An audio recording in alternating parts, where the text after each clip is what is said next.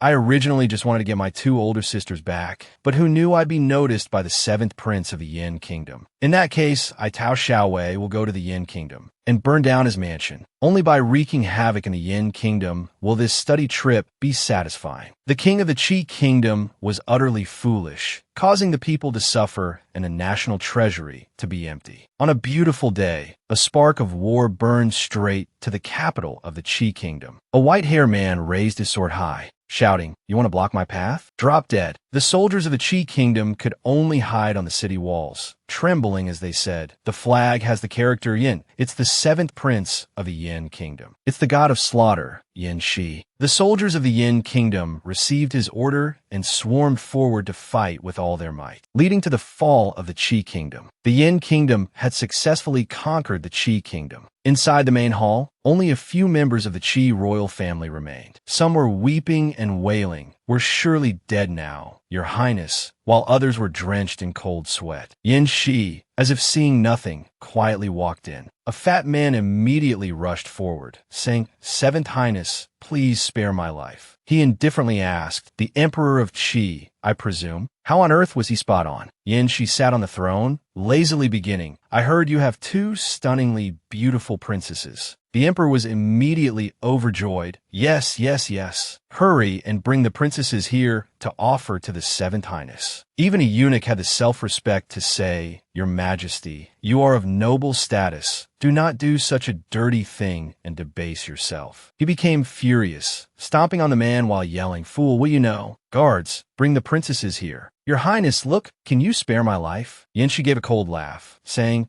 "Selling your daughters to save your own life, and you call yourself the king of a country." Then he coldly recalled his own royal father, Yin Xiaolin, who had personally ordered, "Those two princesses must be brought back without a single hair on their heads harmed." For me, Yin Shi was speechless, thinking, "You people are all so alike." While the king of Qi was kowtowing and begging, he said indifferently, "Take these two princesses back to the Yin imperial palace and present them to his majesty." As soon as he finished speaking, a child's voice immaturely cried out, "Bastard, let go of my sisters." The little green-haired girl flew straight towards Yin Shi and successfully chomped down on his arm. This kid's teeth were so sturdy that dentistry should learn from them. No matter how much he shook, she wouldn't let go. Yin Shi seriously pinched her nose and said softly, "Open your mouth. Only puppies bite people. Let them go. On what grounds should I listen to you?" The green-haired kid struggled and said, "On the grounds that I am the princess of Qi, Tao Xiaowei. Let me go and release my sisters." Yin Shi gave a cold laugh, lifting the kid up and asking, "A princess of Qi? Surname Tao." A guard felt a chill down his spine, thinking, it's over. This little princess has provoked the god of slaughter, the seventh highness. Even if she doesn't die, she'll be skinned alive." But out of professional habit, he still reported, "Your Highness, although she is a princess, she was born of a mistress from outside the palace, so she is not listed in the royal genealogy." Yin Shi looked at the fierce little kid in his hand and said with satisfaction, "It seems the Qi imperial palace has one person with some backbone left. Pass on my orders. Seal the imperial palace and await my royal father's decree for further action. As for this little thing, there's no need to include her on the list of war spoils." Upon returning to the Yin Kingdom, the place was surprisingly peaceful and strange. Yin Shi quickly changed his armor, putting on a robe and a hat. He dressed himself seriously and neatly, and as soon as he closed his eyes, he heard a eunuch announcing an imperial edict. "By the mandate of heaven, the emperor proclaims, the seventh prince, Yin Shi, led the army to attack the Qi Kingdom, achieving glorious military merit. He is in theft as Prince Yin to manage all business in the capital city without probation." After it was done, the emperor finally spoke, "My royal son, we haven't seen each other for a long time. You seem to have lost a lot of weight. Quick, summon the imperial physician to have a look." He said decisively, "No need." Then the emperor said again, "My royal son, you brave the battlefields. I am very worried." Another title. Yin Shi immediately cut him off. Unnecessary. The Yin emperor gritted his teeth and said, "This time, Shi'er did not disappoint everyone's expectations and defeated the Qi Kingdom. I shall reward you with 2,000 taels of gold." He he still said indifferently, "There's no need." The emperor was so angry he trembled, thinking, if it weren't for Old Seventh's skill in battle, I would have long ago. But what he said was different. "Old Seventh, tell me, who did you get this arrogant personality from? Go back to your residence." Only then did Yin Shi say with satisfaction, "Your son takes his leave." The Yin emperor watches retreating back, cursing inwardly, "Old Seventh, oh Old Seventh, sooner or later I will lose all my patience with you." As soon as he returned to his residence, someone trailed after him, "Congratulations, congratulations, Your Highness, on your promotion to Prince Yin." But Yin Shi only asked one question, "Where is that little thing?" The steward immediately stammered, saying, "That little guest, she threw such a tantrum that we couldn't handle her. She's been placed in the woodshed." Yin Shi actually went to the woodshed. As soon as he entered, he saw the cocoon Tao Xiaowei wriggling and cursing. "You are all bad people. Let this princess go." The steward was startled when he saw his master draw his sword. However, he only neatly cut the rope she was hanging from, successfully catching Xiaowei in his arms. The green-haired kid, seeing that her bottom didn't hurt, found the courage to curse, "Bastard, you dare to scare me." As soon as she finished speaking, her whole body went limp, and no matter how Yin Shi called out to the little thing, there was no response. So he frantically ordered the steward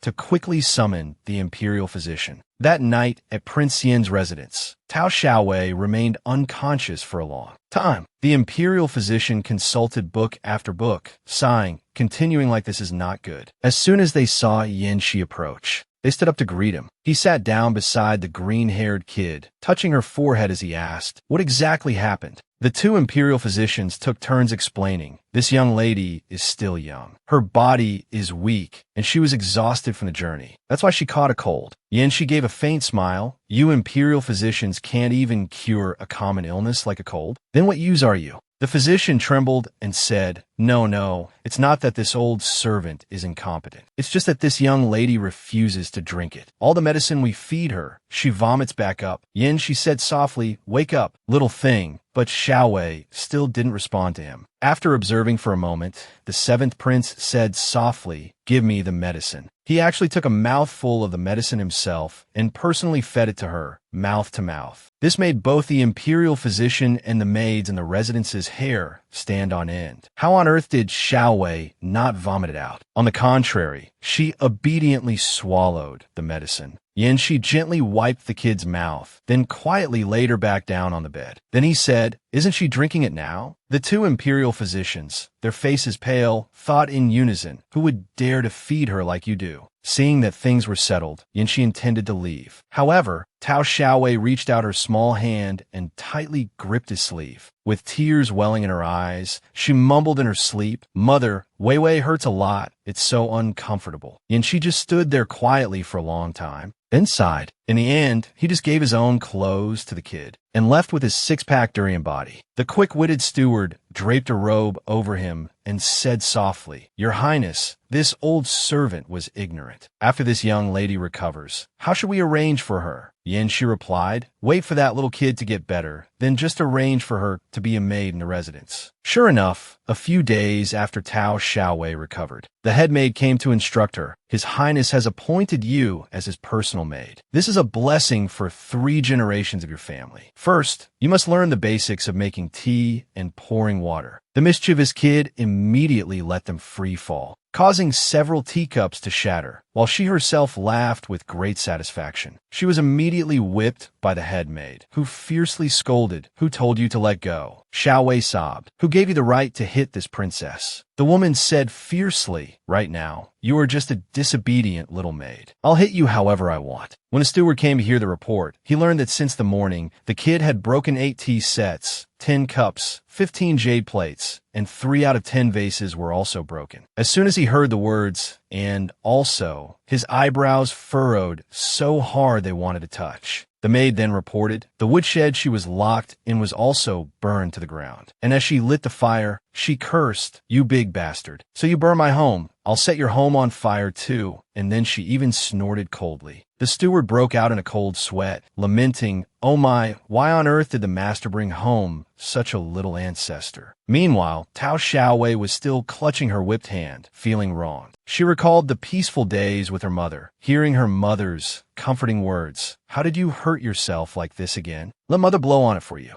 Remembering that warm scene, Xiaowei sobbed, "You are all bad people. I want to go home." The steward watched, speechless, making a 5-year-old child a personal maid between His Highness and that kid, who was actually serving whom. At the same time, while Yin Shi was bathing, his personal guard came to report, "Your Highness, 3 assassins from another country were captured tonight. They are all cultivators. We couldn't capture any of them alive." He said indifferently, "I know, you may leave." He sneered inwardly. The Qi kingdom has just fallen, and the other countries are already getting restless this quickly. Good. I'm getting impatient waiting for the day I can destroy them all. After returning to his room, Yin Shi was utterly stunned to see Tao Xiaowei lying neatly under the fur blanket on his bed, thinking, "Why is this little thing here?" He fiercely lifted her up, successfully flipping her crybaby switch. Xiaowei said resentfully, "Bastard, I'm scared. I don't dare to sleep alone." However, Yin Shi remained firm, thinking, "Have I been too lenient with this child? No, I'm getting soft-hearted again." Tao Xiaowei sat on the floor, sniffling and cursing affectionately, "Bastard, it's so cold." But the kid was still stubborn, standing up and pulling back the curtain to curse directly, "Big bastard." But inside was only quiet emptiness. In the end, the rustling sound of the wind made her shiver. It's unclear what Xiaowei saw, but her eyebrows knitted together, and her crying stopped. Then the kid started coughing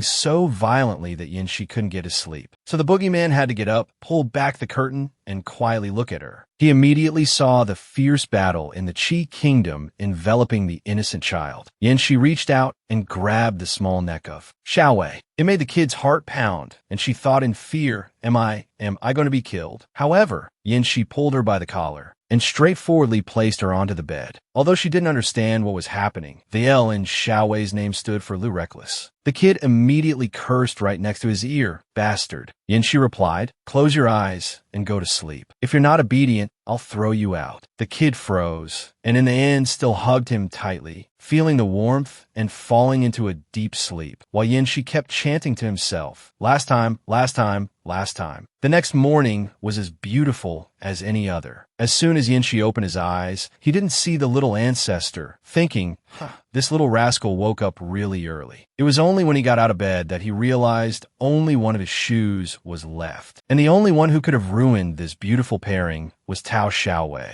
Yin Shi tried to be a mature, non-grumpy prince, but the volcano finally erupted. He gritted his teeth and cursed, "That rotten little demon." Somehow, Yin Shi's shoe was sitting snugly in a bird's nest, while Tao Xiaowei, who was being falsely accused, was diligently following a group of maids. While she carefully carried a basin of water, she heard them urge, "Hurry up, don't delay the prince's breakfast time." Yin Shi followed all the procedures of a royal noble, such as washing his hands, changing clothes, and then opening his mouth to wait for food to be served. Tao Xiaowei's eyes sparkled as she looked at the rainbow-colored dishes on the table. Yin Shi noticed and gave a mocking half-smile. This made the kid so frustrated she gnawed on the tray, cursing, "Big bastard, you were definitely laughing at my hunger just now, weren't you?" The steward's eyes also widened, thinking just now, did His Highness smile? Impossible. Our Highness is famous on the battlefield for being cold-blooded and ruthless. How could he smile? A second later, Yin Shi said gently, "Wei Wei, come and eat." The kid's ego screamed, "I'm not hungry." But her stomach immediately betrayed her, rumbling loudly. The seventh prince picked up a soup dumpling, and wherever the dumpling wiggled,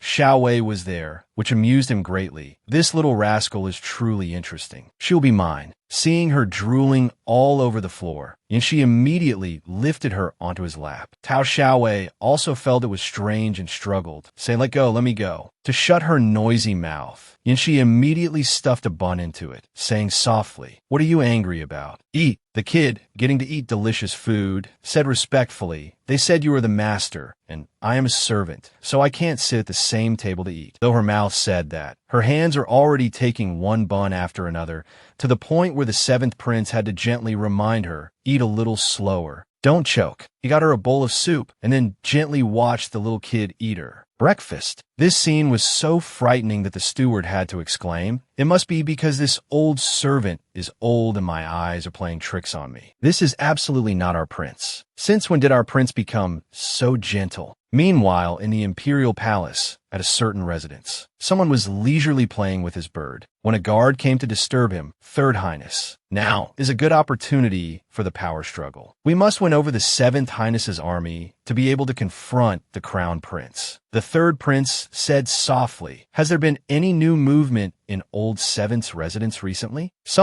This prince wants to prepare a small gift." A letter arrived at Yan Shi's residence, very affectionately, from your elder brother, Yan Shaw. "I heard that you recently acquired a stunningly beautiful princess. So, I want to give you a small gift to show my admiration." As soon as he finished reading, he assessed, "What is Yan Shua planning?" Then he highlighted the 2 words "stunningly beautiful" in the letter and looked over at Tao Xiaowei, who was hugging a broom and dozing off, and couldn't help but sigh inwardly. Stunningly beautiful? Is there something wrong with his eyes? The steward said softly, "Those few boxes of gifts are all cosmetics, clothes, and jewelry for women. The third prince's men are waiting at the door now." Yan Shi said decisively, "Throw those gifts out." He looked at Xiaowei's sleepy appearance and thought, "I just brought that kid back not long ago, and she's already being targeted?" Just as the steward asked, "Your Highness, is that all right?" he said seriously, "Have him pass a message to Old Third. My residence just has one more mouth to feed. A little maid, that's all. She is not worthy of using those things. Tell them they've gone to too much trouble." The steward was startled. Is this kid favored by his highness or not? So I know how to treat her. Tao Xiaowei, having just woken up, threw a handful of leaves from the ground into Yan Shi's face, scolding, "Big bastard, you're the little maid." The steward helplessly tried to intervene. "No, are you all right, sir?" But his face clearly read, "It'd be strange if I were all right. I'm in a bad mood." After a while, it was already evening. The steward still stuck close to Yan Shi, nagging, "Your Highness, the carriage to the palace has been prepared. Remember to bring a few servants. This is your Highness's celebration banquet. You shouldn't be too casual." Along the corridor, he happened to see Xiaowei all alone and thought to himself, "Did my words this morning hurt this little kid's feelings? I didn't expect this little demon to still." But adjusting his perspective, he saw Wei Wei was playing with mud. He froze stiff, thinking, "I was worrying for nothing." The steward said softly, "Your Highness, it's time." Yin, she said indifferently, "Remember to look after her." So, after sending off the great ancestor, the steward had to sit down next to the little ancestor, thinking to himself, "I, a grand steward, have actually become a babysitter for a kid playing with mud." A second later, he was stunned to see that all this time, the kid was playing with mud to sculpt a figure of his 7th prince. He was touched and praised in his heart. This kid is quite skillful. The sculpture looks just like his highness. As soon as he finished, he saw Xiaowei violently rip the head off the clay figure, cursing, "Bastard, that's for bullying me." And he was left with many unspeakable words in his heart. At the same time, at the third prince's residence, he furiously yelled, "What? Old 7th sent them back." The personal guard was so scared he didn't dare to raise his head. Yan Shua bit his nails and said with a twisted expression, "Old 7th, oh old 7th, you refuse a toast only to be forced to drink a forfeit." The drums sounded,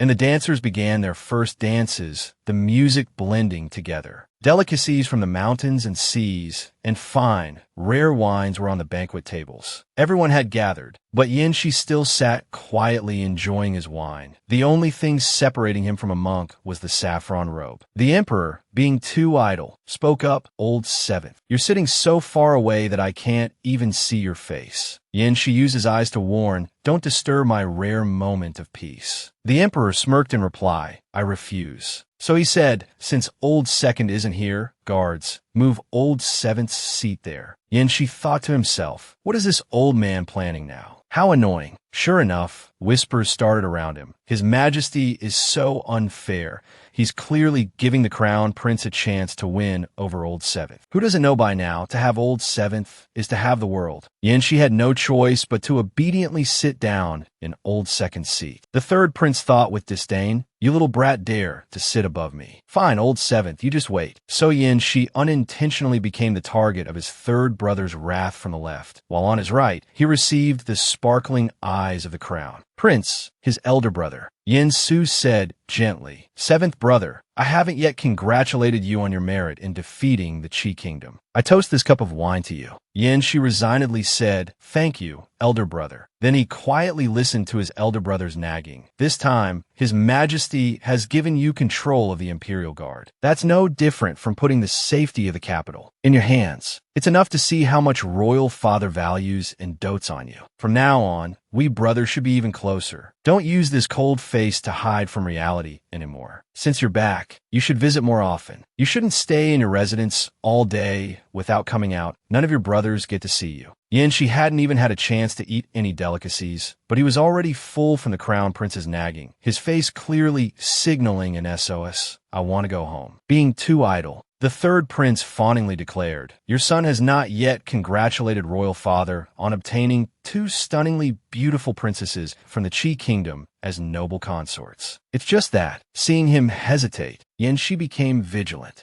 Old Third said nonchalantly, "Your son heard that under the king of Qi, there were 3 princesses. After Old Seventh destroyed the Qi kingdom, he brought all 3 princesses back." This news was so hot that both the crown prince and the Yin emperor were shocked. He thought to himself, "The princesses of Qi are all peerless beauties. There's another one? This brat dared to hide such a big matter from me. It seems that in recent years, I've spoiled him to the point where he's become increasingly lawless." He said fiercely, "Old Seventh, you secretly hid a princess. Is this true?" Everyone at the banquet cowered, receiving the king's wrath. Most were just young people eager for gossip. There's a good show to watch now. The crown prince was the first to speak. "Royal father, calm your anger. The truth of this matter needs to be investigated clearly. We cannot be so credulous. We should see what seventh brother has to say first." In the tense situation, Yin Shi couldn't even eat a bite in peace. He even caught his elder brother's warning signal. "What time is it now? Stop eating." So the main character had to say with a lump in his throat, "It seems there is such a matter." The third prince, fearing the fire wasn't big enough, boldly threw more fuel on it. "Old Seventh, what is this attitude of yours? Hiding war spoils without reporting it is the crime of deceiving the monarch. Don't think that you can be lawless just because of royal father's favor and your few measly merits." The emperor nodded. Old Third is not wrong. Old Seventh is now showing no regard for an old man like me. Yin, she said in a serious tone, "Third brother, you said one thing wrong. It's not a few, but several dozen merits." While Yin Shuo was still stunned, the emperor roared with fire. "Old Seventh, don't be arrogant because of your merits, and act so wildly and insolently based on my favor. Kneel down for me and explain clearly what this matter of hiding a princess is all about." Old Seventh stood up helplessly. The emperor nagged, "Hurry up, what kind of decorum is this, dawdling like that?" He also cooperated with a few yes, yes, yes sounds. Then he said seriously, "Your son only picked up a maid. However, she is not a princess." The emperor didn't believe him at all. "What do you mean?" Yin Shi raised his head and said, "She is the adopted daughter of the Qi emperor, only 4 years old. At that time, she angered your son, so I wanted to bring her back to teach her a lesson." The emperor thought to himself, "So it's just an adopted daughter. Then she definitely can't compare to the 2 stunningly beautiful princesses in my palace." The third prince was now also surprised to learn the other party was just a child. Immediately, the emperor shifted to a new target to bully. "Old Third, you are a prince. How can you spread such baseless rumors?" Yin Shuo knew it was hard to back down. Royal father's teachings are correct. Your son knows his mistake. The emperor coughed a few times and said softly, "In the end, this matter is also because Old Seventh hid war spoils on his own. I punish you." Before he could finish his words, a soldier ran in on all fours, shouting, reporting, "A group of ruffians from a Wei kingdom has appeared at the capital's border. The Imperial Guard initial judgment is that there may be spies from the Wei kingdom among them. We request your majesty's decision." The emperor frowned and said, "The Wei kingdom has been restless for the past 2 years. Old Seventh, you don't need to kneel anymore. The Imperial Guard is under your management as of today. Go and handle it immediately." She immediately accepted the order.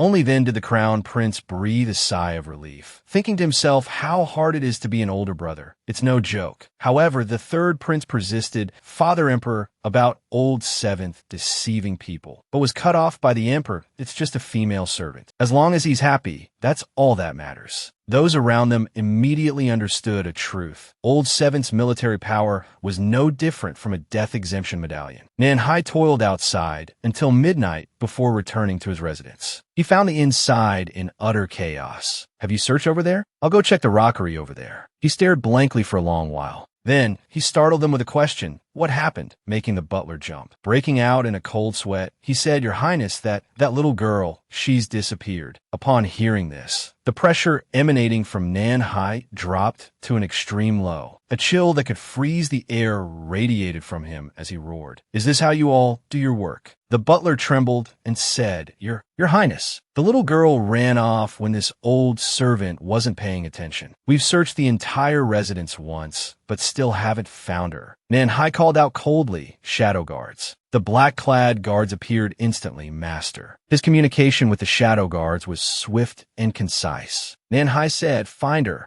The shadow guard shouted, "Understood," then sped off. The butler stared in a daze, never expecting that the first time he'd meet His Highness's legendary hidden guards, it would be to search for a child. Very quickly, a shadow guard returned with a clue. "Master, we found the shoe by the tree near the lake." The butler jumped upon hearing this. Then he said, aghast, She wouldn't have jumped into the lake, would she?" And so, Nanhai had to make a trip to the specified location. The shadow guard whispered, "Master, it's up ahead." He silently scanned the surroundings. Then his sharp eyes found several long footprints. Then he discovered a familiar piece of gaudy pink fabric on a tree. Nanhai leaped up in a single bound and successfully landed on a branch, where he found Dao Xiaowei sound asleep. Seeing that this little ancestor was still safe, he finally breathed a sigh of relief. Meanwhile, the portly butler had just managed to catch up. He thought in confusion, how did His Highness disappear in just a moment? Just as the thought finished, he heard a thud behind him, seeing Xiaowei nestled in his master's arms. He cried his eyes out, saying, "Oh, thank heavens, thank the earth, we've finally found this little ancestor." As Nanhai carried her to the bed, he thought with disdain, "You throw the entire residence into chaos, and you can still sleep so soundly. Looks like you need to be taught a lesson." He was about to act, but Vivi hugged him tightly, nuzzling him and saying, "Mother, let me sleep a little longer." Nanhai thought to himself that her ability to plead for help was truly great, so he gently placed the little one on the bed. He carefully tucked her in, thinking with annoyance, "When she's awake, she's exactly like a wild monkey, but when she's asleep, she's quite well behaved." Because it had been an incredibly tiring day, Nanhai also quickly lay down to get some sleep, but before he could even drift off, he was awakened by something. He patiently sat up, lifted the blanket, and found a bird's egg, his face showing several unspeakable question marks. Late at night, although all the lights in the third prince's residence were out, lanterns still moved along the corridors. Nan SOC played with a bird while listening to a report. "Your Highness, the person has been brought." The maidservant who was brought in trembled violently. Hearing her superior's reprimand, Tian Shuang, "You've been undercover at Nanhai's place for several years. It's time for you to help this prince." Tian Shuang asked shakily, "Your Highness, what are your orders?" Nan SOC laughed coldly. "What are you afraid of? It's not like I'm going to eat you. You must secretly report all news from Old Seventh's residence to me. When the time is right, I will inform you what to do." Tian Shuang said, "The seventh prince's residence is filled with highly skilled soldiers and shadow guards. Passing information out is harder than ascending to the heavens." The third prince sneered, "That's right. Your younger sister is very safe here. If you were to fail," this one sentence of his drained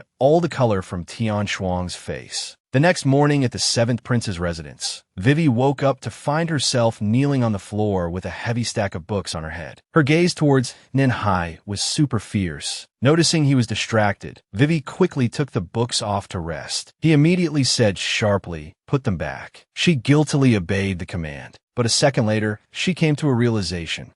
Why should I listen to him? So, Vivi shouted, "You scoundrel, why are you punishing me?" Nanhai frowned at the little ancestor, then calmly listed a few things. Burning a room, climbing a tree, stealing a bird's egg. Each offense was so punishable that even Dao Xiaowei was rendered speechless. A second later, the little girl mumbled, "I climbed the tree because I wanted to see if you had returned to the residence yet." But Nanhai was very clear-headed. "Lying will add another incense stick's worth of time to your punishment." Seeing Seeing this was a lost cause, Xiao Wei's tears started to fall. That tree is very tall. I wanted to see if I could see my home. I've been away for so long. Mother must be very worried about me. You big scoundrel, can you take me home? Nanhai sat silently for a long time, then said decisively no. And so, the little girl sobbed until she trembled. Then she threw the books aside and yelled, "This princess wants to go home." The commotion was so great that even the bird's egg got scared and automatically cracked into several pieces, instantly making the atmosphere strangely silent. From inside, the makeshift nest woven from a cloth, a baby bird hatched. Dao Xiaowei, for a rare moment, quietly observed its butt, that tiny back. Only Nanhai was not very happy. He coldly said, "Get down for me." It turned out the little one had already climbed onto his lap and was sitting there obediently. She even made a demand, "Scoundrel, can we raise it?" The seventh prince personally set her down and said softly, "Someone." A maidservant entered, and Nanhai ordered her to take the baby bird to the kitchen and have it made into 7 dishes. Xiao Dao heard this and was stunned. The kitchen? The place where they cook? You want to eat the little bird? Scoundrel, you're so cruel. While reading a book, he said, "Last night, the butler was frightened by you. Tonight, send him a young chicken to nourish his body." The butler at this moment couldn't stop trembling, spamming the phrase, "I feel that His Highness is truly terrifying." Just as Vivi was at her most desperate, Nanhai closed his book and said profoundly, "However, if you behave well." Before Vivi could even hear the rest, she nodded her head repeatedly, accepting the deal. The very next day, after regaining his composure, the butler immediately held an emergency meeting among the servants. He coughed and said, regarding last night's incident, His Highness's attitude towards that person. Even a fool can see it. From now on, everyone in the residence must treat Dao Xiaowei as you a young lady of the virtuous prince's residence. Understood. The servants were all stunned. The butler said sorrowfully, dismissed. From now on, bother that little girl less, to avoid bringing misfortune upon yourselves. Tian Shuang took this opportunity to approach the butler and say something. After listening, the butler honestly assessed, this matter depends on His Highness's orders. For now, you just follow that girl. Wait for His Highness's decision. And so, Tian Shuang successfully got a position to monitor the movements of Nanhai and Dao Xiaowei.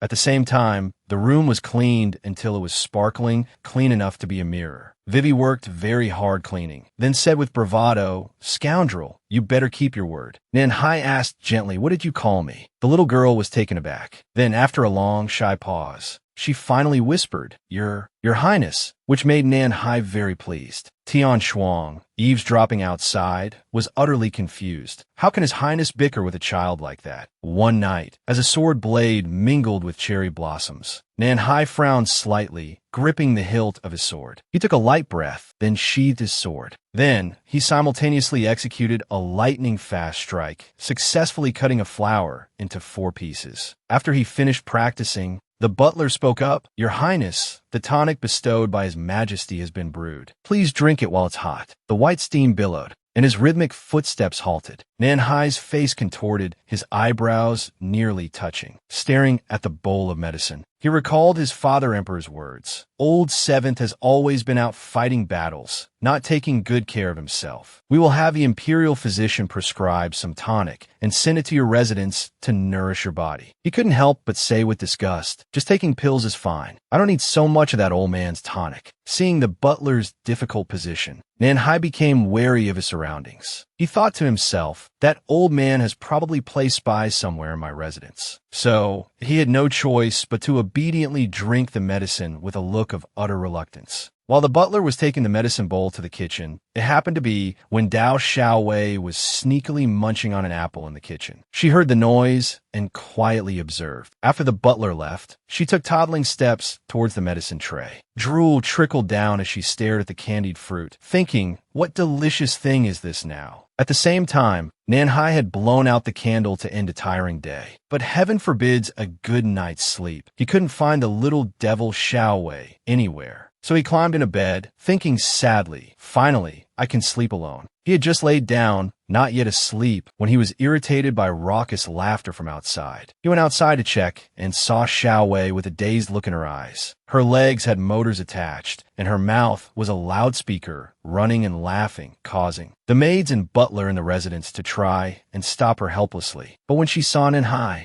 the little one stopped. She called out loudly, "Scoundrel!" Then she launched herself towards him with a leap. The virtuous prince successfully caught her, while the little one laughed loudly, saying, "This princess has caught the big scoundrel." This gave him a bad feeling. He thought, what on earth is going on? Before he could figure out what was happening, Xiao Wei, from his arms, somersaulted 3 times in the air and landed, then started running around wildly, as if performing in a circus. Nanhai asked humbly, "What's wrong with her again?" The butler stammered, "Your Highness, the little one must have secretly drunk the tonic gifted by His Majesty. The imperial physician probably prescribed an adult dose. If a child drinks it, just hearing that much." And looking at Dao Xiaowei aggressively pointing towards the vast landscape, Nanhai coldly pushed her away, quickly escaped into his room, and said curtly, "I don't want to." As soon as he finished speaking, sure enough, the little girl started singing, "I want to go home," at the top of her lungs. Not wanting to cause a disturbance at night, Nanhai reluctantly opened the door a crack and said, "What do you want to play?"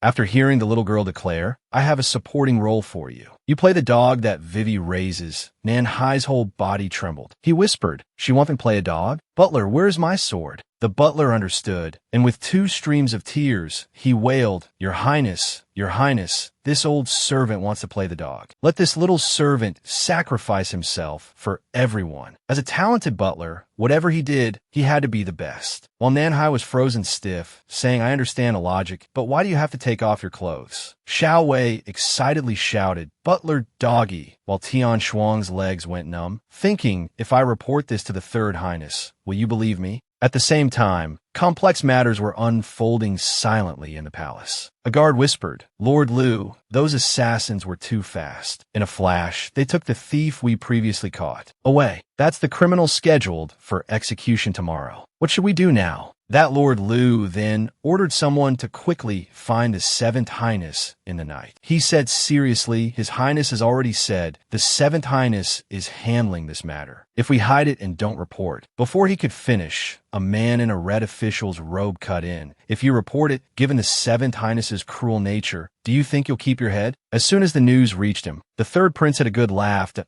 "Is that true? Or false?" Making old 7th act like a dog. The child old 7th picked up is quite interesting. I must meet her when I have the chance. After speaking, he came up with a wicked idea. He said profoundly, "Tian Shuang, do you want to see your younger sister?" Tian Shuang immediately said, "Is that possible?" Nan SOC continued, "Tomorrow night is the Midsummer Temple Fair in the capital. Find a chance to bring that child out for me to see." Tian Shuang hesitated, "Your Highness, this." After some discussion, she finally left to switch shifts with the red-robed official. The 3rd Prince's tone immediately changed. He said seriously, "Have the arrangements been made?" The red-robed official reported softly, "Your Highness, our men have pursued that group of Wei Kingdom spies. We've done as instructed, chasing away the unrelated death row inmates who were substituted for the spies. The 7th Highness will absolutely not be able to trace any information. But what if he becomes suspicious?" The subordinate worried. Nan SOC smiled and said, "Old 7th has been in the army for many years. He has no intelligence network in the capital. Investigating will be very difficult." During the morning court session, His Majesty gave him 3 days to handle this matter, to find all the spies and rebels in the capital. "I like to see how long he can remain arrogant." The official continued, "As for the Crown Prince's side, we've had someone disguised as one of the 7th Highness's men report the situation to him. To protect the 7th Highness, the Crown Prince will definitely make a move." The 3rd Prince nodded. "Good. Don't lose track of that Wei Kingdom spy. When the time is ripe, we will uproot them all. By then, both the Crown Prince and Nanhai will lose power." It's truly something to look forward to.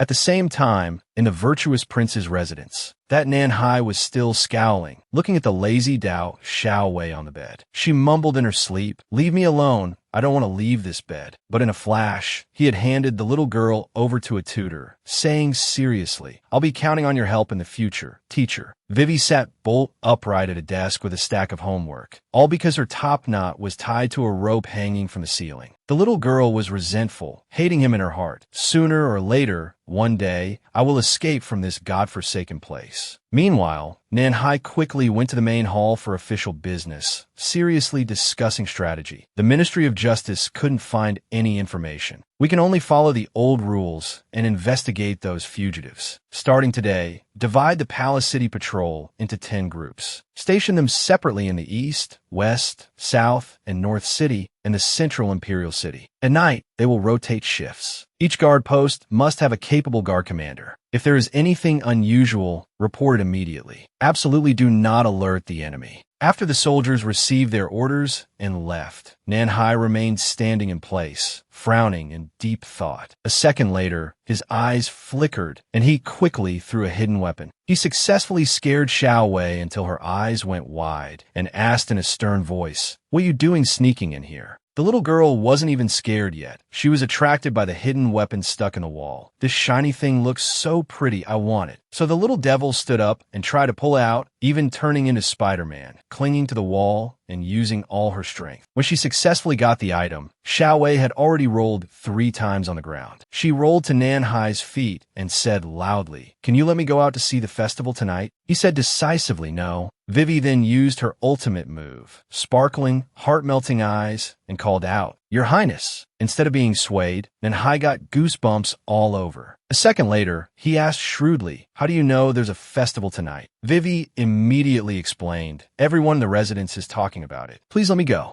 Before, whenever there was a festival, Mother would take me. Vivi loves going to festivals the most. Nanhai just frowned and said nothing. Until evening, Dao Xiaowei was still wearing her tiny maid outfit, sitting on a horse and shouting, "Have you ever been to a festival before?" The 7th prince answered honestly no. In the end, the little devil willingly sat on his horse so they could set off. Tian Shuang peeked out, her face pale as she thought, "I thought that if the 7th Highness agreed to let the little one go out, I could lead Dao Xiaowei away. This plan is half successful, but this royal guard. 3rd Highness, Tian Shuang really can't do it." At the same time, on the lush trees of the virtuous prince's residence, several men in black laughed. "That cold-blooded man is gone. Follow him." Today, lanterns lit up a whole stretch of the sky. The streets were incredibly crowded with people. Everyone was dressed in their most splendid attire, and there were also spectacular performances attracting crowds. Only Dao Xiaowei and Nanhai stood out completely. The little girl couldn't sit still, saying with disdain, "You're supposed to walk at a festival. You're so big, and you don't even know this." The 7th prince compromised and agreed, telling the guard beside him to take the horse away. He personally walked through the crowd with Vivi. He even had the spare time to win all the games at the festival, making the stall owners cry. He even personally chose a mask for his little ancestor, and they both gaped at a supersized sugar candy figure. This scene made the guards of the virtuous prince's residence dizzy, thinking, "This is definitely not our god of death, king of hell." Vivi, while chewing on a candied hawthorn skewer, naturally said, "You go over there and buy me some steamed buns. And you go over there and buy me a cup of cold tea. That clay figurine is so pretty. Remember, buy it for me too." The guard hesitated, seeking Nanhai's opinion. "Your Highness, this." He sighed and said, "Go." Throughout this process, Tian Shuang was following them closely. She thought to herself, the obstacles are all gone. The important thing now is how to get away from His Highness. So she bravely approached Xiao Wei at close range. Taking advantage of the dense crowd, the 7th prince thought, "Should I pick the little one up? Would carrying her be spoiling her too much? If I don't carry her, what if she gets snatched away?" While he was still hesitating,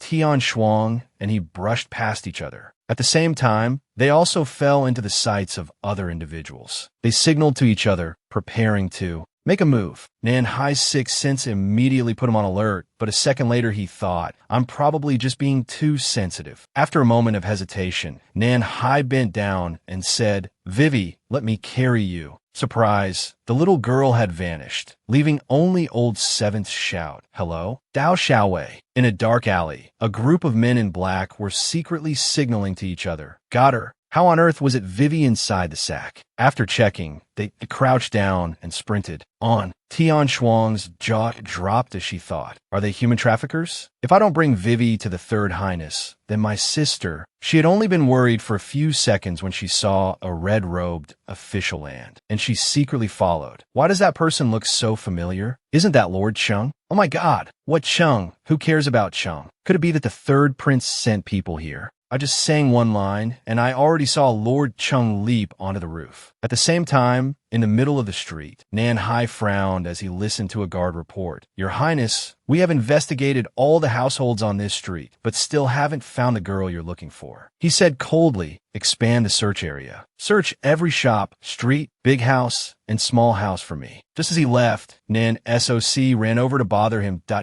My, he said, Old Seventh. If you keep searching like this, the capital will fall into chaos. Fanning himself, he said, for a child, is it worth all this? He was met with a gaze colder than a Hanoi autumn wind. For Nanhai, the third prince feigned ignorance. That look of yours, little brother, it really scares me. Nanhai gritted his teeth. If you have something to say it quickly. Old Third nodded. Let me help you find her. Upon hearing this, he became agitated and shouted, You know where the little one is? Nan SOC said nonchalantly, This violent temper of yours, why haven't you fixed it since you were a child? Nan Hai frowned and said, Nan SOC, isn't your appearance a bit too coincidental? Did you take the little one? Old Third said lazily, I'm kindly helping you, yet you slander me. He lost all patience. Are you going to tell the truth or not? That third prince said, Your older brother has never worked for free. Nan Hai stared at him, gritting his teeth. Then what do you want? In an abandoned house, the spirits of the drinking buddy brothers, the men in black, were not dampened. They said eagerly, Come, cheers. We've caught the person. The master said, We'll be handsomely rewarded this time. That princess also said it. We just need to go back and get the money from Old Chi Kingdom, and we're set. What about the other one? What are the master's arrangements? To be exchanged for someone in the Yin Kingdom's imperial palace. Who could be so important that they'd use this person for an exchange? They started to whisper, gossiping. Remember the woman that the Northern Emperor snatched from our master's hands back then? While they were gossiping outside, inside the dark room, Dao Xiaowei was deeply unconscious, with a voice faintly calling little sister in her ear. Only then did the little one slowly wake up. Vivi somehow saw the silver hair and heard the voice say, Little sister, you're awake? And immediately scolded, Scoundrel. The crown prince narrowed his eyes. Scoundrel? I'm not a scoundrel. They're all outside. Vivi's eyes widened as she looked around. Then she huddled close to Nan. Oh, you're not the big scoundrel. Then where is this? It's so dark,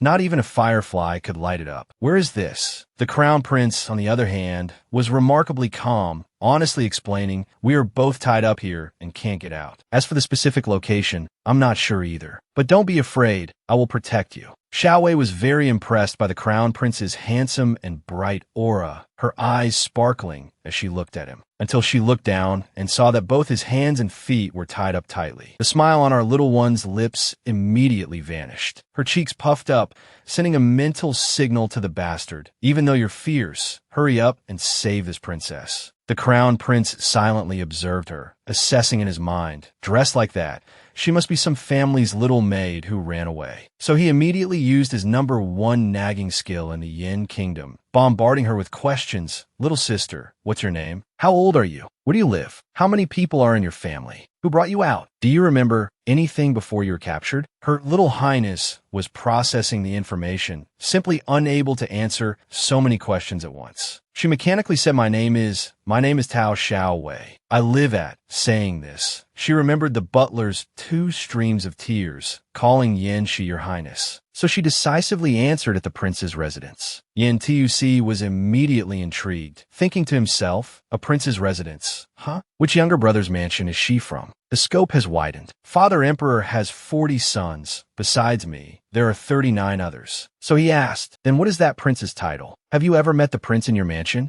Vavai said seriously, messy hair. In the crown prince's mind, the 3rd and 4th brothers immediately appeared. Upon hearing this, his face turned icy. Yan Tuc immediately gave his 3rd brother a loving cross-out mark. Yan Tuc cleverly said, You must be the little princess that Yanxi brought back, right? As the moon welcomed the night, Tao Xiaowei noisily scolded, What, you're the bastard's brother? The crown prince heard this and swallowed with difficulty, thinking to himself, So Yanxi's the bastard, huh? She actually dares to call him that. Yin Tuc, with much left unsaid, remarked, "It seems Yin-shi dotes on you very much. Don't be afraid. Yin-shi will come to save us soon." Hearing this, Vai looked down at her tied hands, thinking to herself, "Bastard, will you really come?" Meanwhile, the unfortunate older brother, who was just a tag-along, thought to himself, "Seventh brother, maybe you can conveniently save me too." Suddenly, Yin-shi's hidden weapon fell from Vai's body. Yin Tuc curiously asked, "What is this thing?" She honestly showed it off to him. "This is a gold-plated ginkgo leaf that I had a hard time getting. Isn't it beautiful?" The crown prince nodded and said, "Very beautiful. It looks just like the hidden weapon Yin-shi carries." And so the conversation of "Isn't it beautiful, very beautiful" went on for a long time, before the crown prince suddenly slammed on the brakes. Wait, a hidden weapon? At the same time, at the third prince's residence, Yin Suo held the military tally in his hand. He thought to himself, "Right now, most of the shops in the capital belong to the crown prince. The escort agencies and wine shops are mine, and the army is Yin-shi's. The fat piece of meat in Yin-shi's hands is finally mine." While celebrating internally, the third brother was distracted by the seventh brother. He helplessly sized up his seventh brother. "You're pacing so much you're making me dizzy. What's scarier than one, Yin-shi?" "Two Yin's eyes." He then said fiercely, "Then how about I gouge your eyes out so you won't be dizzy anymore?" Yin Suo frowned and said, "Seventh brother is truly terrifying." Yin-shi couldn't wait any longer and took the initiative to attack. "Do you know the location or not? Or are you just trying to trick me?" Yin Suo said nonchalantly, "If I knew from the beginning, shouldn't I have been the one to abduct them? Your third brother is not a bad person. Be a little more patient. To catch a fish, you have to wait for the net to be cast." Yin-shi was infuriated by his third brother's leisurely attitude. After a long wait, a report finally arrived. But upon seeing Yin-shi, the guard hesitated. He decisively approached the third prince and whispered into his ear. But somehow, Yin-shi's dog-like hearing still caught the clue, and he came up with the answer himself: the warehouse behind the Lu restaurant in the West City. And just like that, in the blink of an eye, Yin Suo couldn't see him anymore, which suited his intentions perfectly. The third brother smiled and said, "What an impatient youth." Yin Suo smiled faintly, saying profoundly, "Seventh brother, oh seventh brother, being so impatient is not like you at all." He then ordered his subordinate to continue reporting. It turned out to be a feint. The subordinate from the third prince's residence carefully reported, "The real location is a woodshed behind the mountain in the East City, and that person has also been captured." Noticing his master's interest, the guard used body language to say, "Your Highness, now is the best opportunity, should we?" But Yin Suo remained silent, letting his asymmetrical eyebrows answer for him. Yin-shi was no small fry either. He had been hiding on the roof of the third prince's residence all along. After getting the dead-accurate information, Yin-shi flashed a victor smile. At the same time, in the abandoned woodshed, Tao Xiaowei was actually using the seventh prince's hidden weapon to untie the ropes. The crown prince looked at her small, clumsy hands and said gently, "Yin-shi's hidden weapon is extremely sharp. Be careful not to hurt your hands." Vai retorted sassily, "I'm not stupid enough to hurt myself." Yin Tuc chuckled, thinking to himself, "I was talking about my own precious hands." After a while of sawing away, the rope finally fell to the ground. The crown prince, with his quick eyes, observed the surroundings and found that all the doors seemed to be sealed shut. After rummaging around, he found a small window that could be pushed open due to his suspicious and overly cautious nature. So he fumbled to take off his crown prince's hat, thoughtfully using it to measure the opening of that window. Finally, he despaired, understanding why this window could be pushed open. It was because even with the hat off, there was no way to squeeze through. Yin Tuc sighed and said, "We have to push this wooden door open to get out." Hearing this, Vai immediately rummaged through her clothes. Then she pulled out 2 flint stones, eagerly saying, "Want to set it on fire?" Just as the little one was about to strike the flint stones together, the crown prince stopped her. "Careful, careful, careful," thinking with a chill, "Why does this child have so many dangerous things on her?" Yin Tuc seriously questioned, "Where did you get these flint stones? Do you know this thing is very dangerous? And you even carry it with you?" Vai put her hands on her hips, proudly saying, "They're left over from I tried to burn down the bastard's house." The crown prince was startled, praying for his little brother. What kind of little ancestor is Yin Shi raising? After a moment, Vai said, "Can't we just burn a little and then put it out? Burn a little and then put out like that?" The crown prince nodded. "That seems to have some merit. Let's give it a try." "You're so smart." This made Vai's nose perk up as she laughed. "Haha, it's nothing. Handsome brother, you praise me too much." And so, the two cooperated perfectly. Yin Tuc quickly lifted the little one towards the wooden door. Vai reached out her hand and struck with a clack-clack. Click, click, but their only response was a wind colder than a person's heart. But luckily, a spark flashed. But Lady Luck only blessed them that much, as the result was both of them freezing on the spot, watching the fire spread throughout the woodshed. Tao Xiaowei reacted the fastest, wailing in panic. "What do we do, handsome brother?" Suddenly, there was a cracking sound from the ceiling. With a bang, Lord Chung burst in like the Red Power Ranger. Before he could even understand what was going on, he had already grabbed the crown prince's wrist and yelled, "Go!" Vai was also unconsciously pulled along, flying into the air. In the fire, all that remained were His Highness the Crown Prince's hat and the blaze. The gleeful black-clothed men finally realized there was a fire in the house and shouted, "Oh no, the woodshed is on fire." They desperately threw water, frantically saying, "Quickly save them. If we don't get the money, we don't need to live anymore." As soon as the words were out, the fire had spread so much that it caused the woodshed to collapse. The others cautiously said, "Boss, the fire inside is too big. They're probably..." Before he could finish, they were distracted by a noise from outside. The newcomer pointed with all 5 fingers and shouted, "Bring them out for me." At the same time, inside the forest, Lord Chung said softly, "It should be safe here, Your Highness the Crown Prince. Your Highness is truly worthy of being the king's successor, not even frightened in such a dangerous situation." Yin Tuc chuckled, with much left unsaid in his heart. "Not at all, not at all. Why would I be frightened by a fire I started myself?" He then gently asked the little one beside him, "How is Xiaowei? Are you hurt?" Lord Chung knelt down, earnestly saying, "This servant was late in rescuing you. I hope Your Highness will punish me." Yin Tuc helped him up, saying, "Get up quickly. Thank you, Lord Chung, for the rescue." Then, seeing Vai shake her head, the crown prince smiled and said, "What a brave child." Tao Xiaowei unconsciously frowned, sadly saying, "I'm sorry, bastard brother. It's Vai's fault, can you?" Before she could finish her words, the little one's eyes widened as she saw that Lord Chung about to swing his sword at His Highness the Crown Prince. Vai screamed, "Bastard's brother, danger," but still couldn't escape the bloody scene. The little girl lay snugly in the Crown Prince's arms, waiting for the pain to come, but feeling nothing. Vai stealthily lifted her eyelids. She was immediately stunned to see the Red Power Ranger being attacked by a white-haired monster. "Yin," she said coldly, "who ordered you to do this?" Lord Chung remained silent until Yin Shi twisted the sword 360 degrees. The pain in his chest made Lord Chung give in. He coughed up a mouthful of blood and said, "The third prince." Having gotten the necessary information, Yin Shi pulled out his sword, granting his opponent a clean death, while the crown prince covered the child's eyes and ears. As soon as they heard Yin Shi ask, "Are you two all right?" Xiaowei and Yin Tuc, though not born on the same day, month, or year, shared the same tearful expression as they looked at him. Then the 7th prince immediately had 2 dangling weights hanging from his legs, one calling 7th brother, the other calling bastard. Yin Shi felt a headache coming on. He kicked Yin Tuc away, scolding him mercilessly. "Going out without guards, you deserve to die."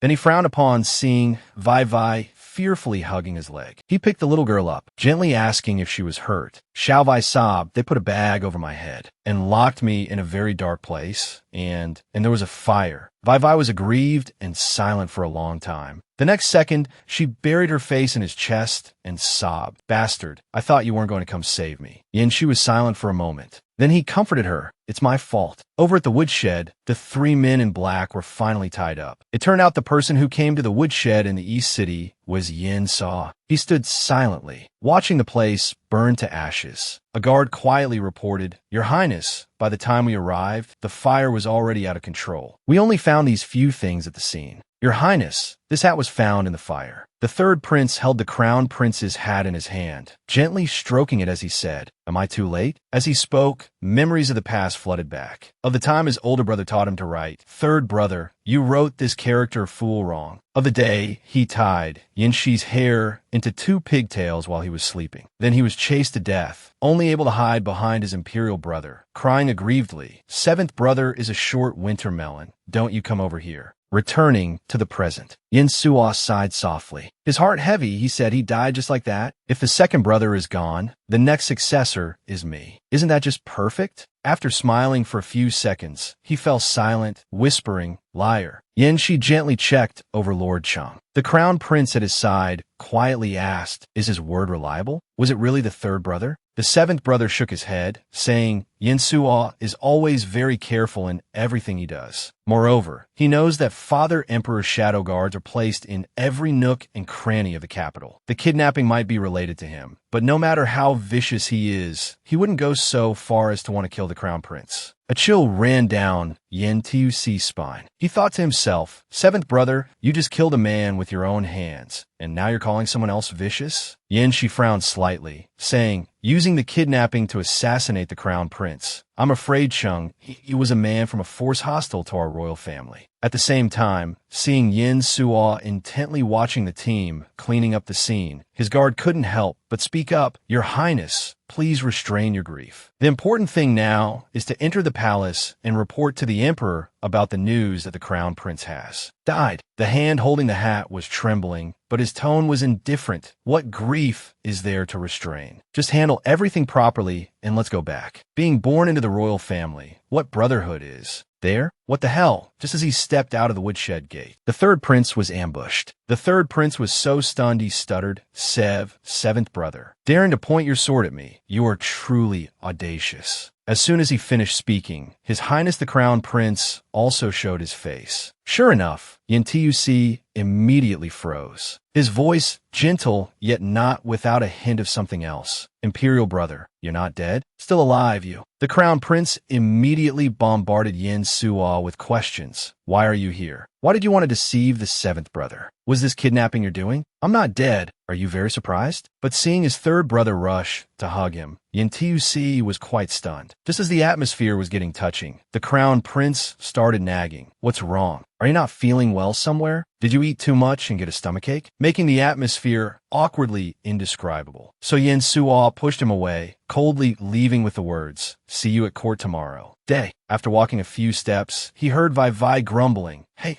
you bumped into me. Apologize to Vai Vai right now." Yin Suo lifted her up. Whose little bean sprout is this? While Vai Vai unconsciously found him very familiar. At the same time, the news had also reached the Wei state. The beautiful woman crushed a flower petal, humping coldly. Dead? What a waste. It seems the Yin-Wei war still needs my planning. What the hell? After such a world-shaking night, Yin Suo still had the mood to eat breakfast. The strangest thing was that the three brothers could actually sit and eat at the same table. The Crown Prince softly said, "That's the whole story." Seeing Vai Vai drooling over the plate of pastries, the third brother asked, "Want some? Come on, say." But just as the food was about to enter her mouth, he snatched it away and ate it himself, making Tao Xiao Wei cry in grievance. Yin Shi decisively snatched the plate of pastries, scolding, "Childish." He passed the cakes to Vai Vai. Seeing the little girl eating happily made Yin Suo so angry he bit his handkerchief. He had to complain to his own big brother. "Brother, look at him." The Crown Prince placated him. "All right, let's talk business. This is for you. You like these rose cakes too, don't you?" With a cake in hand, Yin Suo obediently talked business. "So, the people of Wei State want to exchange you for consort Jin? And they also want to use this potato from the Qi State to exchange for money." Vai Vai caught the main point and fiercely scolded, "Who are you calling a potato? You're an ugly eggplant." With that, the two of them got into character with great enthusiasm, sincerely acting out the great war between the potato and the eggplant. Yin Shi decisively ignored the two kids, saying softly, "Consort Jun was the Wei Emperor's fiancée when he was still the Crown Prince. but she was snatched away by our old man. The crown prince immediately switched to gossip mode and continued, I heard that when he ascended the throne, he expanded his power, but unexpectedly, he still can't get over this beauty. Yin Suo said indifferently, exchanging the enemy country's crown prince for love. This way, Emperor, is truly interesting. Hearing this, the crown prince became pensive, saying, I'm afraid Father Emperor will think this matter threatens his imperial authority and will want to send troops to attack the Wei state. Yin Shi also feared this would happen the most. As he finished speaking, a soldier entered to report, Your Highnesses, there is a summons from the palace. Yin Suo said lazily, Father Emperor summoning us at this time must be because he already knows about this. Yin Tuc sighed, what's meant to happen will happen. The third brother tugged at the crown prince's sleeve, choking up, Big brother, I really didn't send Chang'e to kill you. On Father Emperor's side, Yin Shi secretly glanced at Vai, who was still munching away, and said, We still have to wait for Father to clarify Chang'e's identity. The matter of the crown prince's assassination should not be reported to Father Emperor for the time being. But I have one condition. Yin Suo was startled, thinking it can't be that he wants the command tally back, can it? Yin Shi, while stroking Vai's head, said, The little imp has nothing to do with this. Don't mention her name. Yin Suo sighed and said, Easy enough. So the third brother set a condition first, but I'm not that easy to bribe. The crown prince smiled and said, I will report to Father Emperor that you saved me today to earn you some merit. Hearing his third brother's delighted, that's more like it, the crown prince concluded that this younger brother was actually very easy to bribe. After speaking, he covered Vai's ears and said seriously, But seventh brother, are you very afraid that Father Emperor will kill her with his own hands? The coachman outside began to urge, Quickly now, I invite your party to move quickly to the imperial palace. While everyone was lining up in an orderly fashion, Yin Suo noticed that his seventh brother seemed to be on the wrong track. He immediately called him out, Seventh brother, where do you think you're going? Yin Shi said seriously, I'm taking the little one back to the residence first. It's her bedtime. The third brother frowned and said, But Father Emperor has summoned us urgently. Why are you going back to the residence instead of hurrying there? The seventh brother listened indifferently. Then he jumped straight onto his horse and galloped away, making Yin Suo explode with anger. Big brother, aren't you going to do something? He can't even distinguish what's more important anymore. Hearing this, the crown prince immediately thought seriously. Finally, he came to a firm conclusion. The little one does need to go to sleep. This left Yin Suo speechless. You too. Saw. Yin Tuc then patted his pouting third brother, saying softly, Let's wait for the seventh brother in front of the palace. Then we can go for the audience together. Don't be angry, okay? That night was a late night at the imperial palace, but the emperor still boldly slammed his seal on the table. He roared, That Emperor of Wei is getting more and more audacious. The crown prince immediately knelt and said, Father Emperor, please quell your anger. Yin Shi, looking weary from deviating from his early bedtime routine like the little one, thought with contempt, Why is everyone kneeling? But in the end, he still went with the flow and knelt as well. He heard the emperor ramble on about, Wants me to return consortium? Where would my Yan's face be then? The three princes below all snorted coldly in their hearts in unison. A son is not as good as a woman. After speaking, the emperor roared, Seventh brother, mobilize the troops for me. Let him know that he should not offend the dignity of our country. Yin Shi replied, reporting to Father Emperor, Your son doesn't care about that Wei state's army. It's just that our generals have just annihilated the Qi state. Our vitality is severely damaged. To dispatch troops at this time, I'm afraid. The emperor indeed pondered. What the seventh brother says is not wrong. The Wei state dares to challenge us like this because they know that our great Yin cannot dispatch troops. Now, he then said calmly, Then you three tell me, we cannot let this go this time. The three princes below silently looked at each other. A second later, Yin Suo spoke up, Father Emperor, your son has a plan. This time, the Wei state only dared to use a small trick, which shows that their new emperor's power is not yet stable. In your son's opinion, if we can station an army at the Yin-Wei border and have the great Yin tribes there contribute soldiers, it can both intimidate that Wei emperor and consolidate our military strength. It's truly killing two birds with one stone. The emperor nodded. This method is not bad. The third brother has been very diligent lately. Yin Suo said softly, "Thank you, Father Emperor. This matter should be handled by a prince sent there to stabilize the hearts of the tribes." Seeing his third brother looking at him, Yin Shi felt his insides itch. "What are you looking at? You have a command tally." The Father Emperor also exclaimed, "What the third brother says makes sense. We need to choose someone. The day after tomorrow is the martial arts competition. I will choose a suitable prince from among them to go and do this." After a long while, he magnanimously said, "Seventh brother, stay for a bit. The rest of you may withdraw." The dim yellow light was warm. It happened to be bedtime according to his biological clock, so Yin Shi managed to take a nap until his sleep bubble burst. The emperor said delicately, "You're so sleepy. Why don't you go home and rest?" As soon as he heard him say, "Your son takes his leave," the emperor became pensive. Then he roared, "Kneel properly for me." Yin Shi was not to be outdone. While rubbing his knees, he snorted coldly, showing that his legs were very tired. This made the Father Emperor feel helpless. He sighed and said, "It's because I usually spoil you. Forget it, forget it." Recently, there's been information that the old man from Qi is preparing to recruit troops to restore his country. Is this true? Yin Shi listened silently as the emperor said, "I shouldn't have been soft-hearted and spared his life in the first place. Send someone to investigate. If it's true, there's no need to keep that old man's life. The other two in the imperial palace and the one in your residence, there's no need to keep them either." Upon hearing this sentence, Yin Shi's eyes darkened. It wasn't until near dawn that he was able to return to his residence. He was immediately greeted by the butler's rambling, "Your Highness, you're back?" That little one kept making a fuss and wouldn't sleep, insisting on waiting for you to return. As he finished speaking, he saw Tao Xiao Wei prying her own eyes open, chanting the single mantra, "I'm not sleepy." He stood silently watching her, finally letting out a helpless chuckle. Hearing the familiar tone, little Vai Vai grinned, revealing all her milk teeth, and said, "Bastard, you're back." He crossed his arms and asked, "What are you doing?" To which the little girl replied, "I'm stargazing. I wasn't waiting for you." Yin Shi, a man of few words, looked up at the bright sky, making Vai Vai blush. But the next second, he looked down at her, picked Vai Vai up, and said, "Then I want to stargaze too." With that, he leaped in a single bound, successfully landing on the roof. He carefully set the little girl down securely, but Vai Vai excitedly exclaimed, "Oh, it's so, so high."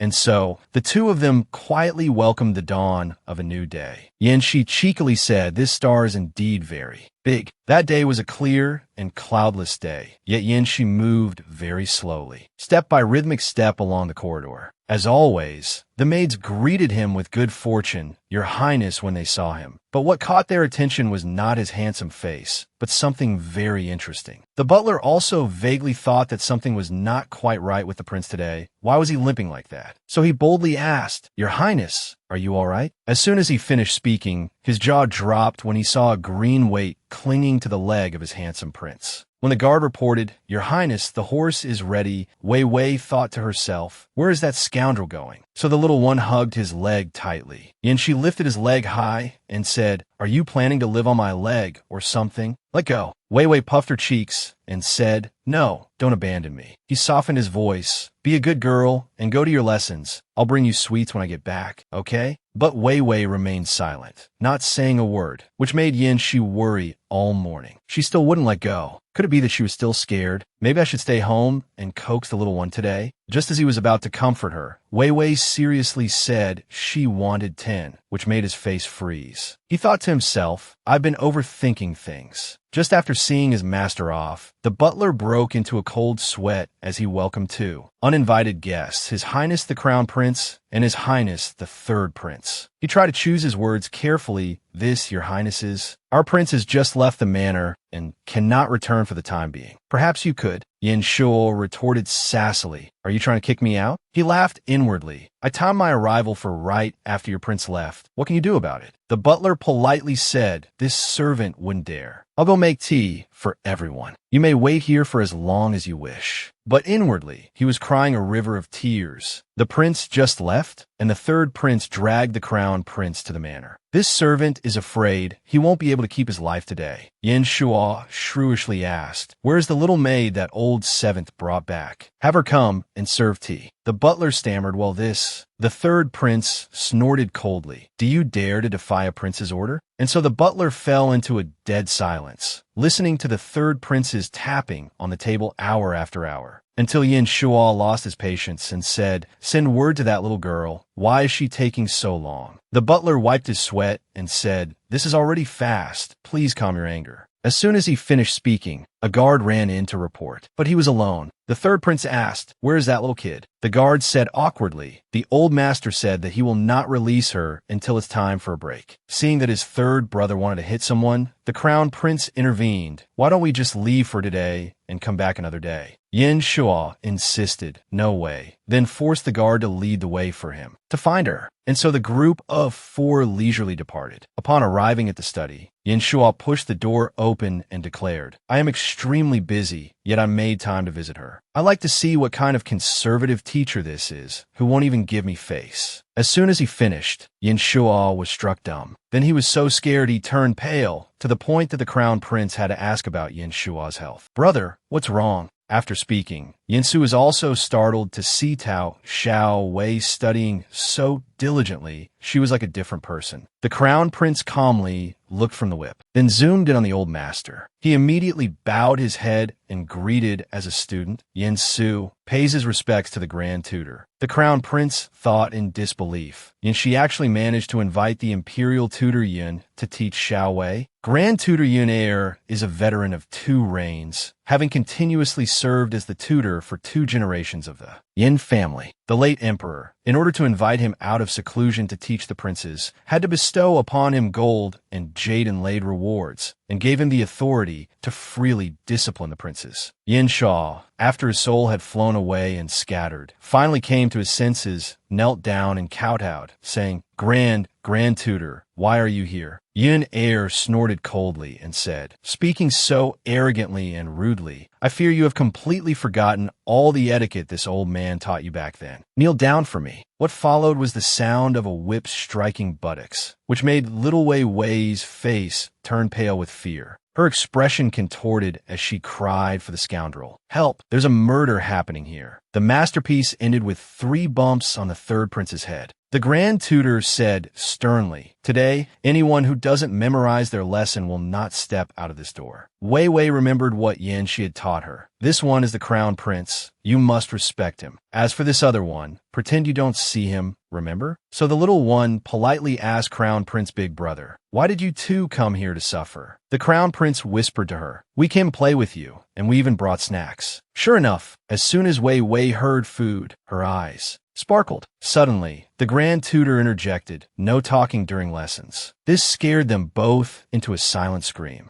Meanwhile, in the Imperial Sky Prison, the 3 men in black from the other day were hanging just like sun-dried squids. Everything was normal until the crack of the whip sounded again and again. As soon as they saw Yin Shi appear, all 3 of them shouted in unison, I'll confess too." But he said with disgust, "What a bunch of cowards." Jiu Ding. As soon as he finished speaking, a handsome, scarred young man appeared. He was Jiu Ding, the leader of the Shadow Guards. Yin Shi turned his head and said softly, "Use this method to go to the black market on the Yanwei border and investigate that old man from the Qi state for me. If there's really any movement, then say." His voice grew softer and softer, then automatically became louder again at the appropriate moment. "The old man will definitely send someone to silence them. If necessary, find a substitute corpse and bring it back." Jioding nodded. This subordinate understands. Back at the study, the grand tutor was still actively lecturing. Di Yuan by Sang Ro, Ji Xiaoho Sun, Lai Kai Chi Lu, Luo Shuho Min Bu Tian Xianu, Shang Xiong Tian 11, Zhuo Bai Wu Qian, Ning Bi Yuguan. He looked down and saw Tao Xiao Wei looking as if she were wandering in the clouds, while Yin Shuo was fidgeting restlessly. He could only signal for help to the crown prince. "Pust, big brother. If we don't leave, old 7th will be back." The crown prince said, "But the grand tutor is here. It's not easy for us to make excuses." Instantly, Yin Shuo was overwhelmed by the brutal power of the grand tutor and his 7th brother. He thought with a frown, "Can't worry about that much. A quick death is better than a miserable life. So he poked Xiao Wei and said annoyingly, "Hey, little potato, if you say you have a stomachache right now, I'll give you 5 boxes of snacks. How about it?" Wei Wei refused resolutely. No, no. She held up 10 fingers, hinting, "I, Xiao Wei, only know how to count to 10. Cornered, Yin Shuan nodded. Deal. Immediately, Wei Wei raised her chubby, trembling hand and said, "Teacher, Wei Wei has a stomachache." The grand tutor also stopped his lecture. But when they met his eagle-like gaze, both the little girl and the third prince broke into a cold sweat in silence. Finally, Yin Rue sighed and said, "This old man will go find the butler to call the imperial physician." As soon as the door closed, Yin Shuo pulled the crown prince to leave. "Potato, I'll come find you to play next time." Wei Wei also rested for a bit. Wiggling her 2 legs, she thought to herself, when the scoundrel gets back later, there will be snacks to eat. Before she could even take a few breaths, the grand tutor pushed the door open and came in, saying, "This child suddenly has a stomachache." The imperial physician brought out a set of acupuncture needles and said seriously, "A sudden stomachache. Then acupuncture is the most effective treatment." This caused Tao Xiao Wei to instantly turn pale. Life lost its light. In some corner, the beautiful woman from the Wei state said, "The 5th prince of Qi state has come all this way. Mo'er is extremely grateful." The other party replied politely, "The fire god's reputation is far-reaching. With the saintess's invitation, I, Qi, would not dare to refuse, even if it meant climbing a mountain of knives or descending into a sea of fire." Refuse. He was the 5th prince of the Qi state, Qi Yan. Mo'er then said, "I hope the 5th prince will convey my sincerity to his majesty." Qi Yan nodded, "Definitely." Then I, Qi, will first congratulate the saintess on the success of her plan. After bidding farewell, his personal guard asked curiously, "Your Highness, are we really going to grant her request?" Qi Yin snorted coldly. What ability could a woman like her possibly have? However, the followers of this fire god cult are spread across the 5 nations. They can certainly be used. Meanwhile, the handmaiden beside Amoer was also puzzled. "Your Holiness the Saintess, the Qi state was destroyed long ago. Why must you go to such lengths to win them over?" After waiting for a long time without a response, she saw her trembling instead, until her whole body broke out in a red rash. The saintess cried out, "Yuju, quickly get me the medicine." The handmaiden sighed and said, "Why is your illness of getting an itchy rash whenever you meet a man relapsed?" Before, she quickly grabbed the medicine, saying, "Don't mention that quack doctor again. Will all these damn men just die already? Disgusting men. Every single one of them is so vulgar, despicable, and shameless. Hearing you, Zhu, still nagging, and yet you still made an appointment with that prince." The saintess said irritably, "The royal women are not allowed to go out. If I could contact the princess, why would I have to deal with those men? Our enemy is too strong. If the 5 nations don't form an alliance, it's only a matter of time before we are unified by the Qi state." Meanwhile, in the classroom, Xiao Wei burst into tears. "I won't dare to do it again." As for the imperial physician, his soul had nearly left his body after going through a chase scene more intense than a Hollywood blockbuster. He looked over at the grand tutor, who was still very relaxed. Only Yin Shi, who had just returned, was bewildered by this scene, which was more chaotic than a battlefield. He said politely, "Grand tutor, what is this?" Yin Rue pointed the whip at Wei Wei and said, "You, tell me the truth." The little girl, her head full of needles, stammered that I deceived the teacher. "I won't dare to do it again." Yin Shi was so angry he wanted to raise his fist, thinking to himself, "She's really getting more and more out of hand." But halfway through, he was met with Tao Xiao Wei's expression that made it impossible for anyone to strike her, so he stopped short. He pinched her cheek with his hand and said, "If you dare to lie again in the future, I'll punish you by not letting you eat." Wei Wei felt wronged and confessed. It was all that rotten eggplant's idea. You can't just blame Wei Wei alone. He shouldn't get to eat either, right? Yin Shi asked softly, "Rotten eggplant?" As he finished speaking, the butler, with tears streaming down his face, wailed, "Your Highness, you must seek justice for me. This morning, the 3rd prince brought the crown prince here and even said he wanted me to bring Wei Wei to serve them. The 3rd prince is truly terrifying. If it weren't for Grand Tutor Yun being here, this old servant is afraid he wouldn't have been able to see your Highness again." Yin Shi frowned and said, "He asked for Xiao Wei Wei?" The butler didn't mind adding fuel to the fire, openly saying, "The third prince also said, isn't she just a little maid? You're a grand prince, and you can't even order her around? Is there anyone in this seventh prince's manor that you can't command?" And she just said, "Oh," then stated frankly, "In that case, starting from today, Tao Xiao Wei will be promoted to Princess Xian Shun of the manor." Sure enough, the news reached the imperial palace, and he expertly dodged every single one of the pile of protest memorials thrown at him. This made the old emperor so angry, he breathed fire. What kind of reasoning is that? She's just a princess from a defeated nation, and you're giving her such a noble title? Yin, she put on a dead fish-eyed look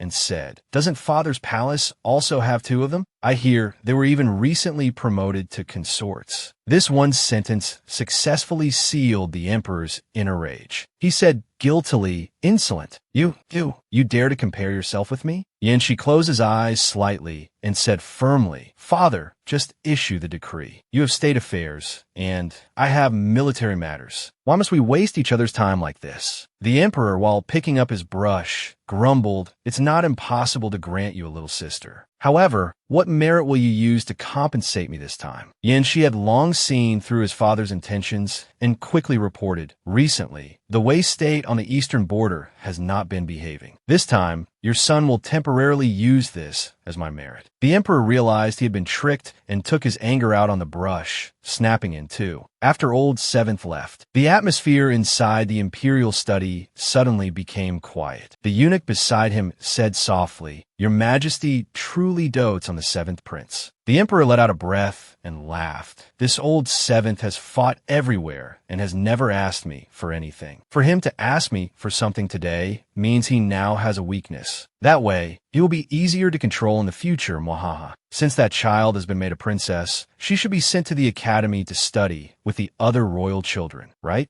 Meanwhile, at the Xian Manor, a still sleepy Tao Xiao Wei was pulled up to have her hair combed and dressed in splendid clothes, listening to the entire manor say in unison, "Greetings to the prince and the princess." Yin, she said seriously, "From now on, Wei Wei is also a master of this manor. You must call her young miss and not be disrespectful to her, understand?" Below, they replied in unison, "This servant will definitely be loyal to the princess." Wei Wei was still in a daze, sitting beside Yin Shi and listening to his orders. "Remember to make arrangements and clear out a separate courtyard for Wei Wei to live in." She nodded and mused. What on earth is the scoundrel talking about? Wait a minute, I have to live alone? So Wei Wei spoke up, "Scoundrel, I want to live with you." The seventh prince gently reminded her, "Stop kneeling on the chair. If you live with me, what would people think? Your status is different now. You must live alone." Wei Wei puffed her cheeks in a sulk, then decisively climbed off the chair and ran off, forcing Tian Shuang to chase after her on all fours. As soon as she left, Yin Shi said shrewdly, "Investigate this Tian Shuang for me. There can be no mistakes with the people around Wei Wei." It wasn't until night that he dragged his tired body back to his room. But upon seeing Tian Shuang at the door, Yin Shi immediately became wary. "Why are you here? Aren't you supposed to be serving in Wei Wei's courtyard?" Seeing that she was struggling to speak, he prompted, "What is it?" Tian Shuang's face turned pale with fear as she stammered, "Well, could you please come in and see with me?" What the hell? As soon as he entered, he saw little Wei Wei clinging tightly to his bedsheet, talking to herself, "I don't want to sleep alone." "No way." Old Seventh was momentarily stunned, but he still said firmly, "Go back to your courtyard and sleep." But no matter how he lifted, the little tyke below didn't budge an inch. She thought slyly, "Let's see how you can get rid of me." Tian Shuang was helpless and explained from the side, "This afternoon, the young miss went to the kitchen to get lard glue. Then she smeared it all over herself and stuck herself to the prince's bed." This was a scene Yin Shi probably never expected in his entire life. He frowned, hands on his hips, looking at the little ancestor on his bed. In the end, he helplessly judged, "So childish," then quickly grabbed the left corner of the bedsheet, and then the right corner of the bedsheet. He successfully rolled Xiao Wei into a roly-poly doll, completely separating her from his bed. Moreover, Yin Shi skillfully dodged every one of the little one's bites, which made Tian Shuang think he was even more childish. In the end, it was the prince of the manor himself who had to clean up the mess, just to protect his own sleep. As soon as he went outside, he ran into the talkative butler. If your highness is worried about suspicion, why not just let the young miss sleep in an empty room in your courtyard? If she lives in another courtyard, what if a bad person, he silently prayed, if anything happens to this young miss, all of our old heads won't be enough to compensate. Somehow, this idea pleased Wei Wei. Seeing her sparkling eyes, Yanxi thought, it's true that it's not safe. So he decisively carried her into the next room, saying competitively, let this little one sleep like this for one night to remember her lesson. I'll remove the glue tomorrow. As for himself, he went back outside to admire the fish pond, while listening to the butler. Your Highness, the people in the manor were all gifted by your mother consort upon her marriage. They absolutely will not speak out of turn. Actually, you don't need to be so careful. Yanxi watched the fish swimming and said softly, of course I trust the people in my home. The little one will have to get used to me not being around often. What if one day I die on the battlefield? The butler sighed and said, Your Highness, don't say that. You are the god of war of our great Shi, victorious in 100 battles. You even said you would take care of this old servant. Yanxi smiled and said, all right. After saying goodbye, the butler unconsciously recalled the 7th prince as a child. His heart choked with emotion as he said, it seems our Ice Mountain prince, who keeps others at a distance, now has someone in his heart. Meanwhile, at the 3rd prince's manor, what the hell? A dazzling pile of jewels and jade appeared out of nowhere. After the disaster where they thought they had lost each other, Yin Shuo was determined to hug his imperial brother, Yin Su, tightly, to the point of dragging him over to watch him lie leisurely on a bed of jewels. The crown prince asked softly, isn't it lumpy? The 3rd prince's eyes sparkled as he spaced out, finally uttering a single word, lumpy. The crown prince shooed him off, found a mattress, and while spreading it out, said, 3rd brother, where did you get all this money? Are you really going to sleep like this tonight? Yin Shuo immediately flopped onto it in bliss, turning on his side to say, Father told me to choose a prince to go to the eastern border to establish a garrison. He also said he would design a prize in the martial arts competition, and whoever wins gets to go. My older brothers don't want to go to that desolate place, so naturally, they'll take better care of me. After speaking, he swam in the sea of jewels, saying, my treasures. Yin Su asked curiously, I've been meaning to ask you, are you that short on money? Yin Shuo laughed and said, not short, but I think they're very cute. The more, the cuter. The crown prince casually picked up a diamond, staring at it, wondering how this thing was cuter than himself. The 3rd prince snatched it back, showing his cat claws. Hey, that's all mine, brother. Don't you even think about it. The crown prince sulked, putting his hands on his hips. Humph. Me, thinking about your money? Little Shuo, who do you think you're talking to?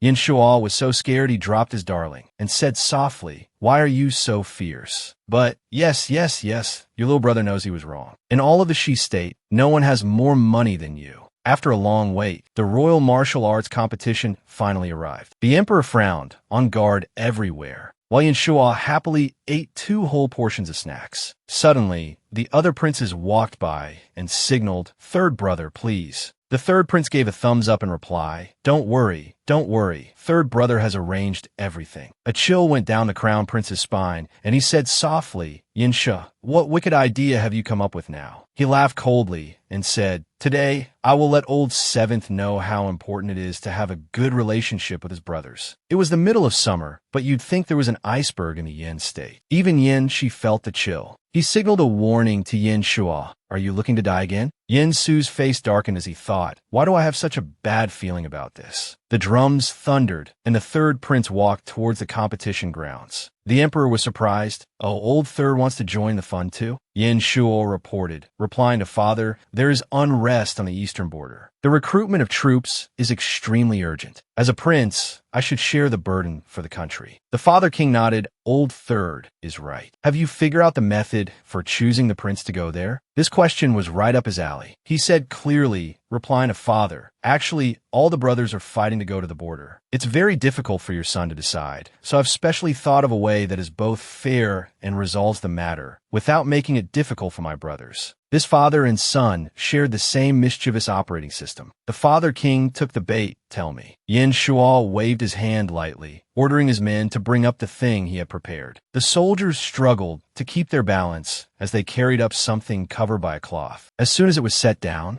the 3rd prince mysteriously touched the cloth and said softly, Father, look, for this trip to the border, the 11th brother and a few other younger brothers are too young, so they don't count. Since this is a martial arts competition, the 10 princes will use archery to decide who goes. He spoke the word fair, but for those who had bribed him with their darling diamonds, their name sections were tiny, while Yin Shi's alone took up 3/4 of the wheel. Immediately, a murderous aura emanated from the 7th prince, making even the crown prince wary. The emperor, however, was amused to see his old 7th getting a taste of his own medicine. He teased, "Why is old 7th section the largest?" Yin Shua put on a serious face and said, "There is unrest on the border, so we need a capable prince to go there and resolve it, to ensure the safety of our great Shi. Your son has divided this will based on the military achievements of each prince. After this wheel spins, the brothers will draw lots to shoot. Because when the wheel is spinning, we can't see the names, it will be fairer." The 3rd prince laughed smugly to himself. "I've also tampered with the lottery box. Old 7th is sure to lose this time." The emperor said with amusement, "In recent years, Old 7th's title as the god of slaughter has shaken the 4 corners of the world. The matter of going to the border cannot be taken lightly." The 3rd prince's thoughts are indeed meticulous. "Let's begin." As soon as he finished, Yin Shi spoke up, causing the father and son duo to freeze. He said seriously, "That won't be necessary, father. If the names can't be seen clearly when it's spinning, and my section is so large, for the sake of fairness, shouldn't I be allowed to shoot one arrow?" The wheel with Yin Shi's huge name on it was quite eye-catching. In the end, the emperor was speechless and had the archery equipment prepared for him. But Yin Shua was trembling with anger and said maliciously, "Hey, I said we have to draw lots. Do you dare to disobey your elder brother?" Yin Shi snorted coldly, "Draw lots? Then you pull it, let me see." The 3rd prince took the bow and said fiercely, "I'll pull it then." But no matter how much force he used or how cutely he puffed his cheeks, he could only pant, helpless. Yin Shi's face was full of contempt as he said, "Oh, brother, do you want to try again?"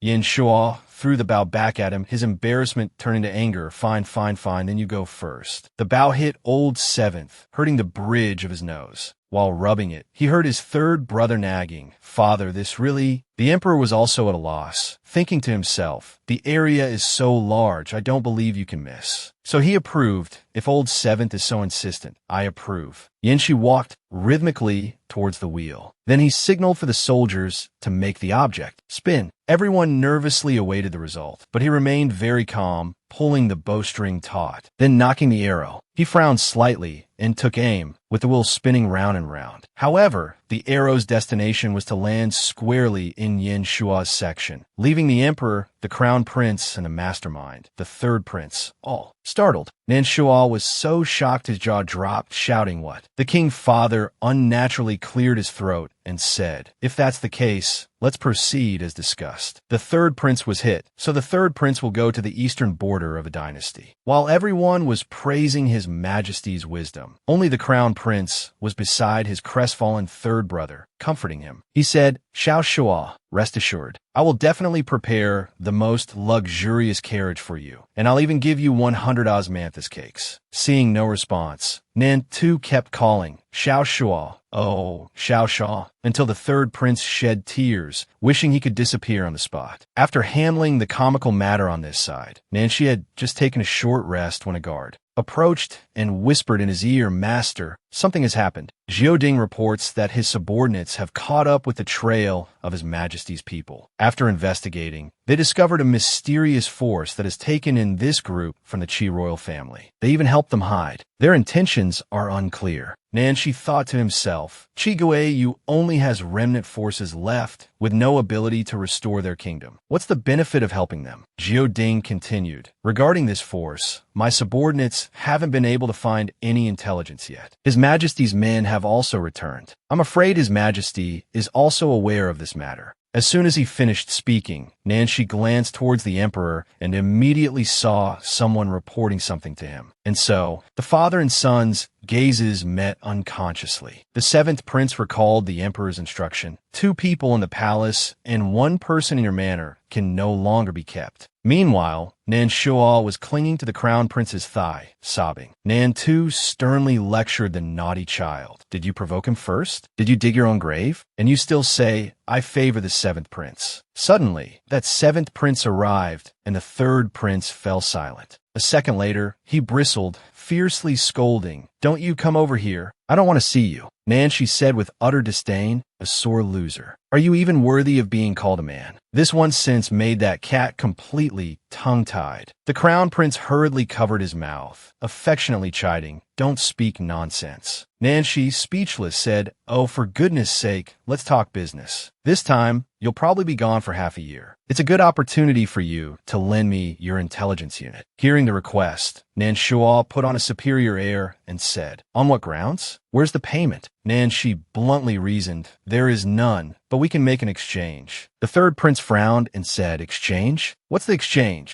He actually took out his own military tally, even dangling it provocatively in front of Nanshua. This made the third prince's face freeze. Then he said in disbelief, "How do you still have this token? Didn't you give it to me before? Did you use a fake token to trick me that time?" Nancy said disdainfully, "Didn't you also give me fake information? We're even." The third prince stubbornly said, "Just because you say we'll exchange, it's a deal? I don't agree." The seventh prince then said, "Without reinforcements, are you planning to go there and live on air?" Nanshua was indeed a little swayed. But the crown prince was the most level-headed one, that seventh brother. "What happened that makes you so determined to borrow the intelligence unit?" Nancy politely said, "I suspect that hidden enemies are colluding, possibly the force behind Chung-yi. I want to investigate this matter thoroughly." The crown prince indeed recalled Chung-yi's appearance. So he said seriously, "Xiao Sha, give it to him." Since their eldest brother had spoken, the third prince naturally stopped being stubborn.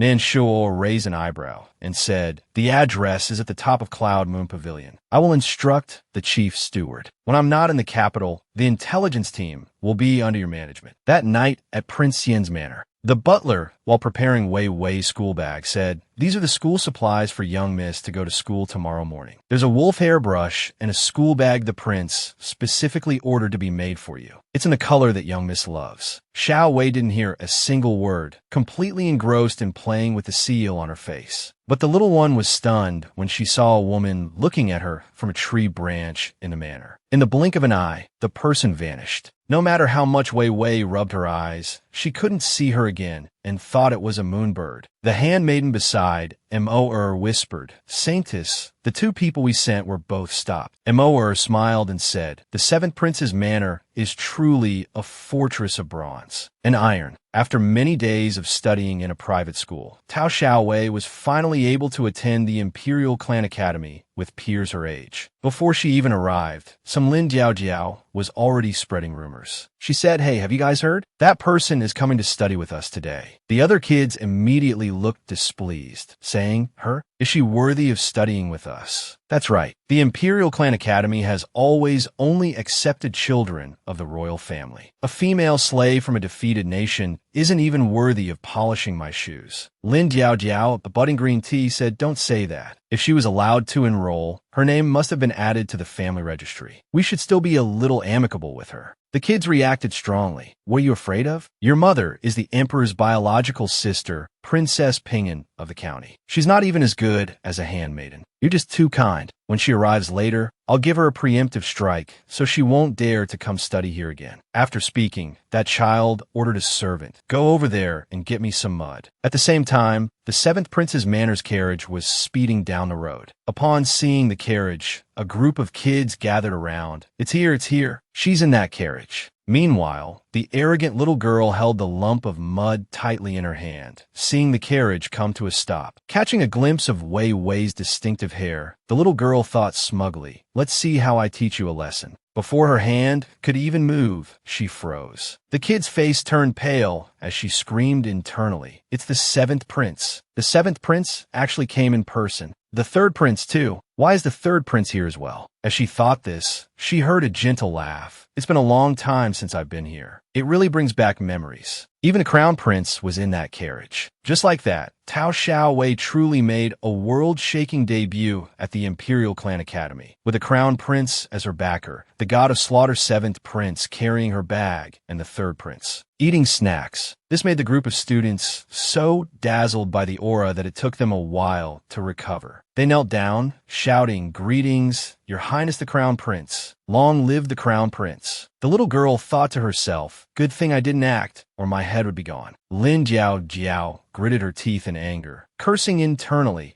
That kind of fallen princess, on what grounds does she get escorted by 3 princes? The Crown Prince, sparkling, said, everyone please rise. No need for ceremony. Meanwhile, the 3rd prince carefully instructed, tuck this under the desk. If you get hungry, just lower your head and eat. Finally free from the 4 walls of the prince's manor, Wei Wei was extremely excited. The little girl quickly ran off, but she was called back by Nan Shi. Wait a minute. Hand it. Over. Wei Wei said unnaturally. What? The sassy 7th prince said, the flint in your pocket. I saw you take 4 stones this morning. After surrendering the weapon, the little girl ran off like the wind. The Crown Prince, true to form, nagged from behind. Wei Wei, remember to listen in class. If you don't understand, ask the teacher. Don't fight with your classmates. Don't follow Xiao Shua's example and eat in class. If nothing comes up, we'll pick you up tonight. Nan Shua complained with disdain. Why do you sound just like a mother? Wei Wei waved her small hand, bidding farewell to the trio of troublemakers. Somehow, this scene was witnessed by Qi Yuan. He gritted his teeth and cursed. So this little sister is living quite well. Tao Xiaowei, you are a person of Qi. Now that our country is destroyed, you can still laugh and talk with the enemy. Truly a disgrace to the royal family. But very soon, you will know the fate of a traitor. Upon arriving at the classroom, Wei Wei obediently prepared all her school supplies on a desk. Suddenly, a cough was heard from somewhere. The little girl Lulu aggressively approached. Hey, newcomer, this is the rule. On your first day, you must give us a treasure. Wei Wei honestly thought about the treasure the girl mentioned, and then she really had an answer. She began to rummage through her school bag, which made Lulu feel smug. What an easy-to-order-around servant. Tao Xiaowei said, hey, and placed a beetle in Lulu's hand. As soon as they heard the beetle buzz, the 3 little girls turned pale with fright. The screams of all 3 echoed throughout the large academy. The 3 of them picked up their skirts and ran. Wei Wei enthusiastically chased after them. De Zhuang is very powerful. In my manor, no one can fight against him. After a whole day of tussling, evening arrived. The butler was on his way to the Imperial Clan Academy to pick up the little ancestor from school. But as luck would have it, he was hit by some random carriage. He rubbed his forehead and said, do you have eyes? Do you know how to drive? You dare to block the prince's manor's carriage. But when he ran over, he couldn't find the driver anywhere. Little did they know that all of this was orchestrated by the handmaiden of the saintess of the Wei Kingdom. At the same time, Wei Wei was waiting at the academy gate with a blade of grass. The little girl watched the crowd leaving. Overhearing warm conversations. Mother, I want to eat candied hawthorns later. All right. Mother will buy them for you. Wei Wei sadly hugged her knees. Suddenly, someone called her Little Tao's. Little Tao Zi was a nickname that only her mother would call her. Qi Yuan whispered, Little Tao Zi, do you still remember me? Seeing Wei Wei hesitate without an answer, he lowered his eyes and said, have you forgotten your big brother so quickly? We met at the Mid-Autumn Festival. I even gave you a jade ball. He thought to himself, although that was mainly because this prince wanted to provoke Nan Shi. Wei Wei said, 5th brother? Is it 5th brother? Qi Yuan put on a pained expression and said, yes, it's so good that you're still alive. Father and mother will definitely be very happy when they find out. Hearing this, Wei Wei anxiously asked, is mother okay? Wei Wei misses mother very much. Qi Yuan said urgently, Little Tao, listen to me, your mother right now. Before he could finish, he heard the clatter of a carriage behind him. The manor's butler waved and called, young miss, this servant is here. Wei Wei wanted to say goodbye to Qi Yuan, but when she looked back, he was gone. She called out with teary eyes, 5th brother. The butler comforted her, young miss, this servant is at fault. I was hit by a carriage just now, which delayed picking you up. Young miss, let's go quickly, follow this servant home. Snacks have already been prepared in the manor. Let's hurry back. Wei Wei still looked longingly at the courtyard where she had stood with the 5th prince of Qi, Qi Yuan, that night at the fire god cult, headquartered in the Yin Kingdom. As soon as Qi Yuan arrived, he grumbled, the timing was too rushed this time. She's just a 5-year-old child. I couldn't explain it clearly to her in the moment. The saintess covered the rash on her body and said fiercely, I don't want to hear explanations. My initial condition was very simple. Kill Nan Shi, and I will immediately help you restore the Qi Kingdom. And the one who contributes the most, you, will naturally be the successor to the highest princely position. She continued, I have had someone coat this blade with poison. As soon as it touches a wound, it will immediately enter the bloodstream. Even with martial arts as high as Nanshi's, he will be dead in less than 2 hours. The object was passed to Qi Yuan's hand. He immediately pulled his hand back. She whispered, right now, relying on your little sister is the easiest way to kill Nanshi. But she is your sister, after all. Can you bear to let her suffer all the consequences? Qi Yuan looked pensive and said, she is merely a bastard born of a mistress. Her name is not legitimate. Father kept her because he found her cute. Moreover, now that she is with Nanshi, she is no different from a traitor. The saintess laughed coldly. If that's the case, then I'll leave this matter to the fifth prince. My patience is limited. If you fail again, if you can't kill Nanshi, then your entire Qi kingdom will die at my hands. Throughout that night,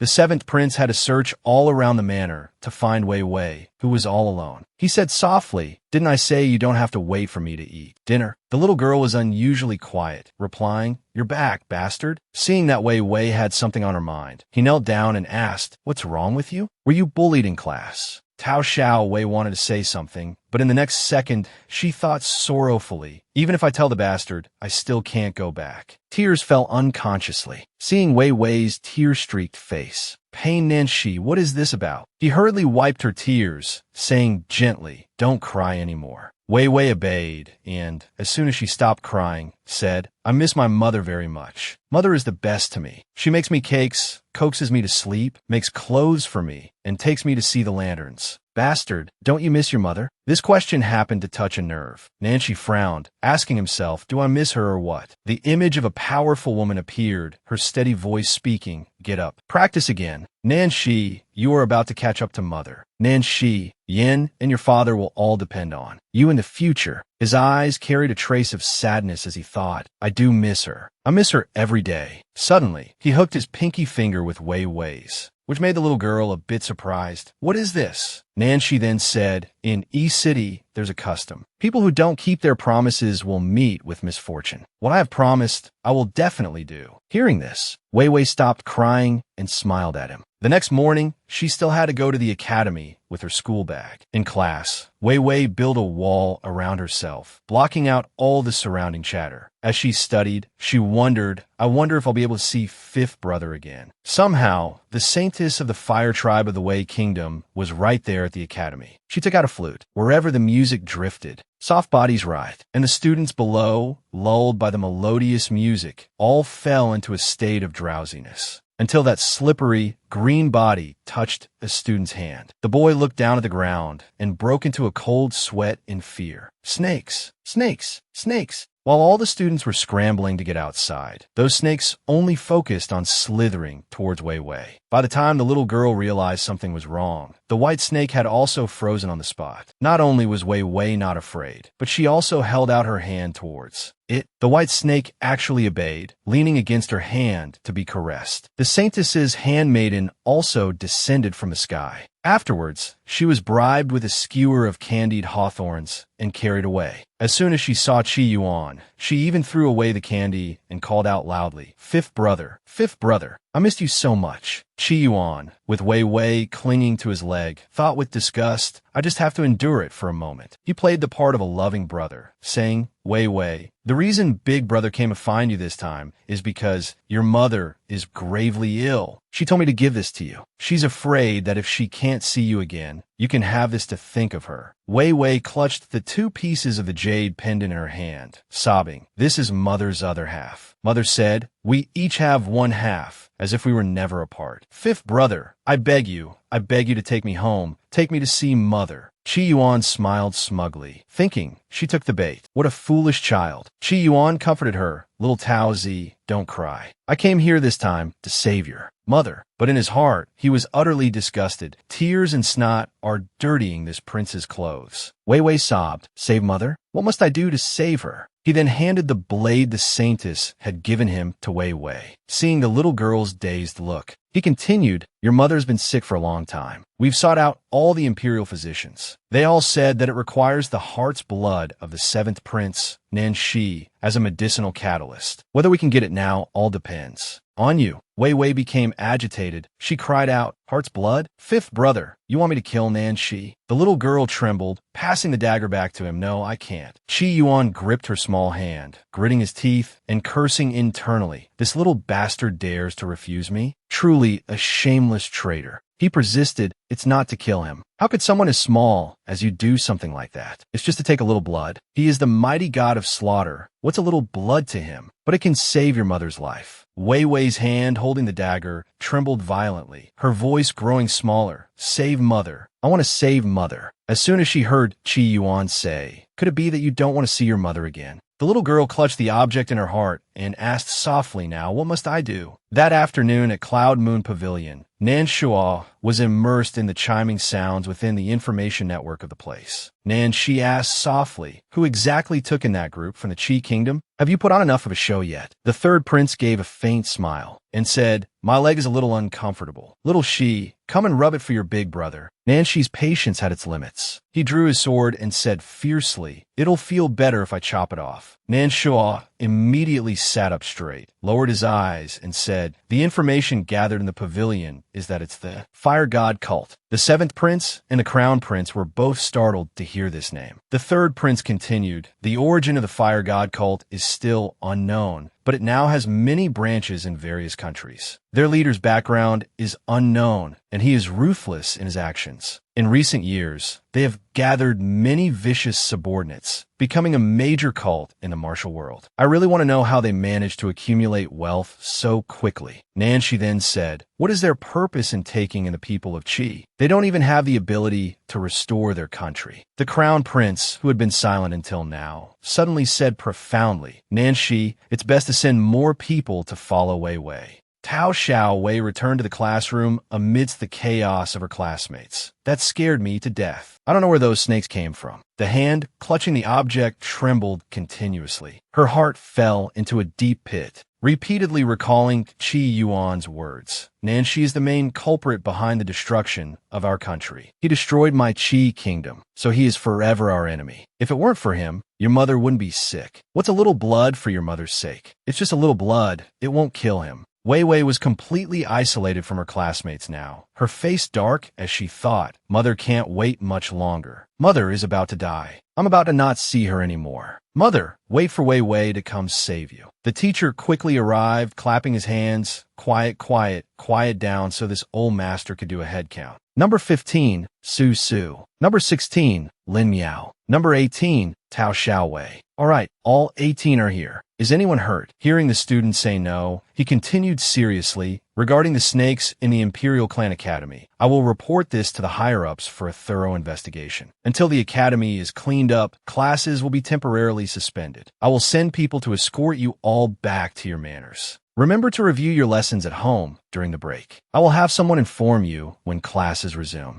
The students all smiled brightly, saying, "No classes for the next few days. A break from school. This is great." Only Wei Wei remained silent. At the same time, at Cloud Moon Pavilion, the sound of water still trickled in the garden. The crown prince said seriously, "What if the Qi Kingdom uses the fire god cult to kidnap Wei Wei to threaten us?" Nan Shua didn't mind adding fuel to the fire. "Seventh brother, I think we should do this. You still have valuable things in your possession. Just leave them temporarily with your third brother. Third brother will sincerely safeguard them for you. Not afraid of thieves, just afraid of people eyeing them. No matter how you looked at it." This person's face clearly spelled out 8 words. A trustworthy person, sincere in business. As soon as he finished speaking, he was immediately hit by Nan Tuesday. The crown prince said in a low voice, still provoking him, "Have you forgotten why you have to go to the border?" Out of respect for his eldest brother, Nan Shi said seriously to the main point, "How many people does the fire god cult have in North City?" The third prince said softly, "According to my intelligence, they have a branch in North City, all of whom are women. On the outside, they just sell some fragrances. Even if investigated by the authorities, nothing would be found." Then, his playful nature that he could never get rid of resurfaced, taking advantage of the situation. "However, I heard they've killed many wandering young masters. It's said that the souls of those who were killed have have even been seen by others. This time, he was immediately met with the sound of smacks from the seventh prince and his eldest brother. The crown prince said, "Sorry, Xiao Shuo, I just couldn't hold it in anymore," while Nan Shuo was holding his head and sobbing. The intelligence report from the noble families chimed. This made him feel wronged. He slumped up and yelled, "What is it now?" But after hearing the content, the third prince's whole body froze, which made Nanshi take notice. "What is it?" The third prince said seriously, "There were snakes at the Imperial Clan Academy today, scaring the kids to death. They are now being sent back to their manners." Nanshi's whole body stiffened. He thought worriedly, "Snakes? Is Wei Wei all right?" While the crown prince wanted to say something, "Brothers, do you think—" The seventh prince had already leaped down, scaring Nshua so much his jaw dropped. "Hey, are you crazy? This is the 7th floor." Inside, the crown prince said in a cold voice, "Xiao Shuo, let's go take a look too. I have a bad feeling." Oh my god, the crown prince is so handsome when he's not smiling. The weather also turned bad. The old teacher was beside Wei Wei, saying gently, "The academy's horses are all gone. I've already sent someone to inform your manor to come pick you up. Sit here and wait for a moment. They will be here soon." And so, his carriage wheels rolled away, leaving Tao Xiao Wei sitting alone in front of the academy gate. Just as the rain began to fall, Nanshi gently approached. He asked softly, "It's raining. Why aren't you inside? I've heard about the snakes. Were you very scared? Are you hurt anywhere?" After asking repeatedly without a response from the little one, Nanshi thought, "She's not even speaking. She must have been quite frightened." He sheltered her from the rain and said, "The rain is getting heavier. Shall we go home?" Wei Wei said in a small voice, "Bastard. I'm sorry." He didn't hear clearly, so he moved closer and asked, "What did you say?" As he finished speaking, Wei Wei moved closer to Nanshi, and at that moment, a sharp pain spread through his body. The school bag also fell to the ground. The seventh prince stood there stunned, unable to speak. Looking at the school bag, soaked by the rain, he himself was no better, just not as intact as that school bag. At all. Yanshi was still gentle, patting the little girl's head and saying, "Wei Wei, do you know what you're doing?" Little Wei sobbed, I'm sorry, I'm so sorry." She forcefully pulled the dagger out. She thought to herself that only by doing this could she save her mother. "Yin," she quickly said, "someone came to find you, right?" Wei Wei's face was filled with fear. Recalling Qi Yan's warning, "You must absolutely not tell Yanxi about our matter, or we will all die." So the little girl was determined not to say a word, and forcefully pushed Yanxi away before running off. This made Old Seventh clutch his wound and yell, "Tao Wei Wei, come back here." He desperately wanted to chase after her, but his body couldn't stay upright. A thought arose in his mind. "I can't move? The stab was just a small wound, unless there's poison." He quickly pressed several acupoints on his body, preventing the poison from spreading rapidly through him. He stared at the person Tao Wei Wei ran to, even though his vision had become blurry. But the young man's face wore a triumphant smile, making every nerve in Yan Shi's body tense up. "The fifth prince of the Qi kingdom?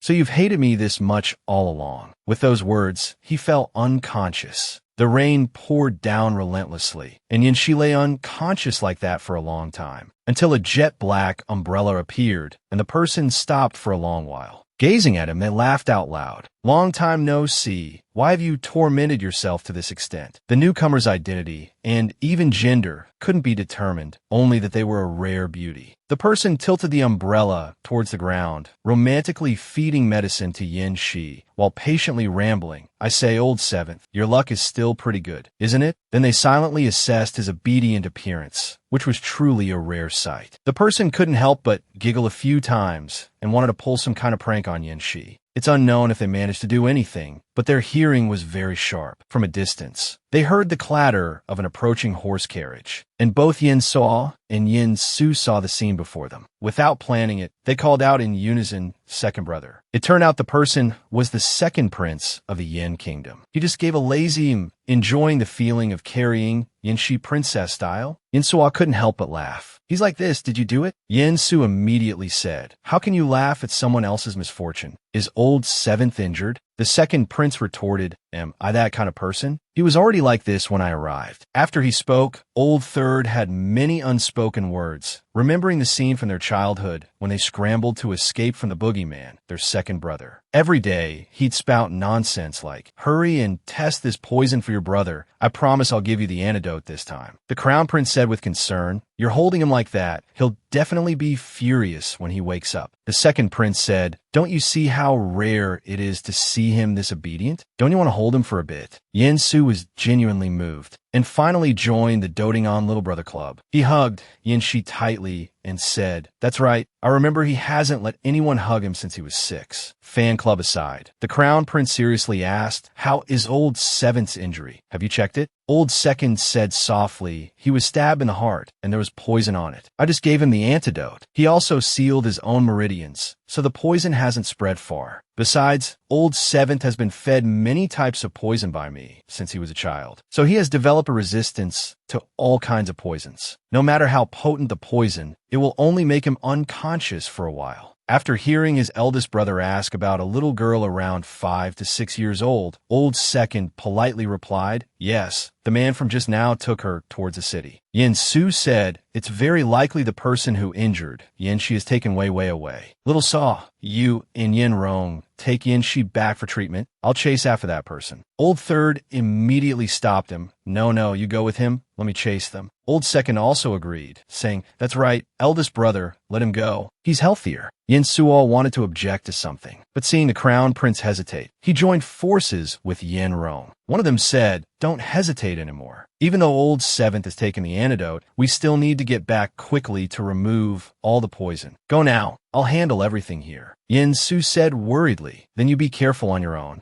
Old Third tactfully said, "Hurry and go save Old Seventh, then let him come save me. That's very important." So Yin Suo really did wander through every alley in the city. He anxiously thought, "This isn't good. I should still call for the people from the Moon Cloud Pavilion." Just as he finished the thought, he heard a piercing scream. Old Third was sure it was the sound of his little potato. At the same time, Wei Wei was indeed being threatened by someone, only able to hug herself and tremble. A loud clap of thunder split the sky. Chi Yin was no less terrifying, fiercely saying, "You still want to find an imperial physician for him?" Wei Wei trembled and said, But I saw the scoundrel lying there not moving. You clearly said nothing would happen." Chi Yin drew his sword, intending to strike Wei Wei, saying, "You treacherous bastard child. If you miss that dog Yin Shi so much, then go down there and accompany him." Just as the sword was about to swing down, a white snake leaped out and bit his hand. Chi Yin violently threw the snake to the ground, yelling, "What is this thing?" The white snake didn't attack again, but instead obediently slithered up the leg of a woman. Chi Yin was startled, yelling, "Su Mo." It turned out he had already been poisoned by the snake. Unable to stand steady, he knelt down and roared, "You're burning the bridge after crossing it?" The saint as coldly said, "Using a 5-year-old sister for revenge, while you sit back and reap the benefits. You men of the Qi Kingdom have truly opened my eyes." Chi Yin struggled to say, "You already promised me." She replied indifferently, "I said that whoever took down Yin Shi, I would help them. Of course I keep my word. Your sister did that, so you can rest in peace now." Sure enough, Chi Yin was finished off by the snake venom in an instant, his body falling at her feet, scaring Wei Wei so much she didn't dare make a sound. Su Mo then ordered her people to take Tao Wei Wei with her, but they were secretly tailed by the dog Yin saw. Old Third's eyes widened, thinking to himself, "Damn it, she killed someone, and now she's kidnapping someone too? How hateful. I can't hear what they're saying from here at all." The saintess's attendant skillfully carried Wei Wei into the carriage. As soon as the horse started to run, the dog Yin saw also scrambled to chase after it, thinking if Old Seventh finds out that potato was taken, he'll definitely be shocked. Thank goodness this Old Third was born very clever. He glanced around and immediately found a horse carriage. He generously gave the driver gold, instructing him carefully, "Follow that carriage ahead. If you can't catch up, give me my money back." Seeing the gold, the driver went all out, driving like the wind and saying, "Too easy for me." And so, the two carriages raced, almost tailgating each other. At the same time, Yin Shi remained in a deep, unconscious coma. In his dream, he whispered to himself, "It's been a long time. I haven't dreamed of you." The woman standing with her hands clasped, gazing at the landscape, was his mother. She glanced charmingly at the short kid behind her, smiling and saying, "Sure, why are you in a daze?" Just as Yin Shi felt a bit of warmth from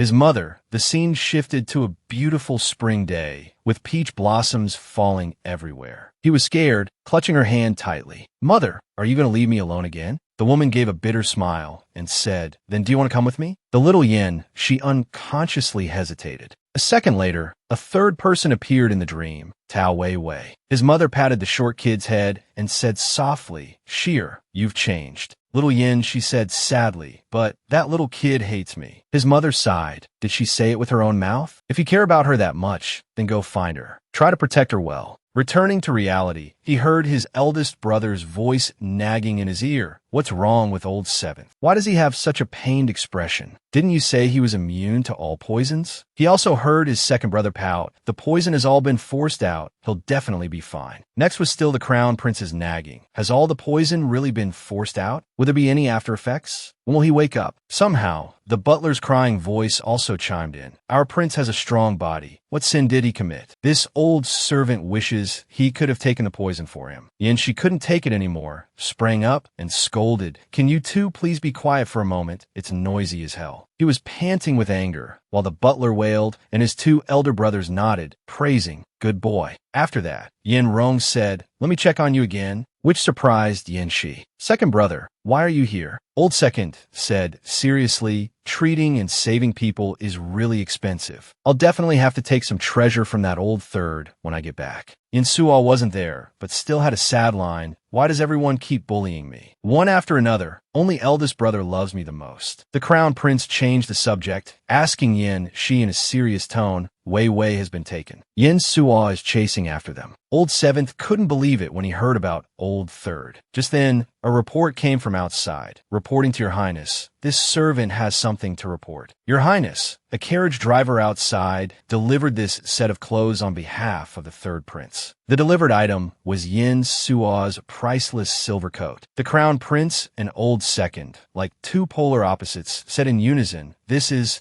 Old Third trying to give us directions? What's written on it?" I could die laughing. A dedicated translation is as follows. The fire god cult's rules are very specific. Only women are allowed to enter. One must change clothes to get in. The three of them were dumbfounded after reading it. Sure enough, at the fire god cult's headquarters in the Yin Kingdom, Yin Suo had really disguised himself as a woman to sneak inside. The beauty, surnamed Yin, was devastatingly gorgeous. Thinking to himself, "I must find that potato quickly." Old Third blended in very quickly, mingling with the crowd while thinking, "This place is just like the rumors. It's all women." He unconsciously glanced at a board full of portraits and happened to see someone with familiar, sharp eyes. He let out a huh, then stepped back to take a look. Surprise, surprise. The top mission of the fire god cult was to kill the seventh prince, Yin Shi, for a reward of 100,000 taels of gold. Yin stared at the words 100,000 taels of gold, his heart pounding as he thought, "I think I can do this. I think I can hear the sound of gold clinking together right now." He was about to sell out his brother to get rich when the saintess suddenly arrived, interrupting his inhuman intentions. Yin Suo hid in a corner, secretly observing and thinking, "The saintess, is she the leader of this fire god cult? But isn't that the person who took the little potato away?" Su Imo walked past Old Third, her steps unconsciously coming to a halt. Imoer looked at her wrist, thinking in confusion, "Why am I getting an itchy rash?" Very quickly, she realized something and decisively turned back around. Yin Suo was just as curious. Why did she stop? He became endlessly worried. "I won't be discovered this quickly, will I?" Sure enough, the saintess was standing in front of him. She said in a stern voice,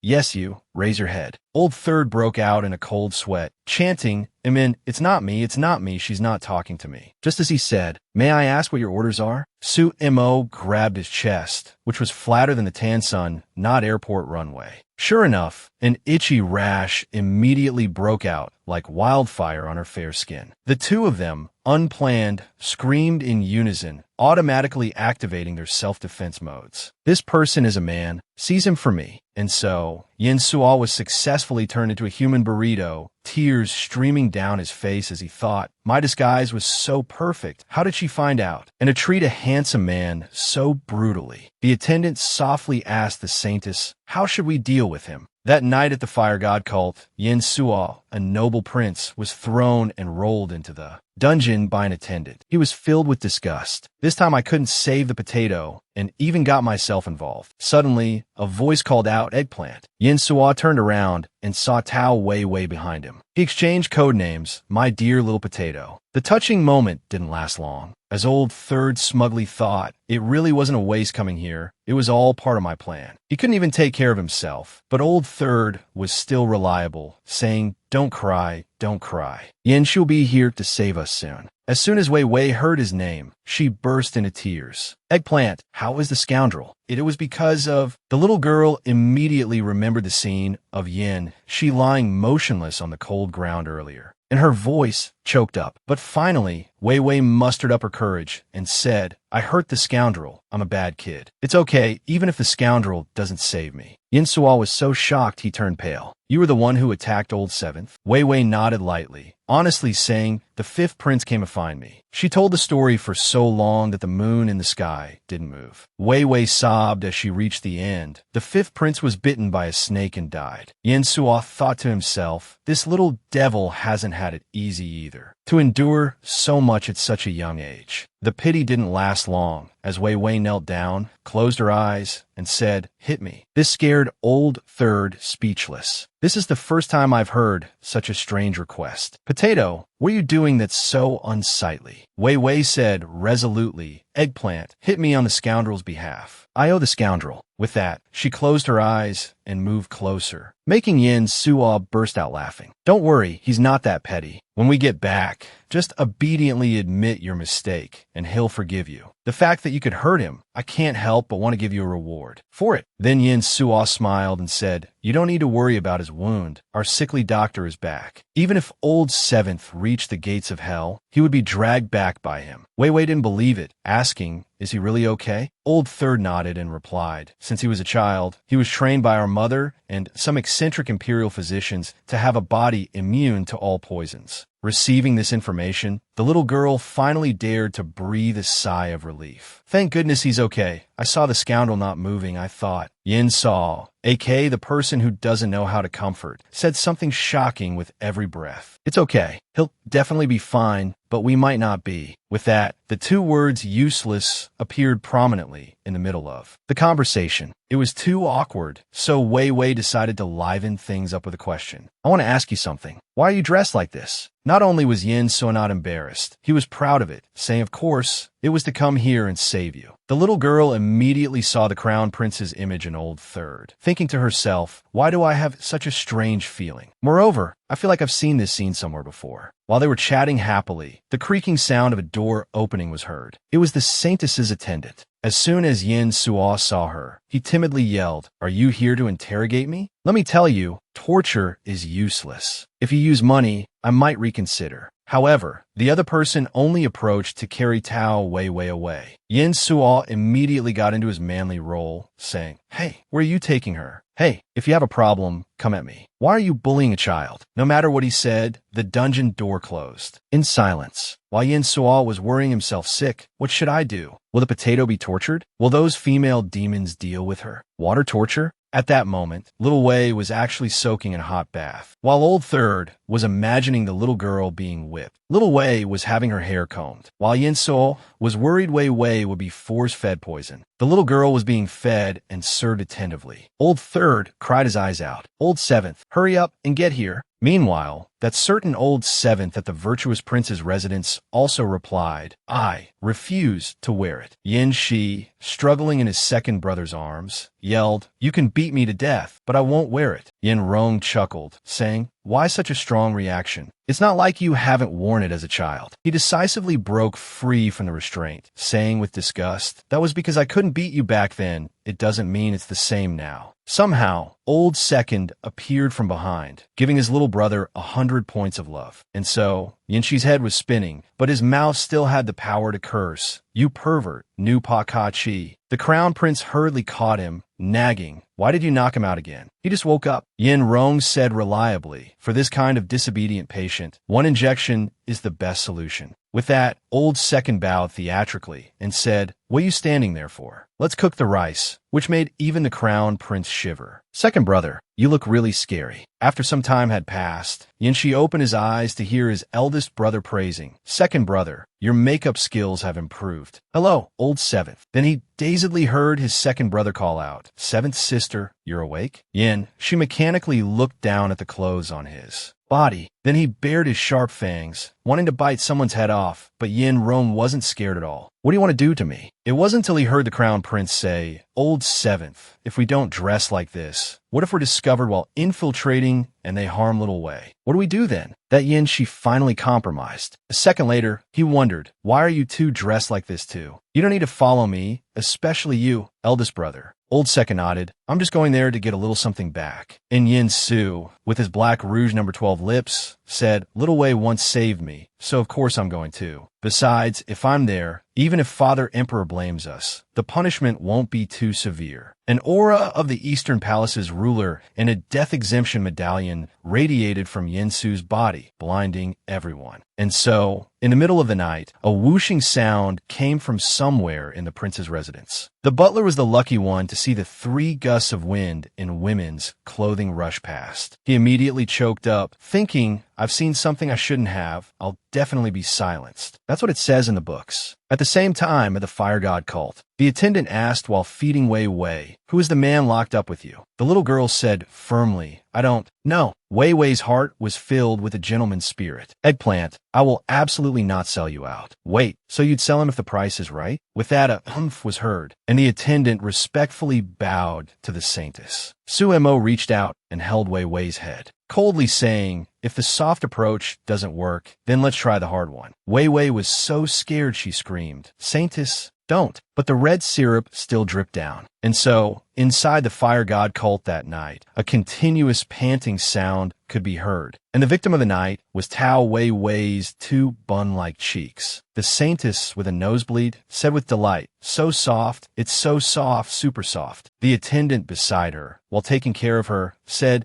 "Please don't be like this. This disgraceful appearance is causing you so much trouble." Normal people don't get nosebleeds from pinching a child's face. In a moment of carelessness, Wei Wei squirmed out of the saintess's arms. The little girl immediately bristled, turning into a grumpy cat and hissing. Suemo was very good at taming cats, gently saying, "I saved you from your 5th brother. Is this the attitude you show your savior?" Wei Wei's face was tinged with sadness, thinking to herself, "Did 5th brother really want to kill me back then?" Suemo continued, "Your mother isn't sick either. He just tricked you into taking down Yin Shi, and then he would have taken you down too." Wei Wei frowned, thinking, so everything 5th brother said was a lie? This big sister killed the 5th prince to save me. And so, the little girl was very tactful, saying in a small voice, "Thank you." Suemo raised an eyebrow. "I was just carrying out justice on behalf of heaven." Little Wei immediately became wary. "That's right. How did you know he was my 5th brother?" She smiled. "There is nothing the fire god cult doesn't know. Want to join?" Upon hearing that, Wei Wei eagerly asked, "Then do you know where my mother is?" Suemo moved closer, whispering, "I do. I can even take you to see her." The little girl was scared, saying, "You could just tell me the location. Someone will take me to see my mother." Suemo hugged the little girl tightly and began to manipulate her. "I have everything here, and I can even take you to see your mother. You're looking for people from the Qi Kingdom. Who else do you need?" Wei Wei was squished by Sumo's 2 heels, making it hard to breathe as she inwardly assessed, "This big sister is really scary." With that, the attendant asked, "Saintess, the man who is locked up?" Suemo sighed, "It's fine. I have my own arrangements." Suddenly, the white snake on her neck began to slither towards Tao Wei Wei, which stunned the saintess for a moment. Little Baichio's spiritual sense is very strong. It would never get close to a stranger. Could it be that this child has some connection to the Yin clan? After following the ugly, squiggly directions from Yin Suo, the new troublemaking trio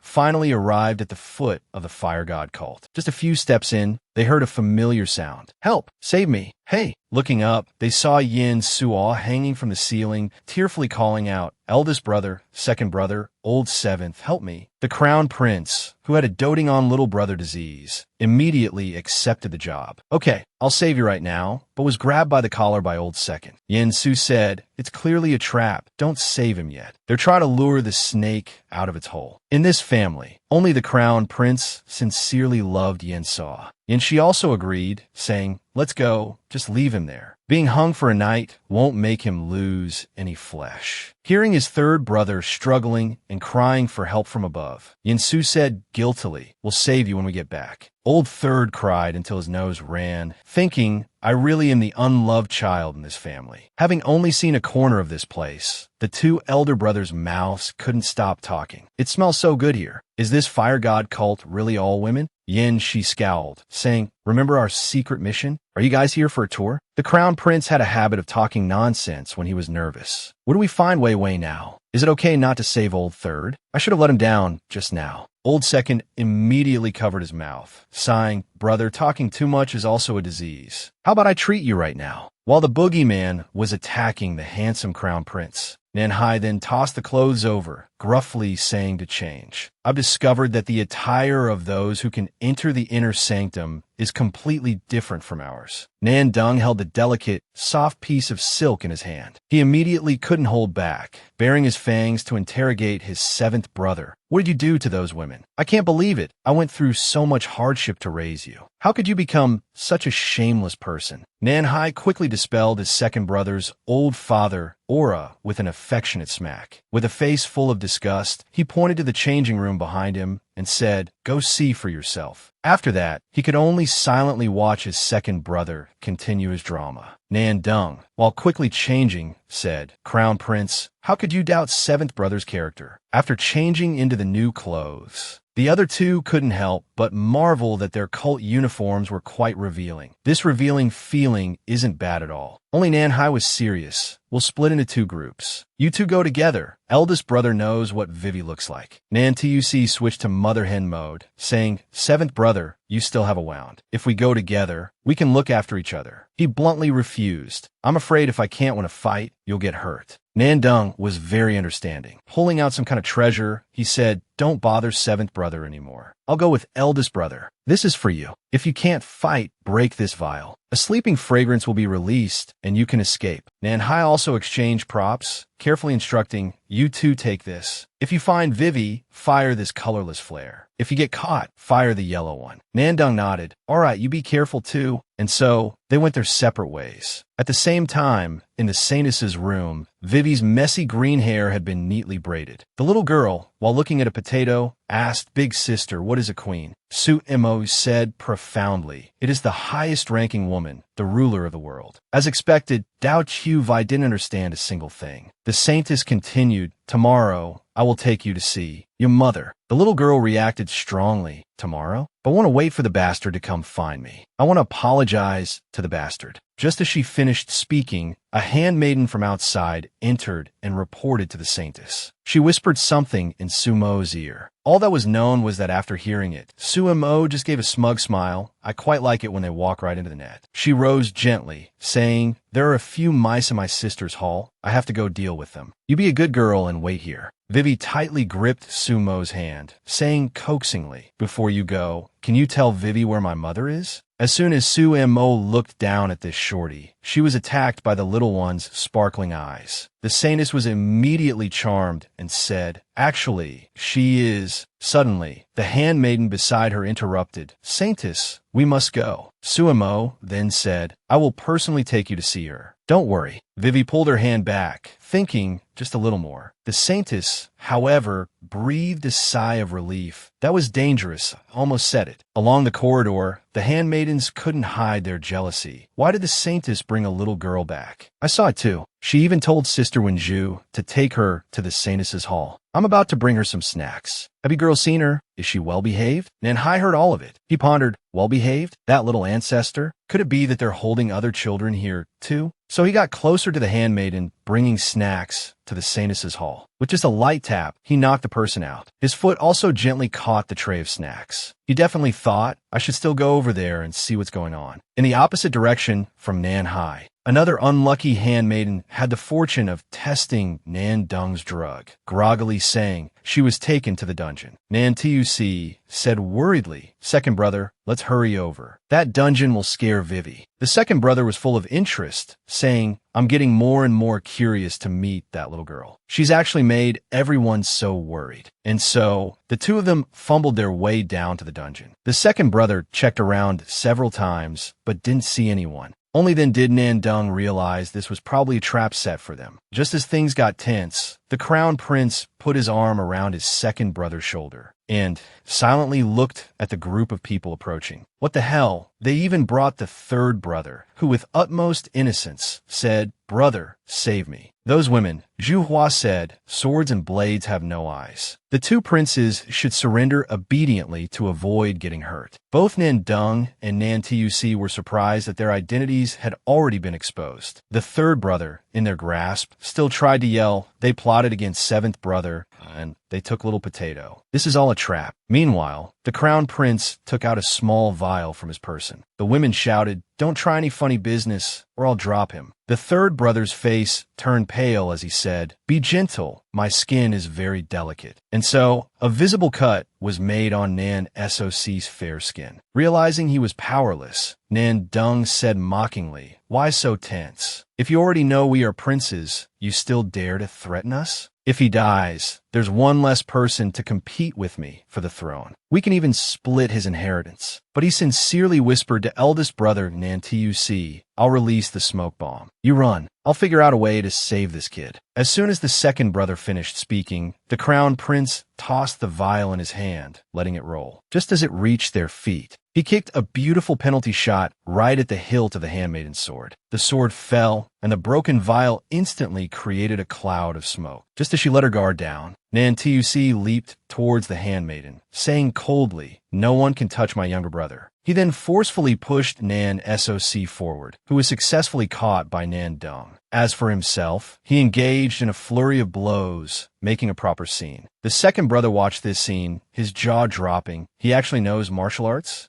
Crown Prince brother finished off everyone, leaving them unconscious at his feet. Nan Soc immediately clung to him, saying, "Eldest brother, you're so amazing." Hearing the Crown Prince say, "It's good that you're all right," Nan Soc immediately turned into an obedient puppy, saying, "Of course, did you think I was hoping you'd save me? Eldest brother is the future Crown Prince of Great Yen. There's nothing between heaven and earth you can't do." Nan Dung took the opportunity to say, "So, you know martial arts. You're really good at pretending." A second later, the second brother mused, "So, when you go out without guards, it's not because you're afraid of being constrained, but because..." Nan Tuc quickly interrupted before the truth could be revealed, saying, "We'll talk about this later. Right now, we must find Vivi and seventh brother quickly. Then we'll deal with this place." Meanwhile, Nan Soc was still fawning. It's still safest to be by eldest brother's side. At the same time in the Saintess's hall, Vivi sat next to two newly made clay figures. She monologued to herself, "Bastard, you should hit me. I, Dao Chu Vi, will take responsibility for what I've done. I stabbed you once, so you should stab me once too." After saying that, her face darkened as she thought, that seems like it would hurt a lot. "Bastard, were you in pain?" The little one whispered. Eggplant said that as long as I apologize, you will definitely forgive me. But how should I say it? "Bastard, I'm sorry. I heard from fifth brother that my mother was sick. I was afraid I wouldn't get to see her again. So I hurt you. But when I saw you not moving, I was really scared. I was afraid I would never see you again."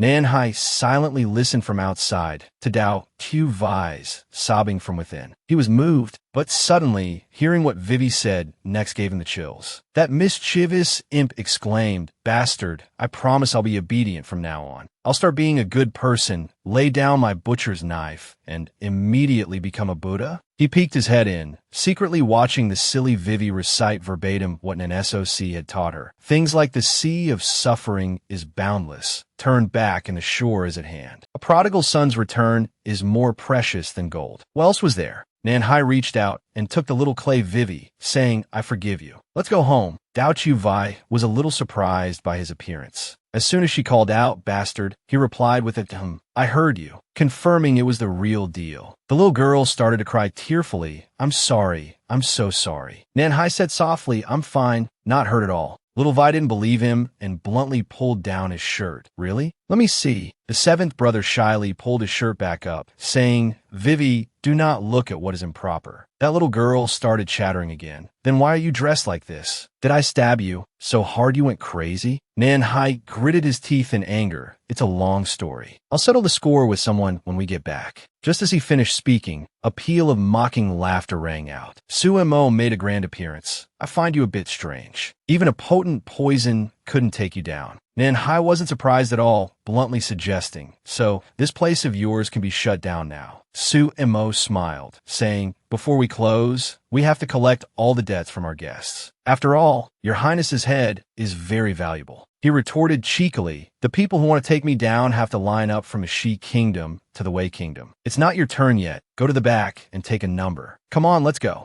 The saint is sneered. The seventh prince is quite funny. You think you could just walk out after entering the fire god cult? Nanhai asked honestly, if we don't leave, are you going to feed us? Sumo said coldly, I can afford to raise that little girl, but as for you, it would be better if you just died. As her weapon swung towards him, Nanhai quickly reacted and dodged. He drew the sword from his side with a few clangs, knocking them back, causing one of the blades on Sumo's weapon to turn on its master and attack her. The saintess retracted her move, saying softly, God of Slaughter Nanhai, today I will let you taste what failure feels like. Seeing his opponent had entered combat mode, he also grimly assessed the situation. A second later, he took off that cumbersome headpiece and tied little Vi securely to his back, pointing his sword at Sumo and saying fiercely, you're dead for sure. Nanhai got into his stance, carefully telling Vi to hold on tight. What the hell? He had only stomped his foot lightly, and it blew out the candle beside him. His whole body soared through the air, while Sumo looked with relish at the prey before her. If I can get Nanhai's head, the armies of the 5 nations will all obey my fire god cult. She used her weapon to wrap around the 7th prince's rib sword, pulling sharply to bring him closer. Then, Sumo's weapon coiled around, the sword in a beautiful display. But unfortunately, her chain was cut to pieces by Nanhai's bone sword, and she also received a wound on her shoulder. Sumo quickly retreated a step with her sisters, laughing coldly. What a weapon, just like its master, to be able to wield such a sword, worthy of the god of slaughter's widespread fame. Nanhai snorted, it's very suitable for dealing with you. But in his mind, he was already highly focused, analyzing, this woman's reaction is also very fast. If I used ordinary martial arts, she would have chewed me up and spit me out long ago. Sumo said resolutely, today, I will definitely leave your corpse here. 7th brother glanced around, assessing them. You think just these few people can defeat me? Vivi said worriedly, bastard, there's so many of them. Can you beat them? Upon hearing this, he said bluntly, it only takes one sword strike. Sumo heard this, and her pride was wounded. Then Vivi added another critical hit. Then you have to remember to show mercy. This made the saintess so angry she could breathe fire. I don't need it, you ungrateful wretch. All my kindness to you is wasted. Get him. Don't hurt the little girl. Whoever takes down Nanhai tonight will get double the reward. A group of assassins brandished their swords and rushed forward from all sides. Before they could touch anyone, Nan Soc's voice boomed out, speaking arrogantly. Listen up, people inside. You are surrounded. Come out and surrender. The second brother thought with contempt. So this is the legendary fox borrowing the tiger's might. Just as he saw Nantuc wave at him,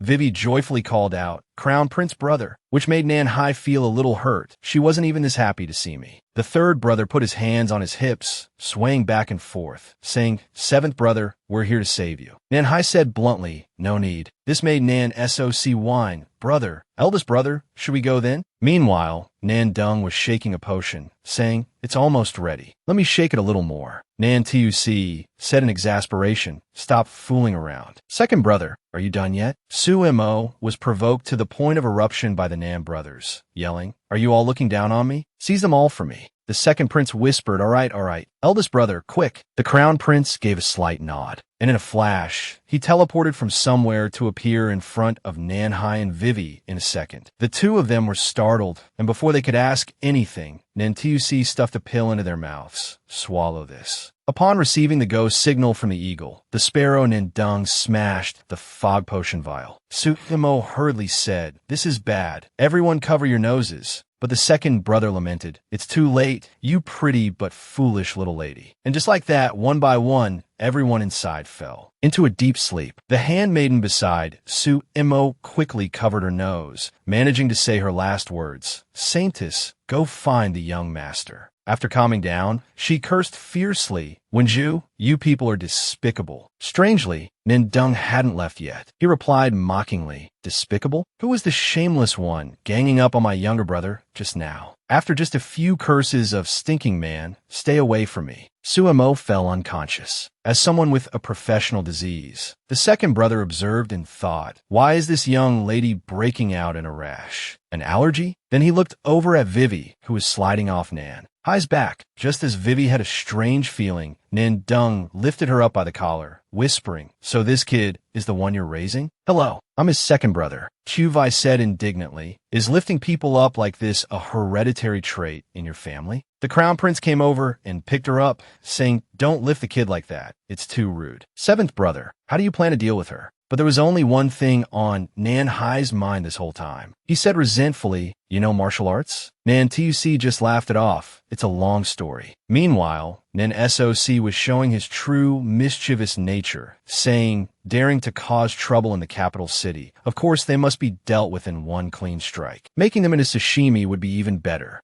Vivi immediately stopped him. "No, this big sister knows where my mother is." So Nan Hai made the final decision. Take her back for interrogation. Just as he finished speaking, a hole appeared in the roof above, and a tall, dark, and rough man jumped down, saying seriously, "Wait, princes, would you be willing to make a deal with me, Sue?" Nan Hai was on high alert, asking, "Who are you?" The other party answered honestly, "I am the young master of the fire god cult, Su Van Diem." What the hell? As soon as Nandung saw the opponent, he hid tightly behind his seventh brother, silently cursing. Why is it him? So, Nan Hai and Nan Tuc, representing the four super brothers, stepped forward to negotiate. "You want to trade for this woman, right? On what ground should I agree with you?" "That's right. Not only is it 3 against 1 now, but we also have a hostage. On what grounds are you demanding a trade?" The second brother broke out in a cold sweat behind them, whispering, "Just agree to whatever he says. We can't beat him." This made his seventh brother, who heard him, judge this level of cowardice. After he spoke, Su Van Diem's cheeks flushed red as he said, "He's not wrong. You think I can't see you hiding back there?" Seeing Van Dung's strong reaction, Nan Hai asked, "Do you two know each other?" The second brother shook his head resolutely. "I don't know him. Who would know that kind of rough man?" Hearing himself described, Su Van Diem smiled faintly. He lifted the hem of his fur cloak, saying nonchalantly, "His newly concocted poison was neutralized by my medicine not long after. Moreover, when it comes to brute force, the 3 of you combined are no match for me. Return my sister to me, or I will kill all 3 of you to atone for your crime." Before that arrogant posture, he had successfully activated the competitive spirit in Nan Hai. "How dare you be so loud? Let me hold the kid for a bit." Nan Dung's face turned green with fear, repeatedly pleading, "Don't fight, don't fight. We have a child with us. He's really strong." As soon as he finished, he received 6 sharp glares from his brothers, their expressions questioning. "Look at you, and you still say you don't know him? Only a fool would believe that." Su Van Diem coughed, his voice softening slightly. "Return my sister to me, and I won't make a move. Furthermore, I will disband the Fire God cult. It will no longer exist on the borders of the She Kingdom. How about it? Also, this little girl's mother, I also promised to help find her." While the 2 sides were talking peacefully, a commotion was heard from below. Nan Soc nimbly climbed onto the balcony to watch the drama, only to see a crowd of people below. The commander, with a fierce expression, shouted up, "I am under His Majesty's orders to arrest you rebels. Hand over that fallen princess now." The third brother said timidly, "It's Father Emperor's Imperial Guard." Nan Hai immediately held Dao Chuvai tightly, his alertness at maximum level. The young master of the Fire God cult saw the opportune moment and said, "I'm afraid that by the time you get this little girl to the door, she'll be taken by her Father Emperor. Only I know where the secret passage is." "Seventh Prince, are you still hesitating?" Seeing Nan Hai sheathe his sword, the Crown Prince understood his intention and said, "Take Vivi and hide with the third brother. He's preparing to go to the border, so I've already made all the arrangements. I will handle things on Father Emperor's side." But only Su Van Diem and Nandung were in a world of their own, singing a love song. Our eyes met.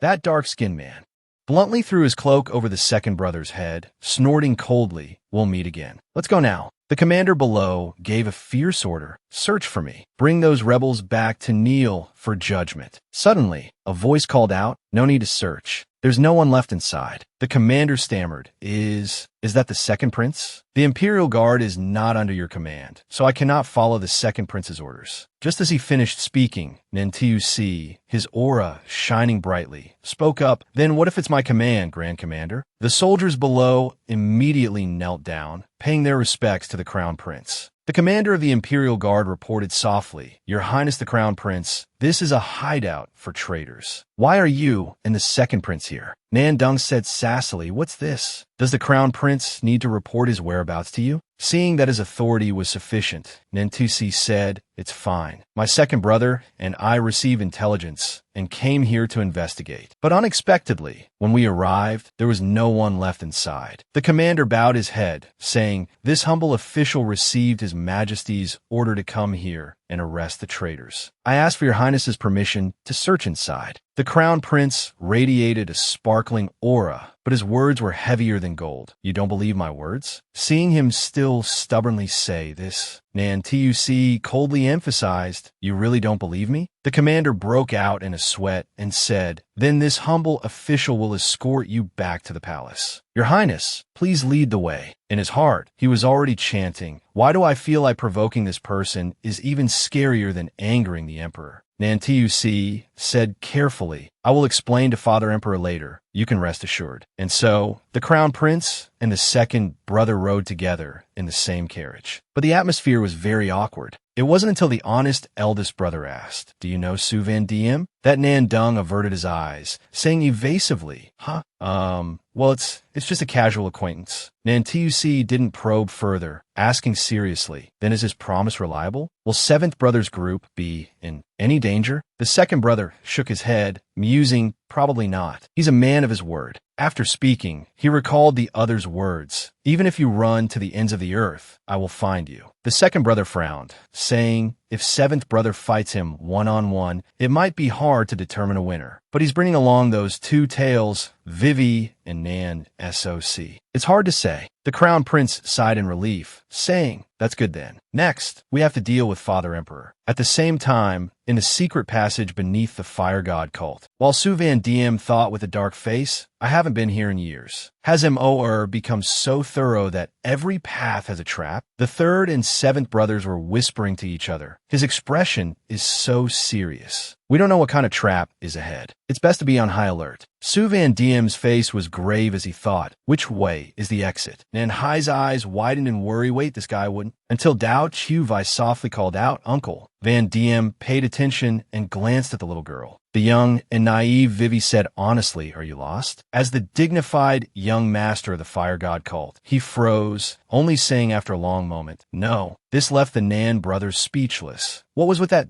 dumbfounded expression just now? Wait, what? In the most critical situation, Vivi pointed into the distance and said, That's the way out. That flame is being blown by the wind. Nan SOC couldn't help but exclaim, Oh, wind blows in from the exit. Good job, kiddo. I'll reward you with 10 boxes of snacks when we get home. Vivi said reliably before, when I set fires, the wind would blow the fire inwards. As expected of someone with a prior record of arson, very professional. While the trio was praising each other, Su Van Diem was speechless, thinking, if this kid is wrong, this will be very dangerous. Finally, the group successfully saw the moon. Dao Chu Vai and Nan SOC nervously took a deep breath, experiencing the taste of freedom. Long live freedom. 10,000 years to freedom. Noticing Su Van Diem tending to the horse carriage, Nanhai tightened his grip on his sword hilt, saying, Trying to run? The dark-skinned young man said, I am a man of my word. Seventh Prince, there's no need to be so tense. This little girl's mother was originally taken by the Qi Kingdom, but after the fall of the Qi Kingdom, she was brought back by her family. Nanhai continued to ask, Where's the kid's mother now? He answered honestly, The Dao family in the Wei Kingdom is also a well-known family. You'll find out just by asking around a bit. Oh, and also, pass this message to your second brother. We will meet again very soon. After speaking, Su Van Diem drove the carriage away. His carriage sped through the forest. What the hell? He somehow failed to notice that the white snake had secretly jumped off the carriage, slithering away on its own. At the same time in the main hall, an elderly eunuch had to stay up late at night, waiting for someone. Upon seeing Nan Tu-si, he anxiously said, "Your Highness the Crown Prince, you're finally here. Quick, the second prince has returned." With that, he grabbed Nan Dung's hand and pulled him along, saying, "Hurry, follow me to diagnose the illness." Old Second lazily asked, "What's wrong with the old man this time?" The eunuch,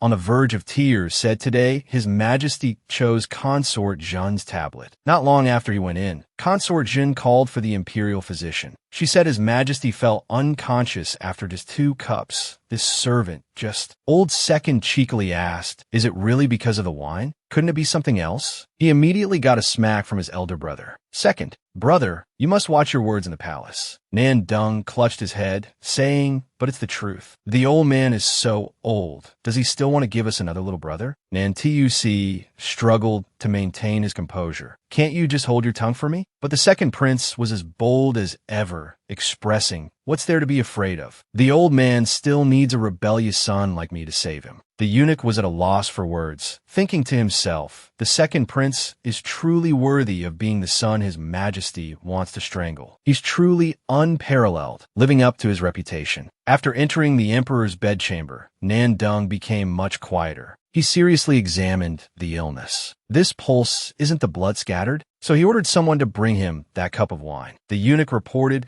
"We already tested it with a silver needle, but there was no poison." Even so, Nan Dung still poured the wine into a test tube. After shaking it vigorously for a moment, the liquid inside indeed turned moss green. Old Second's expression was complicated as he concluded, "It's snake venom. A silver needle can't detect it." Everyone was instantly silenced. The crown prince was the first to react, immediately locked down the imperial palace. "Investigate all palace staff related to this cup of wine. Can you neutralize this poison?" Nan Dung fed the medicine to the emperor, saying softly, "This amount of poison isn't fatal. He will recover after a few days of medicine." Old Second frowned, thinking the person who could administer such a precise, non-lethal dose of poison couldn't be him. Could it? Before things could settle down, a military messenger rushed in from outside, shouting, "Urgent report from 800 li away. The Wei State's army is advancing towards our border. The border pass is in danger," successfully stunning both the crown prince and the second prince. Dumbfounded, that night, the entire imperial palace was brightly lit. The soldiers assigned to guard all 4 directions became stricter than ever before. The eunuch looked around, thinking to himself, the whole palace is on high alert. It seems the situation is not very optimistic. Meanwhile, inside the emperor's bedchamber, the crown prince had been in a contemplative posture for a long time, carefully thinking the Wei State, the initial kidnapping incident, the fire god cult scheme, and Father Emperor being poisoned at this exact moment. Isn't all of this too much of a coincidence? I remember that person once said they wanted to take me for an ex. Change. So Nan Tu-si asked, "Where's Consort Zhen?" The eunuch honestly replied, "She was frightened by what happened to His Majesty earlier and has gone back to rest." The crown prince's expression turned grave. He hurriedly left and shouted, "Second brother, come with me quickly." The maids guarding outside Consort Zhen's palace knelt down as soon as they saw him, greeting Your Highness. Nan Tu-si tried to maintain a calm demeanor and asked, "Where is your mistress?" The maid reported, "Your Highness, her ladyship was frightened earlier and has gone to rest. She told us not to disturb her." After she finished speaking, the crown prince brushed past the line of maids and pushed the door open, barging in. Nan Tu-si looked up slightly, not surprised at all, and said, as expected, "Somehow, Consort Zhen's feet were dangling in the air." Everyone outside was horrified to see her trying to kill herself. The crown prince urgently ordered his men to quickly get Consort Zhen down. While Old Second was performing first aid, Nan Tu-si stood by his side, saying, "If we had been any later, she couldn't have been saved." "You're awake? You were trying to kill yourself to escape punishment, weren't you?" Consort Zhen, was startled upon seeing him. Then she averted her gaze and said, "What are you talking about? I don't understand." The crown prince said bluntly, "You people from the Wei state have certainly planned this meticulously. First, you sent people to infiltrate the court and kidnap me, claiming they wanted to exchange me for you. Meanwhile, you used your status as a consort to investigate the Shi state's imperial family. The Wei emperor colluded with the fire god cult, wanting to eliminate the Shi imperial family bit by bit. According to your calculations, you assigned the task of killing Nan Hai to the fire god cult. Then, using your family's safety as leverage, you were forced to poison Father Emperor and then kill yourself." Consort Jin trembled and said, "No, I did it all by myself." Nan Tuc frowned and said, "You want to take the blame for them? I suppose after you die, the Wei Emperor will be heartbroken and then pin this crime on the Shi state. Then he'll bring his troops to start a war and maybe even get help from other countries." Old Second said softly, "If that's the case, then the rumors of the Wei Emperor's deep love for Consort Jun are actually false, spread by him himself?" The crown prince nodded.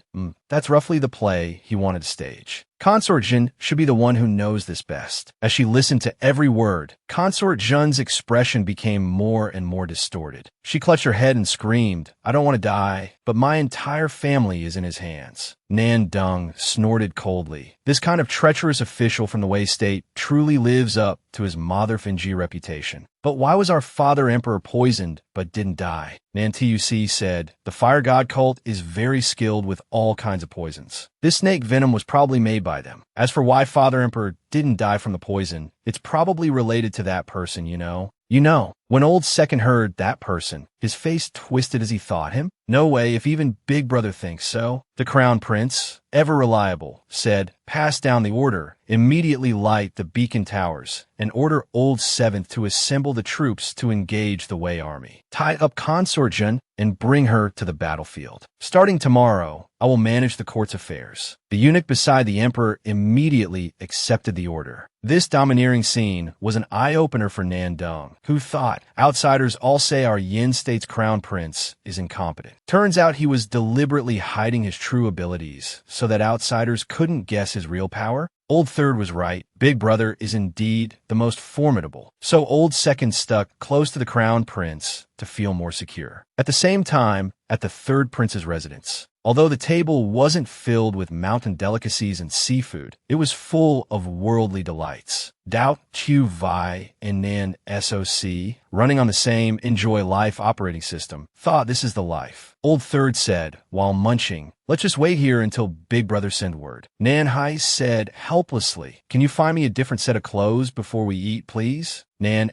Soc, magnanimous and generous, waved his hand to signal for someone to bring clothes, then said like a capitalist, 50 taels a day, we'll settle the bill after you're done wearing it. Meanwhile, he continued to enjoy the culinary essence. After changing clothes, Old Seventh gave an inch and took a mile, saying, "Do you have any clothes for this little kid? This outfit is gaudy as hell." Old Third pondered, "How would my residents have clothes for a little kid?" As he spoke, a memory was awakened. There's one set. Go to the warehouse and bring back the chest of gift that the seventh prince didn't accept. These chests poured out countless jewels and jade from within. Seeing his third brother rummaging around with all his might, Nan Hai couldn't help but feel disdain. Why you keep this stuff if you don't use it? Only you would see this junk as treasure. Vai, having just caught a ball, wanted to switch households, honestly asking, "Eggplant, is your house short on children?" This annoyed Old Seventh. "You've been bribed already? Is my house lacking food or clothing or something?" Nan Soc kissed a large diamond and exclaimed, "Throw it away. I spent money to buy this. They are all my purchased treasures." Nan Hai showed his disgust openly. "It's such an eyesore, don't look." Finally, Old Third found what he was looking for. Nan Soc said softly, "You, come over here and help this little devil change into these clothes." That maid received the order and approached, when somehow Vai let out a cry. She pounced towards a maid, shouting, Vai's Tian Xiang. In an instant, Nan Soc broke out in a cold sweat, muttering, "Oh crap, this is bad." Nan Hai also took notice and asked, "What are you doing here?" Seeing the maid was about to answer, Nan SOC quickly cut in. I had someone from your residence come over to take care of little potato. But there is only one truth. In her child's body, Vi cheekily said, Big sister, you're not Tianxiang. Tianxiang doesn't have a mole under her eye. Nan Hai thought, is she Tianxiang's sister? Then why is one in my residence and one here? Somehow old Seventh wondered to himself, then a second later hated that he'd gotten the main point. He said in a cold voice, You, take the child to change her clothes first. As soon as the door closed, Nan SOC was sweating bullets. Of the 36 stratagems, fleeing is the best. But he was caught by his seventh brother. Where are you sneaking off to? Seeing his third brother's predicament, Nan Hai gave a devilish smile and said, So, Tianxiang is the person you sent to my residence, right? Old Third, looking small, weak, and pitiful, said,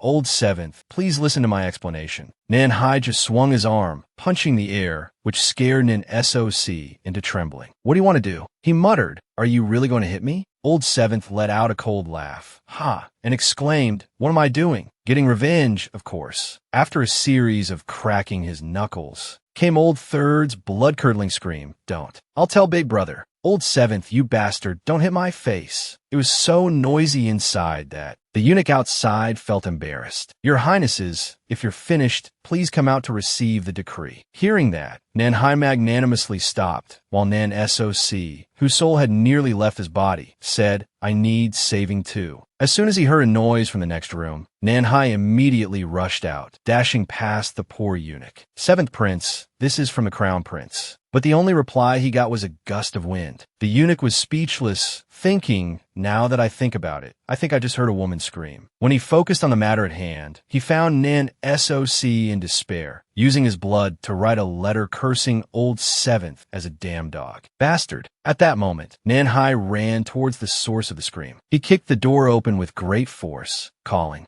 out loudly, Vi. But when he saw the scene, his whole body froze, and he screeched to a halt. Dao Tu Vi was holding a snake, letting it wrap around her neck, and excitedly said, Scoundrel, look, that maid over there is the one who needs first aid. Nan Hai's face was one of stunned shock. A second later, he grabbed the snake, yelling, Don't just put anything on yourself. It's very dangerous. The eunuch and the third prince followed to see. Nan SOC curiously asked, What's the situation? But Old Seventh was still sternly trying to get to the bottom of it. Where did this snake come from? Vi weighed her options, thinking, should I say this is the pretty big sister's snake? Absolutely not. So the little girl downplayed it, saying, it's a tame snake. It was with Vi when I was locked up. It's very well behaved. Can I keep it? In Nan Hai's subconscious, a whole sermon was already playing. Why would you raise a wild, cold-blooded, and slippery animal like this? It's so dangerous and disgusting. What if it bites back? Wouldn't its venom send both me and the kid to meet the Monkey King? But Vi was still insistent. It's very well behaved. Can I raise it? Nan Hai's expression suddenly stiffened. He chanted to himself, No, I absolutely cannot agree. I must resolutely prevent this danger from appearing around me every day. I can't let the kid form the bad habit of thinking that just by being cute, she can get whatever she wants. I must be firm. I must be decisive. I must be strong. But faced with Vi's sparkling eyes, asking, Can I? Please? Old Seventh was immediately hit with a dose of mesmerizing anesthetic. He unconsciously nodded. All right, but you have to be responsible for it. Nan SOC saw this and lamented. I feel like Old Seventh just had a fierce battle between a god and a mortal. In the speechless situation, the eunuch awkwardly said, Your Highness, this matter is very urgent. After relaying the Crown Prince's instructions to the Seventh Prince, this servant must report back immediately. Just as Nan Hai ordered the eunuch to speak, he got distracted by the Third Prince's quick movements. That white snake is truly a rare sight. A second later, he came to his senses and seriously reported, Recently, His Majesty has fallen gravely ill, and the Wei state has mobilized troops near the border. The Crown Prince orders you to quickly assemble troops at the beacon tower and set out with the Third Prince. Moreover, you should bring the one who is always by your side. His Highness said the situation is urgent. The details are all in here. You can read it on the way. Nan Hai took the letter and said softly, I know.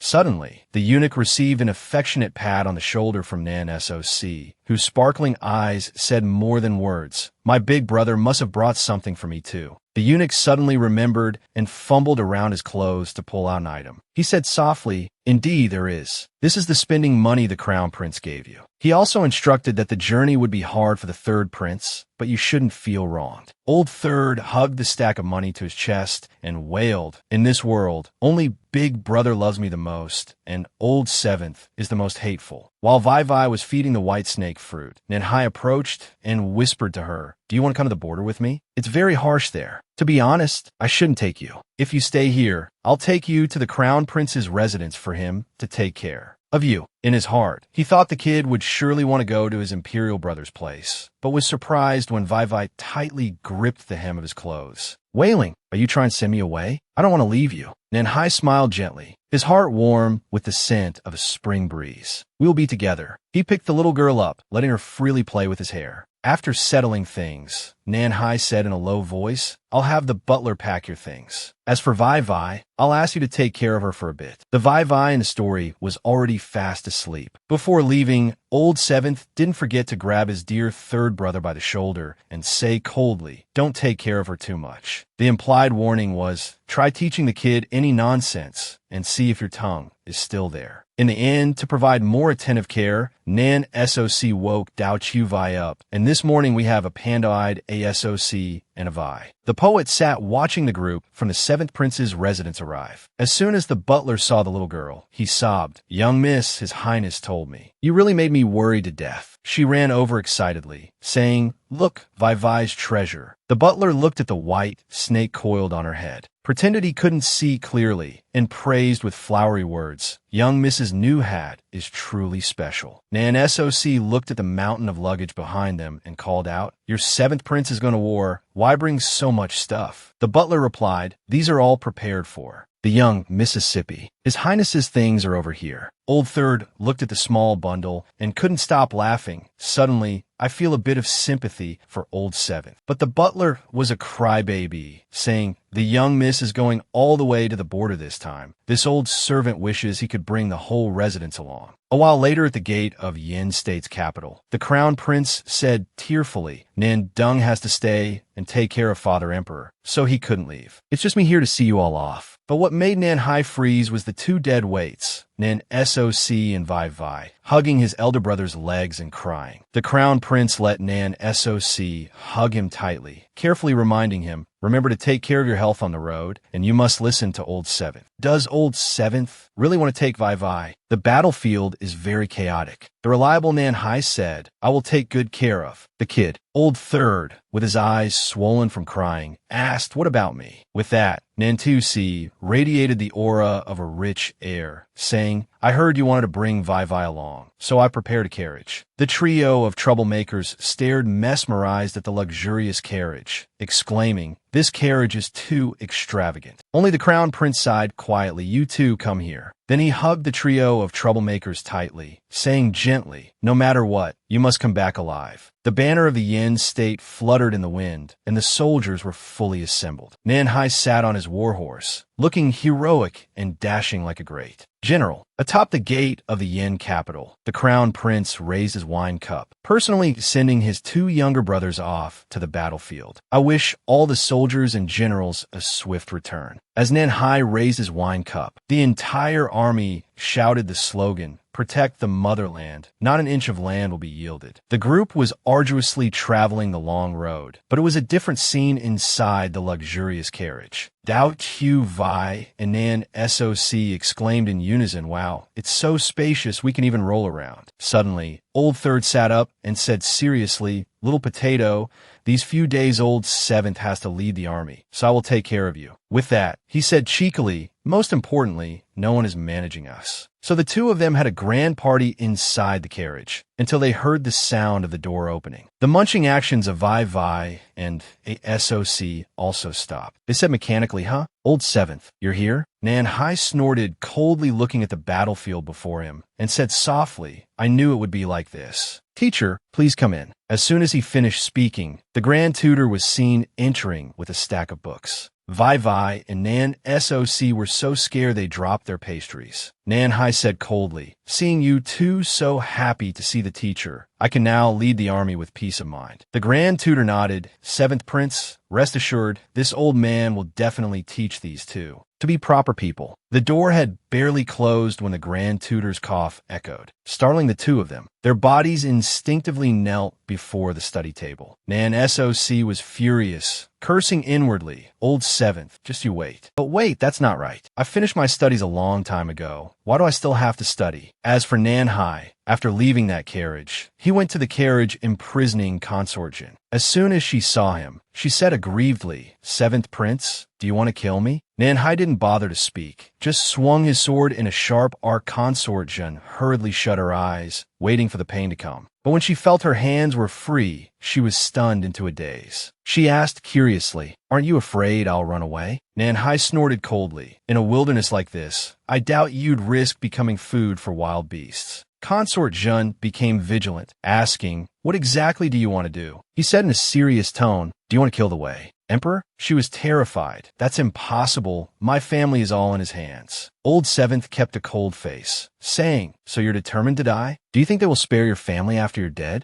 Back then, I was the one who snatched you from the Wei Emperor for Father Emperor, so consider it my debt to you. Now I'll give you 3 choices. Here's a set of Shadow Guard clothes, a pack of dry rations, and a dose of fake death poison. The first choice is you run from here. This pack of dry rations can help you survive for a few days. The wilderness here is full of wild beasts. If you die, it's fate." He continued, "The second choice is to follow the army to the border. When the 2 armies fight, you'll be brought out as a prisoner and then killed, fulfilling your wish to die. The third choice is to take this fake death poison, making people think you are dead. I will put you in the Shadow Guard team to hide, and take you to the Wei State to get your revenge. Since you're going to die anyway, why not risk it all once?" After speaking, he tactfully left to give Consort Jun time to think. At the same time, in the Imperial Palace, the Emperor was still receiving special treatment with acupuncture. Old Second was the one in charge of this task. He thought to himself, after one more detoxification session tomorrow, this old man can wake up. I can probably retreat then to avoid the old man getting sick from anger again when he sees me later. No matter how you look at it, it's a touching scene of a loving father and a filial son. Since there was nothing else to do, Nan Dung ordered someone to bring a cup of water to quench his thirst. He thought to himself, just a little more medicine and it'll be fine. My medical skills are truly unparalleled in this world. Suddenly, Old Second sniffed a few times and smelled a strange scent. Nan Dung's body immediately tensed up, his alertness raised to the max level. Then Su Van Dim jumped out from nowhere, covering his mouth and saying, "Don't make a sound." Knowing the person who came was that guy, Nan Dung cursed a string of beeps in his head. He immediately used a rocket elbow to counterattack, while shouting, "You dare to mess with me?" Su Van Dim quickly dodged, saying softly, "We haven't seen each other for just a few days. No need to welcome me so enthusiastically, right? But your reaction is quite fast. How did you know it was me?" Nan Dung was stunned, thinking, "I always feel like your scent carries a hint of a eunuch's quarters. What else?" But what he said was a bit different. "You dare to barge into the Imperial Palace. Believe I'll call people to throw you in jail?" Su Van Dam smirked, saying, "Since I dared to come here, of course I'm not afraid of being caught." As he spoke, a creaking sound was heard, causing the 2 people inside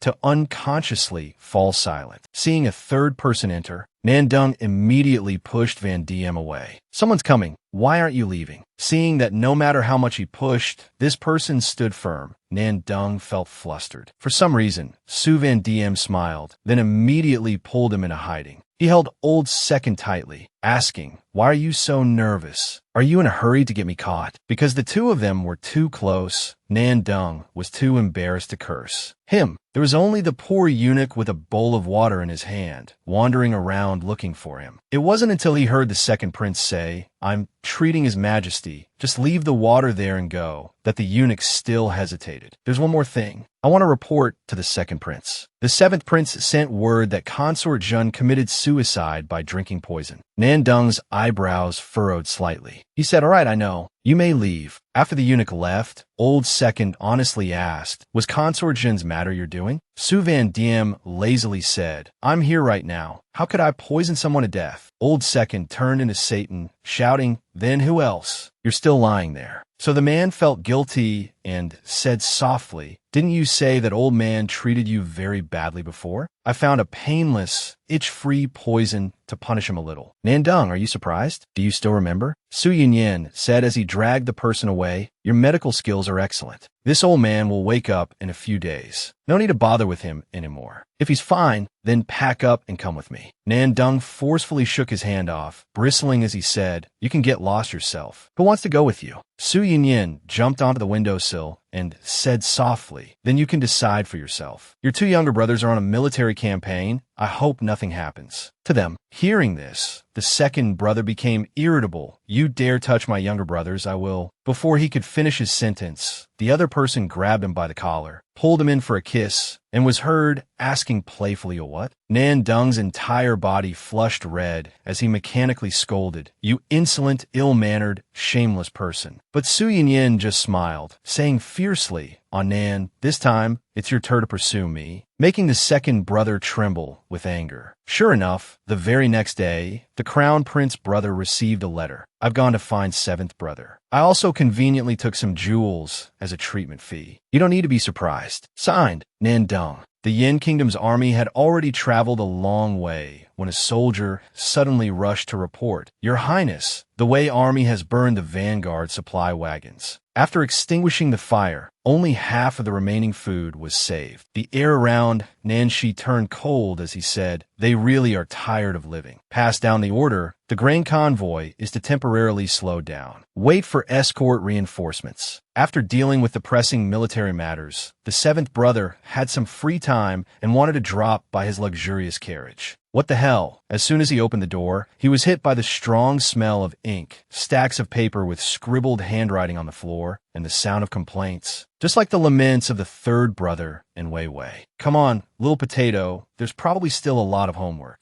Which immediately and successfully activated the call for help mode from the other two. Have pity on us. There's too much homework. I can't write anymore. The seventh brother quickly caught Wei Wei and conveniently kicked the third brother 1,000 meters away in disgust. He was mischievous, pinching Wei Wei's nose as he said, Have you been bored with your studies lately? Let me take you out to relax. A bit. As soon as he finished speaking, he saw the hopeless Nan Suo clinging to his leg and whining. Do you want to take me out to play too? Nan, she moved as fast as the wind, saying indifferently, can't bring you. So that night at midnight, while the soldiers were straining their eyes to keep watch, their general was sneaking around. When Wei Wei curiously asked where this place was, Nanshi replied, Be as wild as you want, and let me show you something more interesting. With that, the seventh brother took out something. With just one blow, it lit up a lamp. Then he brought out many more similar items, asking mischievously, Do you want to try? What the hell? That night, at the camp of the Wei Kingdom's general, while they were having a drink, the Wei soldiers clamored, General, all the grain is burned. He tried to remain calm, saying, Oh, the Yin army burned all their reserve supplies? This is good news. We must celebrate. The soldier squeezed his eyes shut and said, No, it's our army's granaries that have all burned down, shocking the Wei commander into gaping. You, what did you say? Early the next morning, while Tao Wei Wei was still sleepy, she was kidnapped onto a horse by Nan Shi and taken to a green, fragrant meadow. The seventh brother was unusually quiet, silently waiting for Wei Wei to wake up. As soon as the little one woke up with drool at the corner of her mouth, she opened her eyes to a beautiful place. Wei Wei exclaimed, Where is this? It's so beautiful. Nanshi said softly, This is where my mother used to like to bring me. But since she passed away, I haven't come here anymore. He thought to himself, It's as if time has stopped here, as if nothing has changed. Wei Wei's voice called out, Bastard. Seeing her sudden movement, he came to his senses. What do you want to do? Don't get up right now, okay? Little Wei smiled, gently patting his head and said, I will accompany the bad guys in the future, so the bad guys won't have to be sad anymore. Nanshi felt a warmth and replied to her with a hum. Then he pushed this little mushroom head down, saying softly, Sit still for me. We're setting off again. After a full day of outing, it got dark. Just as they returned to the inn to rest, the person inside caught his attention. But Nan Suo smiled and said, Welcome, esteemed guest. Would you like to stop by for a meal or stay the night? Tian Shuang and Jiuding chimed in, Yes, sir. Nan, she commented indifferently. What are you trying to play at now? Help me put the little one to bed. Nan nodded. Oh, this shop was very shady before, so I just bought it for myself. The seventh brother, being idle, played along. What's the cost to stay at this inn? The third brother nodded and quoted a price. We have so many guests that it's 20 taels of silver for a good night's sleep without being scared by ghosts. As soon as Nan she asked how much he spent on it, the third brother held up his hand and said 5,000 taels. He was immediately met with the seventh brother's wrath. Does money grow on trees? Even though it was money given privately by the crown prince brother,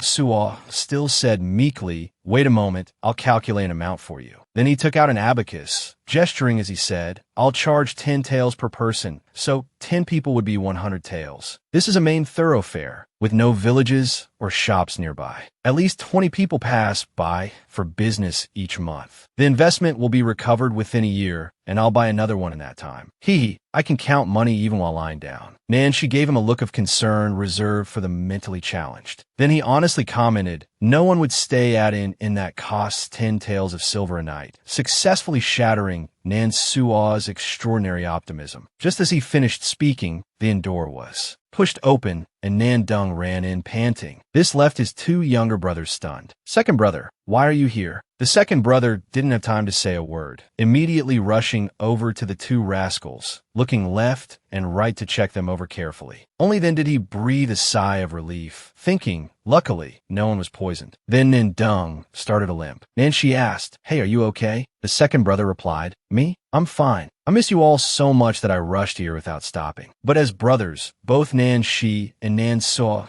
subtly realized that things didn't seem to be fine. The second brother fell into a state of existential doubt. Damn it, I was tricked by that black bear again. But Nan Dung still tried to appear calm, accepting water from his two rascals. But little did he know he had already fallen into the sights of the hunter named Su. Who was the bear and who was the hunter was yet to be seen. Su Yunyan hid in a tree above, thinking to himself, are you ready for it? If they disappear, you will belong to me. That night, Tian Shuang, holding Wei Wei, said, Your Highness, the young miss smells strongly of smoke. Let me take you to bathe and rest. Nanshi nodded and replied, all right, I'll take her there later. As soon as he finished, he was openly scorned by Nan Suo. Seventh brother, you smell like fire too. Where did you take the little one last night? Just then, they heard Wei Wei talking in her sleep. Go burn the granary with Wei Wei. Both Nan Suo and Nan Dung gave their dear younger brother a thumbs up, thinking to themselves, what a ruthless way to raise a child, just as expected. Ending the scorn, Nan Suo on a character, saying, since we want to bathe, please follow me, dear guests. There are a few small hot springs in the backyard of this post station. Everyone should go for a soak. Then, the second brother beside him suddenly remembered something he had forgotten. Nan Dung said softly, if you want to wash up, little one, come in. From outside the inn door, a tuft of hair appeared at a very modest height. The little kid silently looked inside from the outside, then quickly hid behind Nan Dung. He was heard explaining to the strangers, hey, let's get this child cleaned up. Where did this child come from? I saw this child lying by the roadside on my way here. It probably hadn't eaten in a few days and was injured, so I had to bring it along. Is that kid a boy or a girl? I don't know. The kid never says anything. Nan Saw, aka the manager and owner, immediately stood between the women's and men's bathhouses, saying softly, then who will wash the kid? The second brother agreed, saying, that's the problem. What if it's a girl? What if it's inconvenient for us? Can you have someone check the kid? As soon as he finished, the little kid pulled on Nan Dung's hem, saying in a small voice, I'm a boy. With the explanation over, Nan So urgently invited his whole family to move towards the hot springs. Nan Dung took on the task of washing the black-haired kid first before joining his two relaxing younger brothers for a soak. Upon seeing the numerous wounds on the boy's body, the second brother felt a pang of pity, thinking, this child is still so young. He gently patted the kid's head and asked, can you tell me your name? The kid said in a small voice just 2 words, Long Rue. Nan Dung immediately thought, the surname Long has long been forbidden among the royalty of many countries. Would an ordinary family dare to use the character Long in their child's name? Nan Suo turned his head and asked, then why did you faint by the roadside? Where did you escape from? Long Rue's expression suddenly distorted, and he hugged Nandung tightly. The second brother immediately scolded. "How old are you? Still bullying a child?" The third brother snorted coldly. "Why can't I? So what if I'm older?" Then Nan Suo became furious, completely turning into a pufferfish, huffing and puffing under the water, earning a disdainful look from Nan Shi. Suddenly, a bang sound rang out, making the seventh brother pay attention. What was that sound? At the same time, Su Yinyan was still silently gazing at Nandung, and his nose unconsciously started to bleed. After they finished bathing, Wei Wei fell into a refreshing sleep. Long Rue was also given a new, bright set of clothes, which made the trio of Nan troublemakers all exclaim in admiration. The little boy whispered, "Thank you, big brother," successfully activating Nandung's doting on a younger brother mode. Even Nansua had a sigh, so well-behaved. That night, the three princes held an emergency meeting. Nan, she spoke first. "Have you prepared enough reserve supplies? We can't waste any more time and must catch up with the vanguard." Nansua nodded and replied, "We just need the nearby government office to send the last cart tonight, and that will be enough. We can set off tomorrow." Suddenly, a familiar call of "bastard" was heard, along with a person made of mud. Tao Wei Wei excitedly said, "Bastard, come look at Wei Wei's new creation." This little girl was full of energy right after waking up. The seventh brother nodded in praise. "That's an improvement." But the third brother was speechless. "This looks just like seventh brother." The second brother was even more at a loss for words when he saw the newly picked up boy sweeping the house. "Long Rue, what are you doing in that corner?" Long Rue whispered in reply, "I don't know how to repay you." Nandung frowned and said, "You don't have to work anymore. Come sit down and eat something. Look how well-behaved this child is. He's just like someone when he was little." Seeing Wei Wei lean forward, Nan Suo passed the menu over and said, "Little potato, what do you want to eat?" After a moment of, while reading the entire menu, Wei Wei said frankly, "Can I order everything?" The third brother immediately gave a thumbs up, saying, "Of course, the customer is king." In his heart, he was already rubbing his hands together, thinking, can't miss any opportunity to fleece seventh brother. Nancy immediately shot him a sidelong glance, thinking, "I think you just want to fleece me," which made the third brother break out in a cold sweat. Don't interrupt my inner monologue. Only Nandung was truly concerned about the little boy. "Long Rue, what do you want to eat?" The boy replied in a small voice, "Steamed buns are delicious." Nansua patted his head and said, "Don't be afraid, kid. Just eat as much as you want. I don't need your money." With that, Tao Wei Wei lifted Nan Shi's hand and placed it on her head. Seeing the little one enjoying the comfortable feeling, it was only when he looked over at Long Rue that the seventh brother understood. Something. Unconsciously, Wei Wei froze, then shouted as if she understood something. "Wei Wei has made a big discovery. Where did this little thing come from?" This made both Ah Shi and Ah Suo evaluate themselves. "You're a little small yourself." The trio of troublemakers formally introduced. "His name is Long Rue. From now on, he will be your friend." That night, as soon as he pushed open the door to his room, Nandung's eyes widened. He instinctively closed the door and chanted, "I must be tired. Otherwise, how could I be seeing strange things around me? I must be dazed." But when he opened the door again, he still saw Su Yinyan lying on the bed, saying hi to him. The second brother rushed over. "Why are you here? Get out now." The other person replied, reasonably, "How could I let you sleep outdoors in this wilderness?" Just as he was about to throw the person out, Su Yunyan let out a small groan. It was only when Nandung paid attention that he noticed the hastily bandaged wound on the man's abdomen. So, the second brother had to work overtime in the middle of the night. He couldn't help but ask resentfully what happened. Su Yinyan's face turned cold as he said, "The child you brought back is really a problem." But the next second, he became playful, patting the spot beside him and saying, "But that doesn't matter. Aren't you setting off tomorrow? Come and sleep next to me." Early the next morning, the moment Nandung opened his eyes, he hit the jackpot. He found himself nestled in Su Yinyan's arms, and the good morning he heard made his legs go stiff. The second brother quickly sat up and shouted, "I slept on the floor last night. Did you drag me up here?" The man said indifferently, "You were the one who attacked me in the middle of the night, so I had no choice but to give you half of my bed." Then he cheekily asked, "Did you sleep?" "Well, last night." Nandung's ears throbbed at his words, and he pressed down hard on the man's wound, screaming, "I'd beat you to death if you weren't a good person." The man, in pain but still playful, said, "Pressure on the wound. I think you're very good and can still do."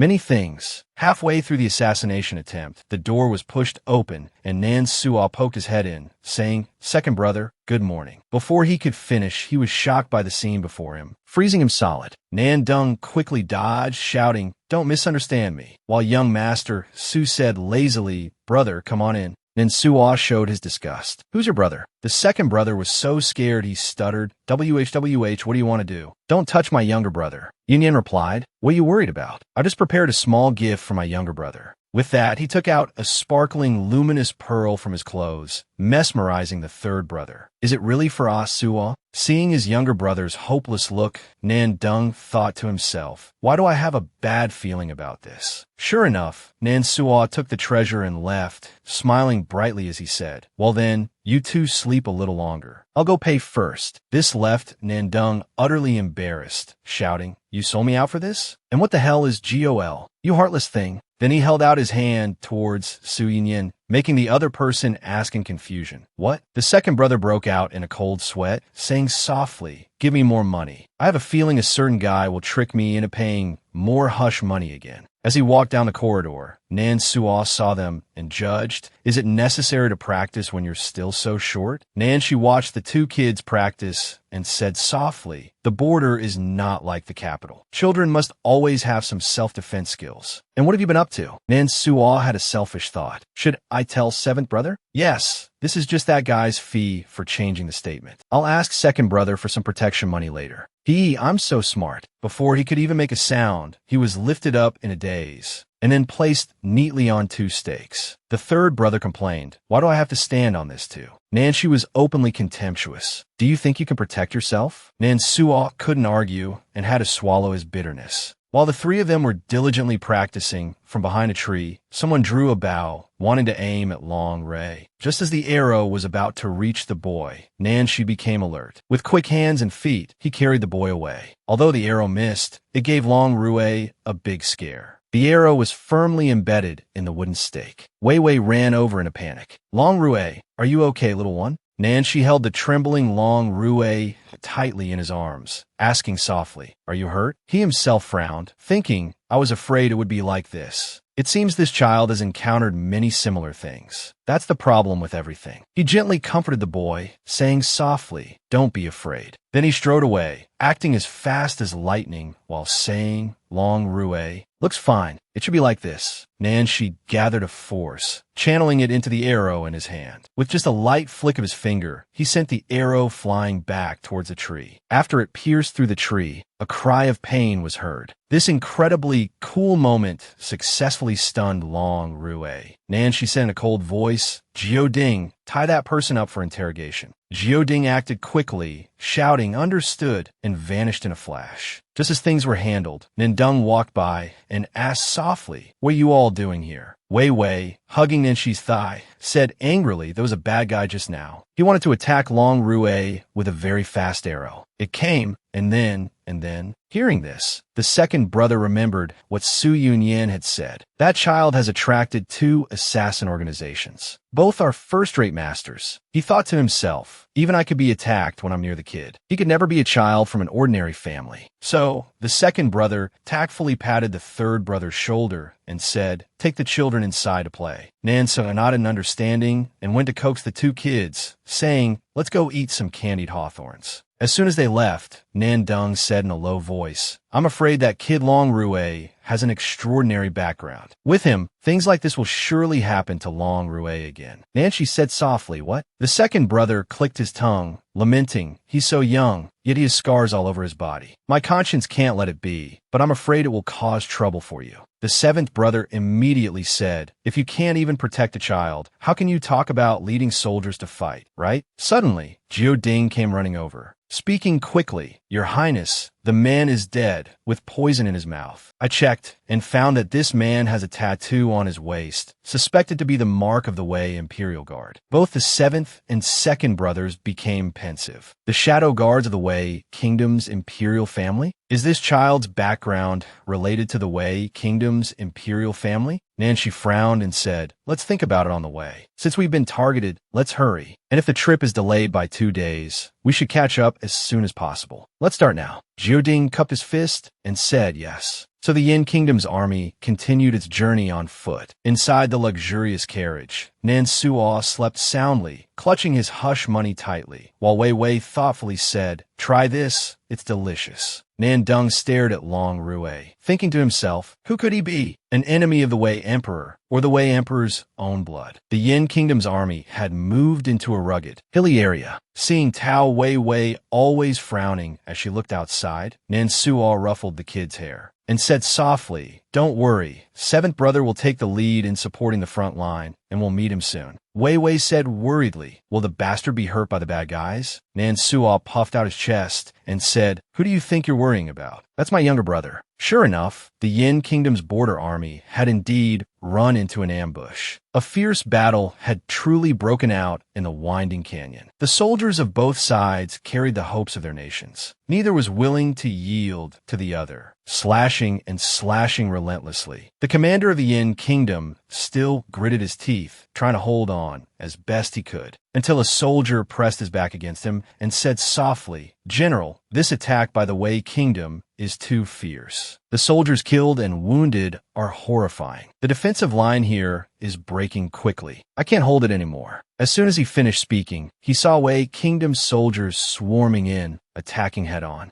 The great general braced himself, using his sword to block the attacks of two Wei soldiers, simultaneously exposing his back. Just as the enemy wanted to take advantage of this opening to kill him, the great general thought grimly, his eyes more strained than ever. Am I going to die here? What the hell? Before he could even feel the pain, the ambushing soldier coughed up blood on the spot, and the two in front of him also fell one by one. The great general looked up, and tears welled in his eyes. He stared at the seventh prince, Nan Shi, and the flags with the character Yin fluttering in the wind. The great general was overjoyed, shouting, "Seventh Highness, it's our Seventh Highness. Reinforcements have arrived, everyone." The border soldiers couldn't hide the smiles on their faces. Nan Shi didn't say a word, coldly putting away his bow and arrow. Then he drew the sword from his horse's side, and with one sweep cleared all the enemies before him. In an instant, he had pacified the battlefield. Seeing his formation broken, the Wei Kingdom's general roared aggressively, "What are you running for? Fight! Fight for me!" But the Wei Kingdom soldiers just ran for their lives, shouting, "Run! Don't listen to him. The god of slaughter of Yin has arrived." Sure enough, Nan Shi rode his horse right up to him, scaring the enemy general so much he went weak in the knees. Before he could even negotiate half a word, his head was taken by the god of slaughter of Yin. That night at the Wei Kingdom border, Nan Shi's army hung up a banner to celebrate. The army was overjoyed. As soon as the door to the commander's tent opened, a soldier shouted loudly, "Welcome, Your Highness." With that, a soldier approached and whispered to Nan Dong, "Your Highness, is it true what I heard, that Your Highness also brought in Peerless Master here this time?" The second brother asked, bewildered, "A Peerless Master? What kind of Peerless Master?" So the soldiers had a good gossip session, chattering away that there was a rumor this master had destroyed the fire god cult's branch in the capital. Furthermore, it was said that this person had once defeated his seventh highness, leaving him unable to get out of bed for 2 days. Nan SOC, enjoying this juicy gossip, chuckled to himself. "It seems the news I arranged to spread before we set off has already circulated." So old third put on a masterful act, saying dazedly, "Oh,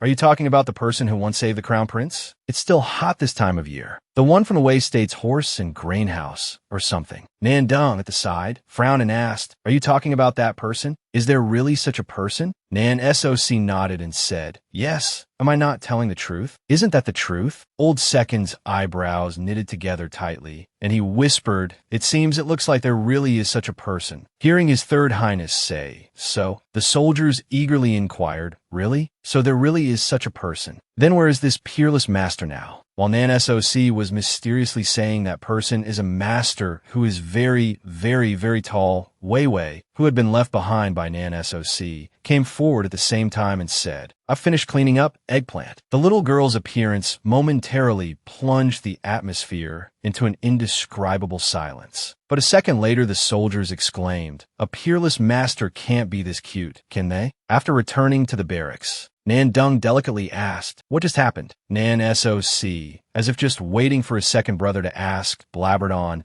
We're bringing this little potato to the front lines. Someone is bound to gossip, right? Since I want to say it, I'll write a draft and have my subordinates spread it. Don't let those unkind people bully us and the little potato while Old Seventh is away, right? Old Second was so surprised his eyes widened, exclaiming, surprisingly, you're still a little bit useful, which made Old Third's pride sting endlessly. What do you mean by saying that with such a surprised tone? Before he could get to the bottom of it, an announcement came from outside that His Seventh Highness had returned victorious. Nan Hai appeared with a look of disdain, and the first thing he asked was, where is Wei Wei? His two older brothers, having just welcomed him back victoriously, honestly gestured, the little girl Dao Tu Vai is facing the corner over there. Nan Hai quietly approached her side and asked, Wei Wei, why are you crying? Tu Vai puffed out her cheeks, and with teary eyes said, you jerk, why did you sneak away while Wei Wei was sleeping? Do you feel that Wei Wei is very angry now? But upon seeing his stained clothes, she lost control of her words, saying, so much blood. Jerk, are you hurt? But in fact, it was all other people's blood. So the little girl grabbed Nan Hai's hand tightly, pulling and tugging. Dao Chu Vai pulled him to sit on a chair, seriously saying, sit down. Wei Wei will bandage it for you.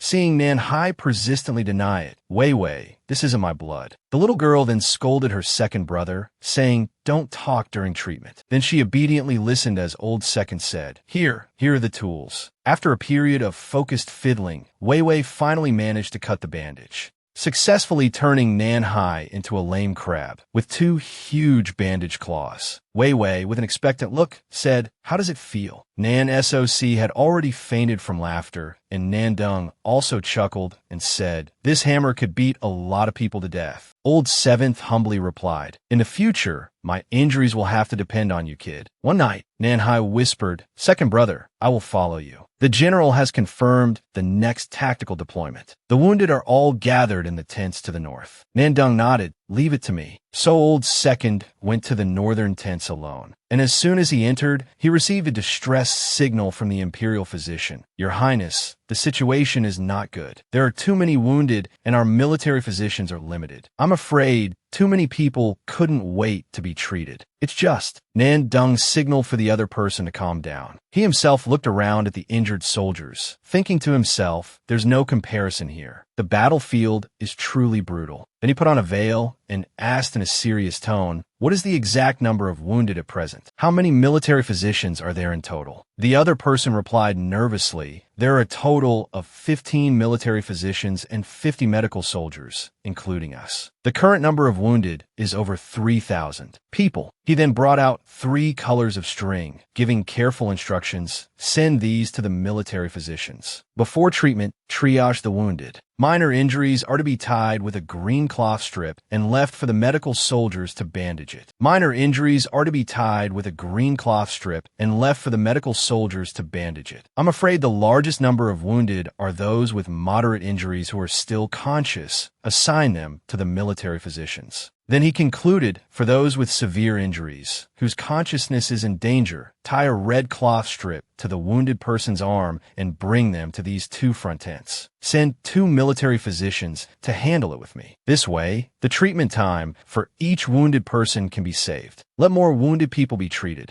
Nan Dung took charge of the red tag patients himself. He broke into a cold sweat after finishing a difficult case, thinking to himself, I didn't expect there to be so many severely wounded people. I can't spare my hands either. What should I do? Suddenly, Su Yinyan's words appeared in his mind. When you need me, call with the code, and I will come immediately. Nan Dung's face immediately filled with disgust. He thought to himself, although I don't want to admit it, with that black bear's help, more people can be saved. But I really can't shout that damn code. But after a quick calculation, he realized he couldn't waste any more time. So he left and said, I'll be out for a moment and we'll be back soon. Nan Dung climbed straight up onto a tree branch. His whole body trembled for a long time before he shouted loudly, Yin, Anan's kiss is so lovely. Just as he finished speaking, Su Yinyan was truly behind him, whispering, I'm here. Do you need my help with something? Old Second passed over a handkerchief, seriously saying, help me save people. Yinyan took the handkerchief, just smiled, and gently said, all right, I accept. At the same time in the Wei States camp, the 3 remaining generals held a round table conference in the night. General number 1, was Wei Jin, who angrily slammed the table, saying, "Why did Nanhai kill that person so quickly? If it continues like this, our initial early advantage will be reversed by him." The second general calmly said, "General, don't forget that we still have a few prisoners. The generals of the Yin state. You can use them to threaten forcing Nanhai to retreat. It will take at least 3 days for reinforcements to arrive. But what if we are forced to confront the Yin state's army?" Wei Jin was wary, asking, "What do you mean by this?" The other person said slyly, "The battle is up to us to fight,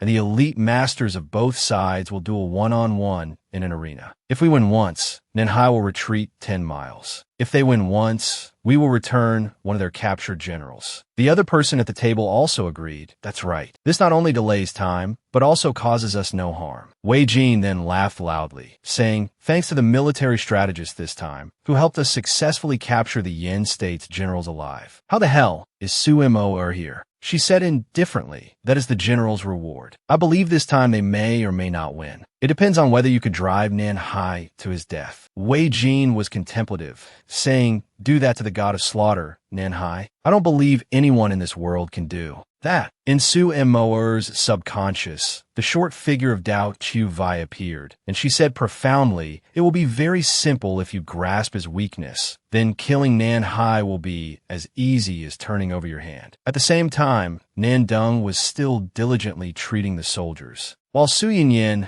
was gnawing on his loneliness after being thrown into the tent next door by someone. Suddenly, Old Second felt a fresh, blossoming atmosphere behind him. Sure enough, as soon as he turned around, he saw a group of hopeless soldiers surrounding Dao Chu Vai, watching the little girl cast a spell. Wei Wei will blow on it for everyone. Blow it away, and it won't hurt anymore. While the soldiers were melting from his cuteness, Nandung just asked, "Why are you two here?" Wei Wei clearly replied, "Eggplant said that being lazy doesn't make you a good child. Push Wei Wei here to help everyone, please. Go." Old Second cursed inwardly. How can someone like you so easily say that about others? Long Rue also followed, tugging on the hem of Nandung's robe, whispering, "Second brother, I came here to help you," thus successfully capturing the hearts of the people along with this little boy. Nandung carefully masked the two children, saying in a serious tone, "Helping is fine, but you must protect yourselves well first." At the same time, at the main general's tent, Nan Soc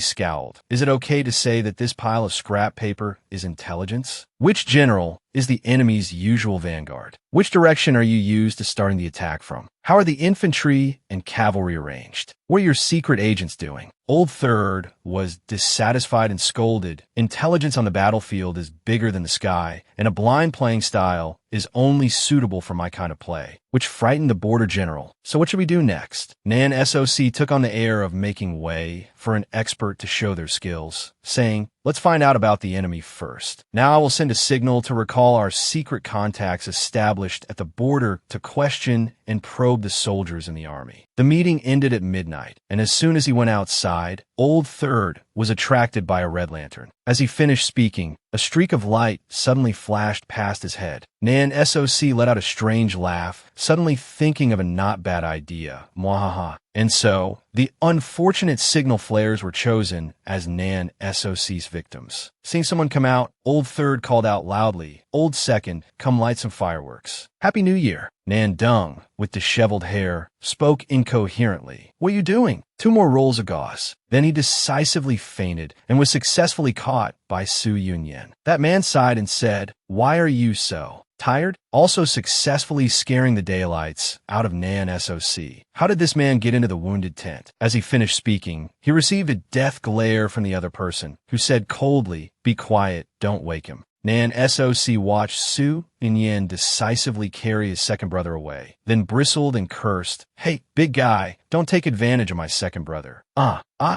My second brother can't." Before he could finish his sentence, the person was already gone. Nanhai, who had just arrived, asked Old Third, "Who are you talking to?" Nan Soc mechanically turned around and said, "You're here? Come on, I've prepared something good for you." His hand immediately lifted Chu Vai up, placing her on Old Seventh's shoulders, said, Wei Wei, let's light the fireworks. Nan Hai lazily asked. Did you ask me to inform the 3 armies that there's an operation tonight? Huh, why are we lighting fireworks? As he finished speaking, he exclaimed, the Spring Festival? Huh? I'd forgotten about it. He gently said to Wei Wei on his shoulders, wait until we get back to the capital. I'll give you lucky money then. Pack a big red envelope, too. After Nan, SOC lit the signal. The signal flare soared high into the sky. It was also New Year's Eve, and the capital was also filled with brilliant fireworks. The Crown Prince said gently, Happy New Year. As he finished, a shadow guard came to report. Your Highness, the items ordered by the 3rd Prince have been delivered, and my subordinate has completed the mission. Nantusi said thoughtfully, it's really a mess. Is this how messenger flares are supposed to be used? One fine day, Nan SOC, lounging on a tree, aimed at a kite and said, Here we come. Then he jumped down with a thud, damaging the grass, then dusted off his bottom and ran away. As soon as he returned to the camp, he saw the soldiers jogging with Wei Wei, saying, Good morning, be careful not to fall. Old Third thought to himself, it's only been a few days, and everyone is already so familiar and friendly with the little kid. As he finished his thought, he said, Little Potato, come here. I'll take you to Old Seventh's place. Old Third nodded and praised the Little Potato. Why are you up so early? Wei Wei said, I always start training at this time. So the two of them trotted to Nan Hai's tent, peeking their heads inside to see him still sleeping. Nan SOC thought to himself, Old Seventh hasn't woken up yet. This is a chance to take advantage of it. So Old Third signaled for Wei Wei to keep quiet. The two of them tiptoed inside. Nan SOC poked Nan Hai's cheek while whispering, Old Seventh, Little Seventh, get up and help your big brother a little. Immediately, he felt like his head was about to be crunched, and he quickly picked up Dao Chu Vai and held her towards his 7th brother. Sure enough, Nan Hai's fist really did stop. Nan SOC breathed a sigh of relief, thinking, luckily, I reacted quickly. Meanwhile, Wei Wei wished him a happy good morning, and even got her head patted by him. Nan SOC, aka the uninvited guest, said cautiously, Old Seventh, the military situation is urgent. Can you shoot down a few kites for your big brother?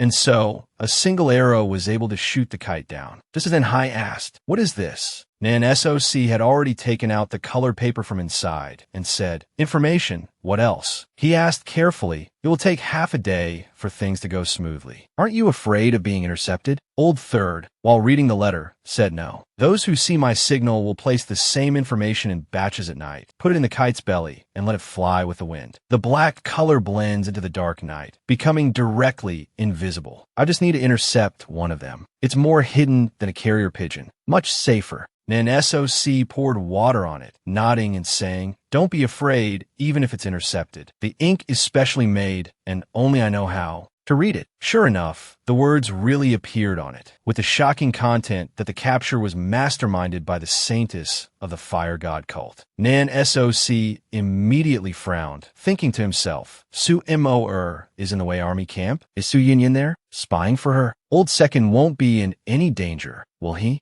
Evening came, and Nan Hai demonstrated as he spoke. Hold the dumpling wrapper with both hands like this, then like that, and like this, and you'll have dumplings to eat. Dao Chu Vai also followed, this way, this way, then poked Nan Hai. Just as he asked, What's wrong? He saw the little girl throw a piece of dough on her face. Baring her fangs, she said, Look, jerk, I'm a ghost. Nan Hai said nonchalantly, Wow, that's so scary. But in his heart, he was already moved. Is there really such a cute ghost? Nan SOC secretly watched them, his eyes a little sad as he thought, When I was a child, Old Second taught me how to make dumplings. The image of the dumplings brought Nan SOC back to the past, to the day when Nan Dung gently instructed, This is how you make dumplings. The dumplings are ready. Only then can we have a reunion. The gluttonous little third prince, no matter how he wrapped it, the huge amount of filling inside would spill out. Nan SOC was sad, saying, This year it's just the two of us. Is it because the dumplings I made aren't good? Nan Dung pinched his younger brother's cheek and said with a smile, Father Emperor is holding a banquet with his new concubines this year, as usual. Big Brother and the other princes want to pray for everyone in the ancestral temple. As for Old Seventh, life and death are fated. If something like that happens, none of us can do anything. It's not good for Old Seventh to stay in his room all the time. Back then, SOC thought that when we wrapped dumplings and sent them to them, it would be a reunion. Returning to the present, Old Third was still preoccupied with the words. The kidnapping was masterminded by the saintess of the fire god cult, and could only think silently. Old Second. That night, Nan SOC and Su Yunyan had a meeting, but the other party was not very friendly. He said, "Did you call me out for something?" Old Third frowned and took out a crossbow from his sleeve, saying fiercely, "Answer me honestly. What are your intentions toward my second brother, right?" Su Yunyan said lazily, "Yes, didn't you see it all that day?" Which made Old Third feel secondhand embarrassment. "I didn't mean that. I mean, what is your purpose?" Seeing the man opposite him look contemplative, Nan SOC also became nervous, until Su Yunyan shyly said, "To marry your second brother." Nan SOC was instantly fuming. "I'm very angry right now. If you're still trying to joke, I'll kill you." Old Third's mischievous hand was quickly caught by the other party. He emphasized, "I'm truly serious about your second brother." And so Nan SOC played the victim, shouting loudly, it hurts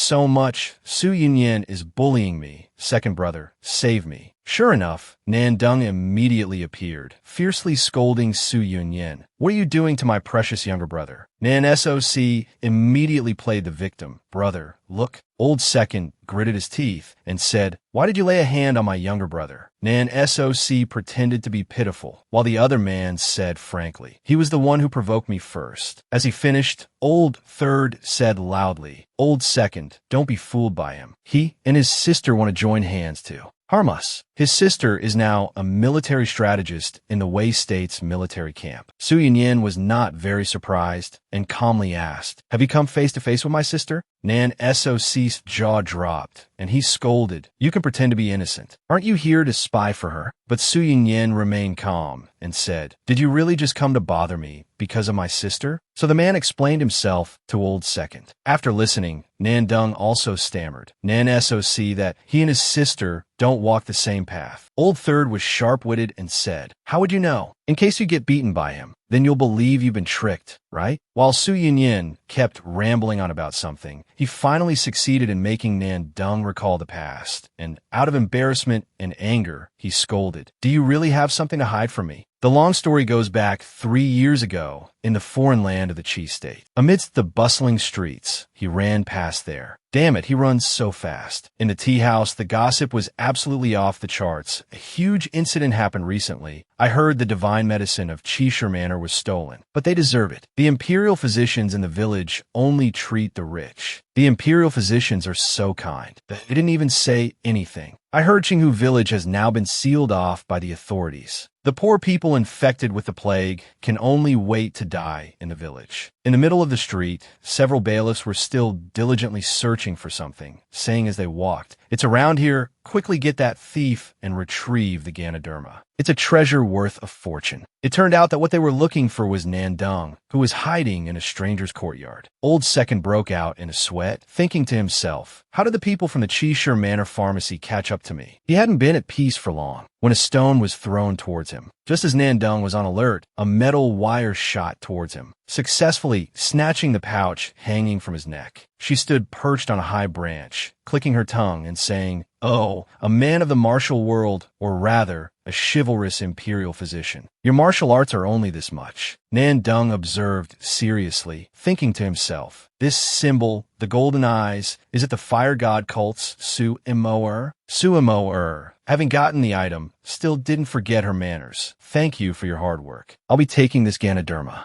Nan Dung insisted, shouting, "Give it back to me." But she still played deaf, saying, "There are probably over 100 people out there looking for you. Why don't you give it to me?" Old Second asked honestly, "Can you defeat that many people? Are you that strong?" But Su Imo-er replied playfully, "Why should I fight them? I'll throw you to them, and then I can run away." Just as she finished speaking, another man landed on the branch, calling softly, "Imo-er." As soon as Nan Dung saw the other person, his eyes widened. How could this thing be here? Su Yunyi, Su Imo-er, are they siblings? Su Yunyi frowned and said, "The leader said he is in urgent need of this 1,000-year-old Ganoderma mushroom. You should get it out of the city immediately. Don't waste time here." As soon as she asked, "What about you?" the man landed on the ground and said softly, "I'll leave after dealing with those people to avoid being chased all the way." Su Imo-er then turned around and said carefully, Then hurry up. I'm leaving first. Su Yunyin seemed to be waiting for just this sentence. Nandong just couldn't stand by and watch, wanting to chase after her. Stop, don't you dare leave. But he suddenly felt completely weak and was caught by Su Yunyin. Where are you injured? Don't you know how to heal your own wounds first? Nandong said mechanically, it's just a little poison. I'll deal with it later. Let me go. Su Yunyin. The Ganoderma can save hundreds of lives. As soon as he finished speaking, he felt a warmth spreading to his wound. He said softly, let me check your wound for you first. Su Yunyin was a person whose blood could miraculously neutralize all poisons. Then, while bandaging Nandong, he said lazily, I know you want to use that Ganoderma to save the people in Qinghu village. I made a substitute medicine. You don't need the Ganoderma anymore. The people of Qishur Manor rely on the dogs raised in the village to find their way by smelling the scent of the Ganoderma. Were this to cover the scent of the Ganoderma you've been contaminated with, then we will set off for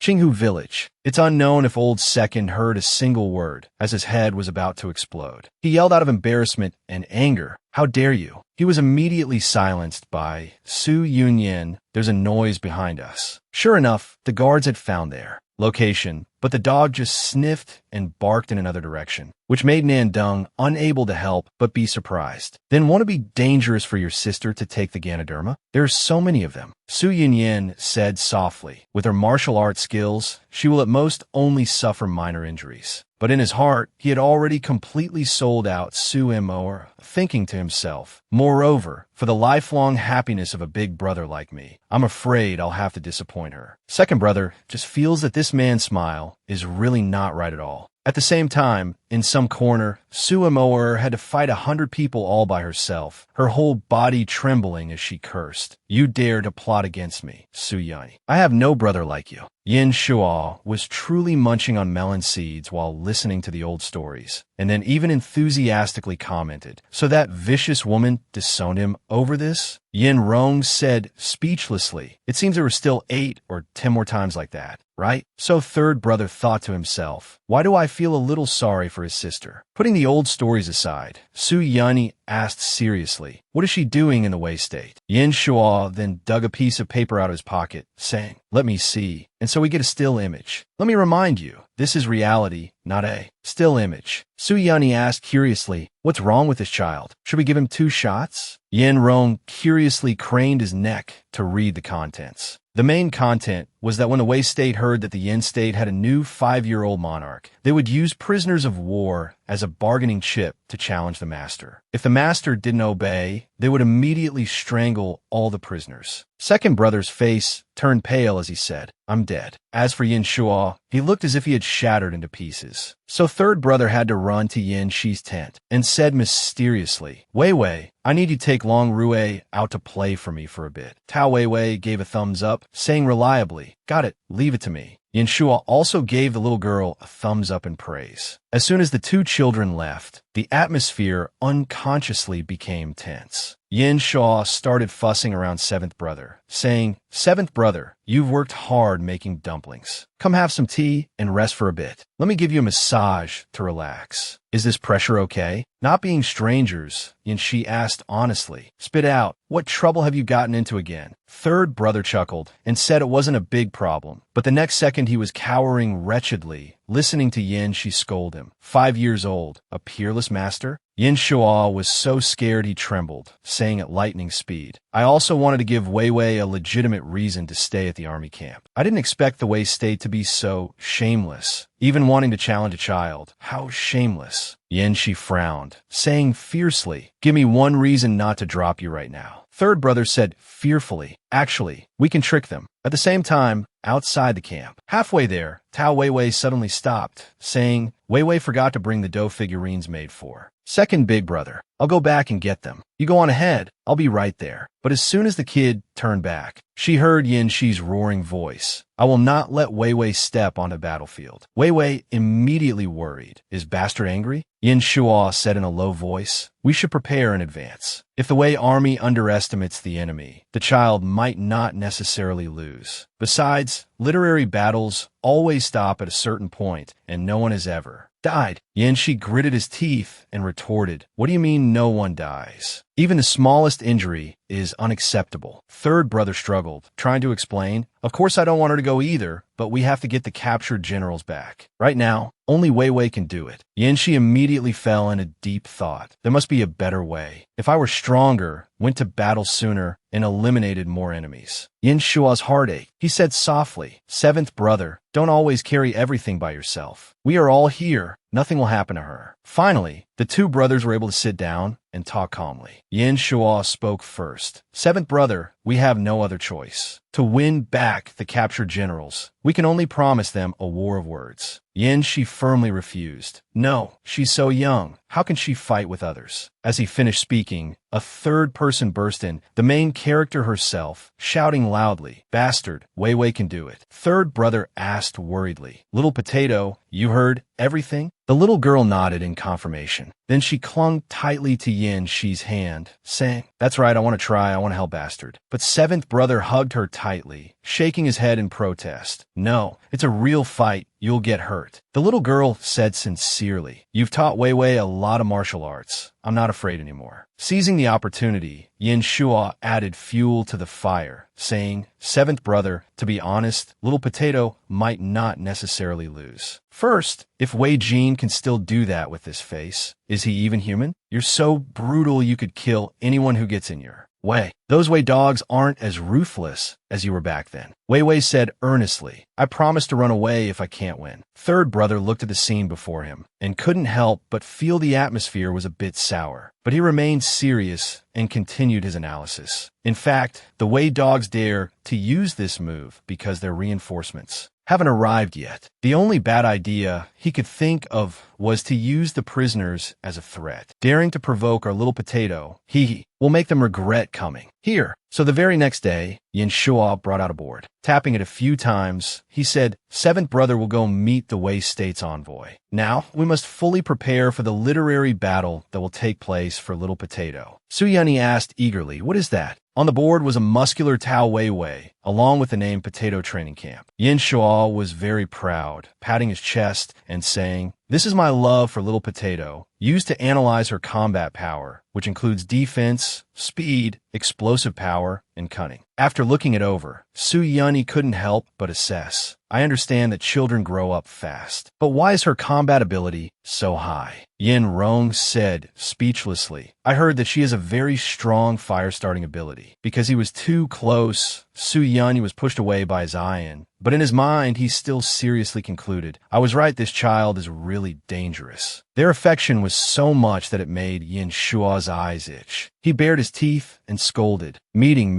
Be serious. Everyone, let's brainstorm together. All of this is for my life. Ah, no, for Wei Wei's safety." As he finished, he remembered seventh brother's death glare when he said, "If she gets hurt, you're dead to me." Yin Shua quickly brushed off his fear and said with focus, "Right now, we need to think about defense and explosive power, especially defense." As he finished, Su Yunyi spoke up, "If we're talking about defense, I have this." The item in the man's hand successfully attracted the Yin brothers, who asked in unison, "What is it?" Yunyi answered honestly, "This is the shed skin of the holy serpent of the fire god sect. It can withstand swords, spears, water, and fire." Yin Rong asked curiously, "How can we use it for her?" Yunyi stared at little Wei Wei and pondered for a long time. Then he magically produced a super long piece of snakeskin and wrapped it around the little girl. After a struggle of booms and zaps, he finally got some peace and quiet. Looking at Wei Wei, who looked no different from a walking mummy, he then looked for praise, saying, "Look this way, the defense will be guaranteed." What do you think of it? The day of the friendly match finally arrived. The flags of the Yin State and the Wei State flew side by side under the same sky. But the atmosphere of the spectators on both sides was opposite. While the Yin generals and soldiers eagerly shouted, "We will always support you. Tao Wei Wei is amazing. You can fly with confidence on Taobao." The Wei soldiers' faces were pale.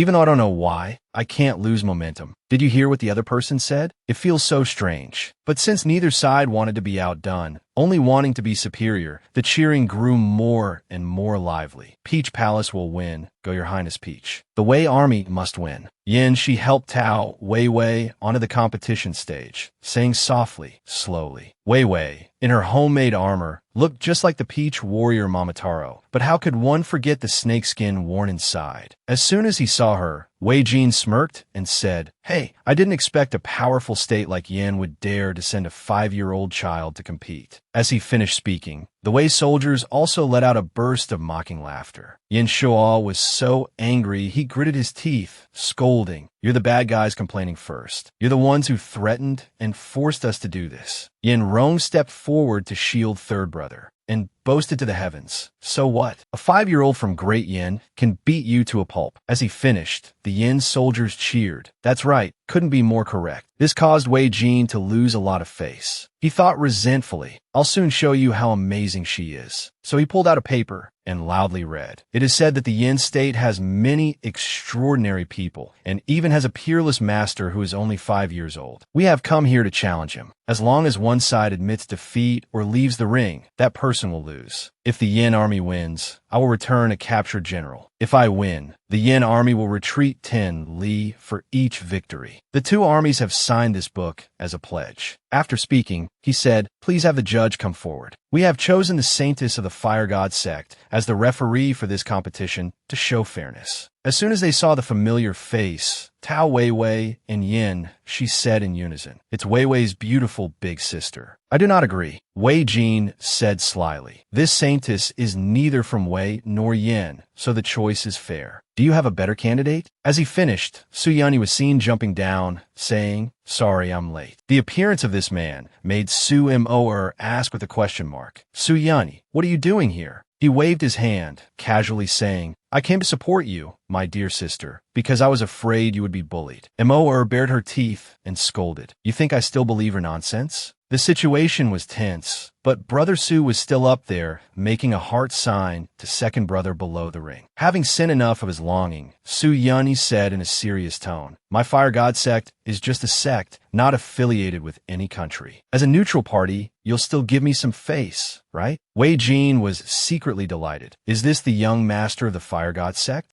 It seems this time the Fire God sect is completely on the side of the Wei state. But he said politely, "The Fire God sect is very famous, so it's most reasonable for the two of you to make the decision yourselves." Yin Shi below couldn't keep his cool, making third brother and second brother struggle to hold him tight, both whispering in low voices. "Calm down, our person ours." Yin Shi sent a death glare at Yin Rong, his cold snort meaning, "What do you mean, ours? Are you hiding something from me?" Suddenly, second brother realized something, and used Yin Shi as a shield to catch all the love Su Yanni was shipping over, which made seventh brother tremble with anger. "It seems you two have hidden a lot from me." Wei Jin was overjoyed and quickly said, "No need to say more. Both players are ready to begin. Please welcome the first master from the Wei state, General Li." The one who stepped forward was a huge man, 10 heads taller than Tao Wei, with a muscular body. Yin Shi immediately frowned and whispered, "If you can't dodge the attack, give up immediately. I'm here for you. Don't worry about anything." The little girl just gave a thumbs up, saying seriously, "Don't worry, bastard. Wei will win for you." The referee announced next, "Please welcome the peerless master of the Yin state, Tao Wei. The competition begins." General Li got into a ready stance. He thought to himself, "Don't underestimate the enemy just because he's young. I heard this child can fight the god of slaughter and still counterattack. He's been motionless for 15 minutes. Is he trying to trick me into attacking first and then take this opportunity to launch a sneak attack?" Looking over, he still saw Wei actively holding her stance. What the hell? The three princes of Yin state were all frozen, solid on the spot. Without saying it, the trio of princes began to wake up. Yin Rong thought. She wouldn't think a martial arts competition is a contest to see who can hold a horse stance the longest, would she? Until Wei looked back with tears in her eyes, sending a signal for help. That uncle is playing dirty. Why hasn't he started yet? Yin Shua's face twisted as he yelled, "We're done for." Yin Shi tried to use mouth shapes to send a signal. Wei, this is a ghost fighting game, not a horse riding stance. Do you remember how I taught you to defeat a bad guy taller than you? Wei thought to herself, fighting ghosts?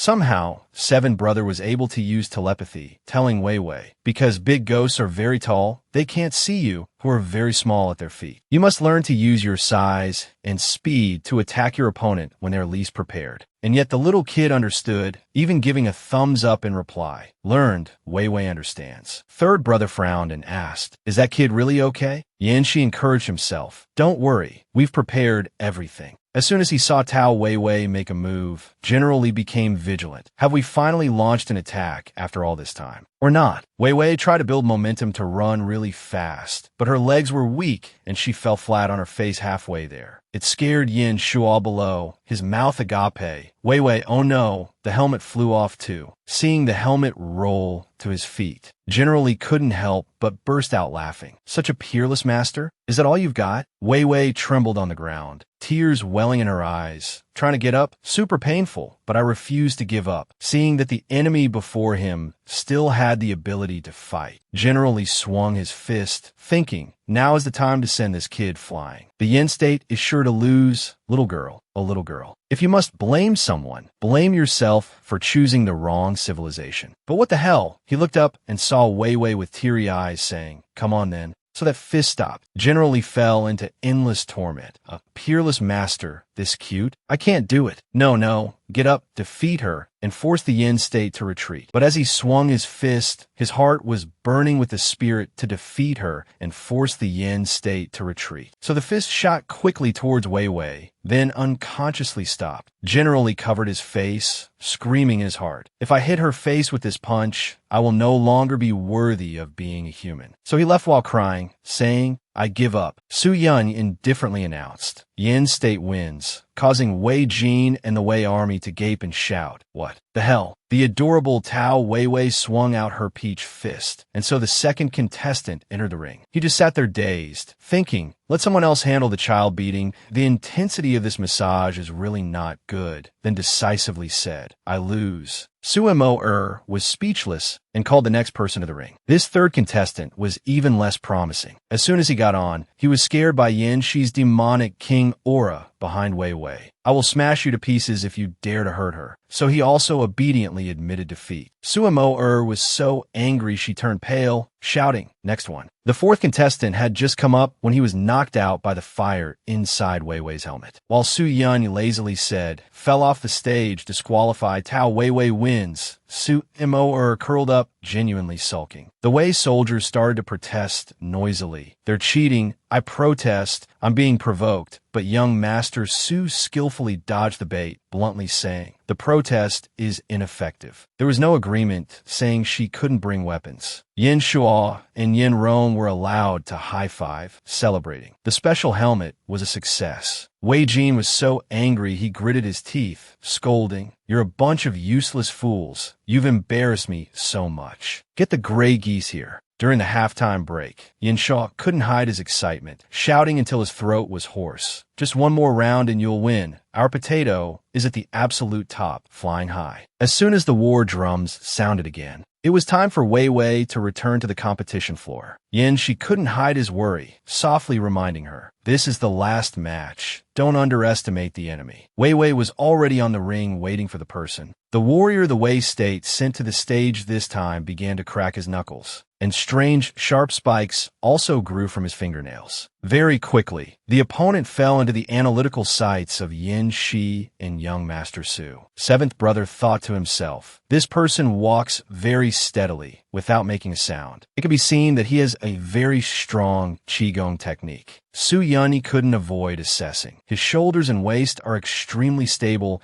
and almost motionless, but they can move with the wind. Even Sumo had to be wary. It can be seen that his internal power is very deep. This person is extremely strong. Yin Shao, aka the one who knew nothing about martial arts, sneered from below. Is that all? It seems this time he's not as good as the previous ones. It seems the Wei state has given up on itself and wants to admit defeat. Only Long Rui, at his side, trembled as he remembered the one who massacred his family and shouted, Big brother, danger, it's dangerous. Save Wei Wei, save Wei Wei. Yin Shi received the signal. and rushed onto the ring, but his voice and Wei Jin's blended together. We forfeit this round. The game begins. The opponent's shadow successfully enveloped the little girl. Even though she struggled to shout, "Wei Wei, run!" Tao Wei Wei still stood motionless, thinking to herself, "I'm so panicked, but why do I feel like I hear Bastard's voice in my ear, but I can't hear what he's saying?" The man from Wei quickly reached his hand towards Wei Wei. Finally, in an instant, the ring was stained with blood, and Wei Wei's helmet was also knocked off. The 7 kingdoms were divided at that time because the king feared their power falling into the hands of others. The individual groups were annihilated. Once they formed an alliance and sent troops to the north, with the advantage of sheer numbers. From then on,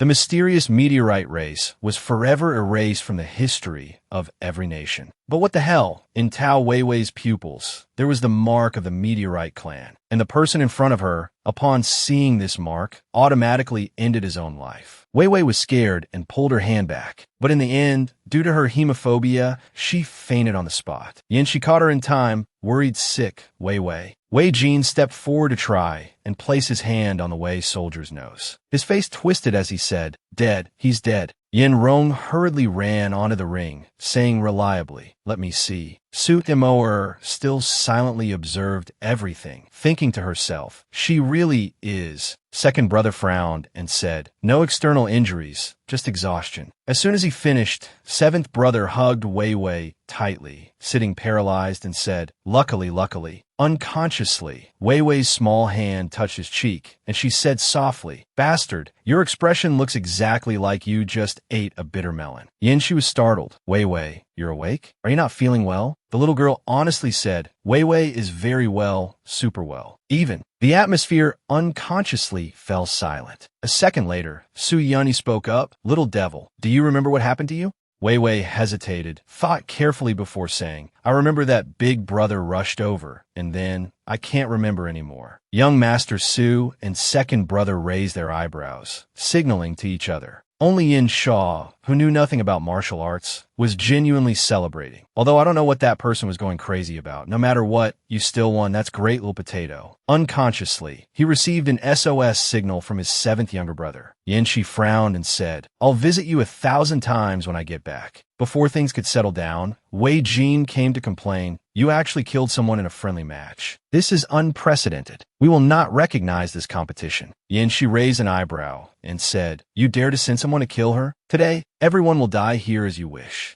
Shu also brought out the sign agreement, arguing eloquently, Hey, look carefully. This guy clearly offed himself. Our potato didn't kill anyone. According to this agreement, you must return the hostage to our Yin state." To the point that Wei Jin's jaw dropped. He had to look up to Su Moer for help, saying, "Saintess, please say a fair word for me." She was cold and gave her conclusion. He was indeed harmed by his own martial arts. The result is clear. I have nothing more to say. Goodbye. And then she left, leaving Wei Jin alone in bewilderment. Is the fire god sect going to abandon us? But just now the gray goose was about to kill the child. So why did he kill himself? If we admit defeat, won't we miss the opportunity and lose all our money? Su Moer, while stamping a letter, said, "Wenju, take this letter over there." In a cold place, with ice several thousand feet thick, the letter was delivered to its recipient. At the same time, Wei Wei was carefully examined by Yin Rong, from her eyes to her throat and everything, but he could only conclude that everything was normal and she was quite healthy, in fact.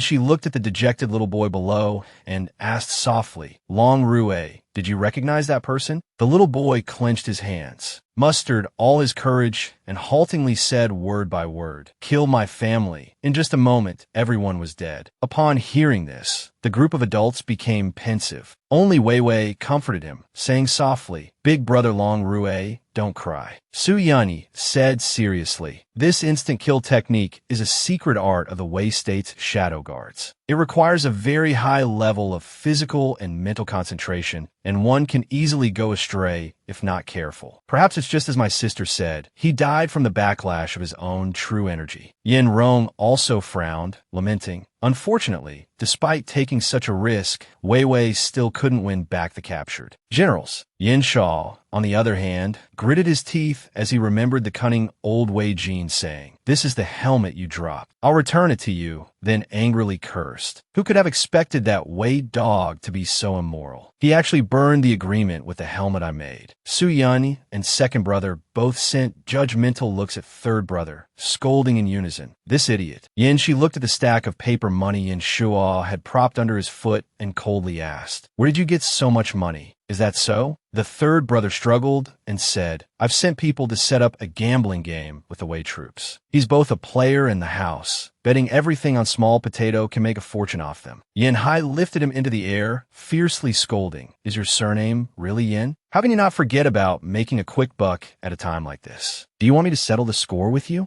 The third brother cried his eyes out, wailing, "Please give me one more chance to make amends. My men have been investigating day and night these past few days. They've finally locked down the area where many of our generals are being held. On that note, I have a brilliant idea." Upon hearing this, the veins on Yin Hai's body bulged, and he said, "Unable to be more ferocious, you'd better not create more work for me." That night at the Wei State Barracks, a soldier was wandering outside in the middle of the night, pressing his waist, thinking, "So sleepy, I'll quickly find a place to relieve myself and then go back to sleep." Just then, a green-haired Jiangshi skipped past behind him, but when he looked back, there was no one there. Until he looked forward again. He was successfully scared by Yin Hai's deathly face until he foamed at the mouth and passed out on the spot. Just when he thought he was about to die, he was poked awake by someone's brushing. As soon as he opened his eyes, he saw the black and white impermanence coming for him. The second brother, acting dramatically, said, "This person's life officially ends today." The young man was scared out of his wits, thinking to himself, "I really want to faint again." Yin Rong said in a cold voice, "Your lifespan has ended, but considering you haven't killed many people, if you want to live, you can exchange it for someone else's lifespan. Do you agree?" The young man immediately bowed low, shouting, "I am willing." Su Yin, beside them, said flatly, "I think those prisoners still have long lives ahead of them, so it would be a good idea to take their lives instead. Tell us where they are." He was so scared he trembled and obediently confessed, "They are locked in the 5th tent in the rear camp. Please let me go." Just when he thought he could go back to sleep in peace. But what the hell? He was once again scared unconscious by the Jiangshi Vai. A few hours later, Wei Jin had not yet fallen into a deep sleep. He heard a commotion outside calling, "General, the Yin state is attacking at night. The army is very close." He immediately sprang up, put on his armor and said, "What? They have suffered heavy casualties. How dare they attack us again? Isn't he afraid I'll kill the prisoners? Go get those prisoners. Bring them to the front. I don't think they'll dare to take another step." As he finished speaking, another soldier frantically reported, "General, the captives from the Yin state have all gone missing." Wei Jin's face fell as he said, "Impossible. This is impossible." And so that night, an entire mountainside was ablaze with fiery light. Yin Shuo stood at the foot of the mountain, laughing and saying, "A handsome person like me can't scare others to death, but my brothers are more than capable." Sure enough, the very next morning, Wei Jin was crying his eyes out, a white flag on his back, a letter in his hand. He sincerely said, "The surrender letter from the Wei state is here. We will withdraw our troops and return the border cities to the Yin state." As soon as Yin Hai took it, the Yin state soldiers cheered in unison, "We've defeated Wei. We've won. We can go home now."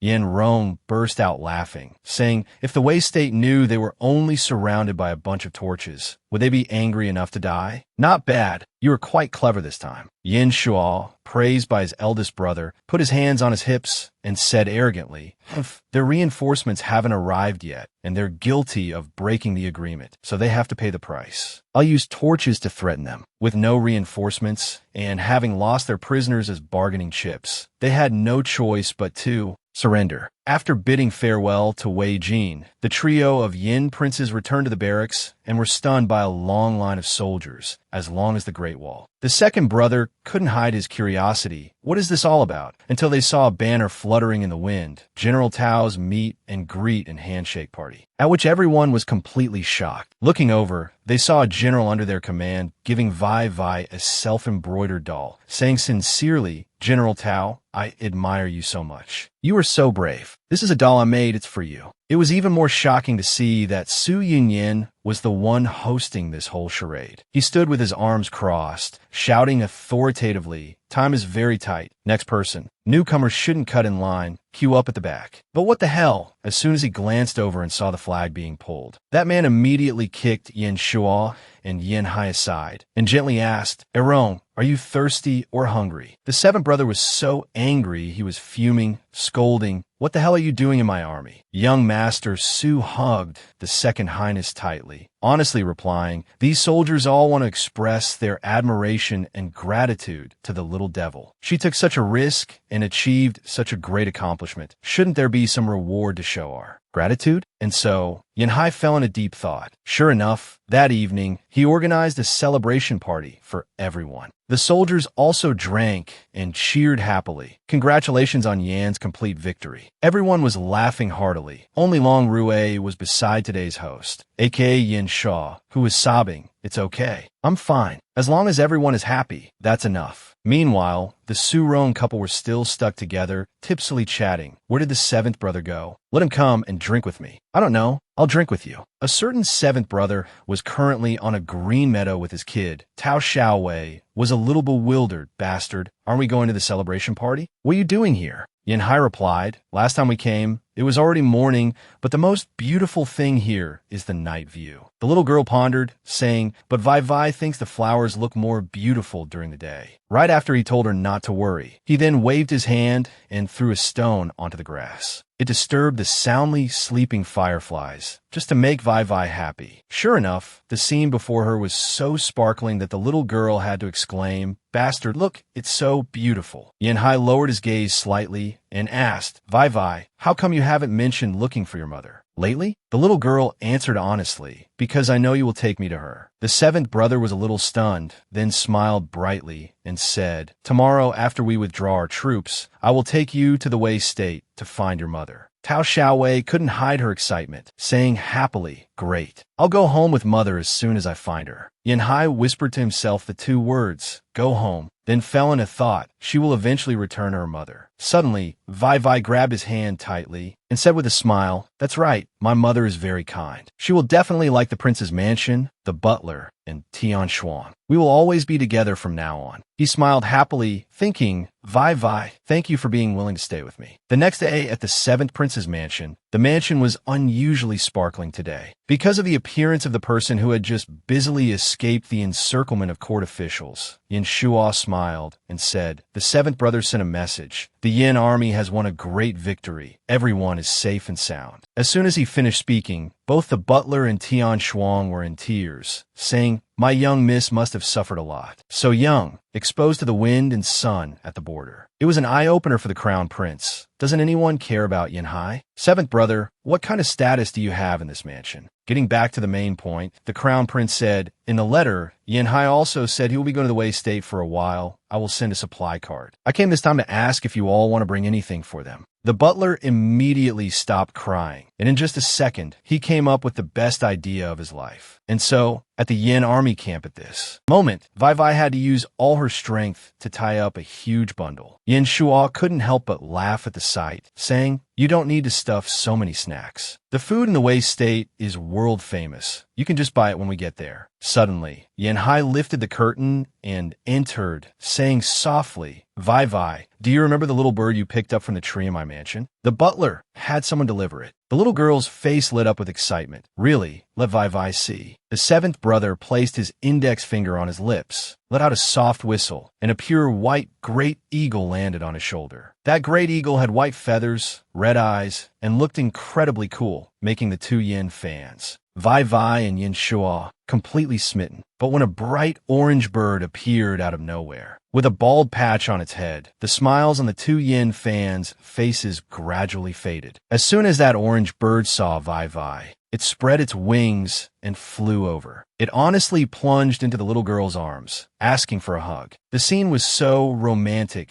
that Vai Vai could feel the deadly glare from the great eagle opposite her. Yin Hai commented from the side, "It seems this bird still remembers you. I asked the butler to take it to the aviary to train with Abiao. I didn't expect Abiao to like it so much, even carrying it with him all day. If you insist on keeping this little bird, you must be responsible for it. Yin Shua's face darkened, thinking to himself, it's so ugly you can't even say it, can you? But Tao Xiaowei's eyes sparkled unexpectedly as she exclaimed, very cute, I like a lot, leaving the third brother speechless. This kid's taste is so strong. As he finished speaking, Yin Rong also came looking for them, urging them nonstop. Has everyone packed everything? We have to sneak into the Wei State when a morning market caravan enters the city. Yin Hai said mysteriously, there's one more person going with us. They thought it was the seventh brother's friend, but the person who entered made both the second and third brothers exclaim, Consort Jun. She said in a hoarse voice, Consort Jun is dead. My name is Long Qing. Everyone exclaimed in astonishment. The Long family again? Suddenly, a tender voice called out Little Annie. Long Rue ran quickly towards her, hugging her tightly, which surprised Long Qing. Long Rue, why are you here? Her whole body trembled unconsciously, fear rising uncontrollably. No, it can't be. Could it be that everyone in the family is dead? Emperor of Wei, I will definitely kill you with my own hands. A while later, the gossip-loving group arrived in the Wei State. Vai pulled on Yin Hai's hand, smiling brightly, and said, Bastard, let's go check over there. Yin Shaw, being an information dealer, was very curious and asked, Consort Jin, oh no, Miss Long, you are a Ning in the Yin State's treasure records. Moreover, my imperial father specially sent me to investigate your background in the Wei State. Your father's surname is indeed still Ning. Long Qing nodded and replied, my Long family ancestors ceded the throne to the Wei family 100 years ago because their descendants only had daughters for a long time. The Wei emperor promised that the empresses of the Wei emperors must be women with the surname Long. Therefore, the descendants of the Long family all take their mother's surname. By my generation, the Long family's bloodline is very weak. If I want to protect the glory of the Long family, I can only rely completely on the Wei family and obey their orders. Su Yinyan also asked with curiosity, so the Emperor of Wei used the Long clan to threaten you, forcing you to marry into the Yin state? Long Qing sighed, saying, at that time, the current Wei Emperor's power was too isolated and weak. So he pretended to offer me to the Yin Emperor in exchange for time to recuperate. Before the marriage, I made an agreement with him that when the Wei state sent troops, I would be the one to poison him. I didn't expect that poison to be non-fatal. As she finished, the young master Su leaned close to the second brother. He whispered, did you hear that? You should thank me that your imperial father is still alive. And well, although Yin Hai was looking after the child, he didn't miss a word and frowned, saying so, the Wei Emperor first sent troops and then used the Long clan to poison my imperial father. At the same time, they allied with the fire god cult to kill me and make the Yin state lose all its fighting strength. Such a perfect calculation, which made Long Qing feel guilty. After a long walk following the tour guide, Yin Shaw,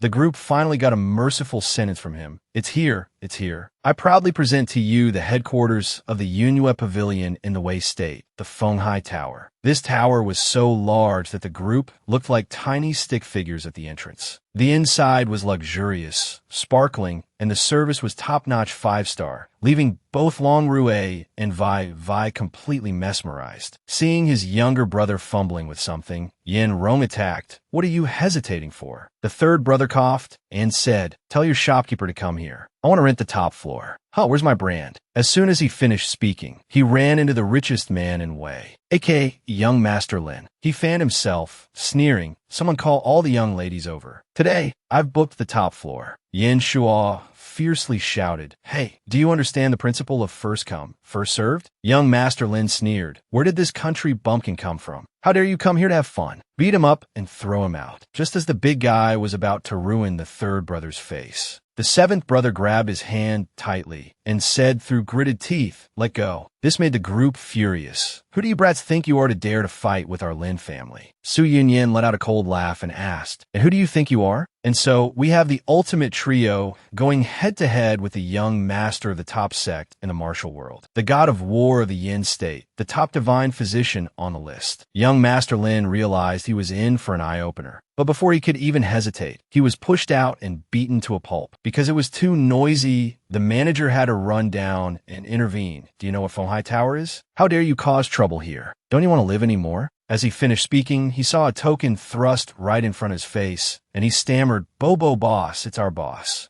And so he started cheering with all his might, shouting, "All you heroes, fight your best and destroy our own business. I can fix it." That night, young Master Lin walked down the street holding his swollen cheek, grumbling, "Damn it, I have to go home and tell someone." The tall guard beside him said softly, "Young Master, those people don't look simple. Why don't we just forget about them?" As he finished speaking, he was immediately punched and heard a scolding. "What the hell are you doing? Even my father has never hit me. My Lin family are royal merchants. How can you be afraid of these little bastards?" And so he swaggered off, then accidentally bumped into a passerby. Then he arrogantly started a fight. "Hey, do you have eyes? Hello, I'm talking to you. Are you looking for death? Stop for me. How dare you ignore me?" But no matter how much he wanted to grab the other person's head, he kept missing. Embarrassed, we're so embarrassed. So young Master Lin roared, "Get him for me." After the guards caught the person, he said with delight, "I was just worried I had nowhere to vent my desires, and now you've come to my door yourself." Young Master Lin eagerly threw a punch at the man, but the other person had no intention of fighting back or dodging. But in the end, a piercing scream was heard. The young man pulled his hood up to cover his face and left, leaving young Master Lin in the middle of the street. That night, at the Fire God cult, Wei State Branch, Su Mo twirled her hair and said, "Have all the bounties for Yan Hai's assassination been posted?" Wen Zhu bowed her head and reported, "The documents have been sent out, and the envoys of the 5 nations will meet to discuss this matter in 3 days. After she finished speaking, she pondered, asking, "What? Are you worried that the price I offered is too high and the Fire God cult can't afford it?" Wen Zhu honestly said, "A bounty of 1,000,000 silver taels. This servant fears that we currently cannot afford that amount. It's true." Su Mo said profoundly, "Let's see which wealthy merchants are in the Wei State. I have my own way to ask them to automatically send money over." The next morning, as soon as Yan Hai opened his eyes, he bothered his third brother, "Follow Su Yunyan's instructions and check where the Tao family is. Let's pay them a visit as soon as possible." Yin Xuan nodded, understood. While things were peaceful, the manager rushed to find them. "Boss, it's not good. Something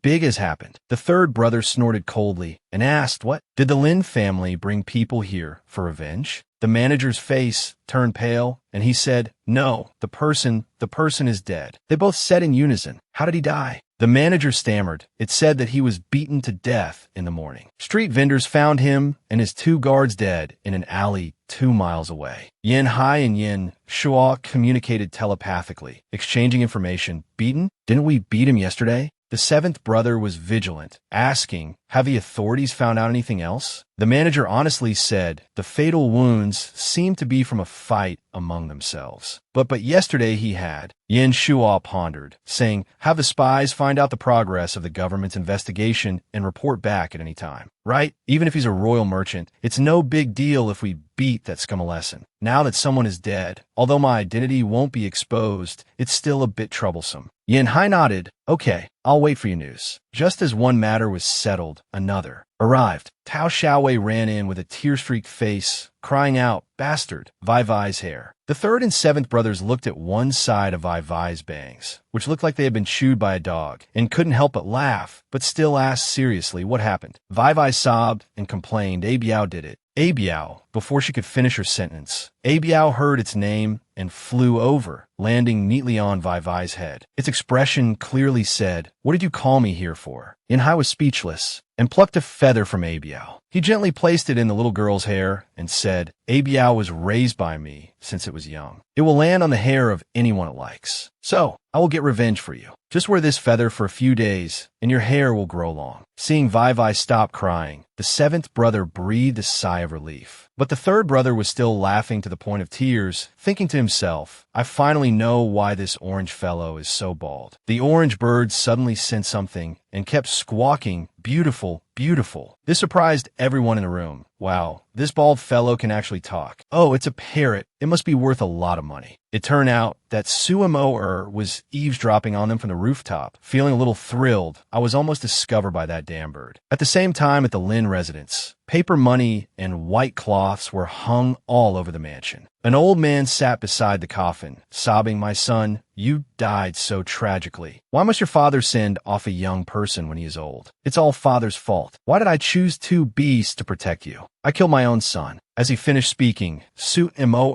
appeared again, saying softly, what if the one who killed young Master Lin was someone else? The old man became vigilant. Who are you? She replied mysteriously, I'm just a person in this world, seeing injustice on the road, but unable to fight against the power of the killer. She immediately won the old man's trust, and he roared in anger, young lady, please tell me, who is the murderer of my son? My Lin family will not let it go without knowing the mastermind, even if we lose everything. Su Mo said in a cold voice, that person is the god of slaughter of the Yin state. Su Mo changed the subject. Today, she specially came to a place. As she entered the door, she lamented, I've waited too long. Today, I came here to ask you two for a favor. Inside were the top assassin on the list, Yin Shuang, and the second on the assassin list, Yin Mo. The female assassin named Yin Mo said sharply, Su Mo, business is business. The price must be made clear. Our price is very high. The saintess laughed, saying, I know you are both top assassins in the martial arts world. Many royal families have been killed by you.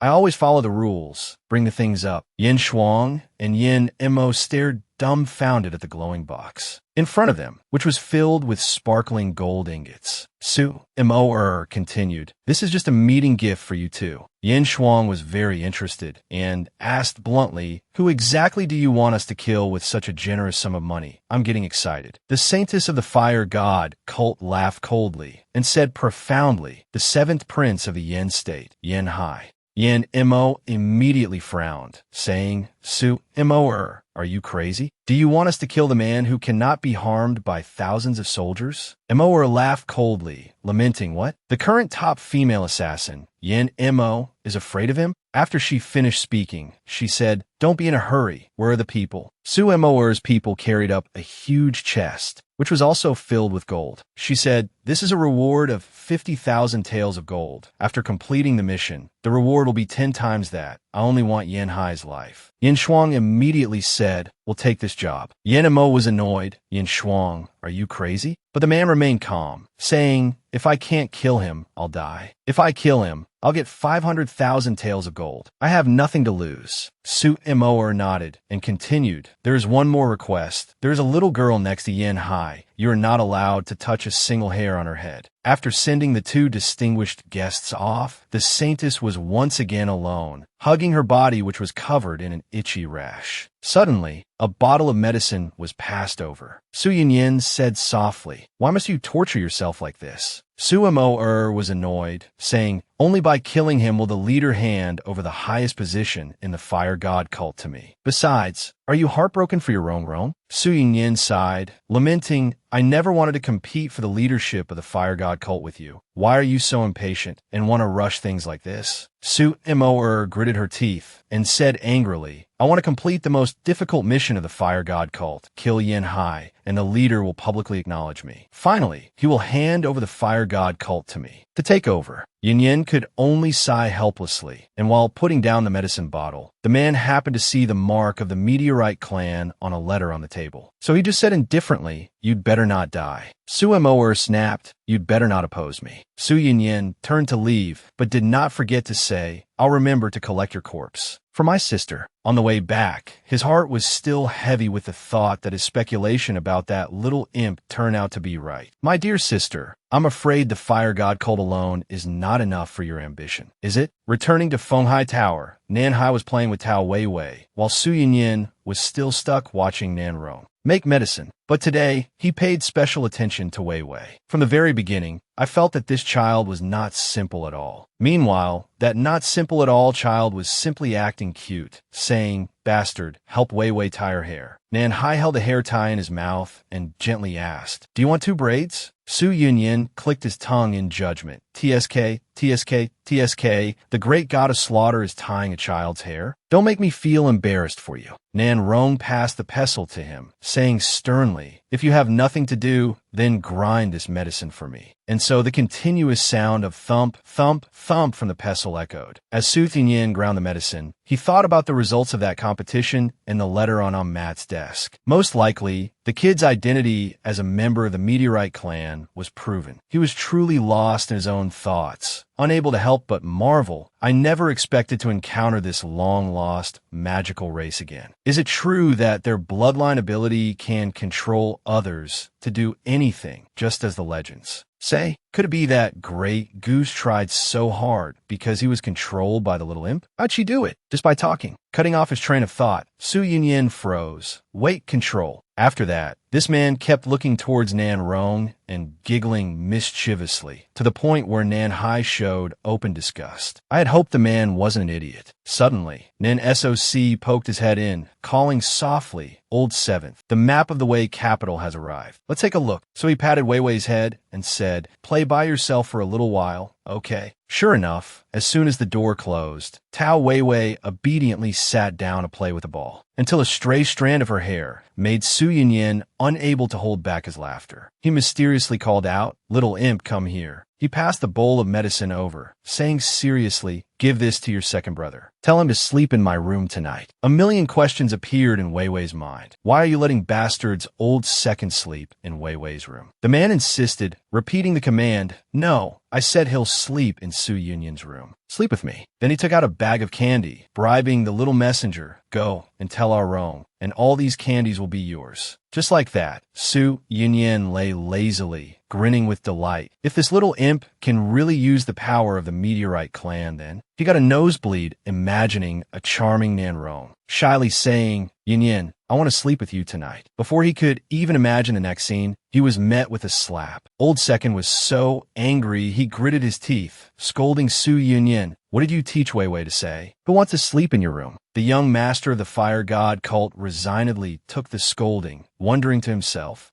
what about the Meteorite clan's ability? At the same time, Nan Hai was in the main hall discussing business. After observing the rhythmic movements of the guests arriving at Feng Hai restaurant for a while, he whispered to Old Third, "Something's not right." Nan SOC asked, confused, "What's wrong?" As soon as he finished speaking, they saw the people around them draw metal weapons and surround the two of them. Yin Mo, on the upper level, sneered, "Everyone in the game is in position." With that, she threw a hidden weapon towards Nan SOC, but Nan Hai, with his decades of battle experience, quickly rushed over to embrace Old Third. This was also when Yin Mo smiled victoriously, "That I understand you now, Nan Hai." So this time, she threw out two different hidden weapons, one of which was as thin as a thread and flew parallel. Sure enough, this time, Nan Hai couldn't avoid being hit by one of the two hidden weapons from behind. He quickly pulled Nan SOC behind him, yelling, "Go find second brother, quickly. Remember to protect yourself." As soon as Old Third left, Nan Hai's whole body felt weak. He cursed inwardly. Damn it, the hidden weapon was probably coated with an anesthetic powder. The people inside shouted, "Let's move, brothers." With that, many chains were thrown out, and somehow they successfully bound Nan Hai's entire body. Yin Mo said mockingly, "So killing a god is just like this." After that, she disappeared as if she had never been there. Nan Hai, still unaware of her identity, asked with a grim face, "Who are you?" At the same time, Nan SOC had already run back home. He pushed open the door and shouted, "Old Second, something big has happened. There's a group of people downstairs trying to capture Old Seventh." At the scene, a young man representing them answered him, "We are handling the case. The suspect attacked the eldest son of the Lin family at Feng Hai Tower the day before yesterday and beat him to death. We are here to arrest him. Everyone, disperse. Stop looking." They pulled the chains tight, saying, "Sir, please come with us." But no matter how hard they pulled, the other party didn't budge. The men got annoyed. "You still dare to resist?" Nan Hai stared at them, thinking to himself, "I'm feeling the pain now. It seems the effect of the drug is wearing off." One of them said fiercely, "Drag him back to the magistrate's office, quickly." The man's heart was already filled with unconcealed greed. He thought, if the intelligence is correct, he is the murderer named Nan Hai. If I hand him over, I'll successfully get the reward money. Before he could even imagine the lavish reward, he heard a child's voice cry out, "Let go of Bastard right now." Wei Wei was delivered straight to the scene by Ah Biao. As soon as she landed, she immediately stomped on one of the men's faces. Nan Hai was frantic with worry, yelling, "Wei Wei, what are you doing here? It's dangerous. Go back quickly." Tao Wei Wei looked towards him. but ended up being frightened into a stupor. Bastard, are you okay? Blood, blood, there's blood. And so, tears welled up in the corners of her eyes. Stars appeared in them, and she said, "Garlic heads, let go of bastard." The men immediately dropped the chains, just as Wei Wei commanded, which also startled Nanhai quite a bit. "Wei Wei, what did you do to them?" As soon as he realized the men were gradually regaining their senses, Old Seventh strained and broke the chains binding him. Then, using their own weapons against them, he used the chains to whip the men until they were unconscious at his feet. Wei Wei cheered excitedly. "Bastard, you're the absolute best." But Nanhai pinched her cheek, gritting his teeth as he scolded, "You must be very brave to come to such a dangerous place." Just then, Old Second and Old Third ran over. Surprise, it's already taken care of? How is it so fast? Wei Wei's eyes sparkled as she boasted proudly. "I was amazing just now. In the whole world, they're all afraid of Wei Wei." Wei Wei told them to let Bastard go, and they did. Nanhai said coldly, "You're quite proud of yourself, aren't you?" Unconsciously, Su Yunyan spoke with confusion. She started doing it again. He was inwardly furious. Such a good skill is only used on these useless soldiers. Nan Rong immediately became alert. "What does that mean? Speak up." Old Second pinched young Master Su's ear, scolding fiercely, "You've been acting strange all morning. Are you hiding something from us?" Su Yunyan yelled, "It hurts, it hurts. I'll tell you everything. But first, the officials have come to our door. We must find another hiding place immediately." Nan SOC nodded, saying, "Well, Fenghai Restaurant is just a restaurant on the surface. If there's a criminal, it will definitely be shut down. Then my financial path." Before he could finish, the pressure from Old Second and Old Seventh made him shrink back. He honestly continued, our base in the Wei State cannot be discovered. As long as we evacuate quickly, the shopkeeper will know how to handle the remaining mess." Nan Rong sighed.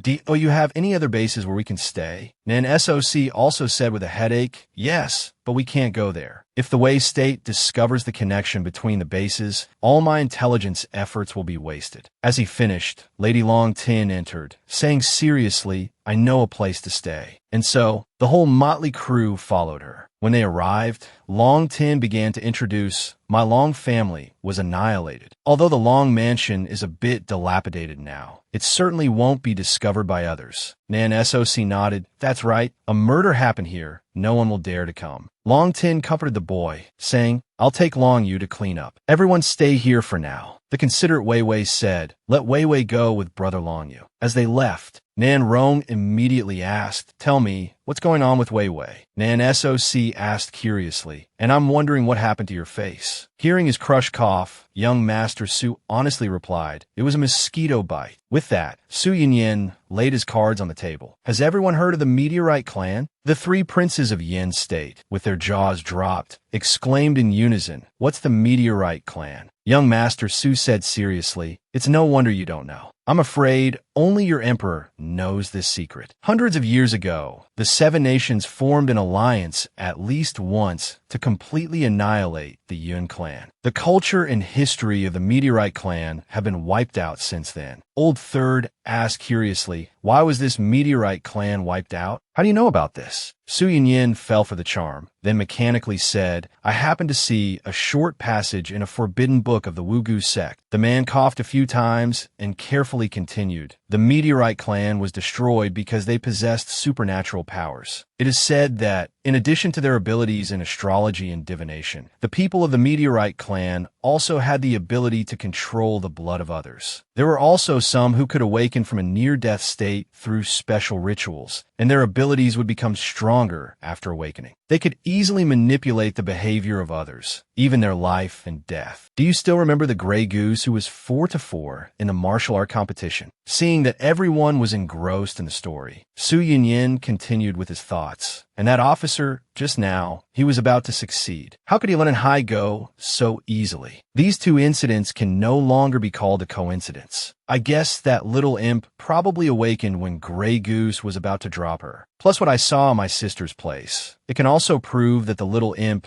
is a descendant of the Meteorite clan. She can really manipulate others, but I still don't know how she does it." Nanhai said optimistically, "Don't worry too much. These are just empty legends." Young Master Su asked him gravely, "Think carefully. After you started raising her, Have any of your wishes gone unfulfilled? Have you ever persisted with a request to the end and not agreed? With that, he seriously recalled the times Tao Weiwei whined, bastard play with Weiwei, and he always compromised. All right then, you have to be responsible for it. Nanhai shivered, thinking, it seems like everyone listens to her. Then he said aloud in alarm, my being controlled, old second and old third, without prior agreement, cursed in their hearts. No, you're just spoiling her too much. The next morning, as soon as he groggily opened his eyes, Su Yinyan was surprised by the tuft of white hair next to him. His heart filled with the joy of spring. He said no, but his body is very honest. He even snuck into my bed in the middle of the night. While he's still asleep, I can secretly do something. And so, young master Su puckered his lips, wanting to steal a kiss from the person next to him, but was hit by a rough hand. Then, Nanhai and Su Yunyan exchanged unspeakable glances, both getting goosebumps all over. They screamed internally without making a sound as they finally remembered the terrifying truth. Rewinding to last night, while the young master was enjoying some real-life drama, Nanhai and Weiwei were arguing loudly. Don't sleep while hugging the bird. It's dirty. No way. Baldy is clearly very clean. Tao Weiwei puffed out her bun-like cheeks, hearing him say firmly, if I say no, then it's no. In that situation, Su Yinyan was an innocent bystander who suddenly felt an ominous premonition wash over him. With that, a star appeared in Weiwei's eye. She pointed at the young master and said, Weiwei doesn't want to sleep with you. Go sleep in Su Yinyan's room. And so, Nanhai and the young master, without another word, unconsciously moved 10 meters away from each other. Suddenly, the door opened and a youthful-looking Nan SOC shouted, Yinyan, my second brother is looking for you. Suddenly, a wave of gloom washed over him. Old Third's face turned pale as he heard the two fierce beasts in front of him growl, You saw us. And so, we have a battered Nan SOC huddled in the middle of the courtyard, pitifully rambling, so no one believes the cold sweat running down my face. The violence of my family has broken SOC's little heart. A duck with baby cabbage. I'm just a punching bag anyway. The ground is yellow. Just as Nan Rong asked, what's wrong with him? The two culprits replied in unison. Nothing happened. Old Second asked again, confused, then what are we doing sneaking around here? Su Yinyan said in a low voice, quiet, observe in secret. We know very little about the abilities of the Meteorite clan and the little ghost. If we know more information, know how to attack, and understand ourselves and the enemy, we can avoid tragedies. Just as Nanhai was about to lose his patience, young Master Su grabbed the mic again and continued, and my sister has probably made some moves too. The incident at this inn might have been caused by her. I told you. My sister is hiring assassins to kill Old Seven. Nan Rong was so shocked he hit the person first, then scolded. What? Why didn't you tell me something so important sooner? Su Yinyan, holding his head, rambled on, my sister has wanted to kill him for a long time. This time, it's definitely because of that little imp. This kind of supernatural ability, not just my sister, but anyone would want to grasp and use for themselves. There will definitely be all kinds of dangers in the future, so we must find a way for the little imp to learn to control her own abilities.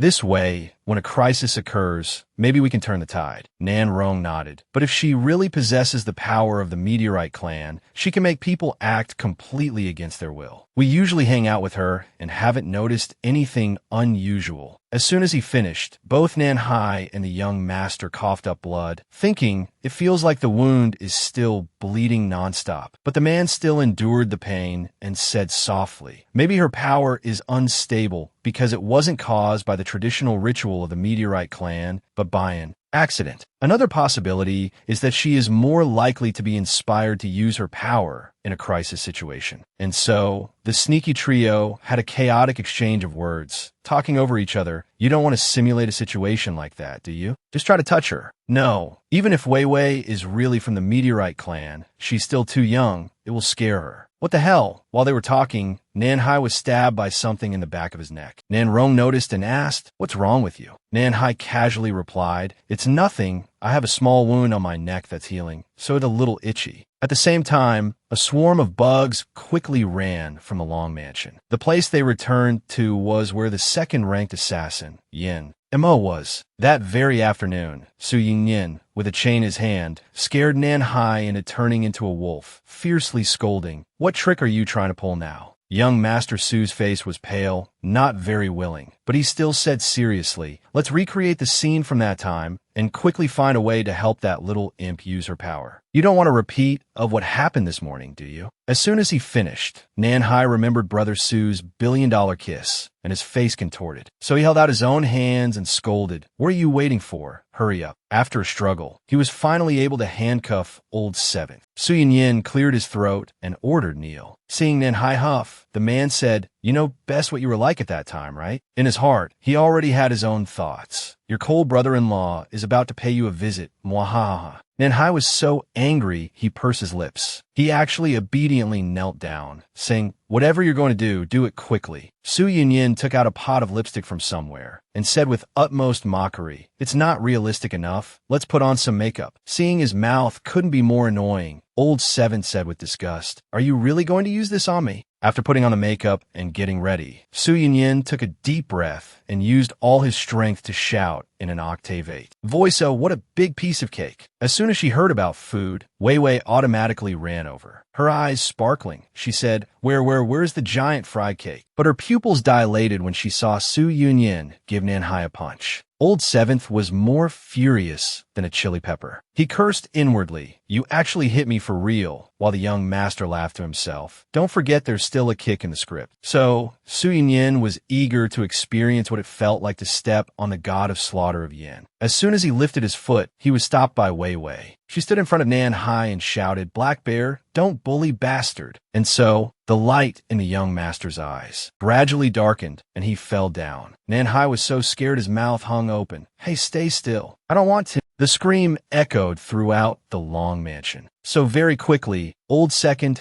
and Old Third were there. Old Seventh. What happened? Only to see Su Yinyin and Nanhai sandwiching Wei Wei between them, lips to lips. Unable to bear it any longer, Old Seventh used his peerless iron head to knock the other person away, then threw up a sparkling rainbow puddle. Little Wei Wei asked worriedly, "Bastard, are you okay?" while the young master was still unconscious. A moment later, he shot up, exclaiming, "My head hurts so much." What just happened? He was immediately met with a wrath, more terrifying than a volcanic eruption, of Nan roamed at Su. Yin, how dare you flirt with my younger brother? Get out of here right now. And we are lucky to witness a scene simulating Judge Bao's court in this story. Old Second sat above, saying in a stern voice, "To the hall, prisoner Su Yinyin. Kneel down. Do you know your crime?" Su Yinyin knelt below, saying aggrievedly, "It's not fair, Your Honor. It was all caused by that little imp." Nan Rong snorted coldly. "Really? I didn't see Wei Wei tell you to kiss." Old Seventh. Su Yinyin sweated, sophistically saying, "It's because the ground was slippery." Old Second took out a gold ingot and said with a faint smile, "Really? Tell me, what did you find out?" When Nan SOC saw the money, his eyes lit up. Old Third performed his duty as an information broker very well. Taking the money, he exaggerated with great ease. Shocking scandal. The god of slaughter of Yin and the young master of the fire god cult caught in bed. Is it a deep, hidden affection or a moral decay? Nan Rome was boiling with anger. To Su Yinyin, "You're amazing." The young master looked pitiful and said, "Hey, Nanhai, tell your second brother that there's nothing between us." Nanhai sneered in his heart. "Humph, you hit me so hard just now, and you still want me to help you." So he decisively sold out the outsider. Yesterday, he suddenly pulled me into his room. Then I passed out. "Second brother, you have to make the decision for me." Su Yinyin's eyebrows practically touched, and he shouted helplessly, "Are you deliberately retaliating against me?" Seeing his crush looking very scary, the young master could only beg Wei Wei, "Little imp, you said you know everything about last night and what just happened. Tell second brother what happened." Tao Wei Wei asked sassily, "What about the giant candy?" The man froze on the spot and asked, "What candy?" Wei Wei puffed her cheeks cutely, saying, "Sugar cakes and candied hawthorn skewers." With that, a star appeared in her eye. She pointed at Su Yinyin and said, "A liar is a puppy." Instantly, the young master sat on all fours, barking, "Woof woof." When he came to his senses, he realized the magical atmosphere around him was directed at him. And so, the young master collapsed. With tears welling in his eyes, he could only cry silently to I, the young master of the fire god cult, have lost all my face in 2 short days. Nan Rong now laughed, and he asked softly, what do you think? Is he pretending, or is this Wei Wei's ability? Nan Hai said seriously, it's probably Wei Wei, but it seems very random. Next, tell Old Third to inquire about the whereabouts of the Tao family and find her mother to see if we can get more information. At the same time, at the Tao family home, the warm golden sunlight shone in. Inside, incense was constantly burning for the Buddha. There was a woman with hair the exact same color as Tao Weiwei's. She was Tao Tian. Suddenly, the door opened, and Su Matter appeared and said, come with me. I will take you to see your daughter. One day, the sky was clear and the clouds were fine. It seemed like a peaceful day, until a piercing scream came from the long mansion. I don't want to. Wei Wei will bite it. Nan Hai took a punch from her, saying in pain, Wei Wei, don't move. Su Yinyan also took a kick and had to exclaim in amazement, is this kid really that strong? Nan Rong held the tool in his hand, saying seriously, hold on tight, don't let go. The reliable old second said, it's okay, it won't hurt at all. Open your mouth wide. But Tao Weiwei resolutely kept her mouth shut and even used her special move of puffing her cheeks cutely. Nan Rong was so helpless he sighed, saying, Old Third, it's your turn to act. Nan SOC chuckled and said, I've been waiting for this moment for a long time. So he vigorously tickled little Weiwei, making the little girl burst out laughing. Meanwhile, Nan Rong took advantage of the gap when Weiwei's mouth was open to examine it and concluded she has a cavity. Nan Rong frowned his willow leaf eyebrows and shouted, didn't I tell everyone to give her less sweets during her teething period? The 3 men raised their hands in surrender, arguing eloquently, no, really no. She must have controlled us. Let's run back the data from the past few days. Wei Wei just needs to hug Nan Hai's neck and say, bastard, Wei Wei wants to eat candy, and she gets candy. While Su Yin, being very sharp, brought Yin Rong's handkerchief in a fair and square, tit-for-tat manner, said, hey Black Bear, Wei Wei wants to eat mung bean cakes. Then from 2 handkerchiefs, he traded for young Master Su's treasure, then ran over to Yin Shua's place and said, Purple, Wei Wei wants to eat candy jujubes, and thus successfully got lots and lots and lots of candy to bring back. Only the Meteorite clan's mark, as wronged as Wenyang. I am not responsible for this incident. Please do not make sweeping accusations. Yin Rong, while giving Wei Wei some first aid, said to apply some herbs and chew them first. Wei Wei cried and said, can't Wei Wei eat anything tonight at all? Then he found a pink handkerchief somewhere, which was the only thing she would accept, and tied it into a bow around Wei Wei's entire head. He said, let's see if the swelling goes down, and we can pull out the decayed tooth on the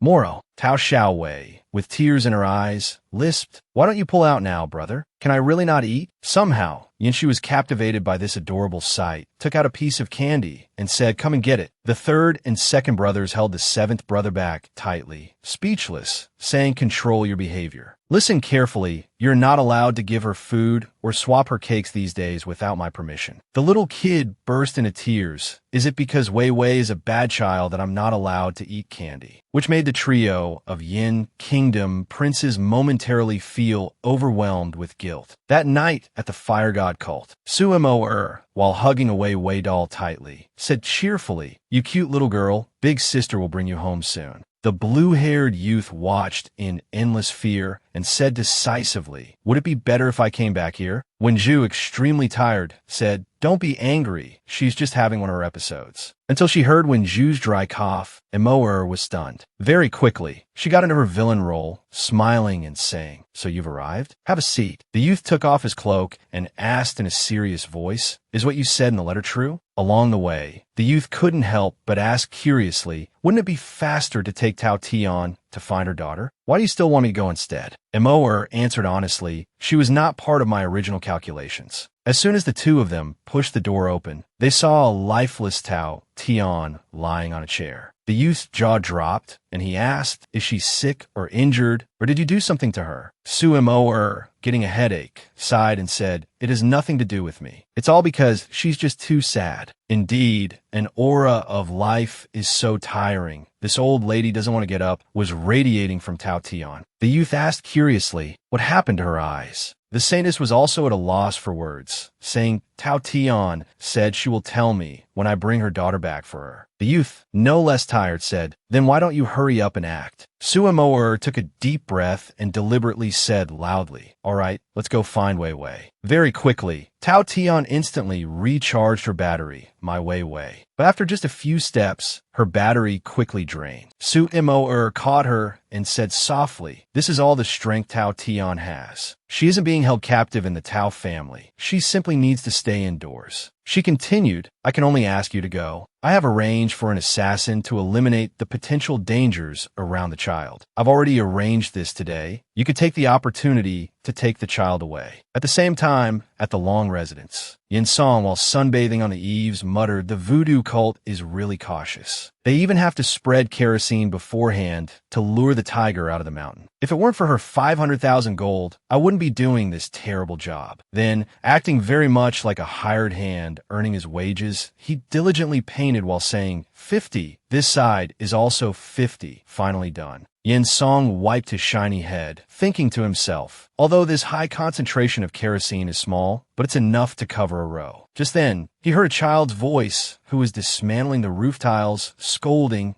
just ignore Wei Wei. Yin Song was stunned in shock. Why is there a child here? How'd you get up here? His mind raced. Could this child be a Qigong master? Not only did the kid not make a sound, but she also flew up to such a height without even needing to breathe. But the truth is that Wei Wei and a Biao make for a flying duo that is both safe and silent. Yin Song frowned, sighing that even if you are a child, if you get discovered, you can only blame yourself for your bad luck. But just as he was about to make a move, the crudely drawn sketch and the voice of the capitalist Suamoer echoed in his ear, don't harm this little girl. Otherwise, there will be no compensation here. Yin Song hurriedly reined himself in and became a humble laborer, asking in a friendly manner, little sister, what are you doing? To which Wei Wei replied, with exactly 4 words, removing tiles from above. This successfully turned Yin Song into a fool.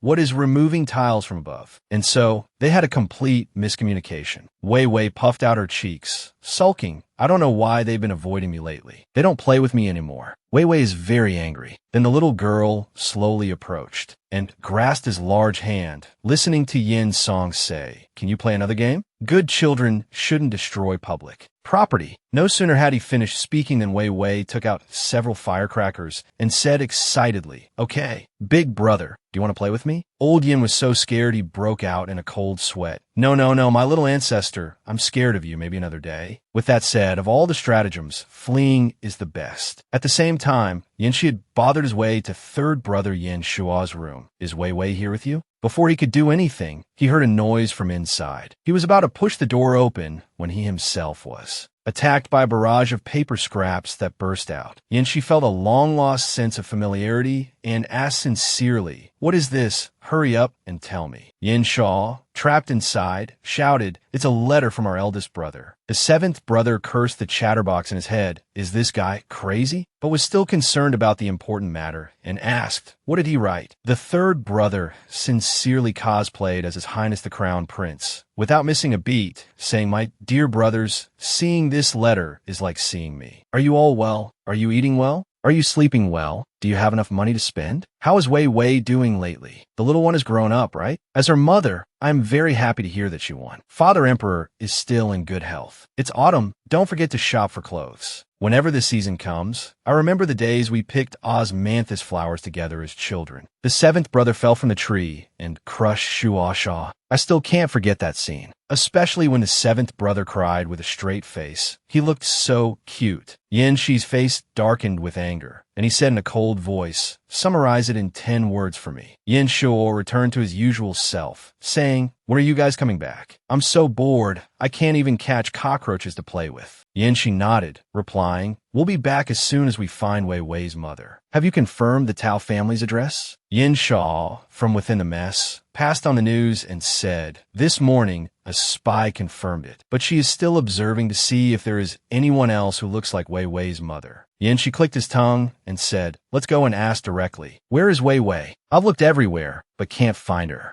Yin Shua, while rolling up the letter that was longer than a history book, said, I haven't seen her either. In a second, the seventh brother realized something. So he gathered the four super brothers, and they split up to look for Tao Xiaowei. But they all returned panting, saying, You couldn't find the kid either? Su Yinyin frowned and said, Exactly. I went up to the roof to check, but didn't see her. The considerate Yin Rong said, Could it be because we've been afraid of her powers lately and have been avoiding her? So Wei Wei ran away from home? Yin Shi immediately fell into a state of overthinking. It's all my fault. I should have stayed with her. What if she was kidnapped by human traffickers? What if she can't find her way back? What if she gets bullied? This made Yin Sha, who is usually goofy, have a moment of clarity, saying, That won't happen, seventh brother. At the same time, a Biao on one leash and a little white snake on another were being walked down the street by Wei Wei to the panic of passers-by. Young Master Su then remarked, It would be for the best if she doesn't bully others. And so, after walking for only a short while, Wei Wei was blocked by Yin Shi, who grabbed her by the head. Seeing that the little rascal still wanted to run, he pinched her cheek and scolded, Why did you run out alone? Do you know how dangerous it is outside? Wei Wei screamed, Who told you to ignore me? Su Yinyin was also speechless, saying, And what's so dangerous during the day? Yin Rong chuckled and said very practically, Perhaps he's afraid of that certain someone of yours. At the same time, at the Fire God cult, young Master Su's certain someone was fuming. Didn't I say we would start today? What is everyone doing here in front of me? No matter how you looked at it, the three of them just ate and slept, and after sleeping, they ate again. The blue-haired youth then remarked, I observed the stars and did some divination last night. It's not suitable for me to go out today. Please let me take a day off. Yin Song, on the other hand, frowned and said, And I need to prepare more. Su Mo gritted her teeth, cursing inwardly. Did I hire a group of old people to work? For me? All over the Wei Kingdom, there was a buzz of discussion. Is the palace's talent show about to start again? What's wrong? You still want your daughter to participate? What if? Are you sure you want to participate in the draft? At the same time, Miss Long Jing, while having her makeup done by Yin Rong, said, Once every 3 years, the Wei Kingdom selects 11 out of 101 beauties to enter the palace. This is the new emperor's second concubine selection. I can replace a concubine in the court examination. This is my only chance to get close to him. Yin Rong chuckled, saying, He seems much more restrained than the old man in our family. All right, let's see how my disguise works. Tao Xiaowei, with her sweet tongue, said, Long Zizi has changed. Completely. Only Long Rue was still gloomy, saying, Zizi, will Zizi come back? Don't leave Long Rue alone. Long Rue has nothing left. Long Jing stroked the boy's head and said softly, Of course. Little Rue will wait for me at home with her brothers and sisters. I'll leave him in your care. Yanshi frowned, saying, Actually, we can lure her. After all, killing the enemy emperor is only beneficial to us. Long Jing smiled faintly. Sai no, you have given me a chance to take revenge, otherwise I would have died long ago. I don't want you to take the risk. I will be very grateful if you could take care of Long Rue after I leave. The little girl, being super reliable, said, Don't worry, Long Zizi, Wei Wei will definitely take good care of brother Long Rue. Long Jing smiled softly. All right, I trust Wei Wei. Yanshi asked worriedly, Are you sure you'll be chosen? Long Jing smiled confidently, saying, I was the first on the list in the first draft. And don't forget, your father emperor sent you here just to snatch me away for this beauty. I have memorized the entire 5-year draft and 3-year simulation. Even if the emperor doesn't like it, if I can guess the Empress Dowager's questions correctly, I will definitely be kept. But the seventh brother still didn't believe it, saying, Really? There are many ways to do this. Seeing him questioning life, Long Jing was also stunned. Every year, your father emperor holds such a big competition. Have you never been to see it? Yin, she said bluntly. To the outside world, it's a beauty pageant, but to us, it's a stepmother selection. Yin Shua and Yin Rong also pouted, saying, Who would want to watch that? Su Yinyin commented softly, As far as I know, the Wei Emperor still has no heir. If you succeed, you can still escape the chaos. The third brother then nodded, remarking, He's right, remember this. I have spy snakes in the palace. They will protect you if something unfortunate happens. Long Jing said gently, I have no way to repay this kindness. At the same time, at the Wei Kingdom's imperial palace, The Wei Emperor, while sipping wine, listened to Inamo say, 2 days later, Su Imoer assassinated the crown prince of Yin and snatched the little girl from his hands. That little girl might be the one the master is looking for. He laughed, satisfied, saying, then let's first cooperate with Su Imoer's actions. After she's done everything, we'll capture her in one fell swoop. The Yin Kingdom and the Fire God cult. Let's kill these 2 birds with 1 stone. Yinamo bowed her head. Yes, master. From within the daringly slit skirt of hers. That woman? As she finished speaking, soldiers swarmed in from nowhere. Yinamo ordered, arrest them all for me. In the dark prison, drop of blood fell to the ground. Tao Xiaowei, in her coma, gradually regained consciousness. But that was also when she saw a bloody hand reaching towards her. It was the gray goose, the youth who had died on this very stage that day. Wei Wei's pupils constricted. Back in reality, Yin Shi, holding the little girl in his arms, asked, why hasn't it recovered yet? The voices of many people whispered, 7th brother, hold her tight. If she wakes up now, we'll all die. Is everyone ready? Interspersed was Long Rui's childish voice, go, go. Everyone held their breath to tie the string in Wei Wei's mouth to the cart full of firecrackers. Su Yin was sweating from the tension and breathed a sigh of relief, saying, ready to launch. Yin Shua hugged Long Rui tightly, taking a deep breath for courage to light the fuse.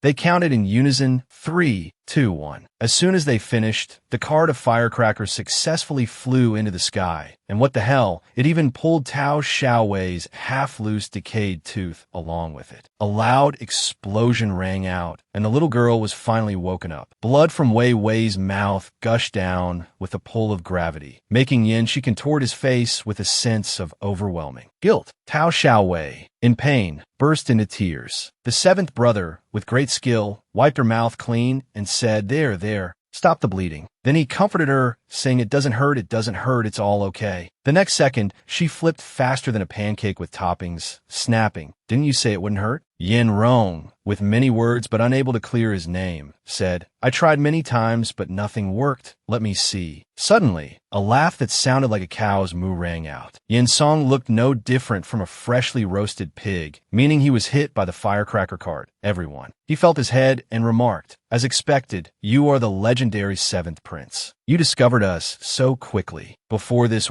entrance, the 8 eyes below were questioning life, quietly asking, do you know him? Yin Song continued to read his lines loudly. We are the ones who have come to take your head. Then realized the blue-haired youth still hadn't climbed up. He had to grab the other by the collar while nagging. Why did it take you so long to climb the wall? Yin Shi calmly asked, who sent you here? The 2 of them successfully landed in someone's courtyard. The blue-haired youth smiled faintly and said, I'm here to eliminate the strongest. As soon as he finished speaking, Yin Song rushed towards Yin Shi. But the blue-haired youth just stood there quietly and said, none of you are allowed to move. What the hell? In his pupils was also the mark of the Meteorite clan, which made the vengeful quartet feel a bit wowed. And so, right at the scene, the grass and flowers continued to sway, but Yin Sha, Yin Rong, and Su Yunyin stood as still as statues. Tao Xiaowei, unaffected, called out curiously, 2nd brother. A hand reached out. The youth continued to use the power of the Meteorite clan, saying, give her to me. Yin Shi saw that his 2nd brother was about to hand over his treasure and hurriedly ran towards the other side, Wei Wei. But halfway there, he was attacked by Yin Song. He laughed and said, your opponent is over here. Don't get so distracted. The 7th brother was really worried about the situation on the other side. However, little Wei Wei was also struggling like a fish out of water, saying, I don't want his 2nd brother. What's wrong with you? As soon as she finished speaking, a small foot shot out and kicked the youth. Long Rui stood in front of Tao Xiaowei, saying fiercely, don't touch Wei Wei. In the tense situation, the youth suddenly knelt down, clutching the spot where Long Rui had just kicked him. Wei Wei and the boy quickly caught each other's signal, thinking to themselves, this seems to be a victory. At the same time, on the other side, Yin Shi had also knocked the weapon out of Yin Song's hand, and for good measure, he gave him a kick from Bruce Lee. Yin Song, seeing the difficulty, jumped back a few steps. Wiping the blood from the corner of his mouth, he said with amusement, "I didn't expect you to be so strong without a weapon." Just as he was getting into battle mode, he unconsciously heard his teammate's helpless voice. "What are you guys doing?" Yin Song was living proof of the saying, "Don't fear a strong enemy, only a pig-like teammate." What the hell? The youth had been beaten unconscious by 2 children. In a moment of shock, Yin Shi attacked him from behind. While landing a punch, he growled out each word in Ritao Aitai, where are you look on Jiha? Yin Song got a free one-way ticket via air travel and frowned, saying, "What are you guys waiting for?" From within the bushes, a few flashes of light blinked, signaling that they had heard. Smoke bombs were dropped into the courtyard below. Yin Shi covered his nose, calling out in a hoarse voice, "Wei Wei, where are you?" Yin Mo appeared after the smoke bomb attack, holding Tao Xiaowei tightly in her arms, and snorted coldly, "Don't move, or I can't guarantee this little kid's safety." Yin Shi frowned. "Are you looking to die?" Seeing Yin Mo's restless hand, Yin Song, as a paid employee, reminded her in a serious tone, "Hey, that woman clearly said not to harm a kid." Yin Mo chuckled, saying profoundly, "Who said I was working for? That woman?" As she finished speaking, soldiers swarmed in from nowhere. Yin Mo ordered, "Arrest them all for me." In the dark prison, the brothers Yin Rong, Yin Shuo, and young Master Su were still unconscious. Suddenly, all 3 woke up and without planning, were stunned. "How did we get here?" Yin Shi, who was next to them, asked if everyone was lucid, while Yin Song tried to reduce his own presence. And so, everyone needed a popular science summary of the previous situation from Yin Shi. After he finished, the trio of troublemakers became pensive, looking at Yin Song while cracking their knuckles, wanted to make a move. The top-ranked assassin, whose reputation didn't match reality, shouted, "What? You want to fight? Bring it on if you've got the guts," with the 2-word deception written all over his face. After some thumping and bashing, Yin Song, covered in bumps, lay on the ground crying, "This is the first time I've seen someone demand to be beaten. I was just getting paid to do a job." Yin Shi also entered God of Slaughter mode, gritting his teeth and saying, "You really slapped her face. Tell us everything you know. Speak or die. Was it Su Mo who ordered you to kill me? I'll give you a few seconds to answer." Yin Song said miserably, "It was just a job, nothing serious. Su Mo told me to take the blue-haired guy to pick up the little girl. I said I didn't want to take that guy with me, but she insisted, saying he could hypnotize you. But that guy was too useless. He could only control those 3. My mission was to kill you, the virtuous king Yin Shi, first. The woman behind was watching us. We were originally a group." Yin Song's mouth was swollen, but he still gossiped. "But the people she brought were all Imperial guards. I'm afraid we're in the palace now." At the same time, at the Imperial Palace of the Wei Kingdom, Yin Mo brought the 3 spoils of war. Outside the door, she reported, "Master, the people have been brought." The Wei Emperor, completely covered by a cloak, softly ordered, "Let them in. You stay outside. No one else is allowed in." Yin Mo shouted, "Understood." As soon as the door closed, he was the one who personally led the 3 people inside. The terrain here was filled with incredibly long corridors and incredibly high stairs. Suddenly, the Wei Emperor felt that something was not right. No matter how much of his worldly strength he used, he couldn't move them. He snapped irritably, "Why aren't you walking?" But on the faces of the 3 kids was clearly written the line, "Too old to maintain physical strength," which left the old Wei Emperor speechless. At the same time, outside the fortress, a soldier asked curiously, "Mistress, why won't the master let us in case something happens?" Before he could finish his sentence, Yin Mo cut him off indifferently. "Stop asking. Anyone who has entered here without permission, even royalty, has been executed." The situation inside was no better. The Wei Emperor's legs were trembling, and he collapsed, saying, "We've arrived at the shrine." Then he arranged the 3 people in 3 positions on the array, saying softly, "Young man of a foreign race, you bear a sacred mission and sacrifice yourself for the great royal family. Brave girl, the awakening of your mysterious power is your supreme glory. Little boy of the Long family, fate has still brought you to this final place of judgment. Today, I can finally awaken the power of this treasure." As he finished speaking, the expressions of the blue-haired youth youth, of Wei Wei, and of Long Rue all shivered. In contrast to the grand introduction, the weapon showed absolutely no movement whatsoever. So he coldly walked towards Long Rue and used a knife to make a cut on the boy's palm. He used the blood of the Long family to stain the weapon red, then sauntered back to his spot. He shouted, "The seal is lifted." Indeed, a sense of ceremony is the most important thing. Next is you. The one he was aiming for was the blue-haired youth. The Wei Emperor wanted to remove the youth's blindfold. He said excitedly, "Let me see your face." As soon as the white silk strip was removed, underneath was a pair of eyes with the mark of the Meteorite clan. The youth immediately used his power, coldly ordering, "Release us. Let us leave." The Wei Emperor was silent for a few seconds. The next second, he burst out laughing. It seems the ancient books of the Long family were right. The young man began to feel afraid, shuddering as he thought, "Why isn't he obeying my command?" But he persisted, commanding, "What are you laughing at? Why don't you release us?" How on earth was the Wei Emperor completely immune to the power of the Sin meteorite? He grabbed the youth's hair tightly. He said coldly, "Four Star Eyes are a bit of a long shot, but fortunately, it's enough for my use." The youth thought to himself, "Does he know so much about the meteorite? Why can't I control him?" He ruthlessly tied the youth up with a rope, then dragged him away. The Wei Emperor threw him towards Tao Xiaowei, saying with a laugh, "Help me complete the awakening ritual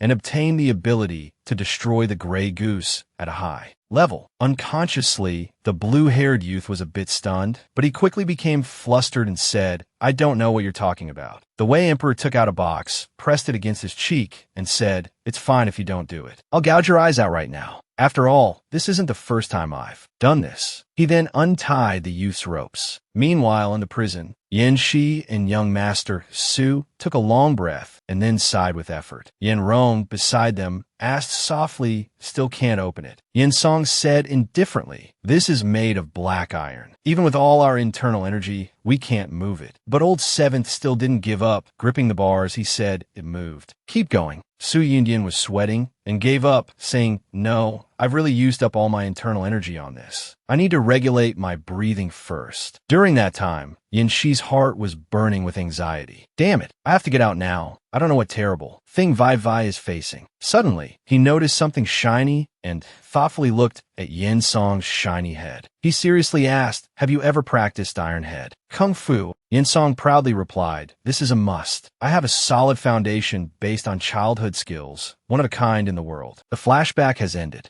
Yin Shi grabbed his head. Even more ruthless than the king of hell, he rammed it into the iron bars while saying, "That's great." But as a result, the iron bars remained motionless. Yin Shi said in disgust, "This is completely useless." Yin Song clutched his head and yelled, "Of course it's useless. No matter how hard my head is, it's still flesh and blood. This is the royal dungeon. Unless the guards bring us the key, we won't be able to get out." As soon as he finished speaking, a key actually fell from the sky, causing everyone to turn pale on the spot. Meanwhile, the bald head above kept calling "Key Key." At the same time, outside the astronomical tower, Long Rue had somehow miraculously snuck out. The kid looked around, sighing in relief to himself. "Luckily, when I was little, I went all over the palace with DD. Next, I have to find a way to rescue Big Brother before I can rescue Vai Vai." As if heaven understood his intentions, he heard a group of eunuchs walking and talking. "I have taken care of everything very carefully. This is the reward for Consort Lawn." Long Rue's mind immediately started racing. "Lawn? That's the family my DD is a candidate for. DD must have a way to rescue Big Brother and the others." So the kid scurried after the group, secretly tailing them. As for the royal prison, the bald head flew and said, "Please go straight at the intersection ahead. Turn left after 10 meters. This made Yin Shua exclaim in admiration. "I didn't expect this bald bird to have such a top-tier function." Nearing the exit, Yin Shi shouted, "There are guards outside the door. Be careful." As soon as he finished, he kicked the door open and rushed out. Everyone held their breath, expecting a flood of guards to rush in to deal with them. But unexpectedly, they were frozen in place when they saw that a Biao and the little white snake had already knocked out all the guards. Yin Shi said softly, "Hello, a Biao. We're too conspicuous to move around this palace together. Everyone is familiar with Vai Vai's scent and can find her location. We'll split into 2 groups. You take my second brother to the Imperial Medical Academy and prepare some poison.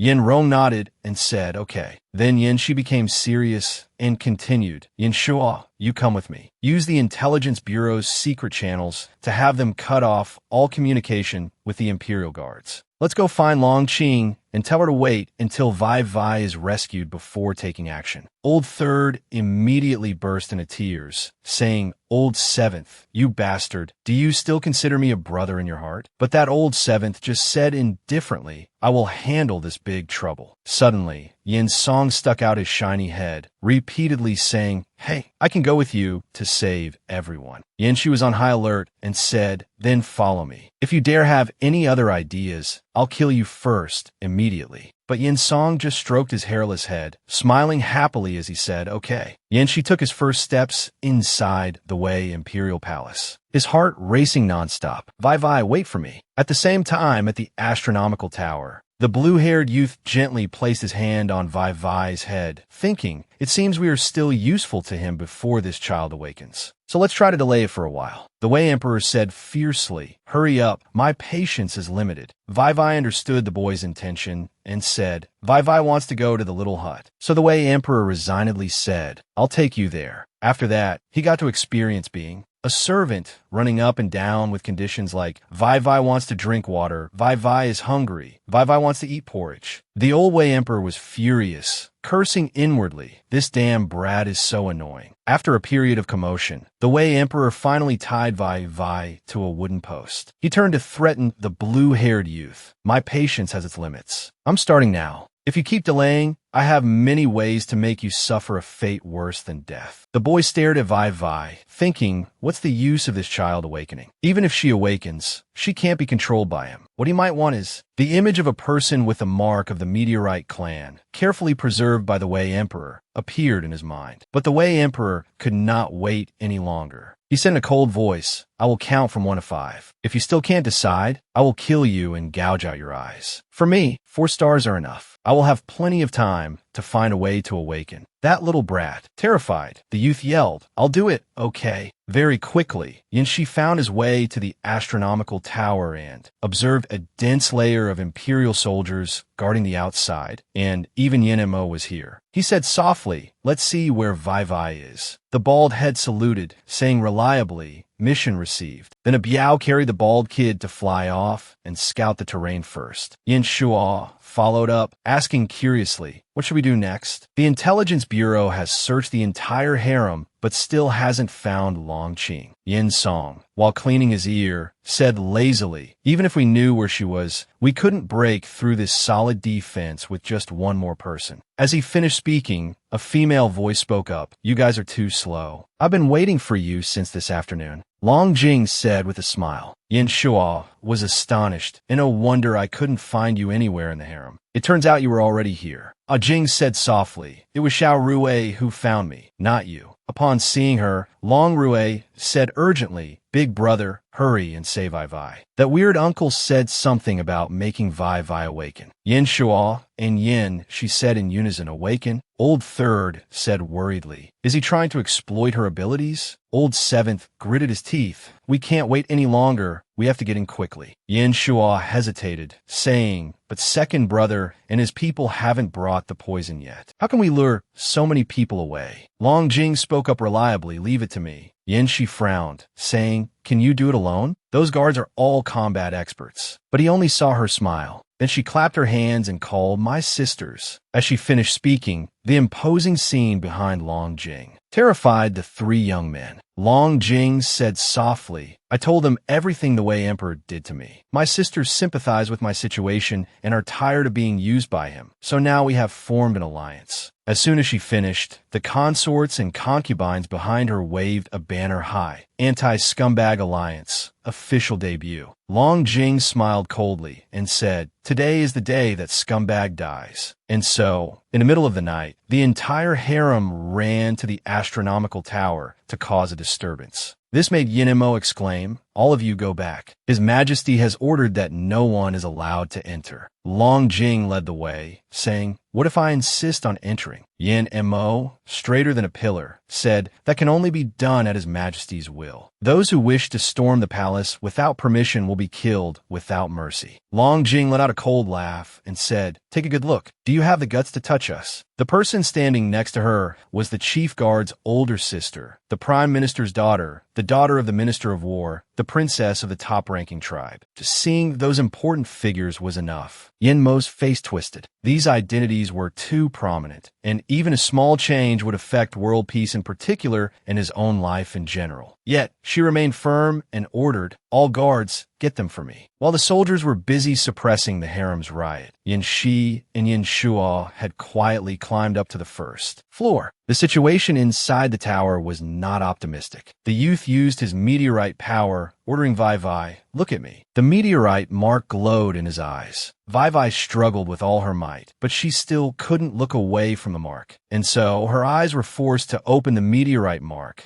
shedding tears of blood as she screamed, "It hurts so much." The youth was startled, thinking, this child is actually a 6-star. Only a few people in the meteorite tribe can awaken. Those who awaken usually only reach the 2-star level. A few can reach the 3-star level. A 4-star person can enter the training program for clan elder candidates, and a 5-star person is a candidate for the position of leader of the clan. If there are 6 stars, he recalled his mother's words, "For many years, we haven't had an heir of 5 stars or more." If a child of 6 stars or more appears, that person will definitely be the heir to the clan chief and the hope of the entire Cloud tribe. While the youth was still stunned, the Wei Emperor burst out laughing. "Heaven is helping me. It's really 6 stars. Quick, give that brat to me." The youth tried his best to stop him. "Wait, the awakening is not yet complete." As soon as he finished speaking, many fan-shaped hidden weapons grazed past him, successfully cutting all the ropes that bound Tao Xiaowei to the wooden post. The youth wanted to catch Vai Vai, while the Wei Emperor was still pondering who the visiting assassin was. When over here, the youth was kicked by Yin Shi. He hugged Vai Vai tightly, gritting his teeth and saying, "You're looking to die, aren't you?" The boy stared at Tao Xiaowei's lifeless eyes, his heart filled with dread. "This is bad." The awakening process was interrupted. Yin Shi held the little girl tightly, anxiously calling, "Vai Vai, can you hear me?" But Vai Vai remained expressionless, as if she didn't recognize him. Instead,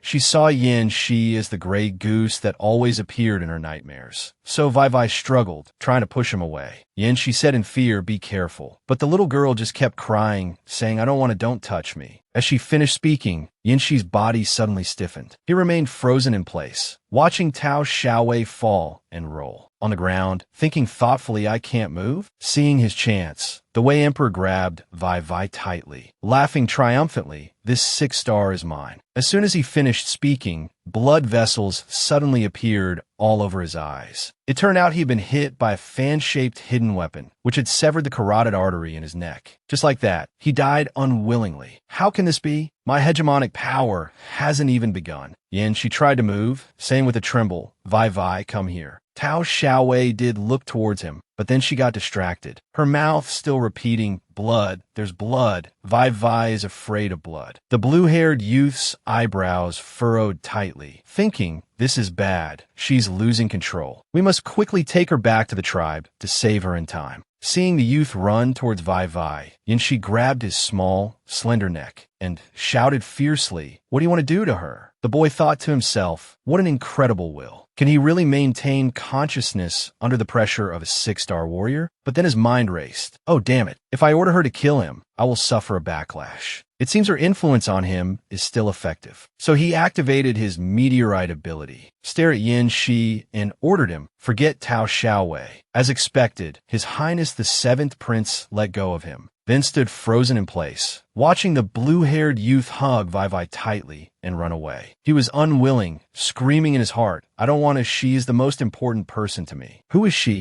8 years flew by in the blink of an eye, passing in a single page of the story. In the bustling streets, a carriage stopped before the city gate. The driver said softly, "Honored guest, we have arrived at the Yin Kingdom." The person who lifted the curtain and stepped out was a young woman with familiar green hair. A raging fire burned, consuming an entire mountain. A man was running, clutching a bag of money, thinking, I can't believe that madman really came here to suppress the bandits. Luckily, I ran fast. Although it's a pity that all my men are gone, as long as I have this treasure, I won't be afraid of not being able to recruit more people. When I return, I can still live well. But he celebrated too soon. Streaks of blood began to appear in his eyes, just enough to see Yanxi in front of him. With a single sword strike, Old Seventh took his opponent's head. He wiped the blood stain from the corner of his lips. He looked up at the dawn, thinking, this time it's over, right? And so, early in the morning, in the imperial court, everyone's face was pale. Some other factions were idle. His elder brother has just ascended the throne, and he already disrespects everyone, relying on military merit to not wear court robes. How can this bloodline be so shameless? The seventh prince went to wipe out bandits alone again. Yin Shaw, in the crowd, cursed silently in disgust. Humph, a bunch of cowards who only know how to whisper. If it were me, I'd use a loudspeaker and announce it to the whole capital. To hear. Yin Su, on the throne, also frowned, saying unhappily, if no one has any more opinions today, let's end it. Old Seventh, follow me to the imperial study. And so, the officials below were once again amazed. The emperor is not happy. He's definitely going to be punished this time. But inside the imperial study, Yin Su was adjusting his clothes for him, asking worriedly, why did you kill people again? Father is still sick, so I don't need to visit today. I guess he's resting with one of his concubines again. How could you be so reckless as to go into the bandits' den alone? Did the blood on you injure you? Take off your clothes and let me see. Yin, she said in a cold voice, I'm fine. He then turned to leave, making Yin Su ask worriedly, where are you going again? But he just said indifferently, the Ministry of Justice for the trial of the rebels. Yin Shua said cheekily, be gentle and let him live this time. As soon as the door closed, the emperor frowned. That child has been missing for so many years. Old Seventh's anger is getting more and more serious. The third prince said indignantly, it's not just serious, it's inhumane. There's no war recently, so he's venting his anger by wiping out all the bandits occupying the mountain. Yin Su said with a headache, how about giving him some advice? Yin Shua immediately dodged. Big brother is the eldest. You volunteer to be the example. The emperor was sad, saying, after he returned from the Wei Kingdom, I haven't seen Old Seventh smile anymore. He also talks less. It turns out he cherished that little kid so much. Could it be that he really forgot about her completely? Yin Shua was also troubled, clicking his tongue and saying, at first, I didn't believe it either, but Old Seventh really doesn't remember anything about her. A few years ago, he would get very annoyed when I mention her, but now, when I occasionally bring it up, he doesn't even listen and doesn't care. At all. Yin Su sighed, alas, I wonder if she's okay. We're not with her, don't let her get bullied. At the same time, in a corner of the Yin Kingdom, a familiar and earth-shattering explosion was taking place. Tao Xiaowei looked at the blazing fire, puffing out her cheeks, and saying, taking advantage of me while I'm sleeping to kidnap and sell me. Huh? I'll burn your house to a crisp. Then don't blame me for being ruthless. 8 years have passed, and she is still as mischievous and cute as ever, but some people have lost their original colors. Will we still have a chance to meet again? Tao Xiaowei aimed her lens at a building in the Yin Kingdom's imperial palace, clicking her tongue and saying, security is tight. It seems we can only try again at night. That night, upon hearing Yin Shi's slow footsteps, the soldiers bowed their heads respectfully. Your Highness, the seventh prince, he said in a cold voice. Did someone break in? The soldier replied concisely, yes. That night, the dungeon was lit more brightly than usual. Tao Xiaowei hung from the ceiling, thinking, I remember Sister Su saying that the person she wanted to save is imprisoned down here. So Vai jumped down, looking around as she thought, orange hair with cross-shaped scars on his face. Where is he? Until she met a super fierce-looking person. Vai exclaimed, there he is. She whispered, I was sent to rescue you. The orange-haired, scarred man suddenly said, can the heavenly king cover the earthen jar? This made Vai's ears ring. Why is there still a password? She immediately broke into a cold sweat, trying to recall Su Moer's lecture on character traits. But Tao Xiaowei had completely fallen asleep after hearing the beginning. But anyway, she had to give a warning first. She confidently read out loud, Tiger 205. The two men inside the prison cell immediately felt a profound sense of meaninglessness. He quickly pulled out the letter Su Moer had sent him. The content was not a joke at all, saying, the person coming to save you probably didn't pay attention to the mission instructions. So no password needed. Just make up a password, and if she answers correctly, it's her. It even ended with the sentence, there is no secret code. The orange-haired man was speechless, thinking, is it really okay to be this casual? His comrade had already been won over by Tao Xiaowei. Dear Excellency, you finally come. Please save us. If we fall into that murderer's hands, we will live a life worse than death. Vai said reliably, wait a moment, I'll open the lock. As she finished speaking, she took out the familiar piece of clay and pressed it into the lock, and it successfully created a key mold that matched down to the millimeter. Vai blew on it a few times, saying with great pride, done. But just as the key was inserted into the lock, she heard a noise behind her. Vai urged the two prisoners, saying, someone's coming, hurry up. Just follow this bird and you can get out. The two men said with grateful smiles, thank you very much, Your Excellency. Tao Xiaowei glanced at the straw inside the prison cell, then immediately grabbed a wine jar and poured it on. Then, while blowing a spark, she smiled smugly, create a little more chaos. This way, they have a higher chance of escaping. How on earth did Yanxi see the fire break out as soon as he came down? The soldiers beside him panicked, shouting, fire! Hurry up and bring water to put it out. Your Highness the Seventh Prince, it's dangerous here. Please wait outside for a moment. Overhearing this, Vai thought thoughtfully, wait, did he just shout Seventh Prince? Inside the dying prison camp. Bring more water here. The prisoner has escaped. Send someone to chase him. Hurry up. Meanwhile, Vai was still staring at Yanxi's back, thinking, is it really him? Bastard. But the next second,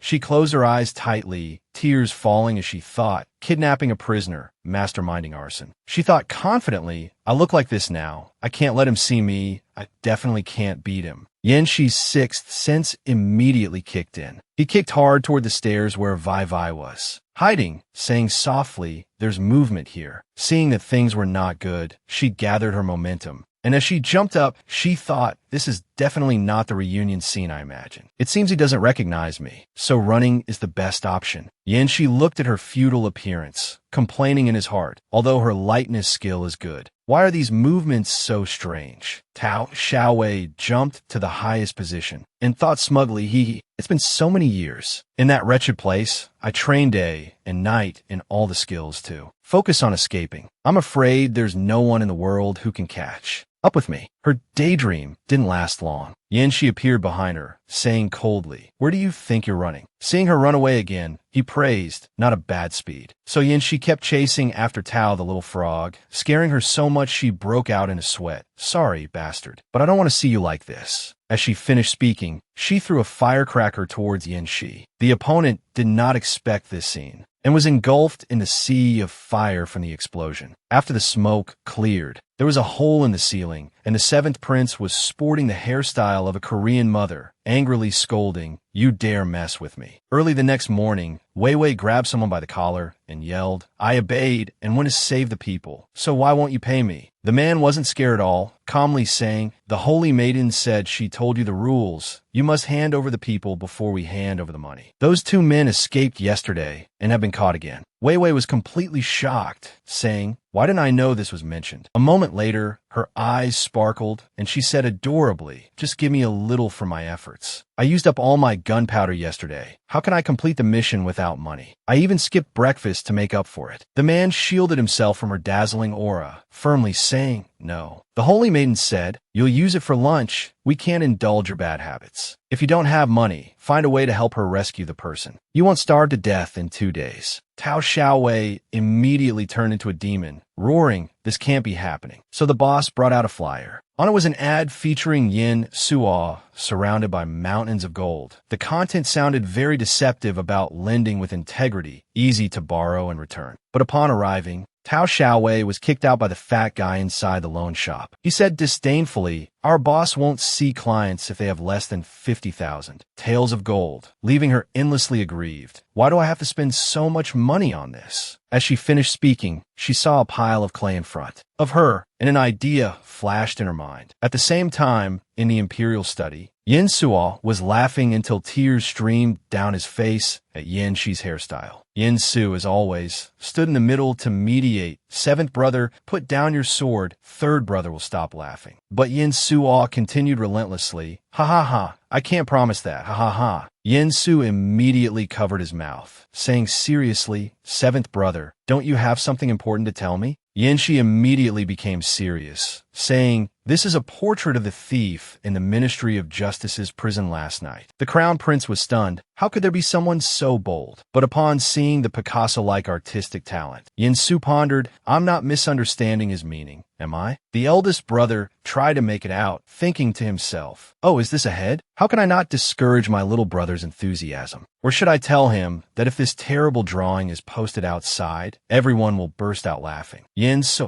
also squinted to take a look, then burst into a breathless laugh. What the hell is this, seventh brother? Seeing Yin Shi about to kill his brother, Yin Su hurriedly said, I'll draft a pure text version for you and stamp it right now. Calm down. Just as he finished, a voice came from outside. Your Highness, the third prince. The royal bank has sent a message that there is a major issue that requires you to personally inspect it. The third brother's eyes lit up like stars, exclaiming, why are there so many good things happening these days? At the royal bank, a batch of shiny gold was displayed. Tao Xiaowei sat on a giant gold nugget, asking, when will your boss arrive? The rude fat guy from before tucked his tail between his legs and said, right away. But no one knew that all this gold was molded, painted, and polished by Wei Wei with a burning passion. The doors suddenly burst open, and Yin Su eagerly shouted, where is my god of wealth? He froze when he saw Xiaowei, who waved and said, eggplant. The third brother rubbed his eyes hard, then pinched her cheek, saying in surprise, little potato, I'm not dreaming, am I? Wei Wei said unclearly, no, stop pinching my cheek. Also, take me back to the palace to see how the bastard is doing. I don't know the way. The third brother's eyes suddenly turned sad, and he frowned, saying, in the years you were gone, a lot has happened. After serving tea to his guest, Yin Suo continued pensively, little potato, after all these years, do you blame us for not finding you? Tao Xiaowei sipped her tea and said, how could I? You guys definitely wouldn't have been able to find it in that remote place called the Meteorite Clan. She silently recalled the time she spent looking out the window day after day. In fact, at first, I was still looking forward to it. Oh, bastard, when will you come to take me and my mother home? After a moment of silence, Yin Suo became excited about the pile of gold in front of them. We'll go see eldest brother and discuss your matter in detail. After I inspect the gold and put it in the vault, I'll take you to see eldest brother. Just as he was about to bite the gold, Wei Wei cried out in alarm. Ah, that's not. The third brother said dejectedly, is it clay? Xiaowei stammered an explanation. I had no other choice but to do this. Otherwise, how could I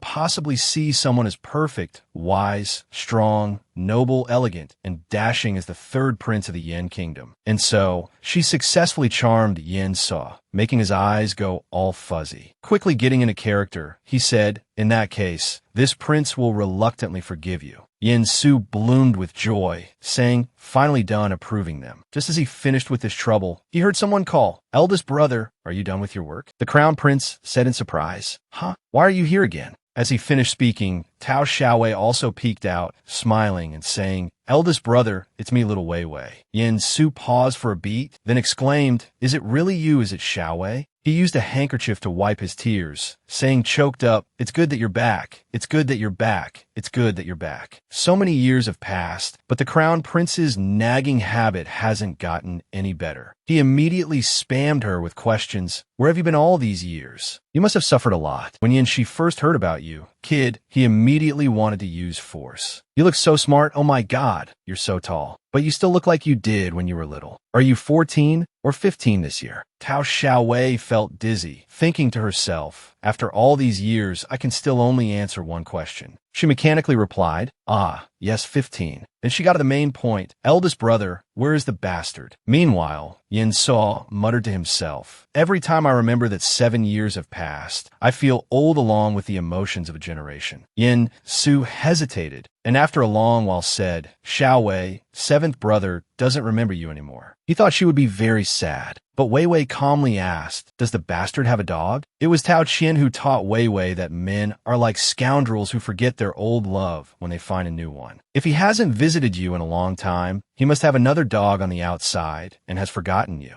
The Crown Prince asked, stunned, "What do you mean by raising a dog?" "No, I mean, seventh brother fell to his death at the Meteorite clan's territory 7 years ago." Meanwhile, the third brother slammed the table and exclaimed, "I've thought of it. Little Potato has the abilities of the Meteorite clan, so wouldn't it be better to let seventh brother meet her?" Tears began to stream down, and Wei Wei sobbed. "So that's how it is. I thought that since he hadn't visited me for so many years, it meant he didn't want to be with me anymore." Both Yin Suo and Yin Su were in a panic, saying, "How could that be? Seventh brother has only treated you specially all these years." "Xiao Wei, don't cry, don't cry." Then the third brother felt a chill down his spine, saying, "Among us, who hasn't been beaten by him?" Xiao Wei stopped crying, asking curiously, "Even eldest prince brother?" Seeing his eldest brother sigh very sadly, Suo hugged him and said, "Eldest brother is number one. Good job, never die." A second later, he became serious, saying, "By the way, seventh brother has forgotten you. You're also from the Cloud Clan, so why not make him remember the past?" Wei Wei hesitated for a long time, saying, "I'm afraid not. Before I left the mountain, the elders were afraid I would abuse my powers and expose my identity, so they sealed them. I can't do anything now. Maybe my brother can, but he's very elusive." As soon as she finished,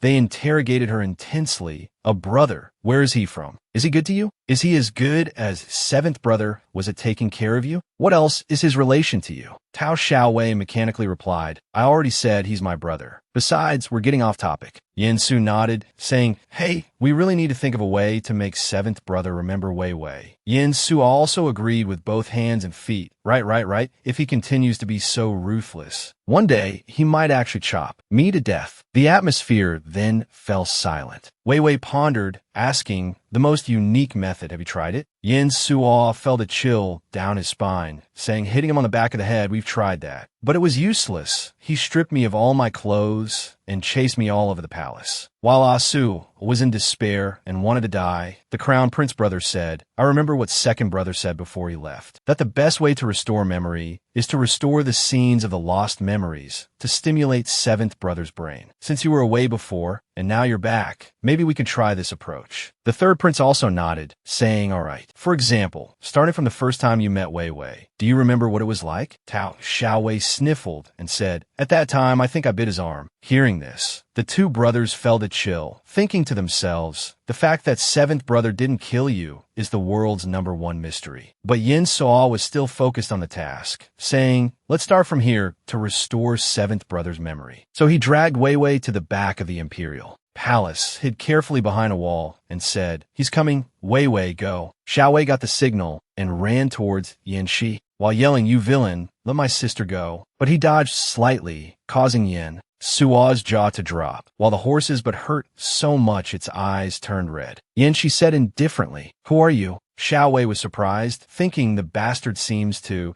Seeing Yin Shi's pensive look, Yin Su also thought nervously, "Does he remember?" Until he saw Wei Wei's nose bleeding. He said disdainfully, "If you're sick, go to the Imperial Infirmary." Wei Wei looked at the blood on her hand in a daze, and in the next second, her face turned completely red, losing control of her words. "No, he's not going to mistake it for my nose bleeding just because I was staring at him, is he?" It was obviously from the collision with the horse. As she looked over, she imagined it. The horse's voice rang out, "Why are you staring at me like that? My butt still hurts. Hurry up and apologize to me." Wei Wei completely collapsed, then used her frog-like lightness skill to flee. Juding hurriedly chased after him, saying, "Excuse me, Your Highness, why haven't you set off yet?" As soon as he arrived, he heard a young girl's voice. "It's okay. I'm just a huge fan who fell in love with this horse, and I'm sorry for wasting your time." Juding was stunned. "I didn't expect this fierce horse to be so popular." Yin Suo was so shocked he lost all color, having witnessed Xiao Wei's entire process. Returning home, he asked dejectedly, "What kind of fairy tale reunion involves kissing horses?" But Xiao Wei cowered under the table, saying desperately, "Please don't say any more. It's too embarrassing. Wei Wei is really going to die." Yin Suo frowned, saying softly, "It seems even you are not good enough. Seventh brother is truly cold and heartless. No one in this world has ever entered his." heart. Upon hearing this, Xiaowei stopped crying. Then, using her iron head kung fu, she broke a hole, shouting, "Let's start over, eggplant, help Wei Wei. I want to see the butler." While Yin Suo was crying over the table worth 1,000 taels of gold he had just won at auction. At the same time, in the imperial palace, the Minister of Foreign Affairs said softly, "Your Highness, the Prince of the Lingyan Kingdom in the western regions will arrive in the capital with his envoys in 3 days. They intend to propose a marriage alliance with our princess. In addition, the delegation has requested the 7th prince to go out of the capital to welcome and escort them." Upon hearing the last sentence, Yanxi said coldly, "Not going, no time." The minister was deformed with fear. "Your Highness." "Ah." Yin Su sighed, then said in a stern voice, "But 7th brother, since the Lingyan Kingdom has requested it, and they are guests, you should go." Seeing him still uncooperative, saying, "I don't know," he compromised. "After the delegation arrives in the capital, the 3rd prince will have full authority to receive them. As for the marriage issue, we will discuss it later." That afternoon, the 7th prince's residence received a great flood. The butler was crying his eyes out, saying, "Young miss, I'm so glad I can still see you alive." Wei Wei hugged him tightly, saying, "I miss you too, butler." He began to lament, "Young miss, you don't know that in all the years since you left, His Highness has never smiled again. For some reason, he doesn't remember you anymore." And with that, he burst into tears like rain. "My poor prince, I'm afraid he has contracted some serious illness." Yin Sa said disdainfully, "He really is sick. I've said it over and over again." Wei Wei also frowned and said, "Butler, what happened back then is a long story. We were trying to make the bastard remember me. Please help me." Hearing this, he stopped crying and declared, "Don't worry, young Mississippi. I will not hesitate, even if I have to go up a mountain of knives or down into a sea of fire." So, as dusk fell, as soon as Yanxi returned, he was flanked by the butler. "Your Highness, dinner is ready. Would you like to rest first or dine first?" Finding it strange, he became vigilant. Did something happen? The butler said, "Speaking of which, today in the prince's residence." So after passing through the corridor, Yanxi frowned and asked, "Butler, is this the something you just mentioned?" Wei Wei, hanging from a tree, couldn't help but encourage herself. "I really miss the joy and innocence of childhood." The butler mechanically read his lines. "Your Highness, do you still not remember?" Seeing him staring at him, Yanxi asked, "Is there something on my face?" The butler hurriedly replied, "No, this young lady is a thief who broke into the house this afternoon. She didn't take anything, but was captured by this old servant and tied up here too. Be punished." As soon as Tao Xiaowei saw him, she called out, "Choked up bastard." As expected, he looked at her pensively, and a second later concluded, "I remember you." Both Wei Wei and the butler were overjoyed, but in the next second, they deflated when they heard him say, "The little girl who's crazy about horse butts." While she was about to faint from shock, a sword slash cut the rope. Xiaowei squeezed her eyes shut, thinking, "I'm about to fall," but Yanxi actually caught Tao Xiaowei. This couldn't help but remind her of the past, and she thought to herself, "I have to hurt myself. Even the bastard can't give up." Then he took a step, making the butler ask in astonishment, "Your Highness, where are you going?"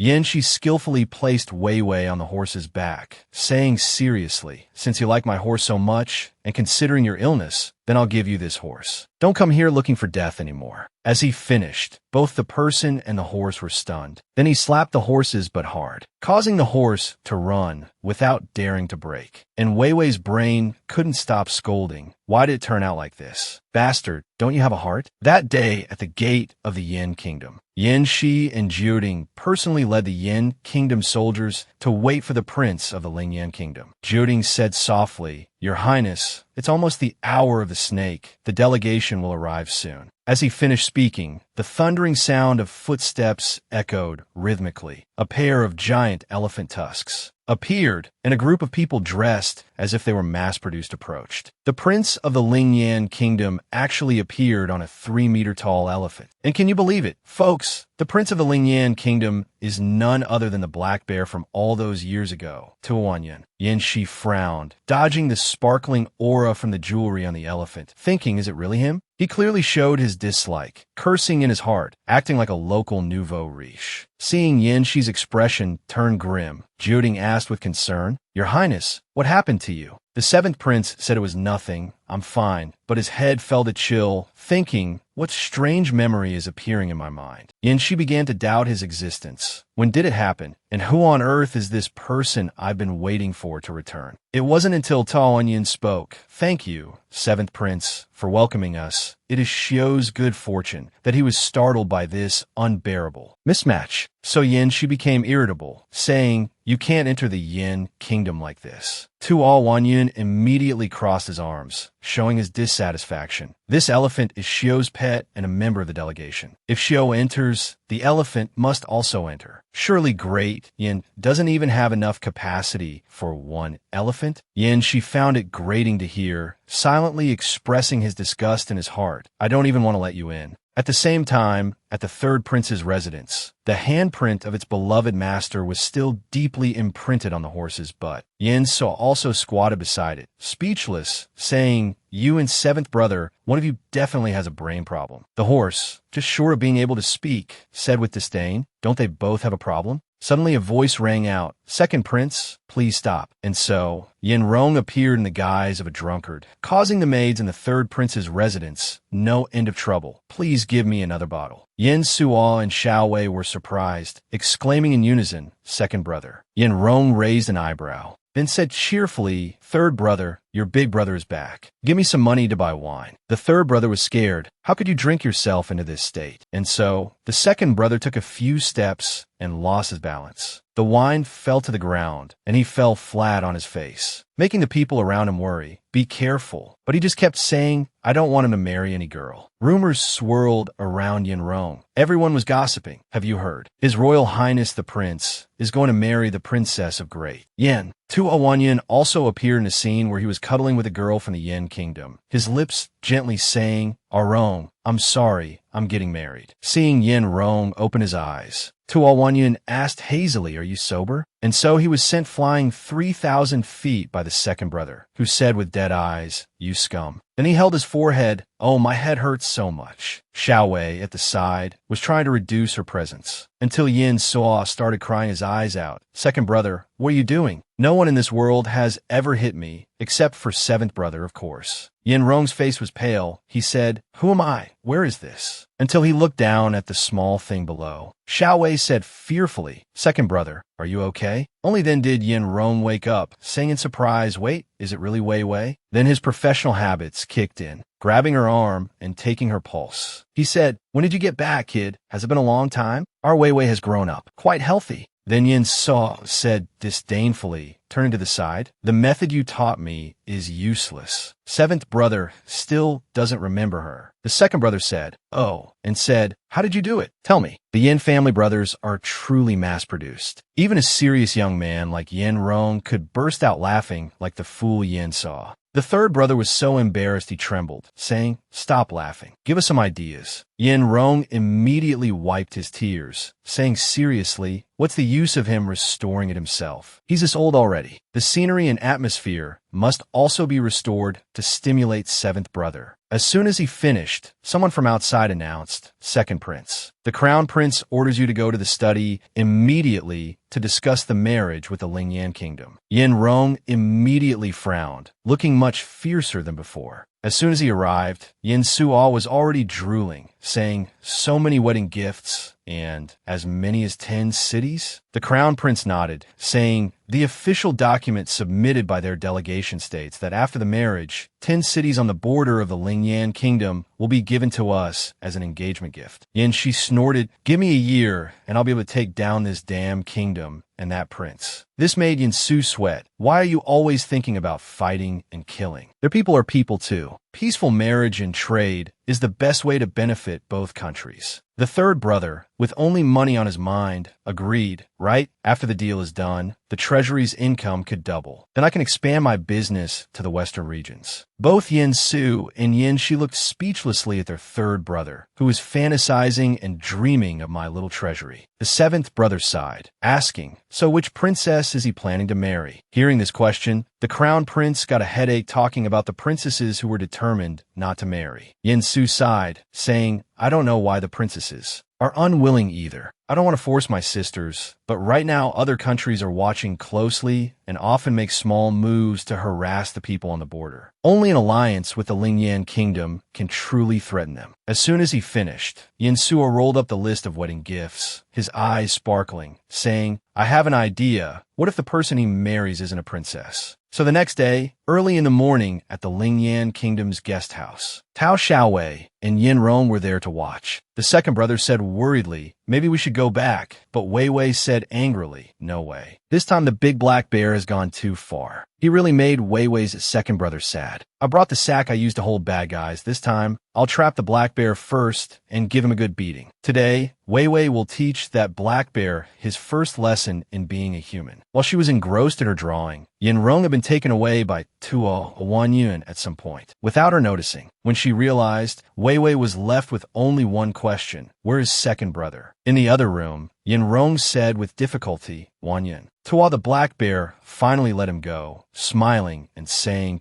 can I think that you're this angry because you're jealous? The second brother was embarrassed and said evasively, don't be delusional. How could I be jealous of a fool like you? Speaking of marriage, you're old enough to start a family, and I can also find a beautiful woman to be by my side. Upon hearing this, his face darkened, then tightly gripped Nan Deng's wrist, causing the other to struggle endlessly to break free. The wicked Su Yunyan leaned close to his ear and said, the prey has been delivered to me, so why shouldn't I enjoy it? After a moment of struggle, Nan Deng finally said shyly, don't you want me anymore? Su Yunyan gave him a light kiss. How could you think that? Dao Xiaowei stood frozen outside, wondering in a panic, is there still time for Vivi to leave? Before she could run, then she caught up to her. He suddenly spoke up. What are you doing? Here, Xiaowei said in a panic. You shouldn't suddenly stand behind people and scare them like that. Just then, firecrackers fell from her clothes, popping and crackling, successfully scaring Su Yunyan's disgustingly huge elephant. The elephant then lifted its massive foot over Xiaowei's head and stomped down hard. You just vanished like that. It turned out, and then she had reflexively grabbed her and moved her away. Then fiercely scolded, don't you know how to dodge? In that instant, she was reminded of those years ago. Nancy had also scowled and scolded her, kid, don't you know this is dangerous? She would always cry and promise, next time, Vivi definitely won't do it again. And so, Xiaowei burst into tears, making Nancy's limbs go stiff like a robot's. He said mechanically, hey, don't cry. She threw herself into his arms, sobbing, you meanie, you really hurt me. The injuries are too much. Hearing this, the seventh prince gently asked, are you hurt? Xiaowei just snuggled closer to him, gradually stopping her tears and thinking, the jerk's scent is so reassuring. Nancy helped her stand up straight, patted her shoulder, and said, stand up first so I can take a look. Vivi said softly, I'm fine. Only then was he truly relieved, but the next second, his gaze focused on the object on the ground, asking curiously, but these firecrackers. Xiaowei fell into a panic.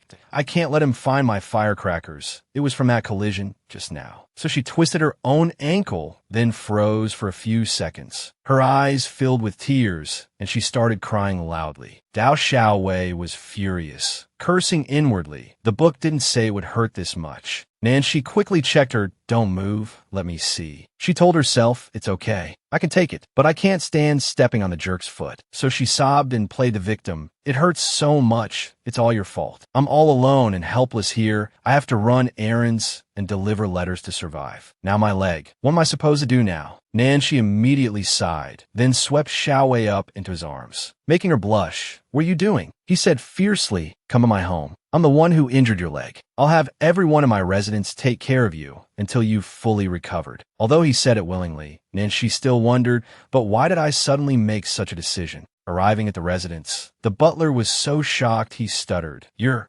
Highness, what happened? Nancy said righteously, I injured her, so I've asked her to stay at my home to recover. Please take good care of her. After receiving the signal, the butler immediately exaggerated. Oh my goodness, this young lady is so seriously injured. It'll take 100 days for the broken bone to heal. It's all my prince's fault. You can rest assured and stay in our residence for as long as you like. The seventh prince over there began to have his doubts. I don't think that's what I meant to say. The next morning at Su Yunyan's place, he was smoking a cigar while looking at the empty spot beside him, and said with a smile, you run pretty fast. Don't worry, there's still plenty of time, so just take your time getting used to it. After successfully selling his brother, Nan Shual was truly reaping the rewards from Su Yunyan. The third brother just pointed his fingers, urging the servants, "Hurry up, move all of this to the backyard." Suddenly, the residence's gate swung open, and he saw Nan Dung returning. Nan Shaw, afraid his get-rich-quick scheme was ruined, quickly said, "Second brother, you're back? Where did you and Little Potato go?" But the next second, Nan Shua's eyes turned into two black beans as he saw the blush on his brother's face. As for Nan Dung, he ran quickly into his room, shut the door, and buried his face in a pillow, thinking in anguish, "I was clearly tricked back then.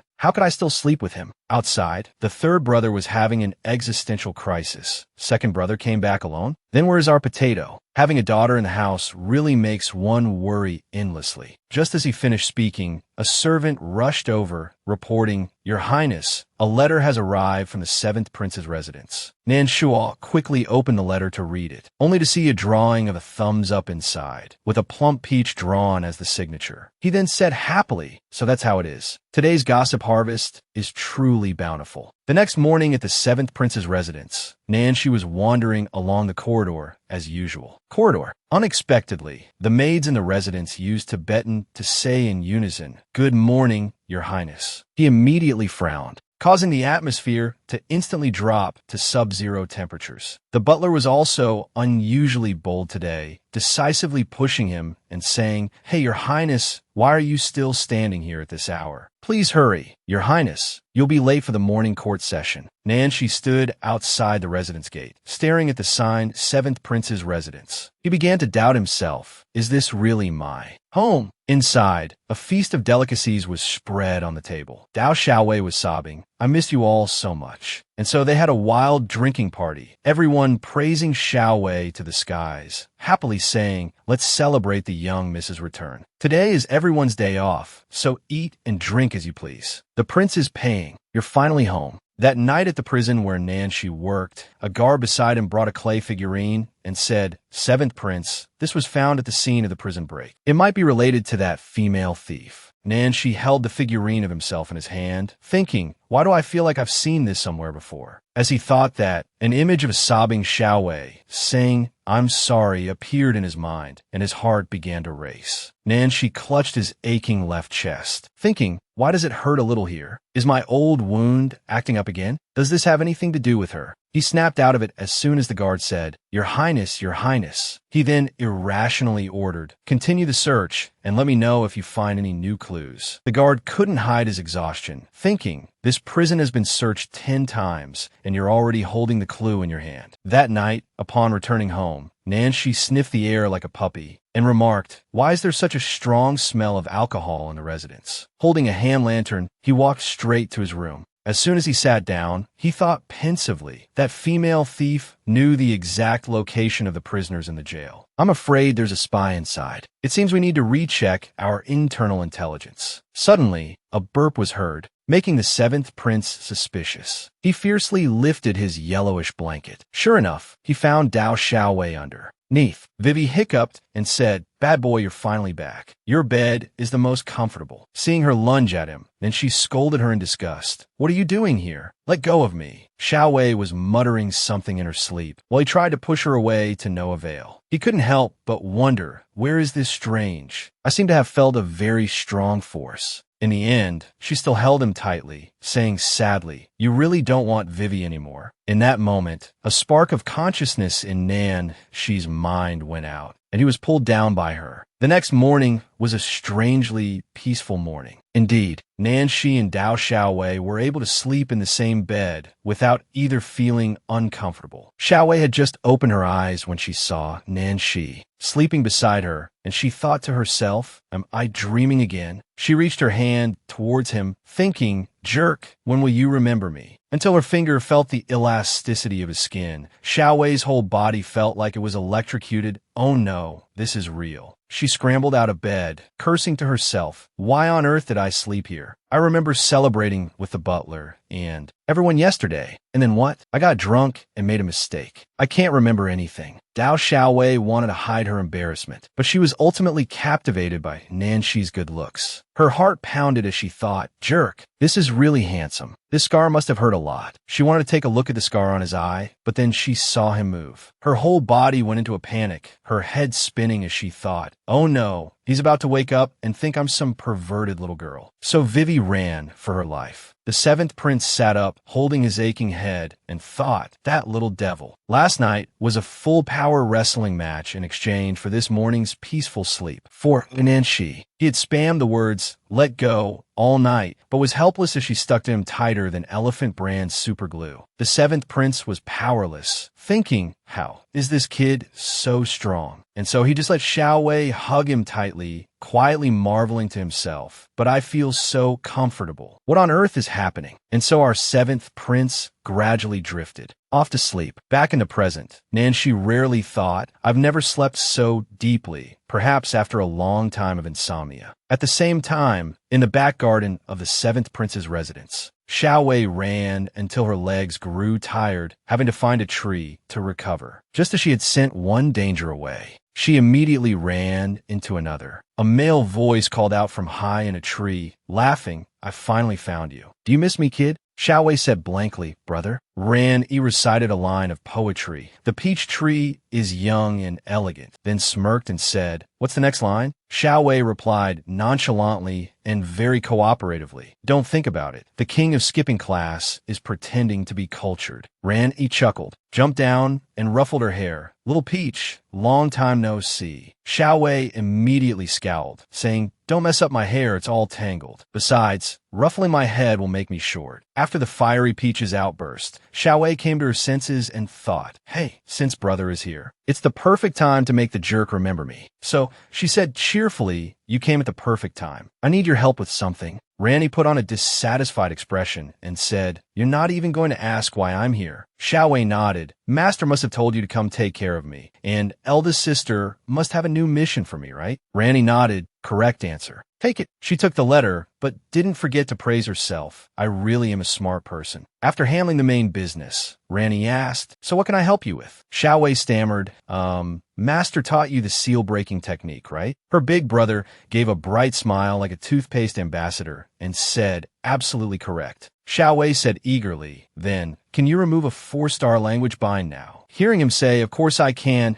she jumped to the moon saying, "So happy, I'm so happy." Until he honestly continued, "But before I left the mountain, Master blindfolded me." Xiao Wei froze, a thunderstorm brewing overhead. This moved Yi, who asked, "Why are you crying with joy to see me?" He then grabbed her hand to lead her away, saying excitedly, "Come on, cry later. I'll take you to a place I found." Xiao Wei pulled her hand back, saying firmly, "No, I can't leave right now," which stunned Yi. "Why not?" Dao Xiao Wei's mind raced, and she said seriously, "I can find out more information." "Here," he said, then saw Xiao Wei break out in a cold sweat. Randy could read her better than anyone, so he cheated and said, "All right, but eldest sister said that if you don't complete this mission, don't even think about seeing your mother when you get back." Xiao Wei scowled and grumbled, "Ugh, why does she always take up all of my mother's time?" The letter contained only one sentence: "Stop Princess Yin from marrying into the Ling Dash." Ran Kingdom. One fine day in the Yin Kingdom, everything was dyed red, signaling a royal wedding was underway. Nanshi personally went to the streets to escort the bride's sedan. The common folk were also enthusiastically gossiping. Which princess is he marrying? Actually, the seventh prince is escorting her to the wedding. I heard that prince isn't very popular, so the Lingran kingdom didn't refuse, and the marriage was officially set. The seventh prince is just saving face for them. Dao Xiao Wei had transformed into a ninja today. She looked down and saw it was almost time. So she threw a string of firecrackers down below. The popping and crackling of the firecrackers underfoot caused the horses in the procession to panic and run wild. The procession quickly signaled to each other, "Protect the princess, watch the horse." Taking advantage of the chaos, Xiao Wei successfully infiltrated the bride's carriage. Nanshi said coldly, "Stay calm. Prioritize protecting the carriage first." Hearing a noise, the bride said, "Who's there?" She gently lifted her veil saying, "Sorry, bride." Sure enough, as the red veil was lifted, both she and Nan Dung were stunned. Second brother, you?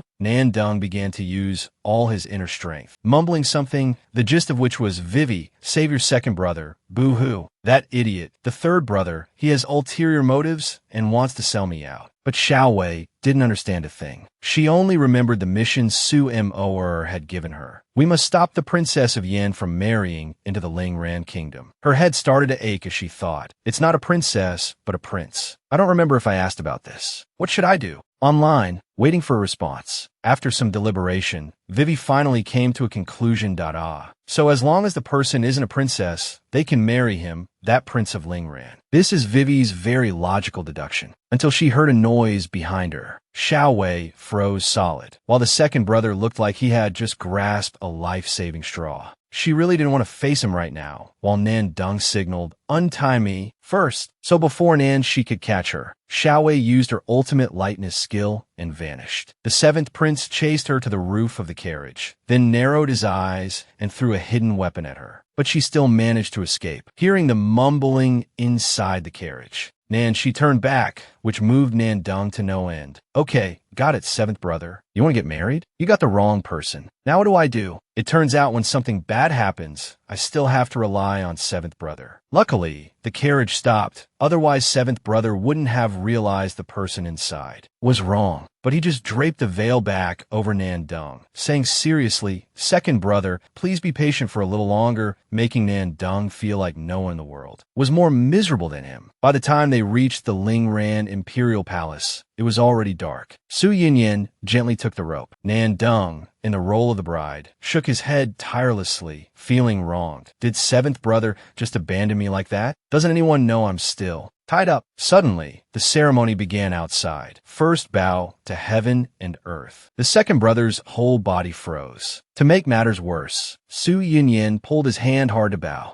At the altar with him, Nan Dung was completely stunned, cursing inwardly. Is this the legendary forced marriage? Should I bow to heaven and earth with this man? While he was still hesitating, Su Yinyan already had a smile on his face, turned towards Nan Dung, and said, "Bow to each other." This time, the second brother caught on, and immediately tensed up, pulling back on the rope, thinking resolutely, "I won't bow. I won't let you complete this wedding." Sensing the familiar stubbornness, Su the Black Bear smiled gently. He lifted the veil and said, "Ian, do you really want to marry me?" Nan Dung was now surprised. He knew it was me in the sedan all along. The Su prince leaned closer to him and decisively used his mouth to untie the gag on Nan Dung's lips. Then he said cheekily, "Those 10 cities were originally your betrothal gift. It was in the city Lord's decree. From now on, Lingran and Great Yin won't dare to bully you anymore." Nan Dung was stunned for a long time, before finally saying shyly, "Weren't you supposed to marry a princess?" Su Yinyan chuckled and said, "I only talked about getting married. Who said I had to be a princess? You never promised me before." The second brother felt this was a lost cause, and said with a cough, "Why did you and I have to make such a big fuss?" Su Yinyan replied, "Because I want to be fair and square with you." The second brother's face was as red as a tomato, but his tongue was still sharp. "Who wants to be with you for a lifetime?" Su Yinyan wrapped an arm around his waist and said with a smile, "I've already worshipped heaven, earth, and family, and accepted the betrothal gift. Do you really not want to spend the rest of your life with me?" Nan Dung finally accepted this romantic proposal. As for Nan Shi, after returning to his residence, he urgently asked, "Where is she?" The butler asked, stunned, "Your Highness, who are you talking about?" He quickly replied, "The one who's deceiving people." He received the answer, "Xiao Wei is in the West Wing." So the butler chased after him, whining, "Your Highness, what's wrong? Did the young miss do something wrong again?" Nancy stopped abruptly and said in a stern voice, "What do you mean, young miss?" The butler mechanically reprogrammed his sentence quickly. "This young lady, what happened? Wasn't her leg injured by the prince last time?" Nancy immediately became pensive, but he still insisted on pushing the door open, causing Xiao Wei to choke on her water. She said in a panic, Why are you here?" Nancy didn't answer her, not even a single word. He just coldly grabbed Xiao Wei's hand, then fiercely tore open one of her sleeves. But when he saw the uninjured arm, Nan, she was stunned. That MY hidden weapon clearly hit her. Meanwhile, Xiaowei's face was beet red, and she threw a punch at him. You rotten hooligan. She immediately burst into tears. Why are you bullying me? The seventh prince was still busy thinking. Something is wrong with this. The butler was worried sick. What's wrong? Why is the young miss crying again? Nan, she stared at Xiaowei's signature green hair, thinking it's basically too similar. She wiped away her tears, her heart on high alert. He must have realized. So Xiaowei wailed, Butler, he tore my clothes. The butler then turned into a shark, scolding fiercely, Sir, how did this old servant educate you since you were a child? How could you do that to a young lady? From now on, I'll be ashamed to see your late mother. Nancy saw through Xiaowei's dirty trick and thought to himself, I'll let you go this time. He then went into robot mode, saying mechanically, yes, it's my fault. I'm sorry. He looked so scary that both Xiaowei and the butler were shocked, but she still pouted and said, if apologies were useful, why would we need officials? Hearing this, Nancy reached his hand towards her and said fairly, all right, you can tear my clothes for revenge. Xiaowei's eyes lit up again, and she said, really? Nancy nodded solemnly. So she gave a perverted laugh and immediately clawed at him, scratching several lines. The scene was so shocking that even the butler broke into a sweat. This isn't something I can watch for free, so I must leave. As for Nancy, he secretly watched Dao Xiaowei's fierce appearance as she gnawed on his clothes and smiled unconsciously. After a while of mukbanging his black as a pot-bottom clothes, she was finally satisfied. She dusted off her hands and said, all right, I'll forgive you this time. You can leave now. Nancy unconsciously became competitive and said, thank you so much for your kindness. As soon as he was out the door, he held a grudge in his heart for next time that I won't let it go so easily. The moment he left, Dao Xiaowei slammed the door shut, thinking, you scare me to death. She then quickly removed the disguise from her arm. She sighed, luckily, I managed to steal this piece of fake skin before running away from the mountain. Alas, judging by the jerk's attitude, he probably suspects me. I still have to ask my brother to provide some more materials to make more. Just as she finished speaking, Ran Yi's voice was heard. I knew you couldn't live without me. Xiaowei snapped fiercely. Isn't this the seventh prince's palace? He always appeared with a smile on his face, until he saw the wound on her hand. Ran Yi's voice turned cold that I won't allow you to live here anymore. Ran Yi slammed his hand on the table and said sternly, he treated you like that, and you just let it go so easily? Xiaowei reasoned, when you live under someone else's roof, you have to obey. Besides, since he didn't see the wound, his suspicions have vanished. But Ranny still scowled and said, no, it's too dangerous here. You'd better come back with me. Her eyebrows, the color of her skin, furrowed unwillingly.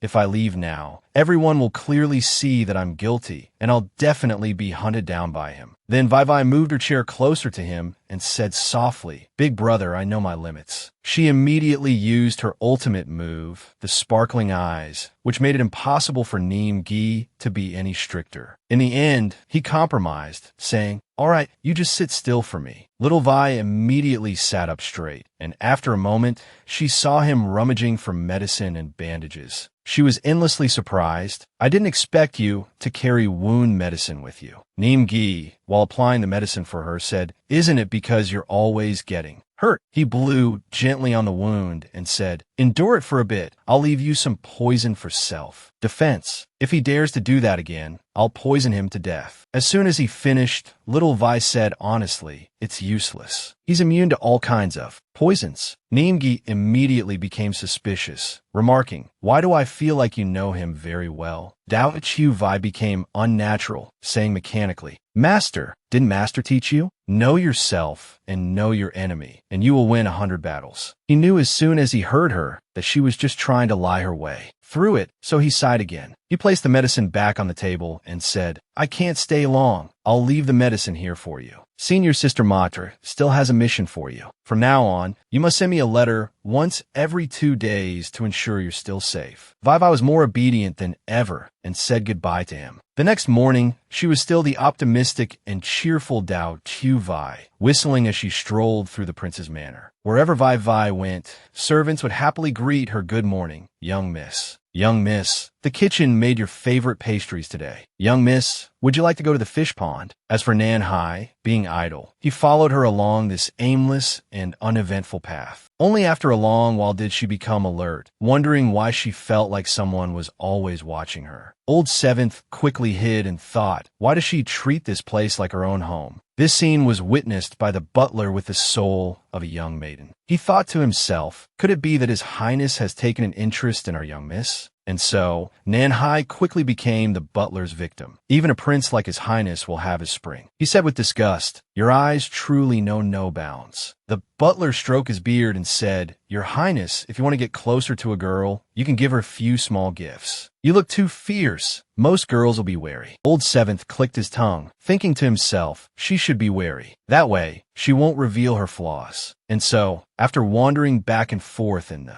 manor, they finally arrived at the Lotus Pond, where Dao Chu Vai was intently fishing to grill and eat. The butler sat in the cool pavilion, gesturing with all 5 fingers, ordering Nanhai to quickly go out there. He obeyed and quietly approached, getting close to Vai Vai. Then he took out a box, making her wonder in surprise. What is this? Nanhai coldly replied with just one word, gift. Little Vai bloomed with joy, eagerly asking again, really for me? But the other person still gave a single cold Nanhai secretly glanced at her, thinking, could she be this happy? The butler, also sipping his tea, was happy for them. This is the first time His Highness has given a gift to a girl. I wonder what he'll give as a gift, I'm so curious. In the middle of the romance, Vai Vai suddenly pulled a dagger from inside. It gave the butler the chills. Will the young miss really like that gift? While he was still dumbfounded, Dao Chu Vai's eyes sparkled as she said, wow, I love it. She then tried a few moves with it, but in Nanhai's eyes, no matter how he looked at it, she looked just like a female assassin. He chuckled softly. The butler felt like his heart was about to break, but seeing how good their little lovebirds looked together, he just sighed, then looked at them with a gentle gaze. Old Seventh watched Vai Vai intently, then used a hand signal to call someone over. Sure enough, a shadow guard immediately appeared, reporting in a loud voice, reporting to Your Highness. The prisoners have been moved to the new prison and the map has been sent to your study. Nanhai had been paying attention to Vai Vai's movements the whole time and finally just said, nonchalantly, I know. So that whole night, Nanhai was in his study. Musing, the last time she tried to break into the prison, she used this opportunity to trick me into staying here. With such a good opportunity, she will definitely act again. But he waited and waited until the moon was about to change shifts with the sun, dark circles appearing under his eyes. With a bewildered look, why hasn't she come? Yet, as for that certain person, she hadn't heard a single word, so she slept soundly to grow a few more centimeters and become the most beautiful young lady. Surprise! Our 7th Highness really pulled an all-nighter just to wait for that young lady. So, early in the morning, during the court session, he made all the officials wary with his fierce demeanor. But they still had the guts to gossip, remarking extraordinarily, right now, the 7th Prince looks even scarier.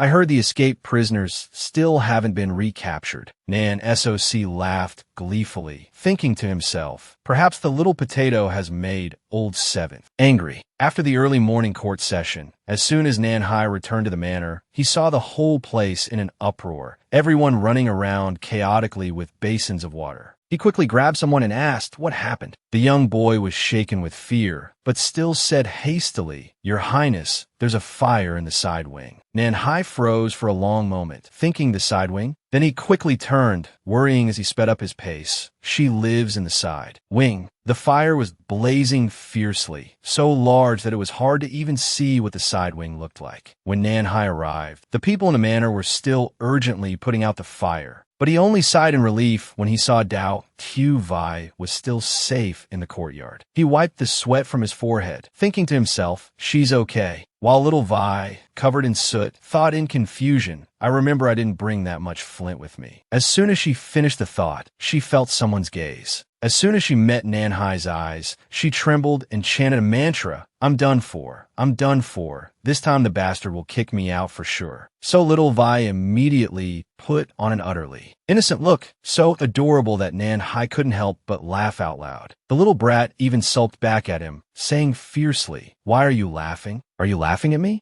Old Seventh poked at the naturally highlighted hair on little Vai, saying softly, it's all burnt. Suddenly a guard ran over, saying cautiously, Young miss, your luggage is here. Little Vai happily took the bag and thanked him, but a clay figurine happened to fall out of her bag. Little Vi hastily tried to catch it, but Nanhai was the one who caught it. He looked thoughtfully at the clay figurine, saying softly, "This is..." Vi nervously watched him, thinking, "Do you remember the clay dolls we made back then, you bastard?" So she asked him directly, "Do you remember anything?" Nanhai stared at the clay figurine of Vi and said, "More or less, they're very similar." She was immediately overjoyed, thinking he will definitely remember it. But deep down, Nanhai was just annoyed. She really is that little thief. Suddenly, the love-addled butler ran over, playing matchmaker and suggesting, Your Highness, the young lady's room has burned down. Otherwise, let her live in your courtyard." Nanhai smiled lightly and said, "All right." Night fell. The butler gleefully ran over and said, "Young miss, everything has been settled. If you need anything else, just tell the prince directly." Little Vi smiled and said, "Thank you, butler." He didn't forget to remind her, "Young miss, do your best." On the surface, Vi smiled and said, "All right," but inwardly she was signaling, "Can you show me how? I'm desperate." But the butler didn't catch the signal at all, leaving and saying, "Go to bed early," leaving little Vi to fight alone. She looked at the quiet space, thinking, "It seems the bastard hasn't come back yet. I still don't know how to get along with him." So little Vi reluctantly fumbled her way to her room. But what the hell? As soon as she pushed the door open, she saw Nanhai sitting inside drinking tea. An awkward silence fell between them. Vi very consciously slammed the door shut. She stood outside anxiously, thinking, "Isn't this my room? Did I open the door the wrong way?" While she was off guard, Old Seven's rough hand reached out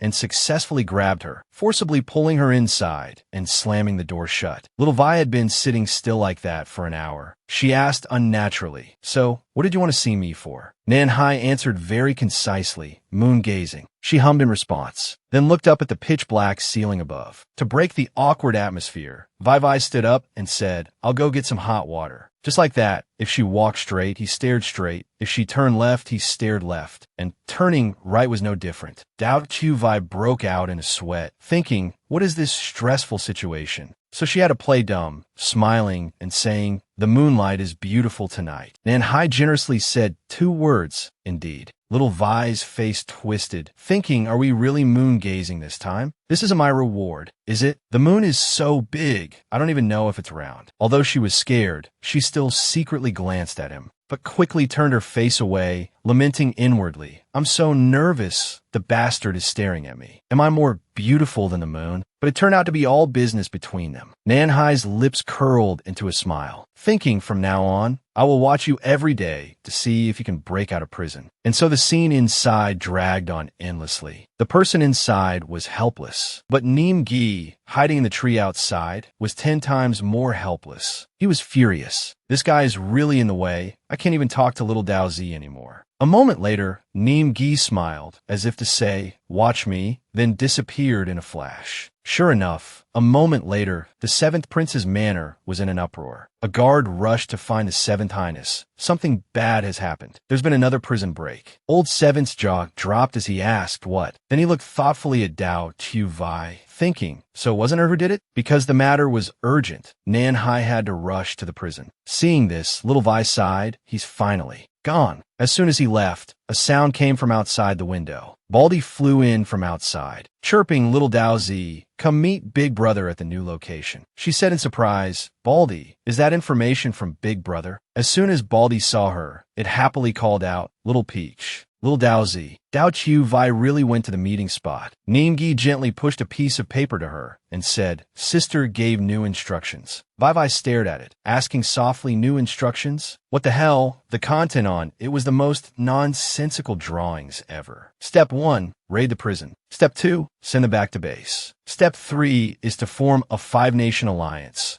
a nationwide alliance, to plan an uprising. Little Vi's eyebrows knitted together. She cursed, "Does she take me for a fool?" Then she screamed furiously, "I don't need this stick figure drawing. I can understand the mission content," and tore the paper into 1,000 pieces. Neem Gi, with a fatherly sternness, said, "Sister did that because you never listen in class. Get ready to get to work." Vi's face twisted, showing the look of someone refusing to go to work. Her face pained. So on the way back, Vi was still in a state of anxiety. What should I do? This time I really need to get away from him. He's starting to suspect me because of what happened before, and now we're even living in the same courtyard. If I continue with the prison break, I'll definitely get caught. Returning to the seventh prince's manor with nothing but a long sigh, little Vi went to the lotus pond and saw. Manhwa was also there, and she just quietly watched him. After a long while, she was full of energy again, thinking, I won't see the bastard for a long time, right? The more you see, the more you earn, the faster you'll remember everything. So today, it was little Vi's turn to be the paparazzi, following Manhwa from one place to another. But every time, she was caught by the butler, who was beaming brighter than a flower, thinking, our young miss also likes our prince. It's a two-way relationship, a true family paparazzo. After tailing him for a while, Dao Chu Vi was stunned to see Manhwa go to her room. Instead of being worried, her heart was filled with the bloom of spring. Is the bastard coming to my place? Is he still afraid of being discovered? What is he planning to do? In the end, old Seventh still pushed the door and went in, while little Vi continued to tail him diligently. Manhwa skillfully and quickly untied her bundle. Inside, besides firecrackers, flint, and a few small toys, the clay figurine of Dao Chu Vi was what Manhwa was looking for. He pondered for a long time,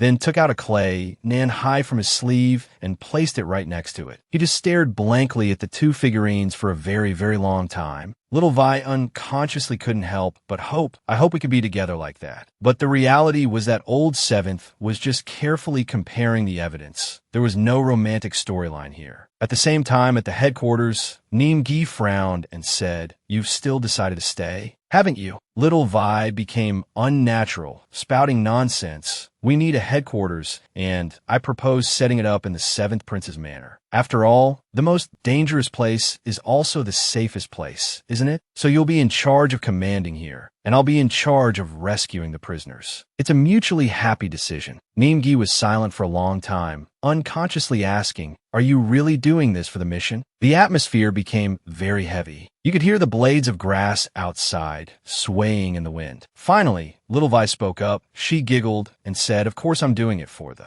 mission. Gi kept his stern frown, but a second later he smiled and said, All right, then come with me. So little Vi followed him until midnight, dangling from a rooftop with a questioning thought. Why am I here to break out of prison again? Vi started to panic, saying, That means I have the right to order you to go rob, not for me to go along. Gi let out a soft hiss. He said seriously, You have to personally do something big with me to establish your credibility in the Five Nation Alliance. Little Vi asked in confusion, What's the purpose of letting me establish my authority? Gi didn't even bother to answer her, and with a whoosh, he leaped away. I'll lead them away. You hurry up. Little Vi hadn't even caught on, and was waving her hands in the air. Wait a minute. Sure enough, Gi's whereabouts were immediately discovered by the guards that someone's there. Get him. Little Vi saw that her senior brother was putting on a good show, being chased for his life by the soldiers. After knocking out a few guards, little Vi opened the door for the prisoners while urging them, Hurry up. In her heart, she was endlessly anxious. If the bastard finds out, I'm dead for sure. At the same time, Manhwa really did sneeze from being thought of by someone. As soon as they returned to the base, they immediately threw a celebratory feast. Thank you, Lord Gi and Miss Dao Chu Vi, for saving us from death. Let's raise a toast. In the midst of the fun, Gi seriously asked, What about this Five Nation Alliance? The group replied in unison, We will do our best. After he finished, he patted little Vi on the shoulder and said softly from now on, This will be everyone's leader. She choked on her wine, wiping her mouth as she said, I'm the boss. What about you? Gi sighed and said, I'm only responsible for supervising you. Before she could refuse the position, the four idiots were already grinning and saying, We will obey Chief Dao's orders. At the end of the meal, Gi immediately left. When I rescue others, I will send them here. Just follow Captain Dao's instructions and start training. You will surely be able to complete your mission. When he left, little Vi was left with a dazed look and a goofy smile, thinking, What should I do? This has caused a lot of trouble for the bastard, and since I'm the boss, I have to think of a solution. Right away, suddenly one of the troublemaking quartet sighed and said, Alas, I've finally saved my life and I don't want to risk it anymore. The others had the same thought, but were too cowardly and just gave a slight hiss signal. But who was Dao Chu Vi? She quickly seized the opportunity and asked, Do you want to be lazy? The troublemaking quartet's faces turned pale, and they said in a fluster, "No, no, no, your subordinate wouldn't dare," to enhance her own credibility. Little Vi said cheekily, "When it comes to laziness, I'm an expert." Sure enough, early the next morning, Nimgi dropped by the headquarters again. As soon as he poked his head in, he called out, "Little Dao Zi, how's your work going?" The fat one said softly, "Lord Nimgi, Miss Dao discussed the plan with everyone today. I just went out to scout the city's defense system. Look, the tea is still not cold. Would you like a cup?" Nimgi immediately became thoughtful. Then he turned to leave. "Thank you for your hard work." The fat one, as per the script, said politely, "Whatever it is, it's my duty," but who knew that he always had hot water ready? At the same time, in the martial arts training ground at the headquarters, one of them, acting as a tour guide, said softly, "My two brothers and I have been training continuously and have just taken a break." Nimgi nodded, satisfied, and said, "Can I also go see where they are resting?" Sure enough, the scar-faced man became unnatural.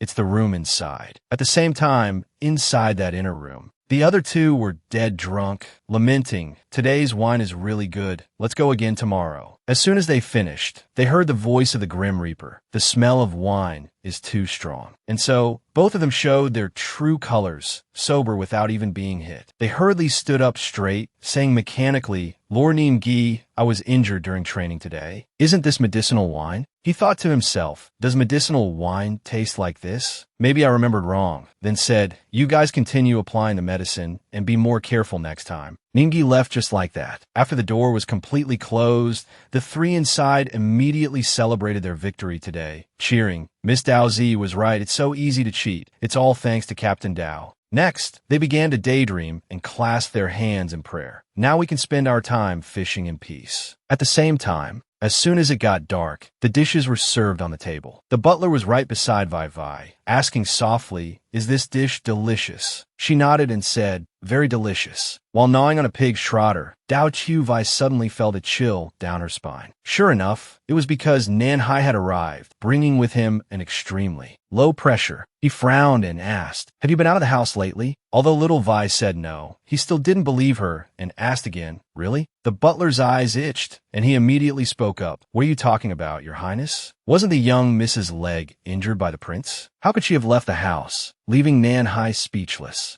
Dao Chu Vai also caught on and started crying. "That's right, my right leg still hurts." Before she could act for long, she was cut off by Nan Hai. "Why do I remember that you were injured in your left leg? Not your right."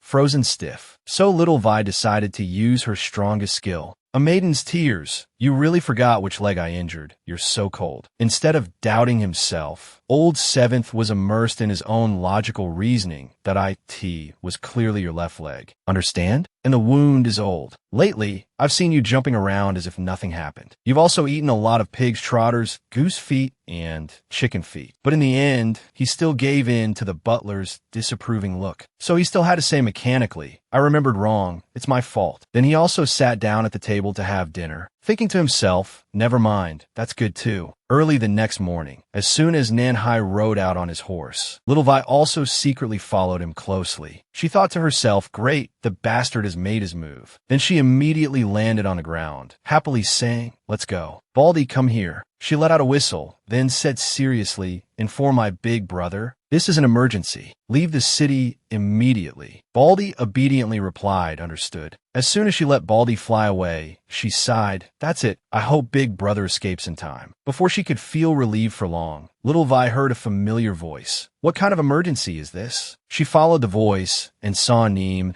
Gi perched on a tree branch in the Seventh Prince's manor. Her jaw dropped as she asked, "Why are you here?" Nimgi landed on the ground and said, "Of course I'm here to check if you're being lazy, little Daozi." Seeing that she wanted to say something, Nimgi burst out laughing, "That I'm just kidding. I missed you." Dao Chu Vai put on a worried look and said, "Now is not the time to talk about this. I'll take you out of the city." Nimgi asked softly, "What happened that made you so worried?" She frowned and said gravely, "Your recent prison breaks have angered Nan Hai. He's setting up checkpoints everywhere. If you don't leave now, you won't be able to leave at all. I don't want him to catch you." In this situation, Ran Yi's love-addled brain allowed him to think, "Little Peach, are you worried about me?" But that good little sister of his had already drawn up a plan in her head. "If I take you away like a great Buddha, no one will be able to control me anymore. I'm so smart. And that's precisely why the two siblings had to be at the city gate like this now. Looking at the portrait of himself that was perfectly accurate, yet incredibly unflattering, Xiao Wei angrily said, "You were seen?" He honestly replied, "Perhaps I didn't cover my face properly, but so soon." He was about to criticize someone's painting skills, but Wei Wei preempted him. "The painting looks so vivid that it'll be hard for you to escape notice." Randy gave her a confused look and quietly asked, "Are you serious?" And so, necessity being the mother of invention, a makeup shop immediately caught Tao Xiao Wei's eye.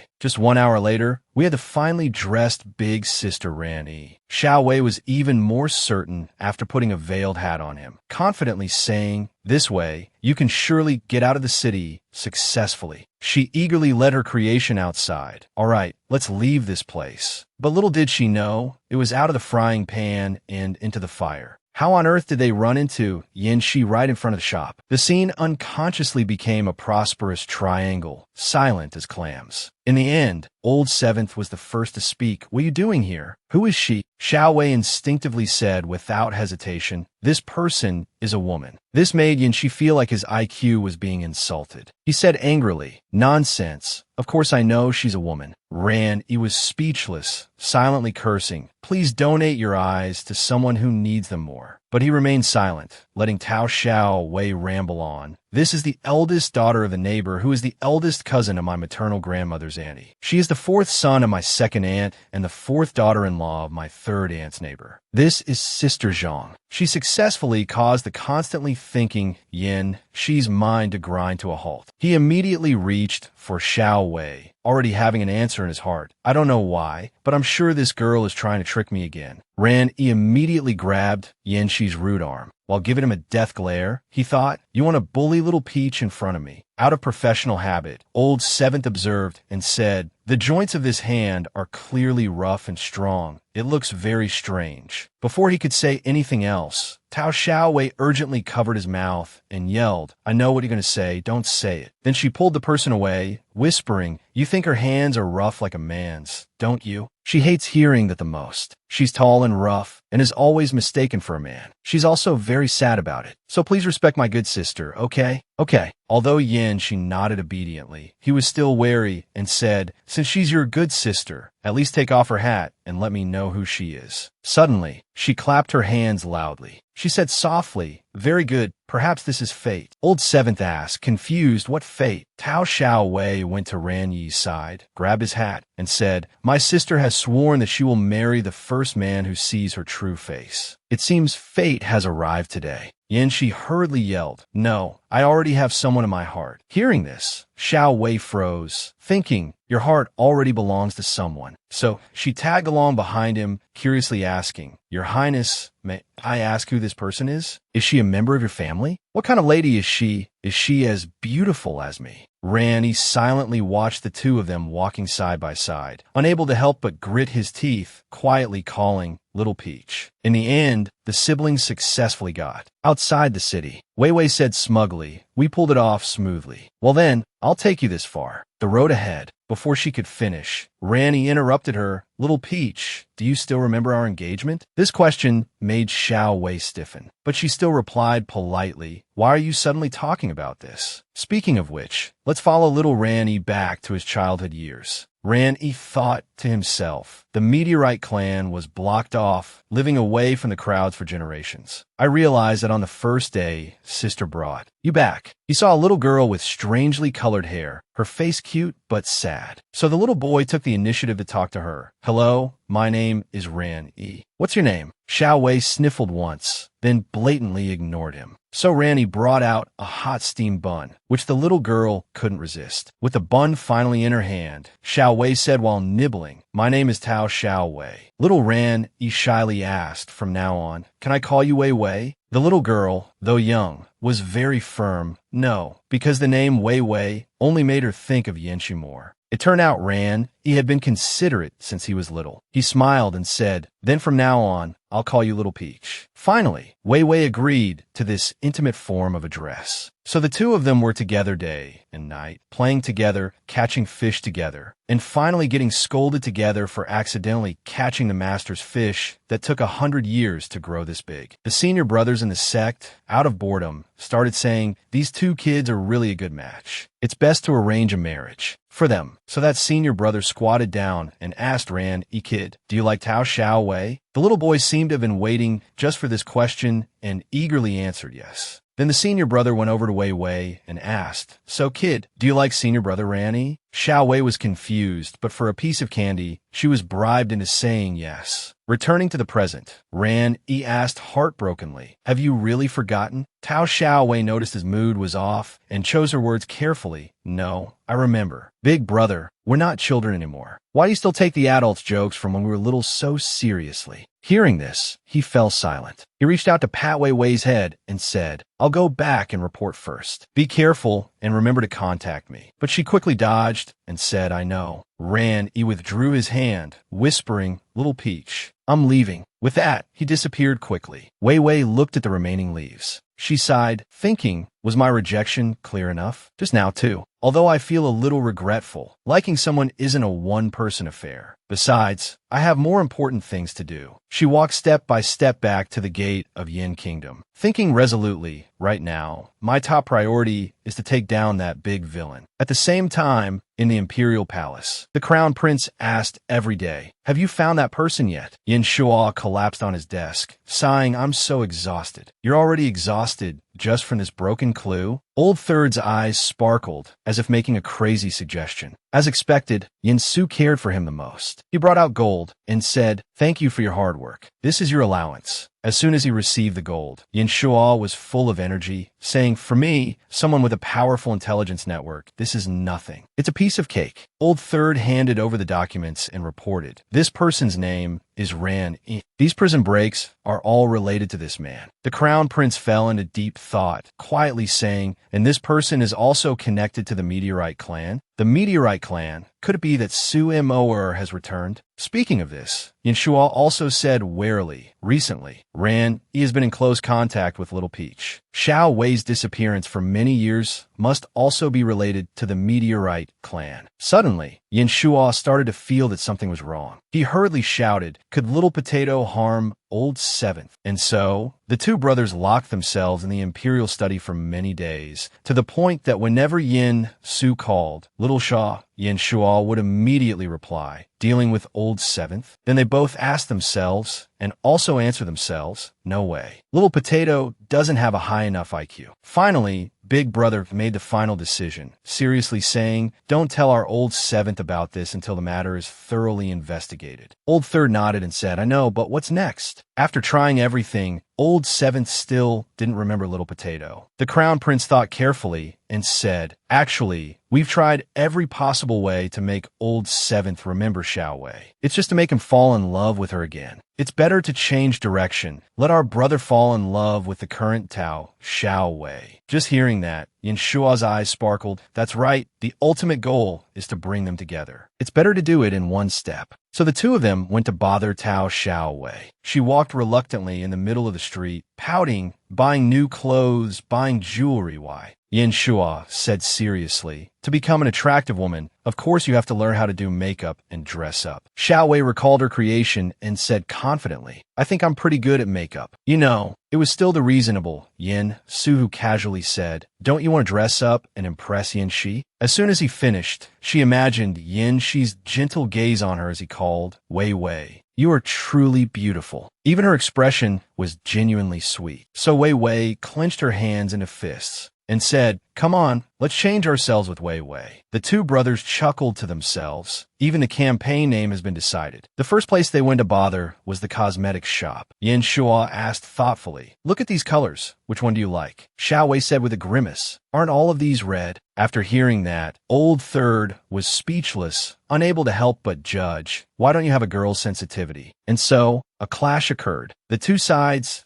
fiercely argued, you've got it, just be a girl. The color you chose isn't very pretty, my color is prettier. It got to the point where customers who came to buy powder were afraid of getting bitten. The owner cried out helplessly, I'll give you money, can you please leave quickly? The next chaotic destination was the clothing store. As soon as they entered, Yin Shuo immediately grabbed a piece of the most beautiful fabric and said, Big brother, this suits you, making Yin Su feel helpless, sighing, we're here to choose clothes for Xiao Wei. So the group moved on to the jewelry store. It was still Yin Shuo who deviated from the mission. He was mesmerized by the sparkling jewelry and even said honestly, Big brother, I want these. The crown prince, feeling like a babysitter, constantly repeated the mission. We're here to choose jewelry for Xiao Wei. Meanwhile, Xiao Wei had actually found an item she liked. She stared at it, thinking to herself, this hairpin looks like a bald head. She wanted to take a look, but accidentally bumped into someone. The man looked up and quietly called, Xiao Wei, is that you? She also asked blankly, who are you? The other person said softly, it's Long Rui. But Xiao Wei still asked back, who is Long Rui? This made the other person's head spin from her question marks, until Yin Shuo noticed them and quietly called, Long Rui, why are you here? Long Rui said happily,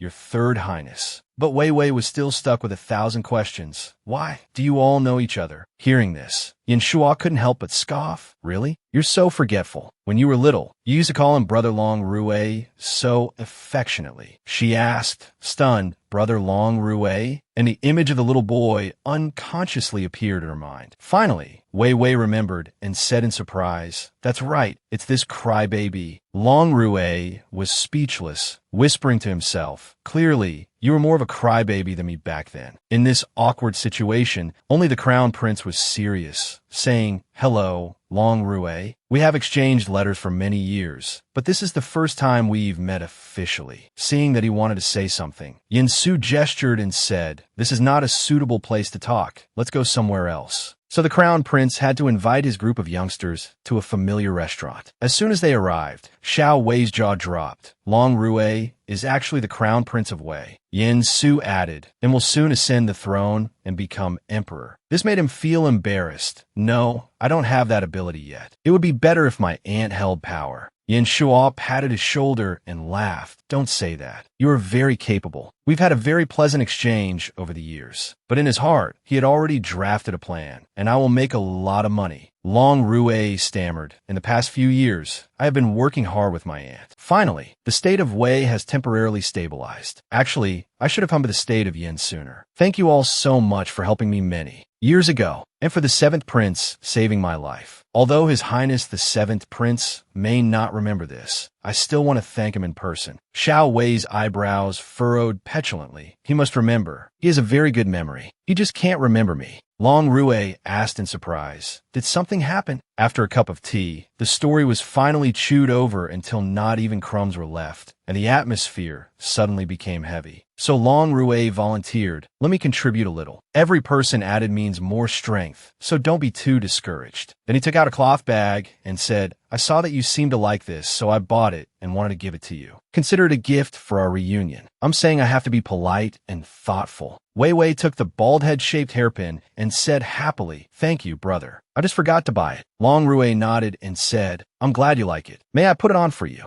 So the two of them stood quietly side by side before this blindingly dazzling scene. The two brothers could only whisper, why do I always feel that this scene is somewhat dazzling? That's right, it's the atmosphere of a shoujo manga. As soon as he finished, Old Third said cunningly, I just thought of a good idea. Yin Su, worried for his life, said quietly, what are you trying to do? Yin Shuo said cunningly, we shouldn't just be supporting from the sidelines. It's time to make Old 7th worry. At the same time, in the middle of the street, Yin Shu was walking past a hairpin stall. His eyes fell thoughtfully on the hairpins. So, it wasn't until he returned to the prince's residence that the question still echoed in his head. Why did I buy this? Before he could answer his own question, Yin Shuo's voice rang out, Old 7th, are you going out? Don't leave yet. Look who's here. Yin Shi looked at the young man in Wei kingdom attire and said quietly, Long Rui, why are you here? Long Rui bowed politely. Greetings, 7th Prince. Old Third, at the side, teased relentlessly. Why are you so tense? Just call him Yin Shi. As soon as he finished, Tao Xiaowei also poked her head out, saying, I'm back too. Yanxi asked warily, why are you with them? She said carefully, this is I just happened to run into them on the street. But what he noticed was the unfamiliar hairpin in her hair. As expected, this detail was caught by Yin Shuo. He hurriedly engineered it so the two kids were holding hands, while Yin Shi asked irritably, and Big Brother, why are you here? The Crown Prince smiled gently and said, I came to visit you. Xiao Wei was the first to react, her jaw dropping as she scolded, what are you doing? Hearing the commotion, Yin Shi immediately paid attention, or rather, held a grudge. And Tao Xiao Wei finally realized, can't let go. Understood. Yin Shuo is the king of sales. He used imported double-sided tape, the best for this kind of operation. In the end, it was old Seventh who spoke first, saying unhappily, men and women should maintain a proper distance. Have you no shame? Seeing that Xiao Wei was about to expose him, to protect his own little life, Yin Shuo quickly covered her mouth and enthusiastically spun a tale. What's wrong with young people holding hands when they're in love? Look, Long Rui even bought Xiao Wei a hairpin. So gentle, so romantic, so thoughtful. Yin Shi's face scrunched up, and he said coldly, tasteless. As he turned around, the hairpin he was carrying clumsily fell out. Before it could hit the ground, Yin Shuo shouted, what's that? This time, Yin Shuo truly made a major breakthrough, successfully climbing onto Yin Shi's shoulder and grabbing the item. He giggled and ran over to Wei Wei, exclaiming, look, little potato, while Yin Su always had to be the one to put out the fire. Don't be angry, don't be angry. Xiao Wei held the hairpin that matched her outfit in her hand and asked in a daze for me. Yin Shi didn't even bother to be flustered anymore, saying, that's right for you. This is my apology for hurting your foot. Before, seeing her mesmerized by his gift, old Seventh continued in a mature tone, a lady shouldn't casually accept gifts from others. But I have a legitimate reason. Xiao Wei stammered, is a gift from meeting someone not appropriate? As the group moved into the hall, Yin Su instructed in a serious tone, the Crown Prince of Wei is here on a private visit. Old Seventh, you must protect his safety. Yin Shi nodded and said, that's a given.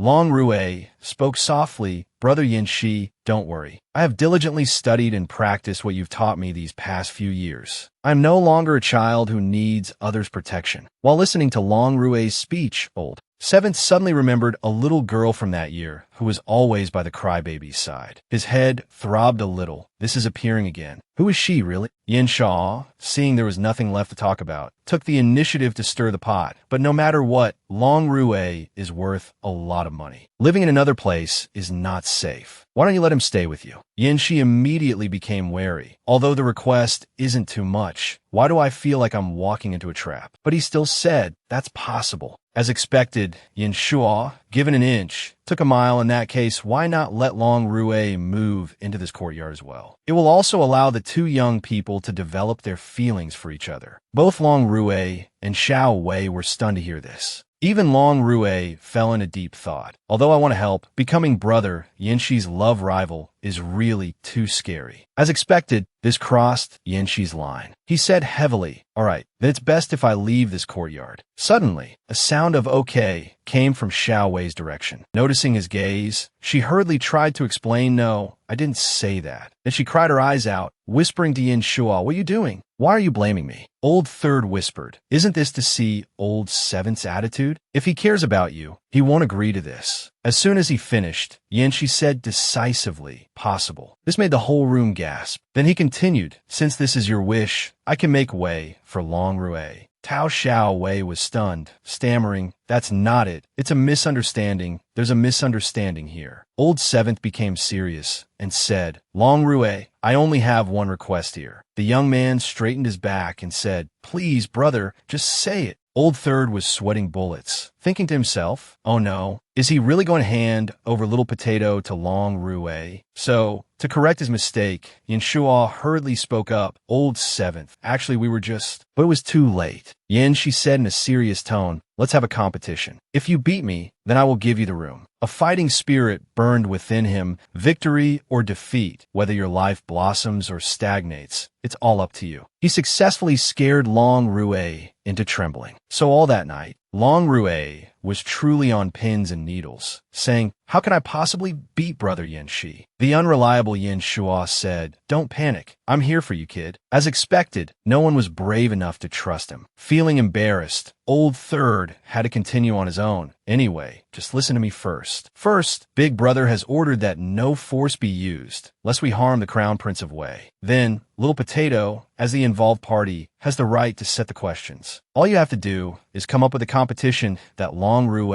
is good at." Xiao Wei said honestly, "Come up with a competition to help Long Rue beat that bastard? Isn't that too hard? How can there be one?" The next morning, after discussing according to Yin Shua's plan, Yin Shi actually nodded and said, "No problem. I will abide by the rules that you have stated and requested." So Xiao Wei eagerly announced the first competition, the Ice Bucket Challenge. Seeing the young man shivering like a leaf, Yin Su asked worriedly, "Wei Wei, is Long Rue really good at this?" She gave a thumbs up and said, "I asked," and he said it's no problem. Let's rewind to last night. She had sincerely asked, "Is there anything you're particularly good at?" Long Rue answered honestly, "Speaking of which, I don't know if I'm good at it, but I really like to eat ice." Returning to the present, Long Rue and Yin Shi really had a bucket of ice poured over their heads. The young man shivered uncontrollably, silently cursing. "I said I like to eat ice, but not like this." Yin Shua quickly stepped forward and asked, "Does anyone want to continue this round?" As expected, Long Rue hurriedly surrendered, No, I can't take it anymore." But Yin Shi was still in robust health, even having the energy to stand and smooth his hair. So when Yin Shua said, "We lost this round. Think about the next one right away," Wei Wei was mesmerized by Old Seven's good looks. As soon as she finished speaking, Wei Wei snapped back to reality. She clapped her hands and announced the second competition,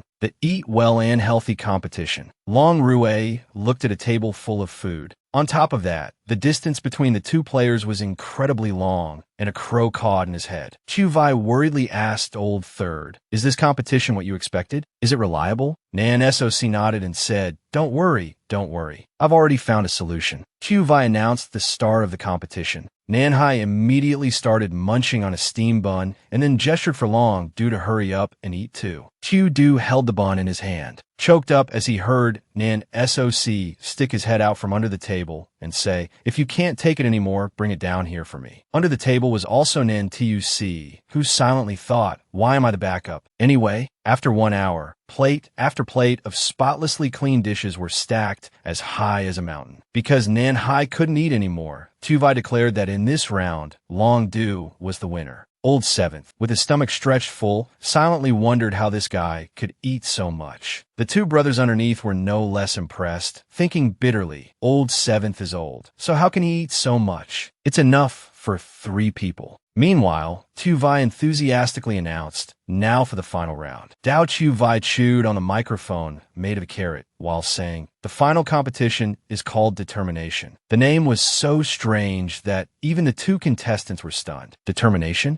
Nan Soc immediately jumped out to explain, "It means testing everyone's determination in the face of unparalleled beauty. Whoever wavers first loses." Nan Hai clicked his tongue and said, "You really underestimate me." As for Long Du, he said shyly, This isn't very good for me." Not letting everyone wait any longer, Tu Vai raised her voice an octave and said, "Let's welcome today's magnificent beauty." What the hell? The person who walked out was the butler. He cried his eyes out and said, "Your Highness, I was forced to do this." While Long Du was still petrified on the spot, Nan Hai was so shocked he spat blood and fainted right then and there. Chu Du was as stiff as a stone statue, cracking into pieces as Nan Soc forcibly raised his hand and declared Long Du the winner. The Crown Prince hurriedly caught Nan Hai, saying softly, "What a pity you lost." Old Third laughed gleefully. "You have to admit defeat, don't you?" Long Du immediately said, "Brother Nan Hai was just scared. If we compare strength, I'm no match for him." Just as he looked back, he saw Nan Hai's grumpy expression. He snorted to gather his strength. Then he was quickly packed up and carried away. The butler hurriedly chased after him, saying, "Your Highness, let this servant help you pack." "Your Highness, please don't be angry with this humble servant," Dao Chu Vai said worriedly. "He won't be really angry, will he?" Nan Soc laughed and said, "Just let him worry. Let's reminisce about the past with Long Du tonight." She said sadly, "But how can I?"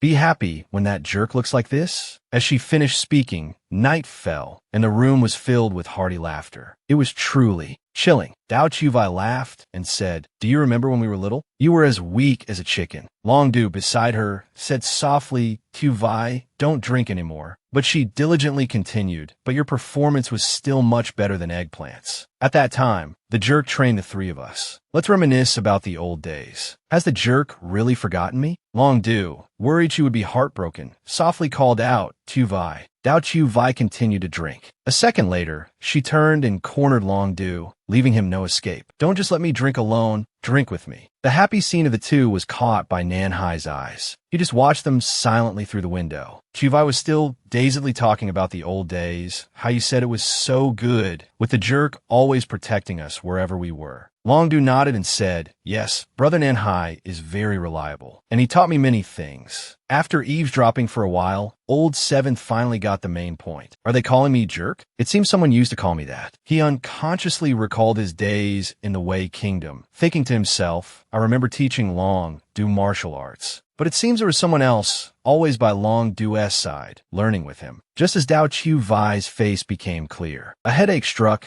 causing Nan Hai pain. He thought to himself, "What's with this four-pointed star again?" At the same time in the room, Chu Du said with difficulty, "Chuvai, we've finished drinking, let's go to sleep." But she started making a scene, repeatedly saying, "Hey, is there any more wine here?" Making Long Du feel helpless. "That's a plate. All right, stop fooling around and let's go back to the room." Dao Chuvai struggled to get away from him, jumping onto the table and shouting, "1,000 caddies fall, the majestic Mount Tai," and then just sprawled out on the table and started snoring. Long Du thought to himself, "Has she fallen asleep already? She's even purring." He sighed and said, "Hey, wait a moment, I'll get a blanket for you." Just as the door closed, Chuvai inside was still sound asleep. Then Nan Hai entered, gazing at her intently. As if sensing his gaze, Chuvai opened her eyes. She happened to see Nan Hai's appearance from the old days. She softly called out, "Jerk, is it really you? You're finally here." Seeing Chuvai hug him tightly again and babble something, he thought, it's starting again. As for him, he focused on the task at hand, firmly picking Chuvai up and heading towards the bedroom. He placed her gently on the bed, watched for a moment, then turned to leave. But Chuvai grabbed the hem of his robe tightly, whispering, "Don't go," in some incomprehensible way. Nan Hai didn't understand himself either, but he actually sat down beside her, whispering, "All right, I won't go." Early the next morning, as soon as she opened her eyes, Chuvai was still hazy about last night's memories. She thought to herself, if it wasn't a dream, it'll be fine. So she ran over to Long Du's place, knocking on the door to bother him. The young man rubbed his eyes and said, "Is that you, Chuvai?" She quickly shushed him, then covered his mouth and dragged him away, whispering, "Let's get out of the house." Long Du said worriedly, "Before we go out, let's say goodbye to Brother Nan Hai first." But Dao Chuvai said firmly, "There's no need. He doesn't care where I go anyway. Don't forget me. My mother was right. Men are like scoundrels who forget their old loves when they find a new one." Long Du felt endless pity, so he had to compromise, saying, "Chuvai, if you want to go out and have fun, I'll go with you. Where do you want to go?" And so she declared with great bravado, "I also want to find a new love. I'm going to a brothel." At the same time, in another room in the prince's residence, Nantuc was also worried sick. Old Seventh,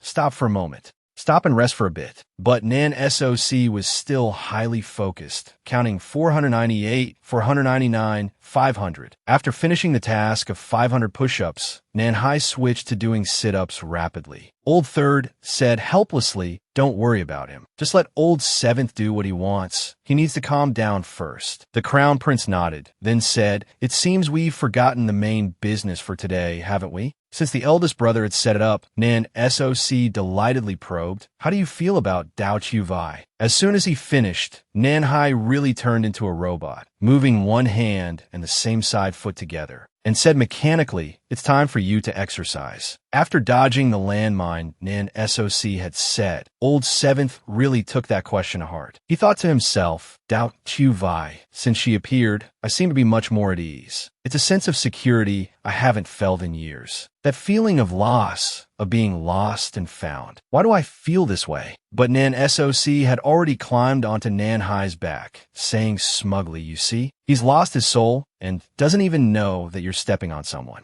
Nan Tuc, afraid that another second's delay would mean a funeral for Old Third, hurriedly said, "Get down quickly." Dao Chuvai really did bring her sworn brother to the brothel. She loudly declared, "This is my bag of gold. I'm booking the whole place today." The madam inside yawned, came out and said, "It's so early in the morning. Who's so bold as to come here and make a racket?" The girls also eagerly came out to see who it was. "Is it a little lady?" As soon as the madam was fully awake and saw the main character aura on Vai Vai, she said excitedly, "Hey, you look pretty good, kid. Are you here to apply for a job?" Longdu immediately stood in front of her, saying fiercely, "Stop talking nonsense." Tuvai pulled out a bag of money from somewhere and said solemnly, "I'm here to spend money. I'm booking this place today." As soon as she saw the sparkling bag of gold, the madam immediately switched to business mode. Beaming like a flower, she said, "How should I address this esteemed guest? It was careless of me." As she led them inside, she said, "Girls, get dressed. There's a grandpa. Oh no, there's an auntie who has booked the entire place." Annie Chuvai,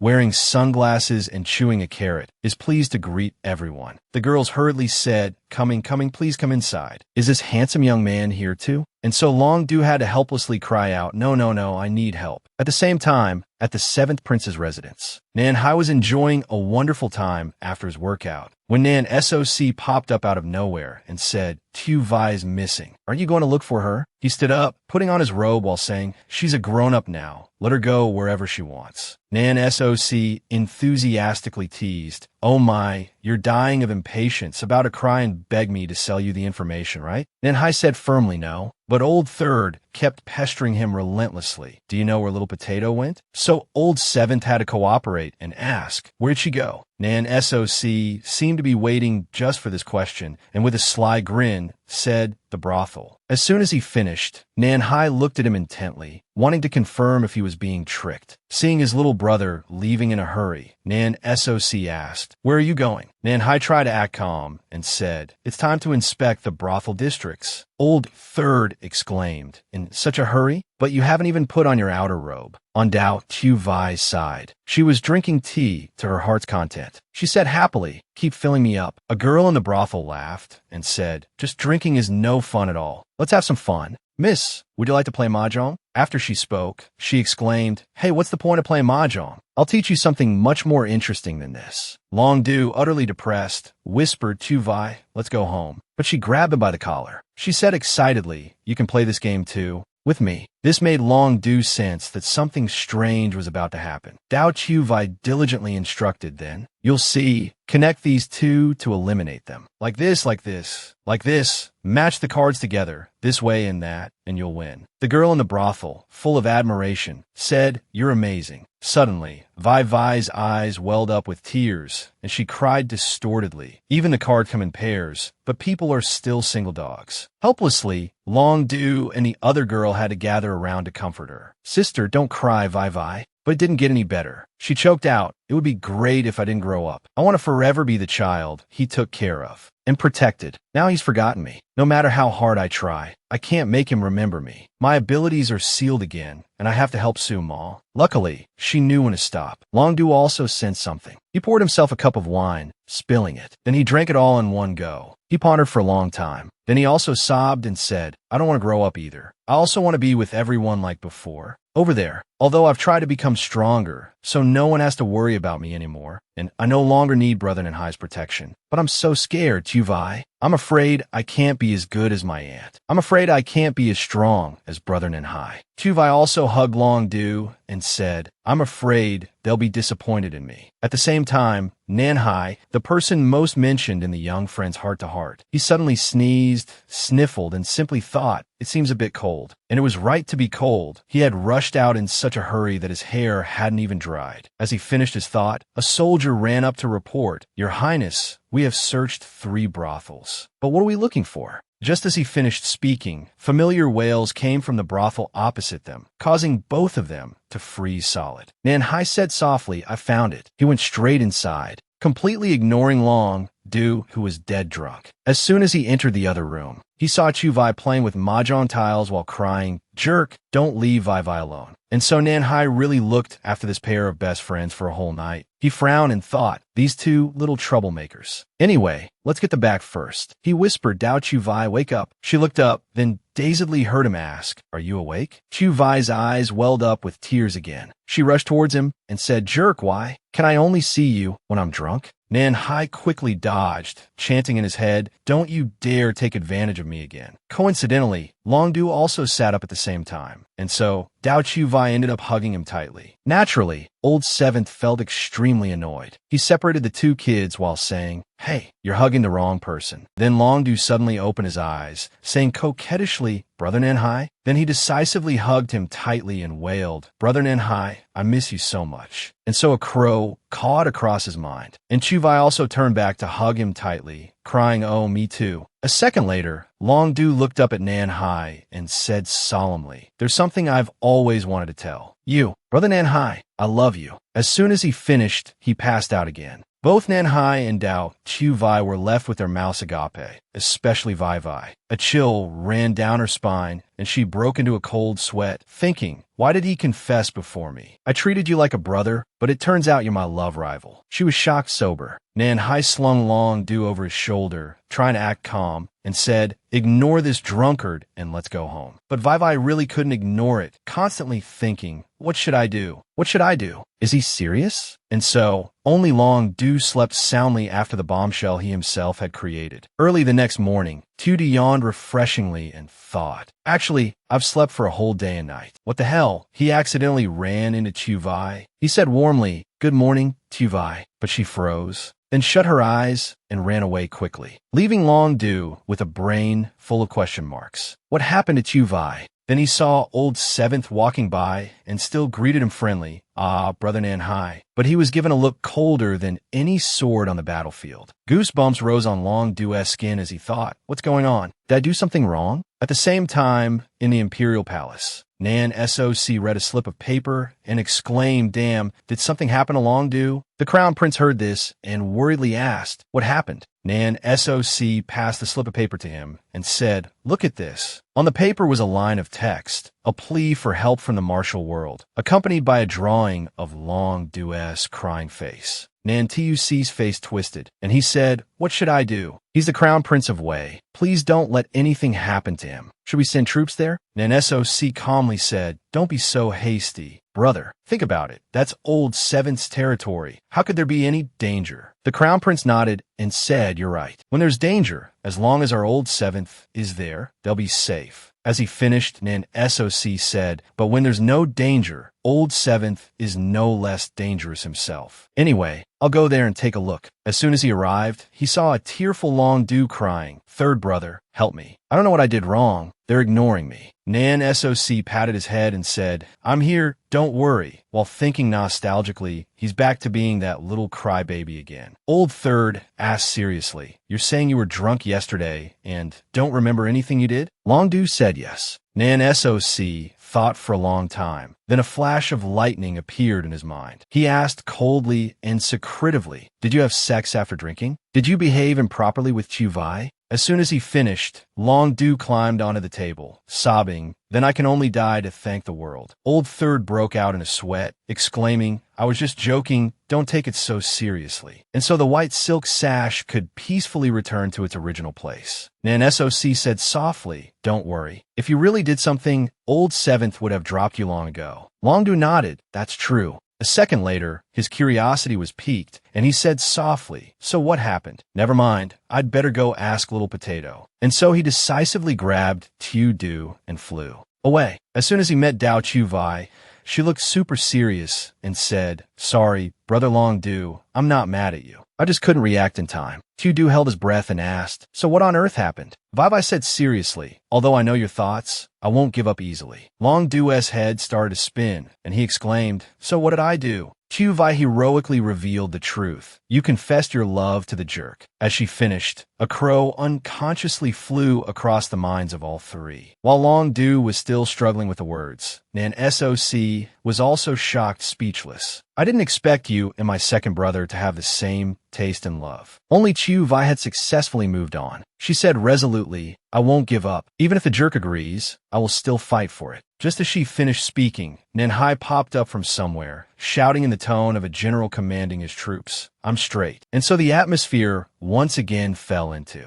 silence. Long Du stammered, Brother Nanhai, please let me explain. Nan SOC also said seriously, Old Seventh, don't worry, I can testify that Long Du likes women. And so, as he said one sentence, Old Third squeezed out another, I like women, really. For example, Tu Vi. For a moment, Long Du felt his life becoming increasingly fragile, but Nan SOC was still optimistic, saying, let's take this opportunity to continue our plan. Reluctantly, Little Long trembled, suppressed his fear, and then shouted, that's right, the person I really like is Dao Chu Vi. One night, the Emperor of Yin was idle again and held a banquet. As usual, he smiled until his eyes crinkled and announced, today is a rare family dinner. Let's all have fun. The princes below replied in unison, thank you, Imperial Father, for the banquet. Nan SOC frowned, cursing in his heart. Humph, he just wants to show off the beauty of his new concubine to us. However, the victim who got hit by a stray bullet while just sitting there was Nanhai. What the hell? The Emperor just looked at him and was displeased, saying, I say, Old Seventh. Before he could finish his words, Nan TUC cut in, Imperial Father, I would like to propose a toast. It's rare for everyone to be as happy as today.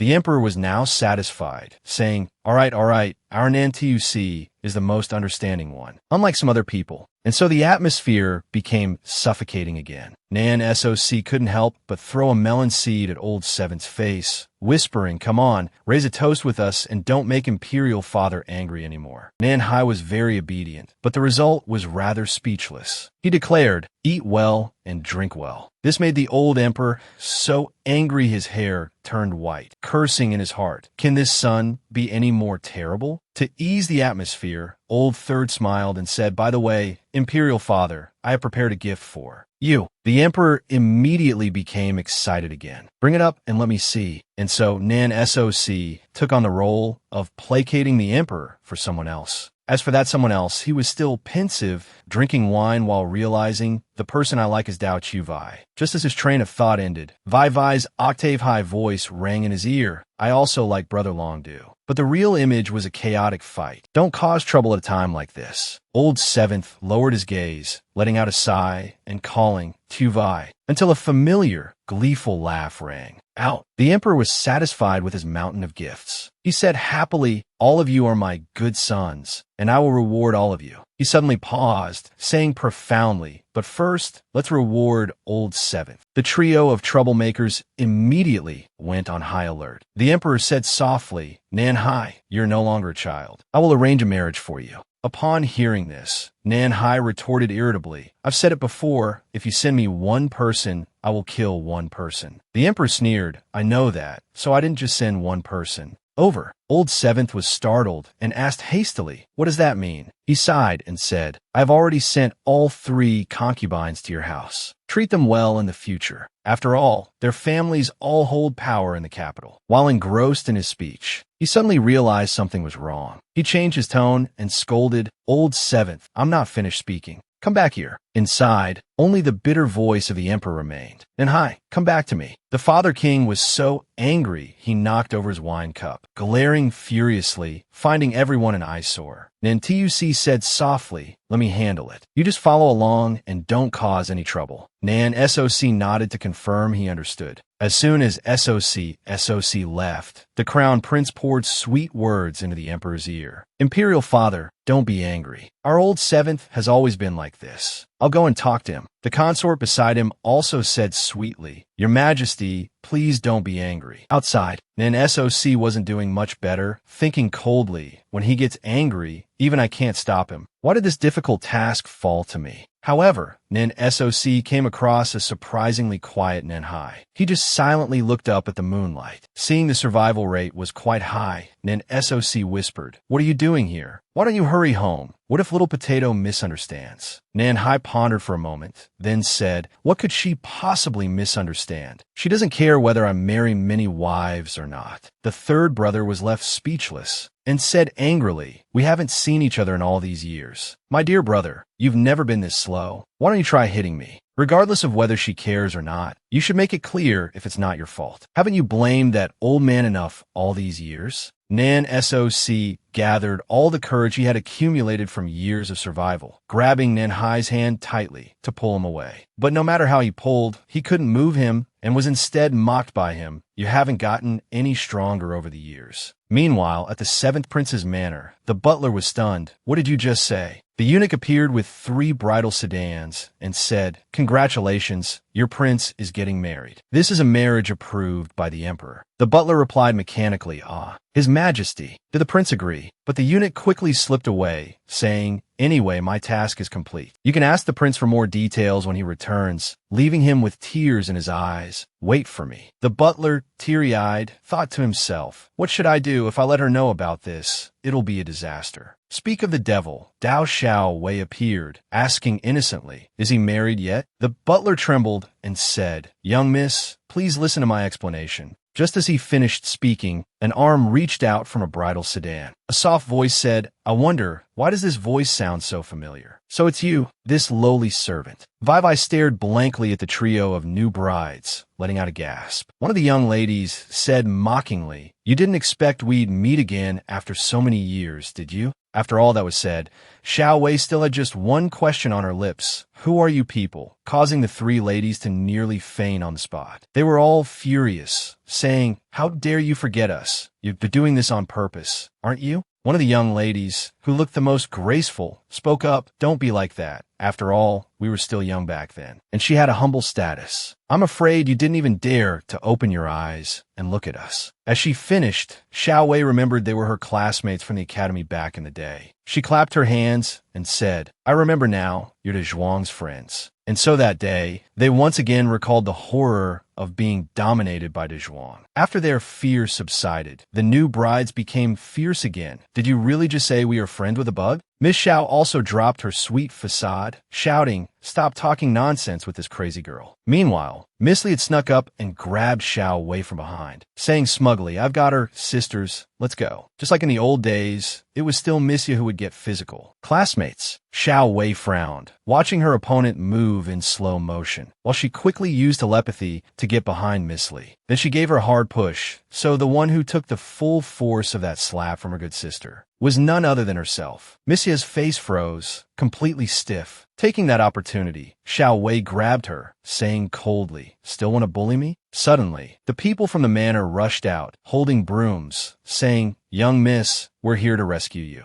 We won't let you bully our manor's young miss." And so, it was unclear who was winning, as a chaotic brawl where you couldn't see anyone erupted in front of the manor. In the end, the 3 new brides were the ones thrown out. Missy cleared her throat and said, "How dare you do this to us? Do you know?" The butler quickly stepped forward and said, "I don't care who your family is, but you can't bully our young miss." The new bride you wanted to argue further when Miss Xiao heard the sound of horse hooves from a distance. So she ran towards the sound of the hooves and then fell down on her own. She put on a pitiful act. "Ouch. Dao Xiao Wei, no. Please let me go." Nan SOC watched without any emotion, quietly asking, "What kind of third-rate drama is this?" The first thing Nanhai did was to watch Xiao Wei's reaction. However, that Missy was still nagging beside him. Noisily, "We are only here to obey His Majesty's will." "Miss Dao, please don't be angry." Nan SOC, while munching on popcorn, gave an impartial review. "I've seen many movies of this genre. Can we switch to another one?" Seeing Nanhai about to make a move, Nan SOC immediately stopped seventh brother. "What are you planning to do?" Just as he finished speaking, the other young ladies also came forward to play the victim in large numbers. If the prince hadn't arrived in time, we would have been beaten to death by this vicious woman. She struck first. Baba didn't back down either, saying, "Hey, I didn't do that." Nanhai said coldly, "Say no more." The butler hastily explained, "Your Highness, it was these young ladies who started the trouble." Xiao Wei whispered, "Say no more. Let him decide for himself." The butler then nodded and complied. Nan SOC, on the side, was burning with anxiety. "I told you to explain this misunderstanding clearly. Why are you acting so aloof?" Seventh brother quickly covered his mouth, saying, "You be quiet." From a distance, a carriage was already waiting, and the atmosphere grew tense. Miss Xiao smiled inwardly, thinking, anyway, His Highness the Seventh Prince is still on our side. The butler quietly called out, Your Highness. Then the coachman came forward and said, Your Highness, the carriage has arrived. Nanhai said in a cold voice, Send all these girls back to their mothers' homes. The three new brides were surprised, saying in unison, What? This is a marriage bestowed by His Majesty. How can you do this? Seventh Prince, we came here under the order of the Emperor. Only Miss Xiao continued to act sweet, saying, Your Highness, I have admired you for a long time, and I am not offering myself to you because of His Majesty's order. Please reconsider. The other two young ladies were astonished, a chill running down their spines as they thought, Is this really what's happening? It turns out we've been playing with a queen cobra all this time. Having watched enough, Nan SOC gave a slight cough. Please allow me to respectfully see the three young ladies home. He decisively tied them up, gagged them, and threw them onto the carriage. The cool third brother said, Goodbye, I won't see you off any further. After cleaning up, Nan Hai quietly asked her, Do you want to hear my explanation? Xiao Wei smiled and said, It's up to you. It doesn't matter whether you say it or not. He frowned unconsciously, saying, You don't care about my affairs, do you? Dao Xiao Wei smiled brightly and said, That's not it. It's because I trust you and you never disappoint me. Besides, you didn't ask me for an explanation earlier. Her warm smile and understanding successfully captured Nan Hai's heart once again, but he still tried to act cold. He walked past her and said, This matter was arranged by the old man. Nan SOC looked at his back, sighed, and said, Just as my big brother expected, he arranged everything early in the morning. The butler also said with teary eyes, I knew he wouldn't change his mind. Xiao Wei watched his retreating back, thinking to herself, No, he has changed a little. There's something different than before. Even if he still doesn't remember me, it seems I can do it little by little. It's just that, as soon as she got back to her room, she opened the door to find Baldy inside, who said, Little Dao Zi, there's a mission. I'll be back soon. The Five-Nation Alliance must act as soon as possible. She hurriedly said, Keep your voice down. Baldy, the kid was very obedient, whispering, Launch an attack on the Yin Kingdom. Successfully annihilate the Yin Imperial family. Hearing about this mission, Xiao Wei fell into a long, deep thought, thinking heavily, I don't want to lie to him anymore, but he still doesn't remember me. She said sadly, What is the right thing for me to do? And so that night, at the Xiao family residence, was a sleepless night. Miss Xiao sobbed, Mother, I have brought you shame. Lady Xiao asked softly, What's going on? Didn't the emperor agree to let you marry the seventh prince? She said tearfully, It's all because of that woman. Meddling. It was much the same at the Li family side, the seventh prince. The family also shared the same grievance. I'm not done with her. We can't let our daughters suffer. This. And so the karma of the 5 nines finally fell on the emperor's head. In the middle of the night, the sounds of your majesty, oh your majesty, echoed endlessly. Nan TUC and Nan SOC were the brothers who got caught in the crossfire for doing nothing. Listening to the three families making a scene in the middle of the night, you must make a decision for my sister. My daughter has been crying all night. How am I supposed to face everyone now? The emperor's eyebrows formed a peace-on tower as he said fiercely, Stop arguing. Speak one by one. Lady Xiao spoke on behalf of them all. It was all caused by that evil woman Dao Xiao Wei, who brought disaster to the country. The emperor asked curiously, Why does that sound like a witch? Nan TUC immediately gave her a cold look. But Lady Xiao continued, It was she who deceived the seventh prince and sent our daughters home that night. As expected, the emperor became furious, saying, What? How dare someone be so audacious? Quickly arrest that witch for me. The crown prince hurriedly stepped forward, saying, Father Emperor, please calm down. Things are not yet clear, so don't act rashly. The emperor, fuming with anger, said, Then let's arrest the person first and then conduct the trial. Nan TUC looked troubled and said, That's seventh brother's manner. Who do you think can be sent to arrest him?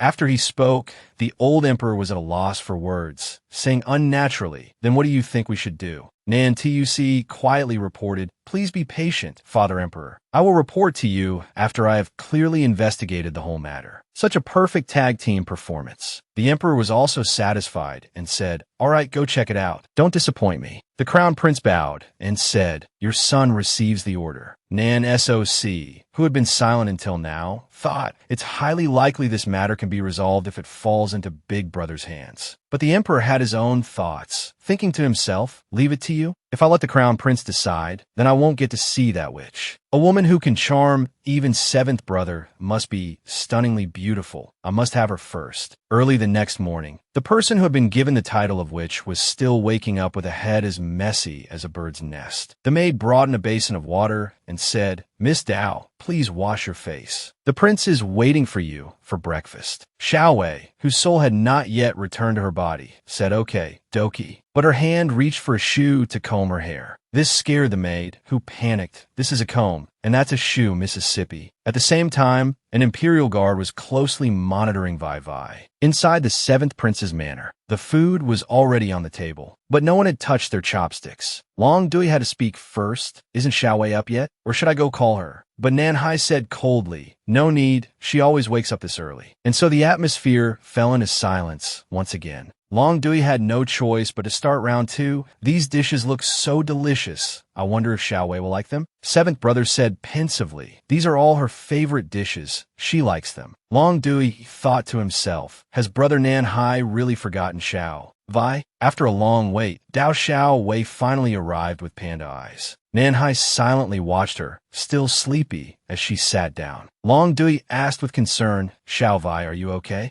Xiao Wei said she was fine, but her heart was in turmoil. "I was so worried I couldn't sleep all night." All this time, Nanhai had been silently observing her without saying a word. Long Dui said worriedly, "You should eat quickly before you faint." Vai Vai said tiredly, "I can't even eat." Then a bun was brought to her face, along with a domineering tone, "Open your mouth." Dao Xiao Wei actually opened her mouth to eat the bun that seventh brother fed her. He asked softly, "Want to eat anything else?" This scene somewhat reassured Long Dui quite a bit, and so the three of them had a warm breakfast together. It was just a pity for the Imperial Guard outside, sweating from the heat. Feeling dizzy, he thought, "Who is the witch here? There's only one young lady in the house. Is it just her?" A witch? He had been deceived by Xiao Wei's useless appearance. A second later, he glanced towards Long Dui, thinking to himself, "It can't be that man, right?" Nanhai, with a tone that was 3 parts doting and 7 parts fatherly, said, still chewing. Dao Xiao Wei was enjoying her meal when Baldy's voice rang out, the dissolution of the Yin imperial family. She immediately shot up, saying softly, "Sorry, you guys eat? I'm really not in the mood to eat anymore." Both men watched Xiao Wei's retreating back. Only Long Dui realized he hadn't eaten anything yet, and Nanhai had fed all the food to Vai. As for her, she just wandered aimlessly on the streets, while the Imperial Guard followed closely, thinking, "Where is she going? It seems I have to dress up properly to keep up." Although the streets were crowded, Dao Xiao Wei still sensed that someone was following her. So she came up with an idea. She stopped by a jewelry shop where the owner boasted, "Young miss, would you like to buy a mirror?" As if she was fixing her hair, she said softly, "This mirror is quite clear." The owner enthusiastically promoted it further. "They are all polished by skilled craftsmen." Sure enough, from the mirror, Vai Vai discovered the person who was tailing her. She became pensive, then visited other stalls one by one. "I want to buy this pinwheel. How much are these oranges? What a beautiful hair ribbon. If you like it, I can measure out 2 meters for you." Xiao Wei said 2. "I want to buy 2, which startled the owner. "What, for meters? What kind of hair is that long?" Even Rapunzel would have to admit defeat. Then she took her things and left, walking into a small alley all by herself. That Imperial Guard was running after the pinwheel in her hand, thinking to himself, "Perfect. Just when I was wondering how to start." She walked into a deserted alley on her own. Hee. After this mission is successful, the old emperor will definitely reward me. But he was the one who was surprised when he only saw the pinwheel stuck in a pillar crack while the person was gone. Strange, where did she go? As he finished speaking, Xiao Wei appeared behind him. After a round of biff, bang, pow, she dusted off her hands, having successfully tied this Imperial Guard up like a rice dumpling, and said in a stern voice, "Who sent you here?" Seeing the other party shake his head, uncooperative, she smiled and said, "Fine, if you don't talk, I'll find out myself." With an orange in his mouth, he mumbled, "What are you going to do?" After a series of blood-curdling screams, Xiao Wei, after stripping the guard of his clothes, held the token in her hand. She said softly, "I knew it." Then she fiercely stomped on the person under her foot. "Who told you to provoke me? Who told you to provoke me? You only helped me make a decision. Let's just wait and see." Then she turned and left. leaving the guards face pale with fear. What kind of witch is this? She's a black bear demon. Before he could feel safe for long, a chill ran down his spine again when he saw Manhwa appear in this place, his heart trembling. I'm dead. This is more than enough excitement. A sword came down, but it only split the orange in half, cutting all the ropes on the guard. Manhwa said coldly, "Go back and tell that old emperor not to touch my person again." At the same time, at the headquarters of the Five Nation Alliance, the fat guy was getting a massage and exclaiming, "So good, yes, right there." The master said happily, "Not bad, right? I learned this skill from a foreigner." Another brother spoke up, "Massage me next time. I've got a number," and they exchanged promises with a super trustworthy thumbs up. The door had just closed when it opened again, and a shout was heard from inside, "Let me heal you with my inner strength." The purple-haired guy said frantically, "Big brother, what the hell? Someone's here." Dao Xiao Wei entered with her hands on her hips, saying nonchalantly, "Carry on, it's me." As soon as they saw it was her, the group inside said happily, "Captain Dao, what wind brings you here today?" Xiao Wei took out a clay figure of the old emperor. She said in a cold voice, "It's time for the Five Nation Alliance to act. This is tonight's target. We will infiltrate the Imperial Palace, and I need everyone to help me cause a disturbance. After that, I will punish this old man." Her subordinates were terrified, saying, "Dao, Commander Dao, are you seeking personal revenge?" Xiao Wei frowned and said, "Can I?" They all replied in unison, "Of course. We are always at your service." Too embarrassed, Vai coughed and said, "Of course, this is not entirely a personal grudge. After all, the order from above is for us to cause trouble. For the sake of the Five Nation Alliance, let's go. Let's work hard tonight." After returning to the manor, while she was still chattering happily, she was already in Nanhai's sights. Dao Xiao Wei, what I felt before was right. That skill is definitely not something an ordinary girl can do. Who are you really? He turned and left.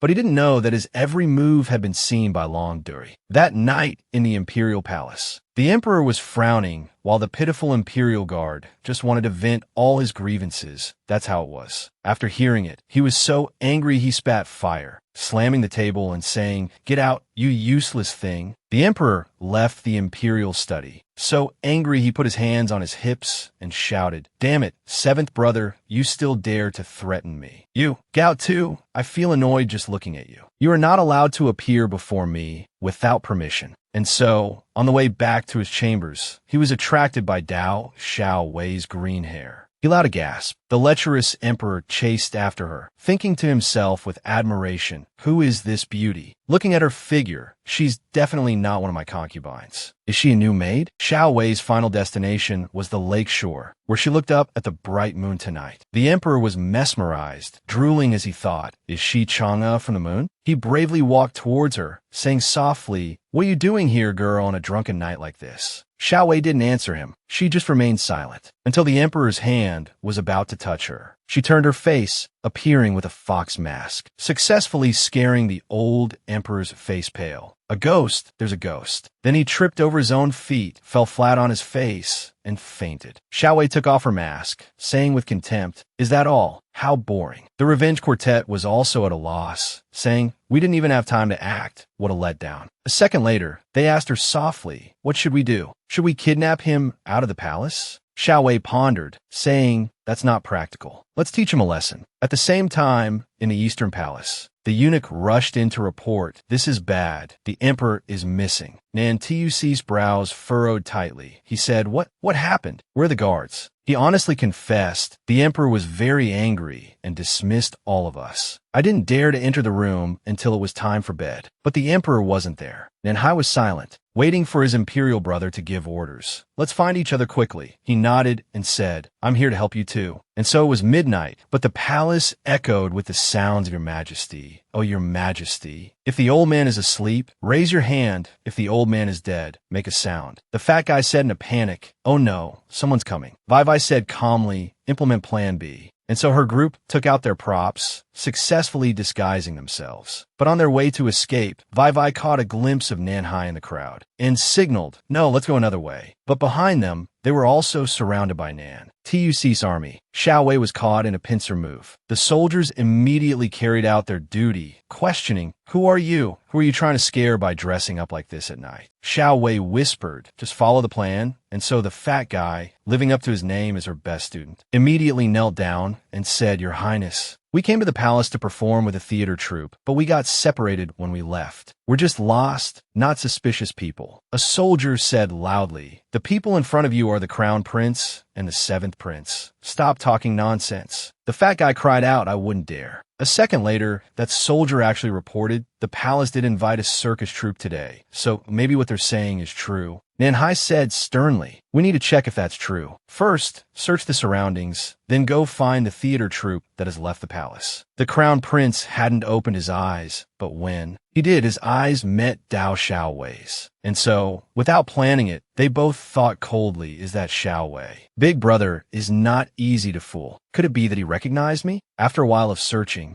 the soldiers finally breathed a sigh of relief. "Found him. Is the emperor here?" When they found him, the emperor's face was scribbled all over, and there was even a turtle drawn on his robe. A soldier sternly reported to the crown prince and the seventh prince, "His Majesty has been found." The other side also urgently delivered the news, "Your Highness, we have searched these people and found nothing suspicious." Nantuc smiled and said, "Father Emperor has been found, so it seems this has nothing to do with them, right?" However, Nanhai was still staring intently at Vai Vai and said, "But are they really members of the theater troupe?" Which made her break out in a cold sweat. Suddenly, the crown prince exclaimed, "That's right. I remember seeing them before. When I visited my royal father last night, I happened to see their performance, so I still remember it." After speaking, he looked at the fat guy and said, "You performed acrobatics, didn't you?" The fat guy was full of question marks, but because Xiao Wei pinched him so hard it hurt, he hurriedly said, Yes, it was acrobatics." Yinsu nodded and said, "In that case, don't waste any more time here. Go and see my royal father." The crown prince ordered the soldiers to escort them out of the palace and not to let them get lost again. The group was able to leave smoothly.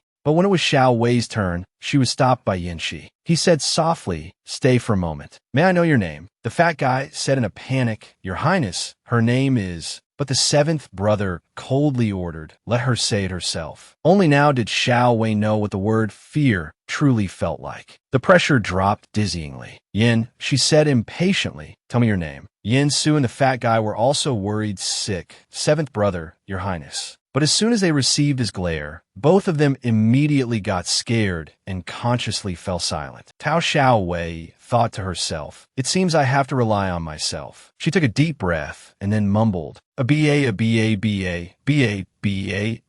ABA. However, Yanshi's sharp eyes had already noticed the hairpin he had given her. But in the end, he still silently watched her act. The fat guy immediately caught on and said, "That's right. She's mute. Therefore, she can't answer your question. Let me translate it for you." And so, the two coordinated perfectly, flawlessly playing a game of telephone.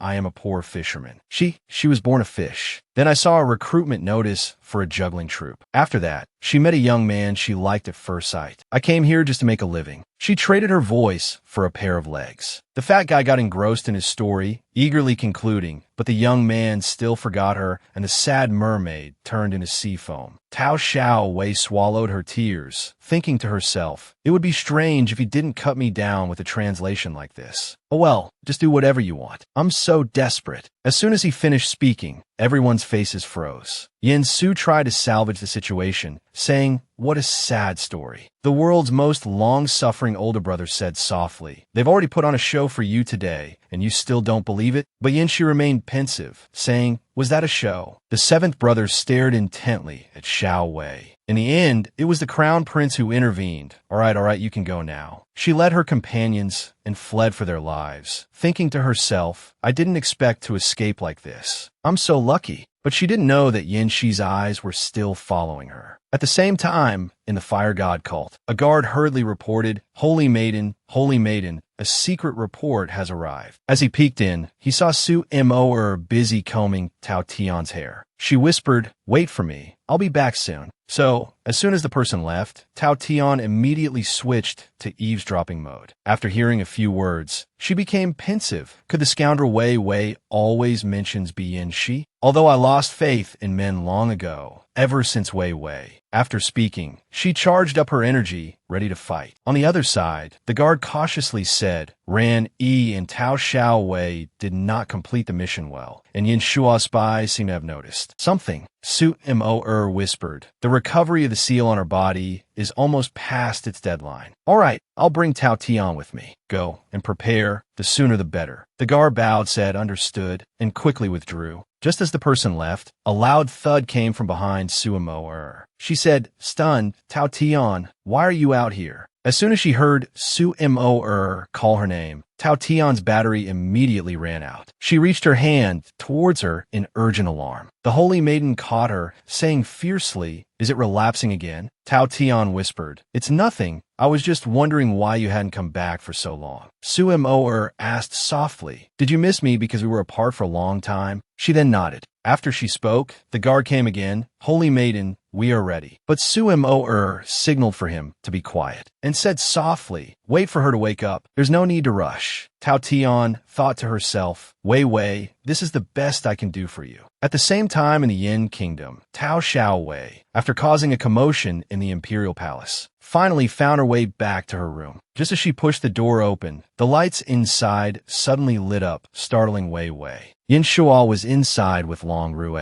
He said in a stern voice, Potato, you're back. Xiao Wei hurriedly tried to explain, the thing I'm wearing, Long Rue laughed and said, it's enough that you're okay. Yin Shuo also sighed. I told you everything would be fine if you let your big brother handle it. Xiao Wei said in surprise, you all already knew everything. The third brother laughed and said, otherwise, did you think you could get out of this with your potato brain? A moment later, he hugged the young man next to him tightly, praising, Long Rue is smart enough to realize something was wrong with you. I went to the palace just to greet my big brother. Xiao Wei sighed and said, thank you. I was about to say how lucky I was, but it turns out it was. Like that. After speaking, Yin Shuo said seriously, actually, there are many things I already know, but I still want to hear it directly from you. Wei Wei sighed, wanting to say something. The third brother interrupted, and the seventh brother must have noticed it, even though he didn't say it. Tao Xiao Wei was stunned. A moment later, she stammered, I'm sorry for causing everyone so much trouble. I'll tell you the details. At the same time, outside the city gates of the Yin Kingdom, Randy returned once again that it's been a long time since I left, so the situation has probably calmed down, as long as I can sneak into the capital again. As soon as he finished his thought, he was shocked to see layers upon layers of soldiers. Worrying inwardly, what's going on? Why is the situation more tense than last time? What happened? A soldier said in a loud voice, the criminals who infiltrated the palace still haven't been found, so check everyone coming in and out. Randy clutched the brim of his hat, thinking to himself, forget it, it's better for me to leave the capital and hide for a while. But he was spotted by Yin Shi, whose hoarse voice rang out, you there. Stop. It scared Ran E so much he froze on the spot. The seventh brother persisted, just stand there and don't move. Ran E chanted inwardly, did he recognize me? It seems there's no escape this time. The worst that can happen is a life or death battle. However, the seventh prince just gently asked one question, do you have a younger sister or not? Causing the sound of crows cawing to ring in the senior brother's head. Yanshi was still pensive, saying, you look familiar. Then he shuddered, thinking, but it seems the gender is wrong. Randy took off his hat and said with a smile, perhaps your highness has mistaken me for someone else. I'm an only child of my family, and I have no sisters. After he spoke, a shocking image flashed through his mind, along with Wei Wei's voice echoing. She will marry the man who sees her true face. First, he asked, who is that person? Is she your family member? What is that girl like? Is she as beautiful as me? He whispered Xiao Wei. Then he left, saying, never mind, just go. At the same time, at the seventh prince's residence, Yin Shuo and Long Rue said with tears in their eyes, Little Potato, Xiao Wei. The third brother patted her head, saying painfully, these past years have been really hard on you. Xiao Wei said quietly, I feel much better after telling everything. From the beginning, I shouldn't have hidden this from everyone. The third brother lost his composure, wanting to rush outside and shout, it's too much for you to bear alone. We have to let the seventh brother know soon. But he was pulled back by Long Rue.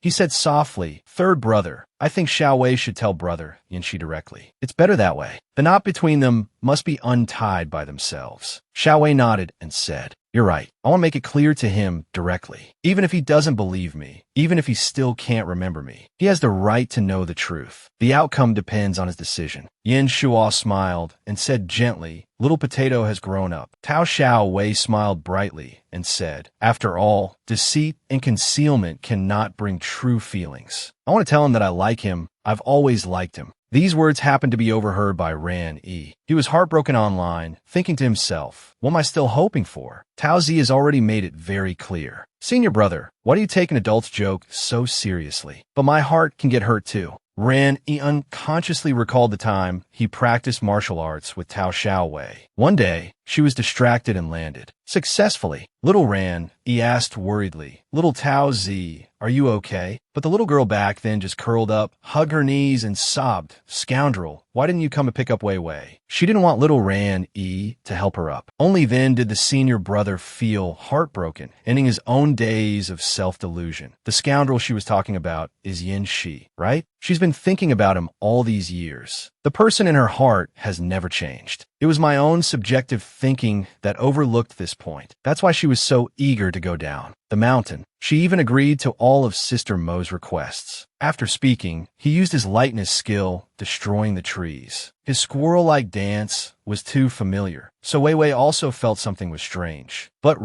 he had soon disappeared. He thought to himself, I know what I should do. Little Tao Zi, I will help you fulfill your wish. I can't do it alone, but I know who to call. Su Mo's brother, Su Yunyan. That Su Yunyan was still in a deep sleep, hearing a beauty scolding in his ear. Are you awake yet? Let me go when you wake up. Hurry up. But he still clung to Yen Rong, saying lazily, you seemed tired last night. Sleep a little longer. The second brother said with disgust, who's responsible for the fatigue? You're still not done. Su Yunyan said coquettishly, what should I do? You're always like this. Our honeymoon is too short. Yen Rong pushed him away forcefully, saying rationally, I'm just worried about the seventh brother situation. Then, a clamor was heard from outside. If you don't get up now, I won't be able to leave today. Kiss me, and I'll get up.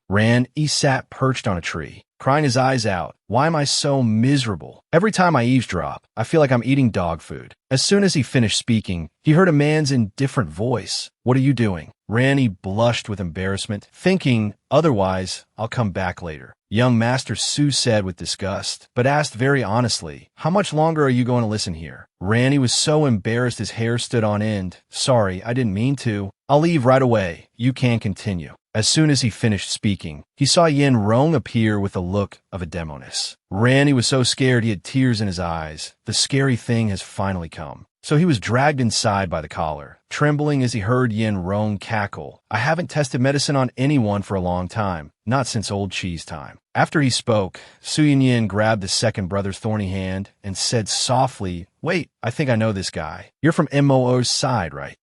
He answered loudly, yes, my name is Ranny. I'm here to find you. Please help Xiao Wei. The second brother was surprised. Xiao Wei. So he finally received a cup of tea full of friendship. He felt at ease and opened his heart. It's her. I think if we want to stop Su Mo, we can only come to you. Su Yunyan said decisively, I refuse. He shouted anxiously. Why? Young Master Su said honestly, the relationship between Mo and me is not as simple as you think. My intervention will only make her angrier. But actually, those missions are no longer important to her, because she has found the soulmate of her life. The initial obsession is now just inertia. Yen Rong, on the contrary, said seriously, just say it and see if I can help. After he spoke, he was attacked by Su Yunyan with just one sentence. Are you okay? His face immediately flushed red, although he was also very embarrassed. He still managed to cough dryly and say calmly, so what about little Tao Zi? Yen Rong thought carefully and said, in fact, all we need to do is let Xiao Wei get acquainted with the seventh brother as soon as possible. She has such an ability. Why not become the leader of the Meteorite clan? Wouldn't that allow her to escape Su Mo's control? Ranny sighed and said, little Tao Zi doesn't want to be the clan leader at all. Otherwise, I wouldn't have come down the mountain at all costs. After he spoke,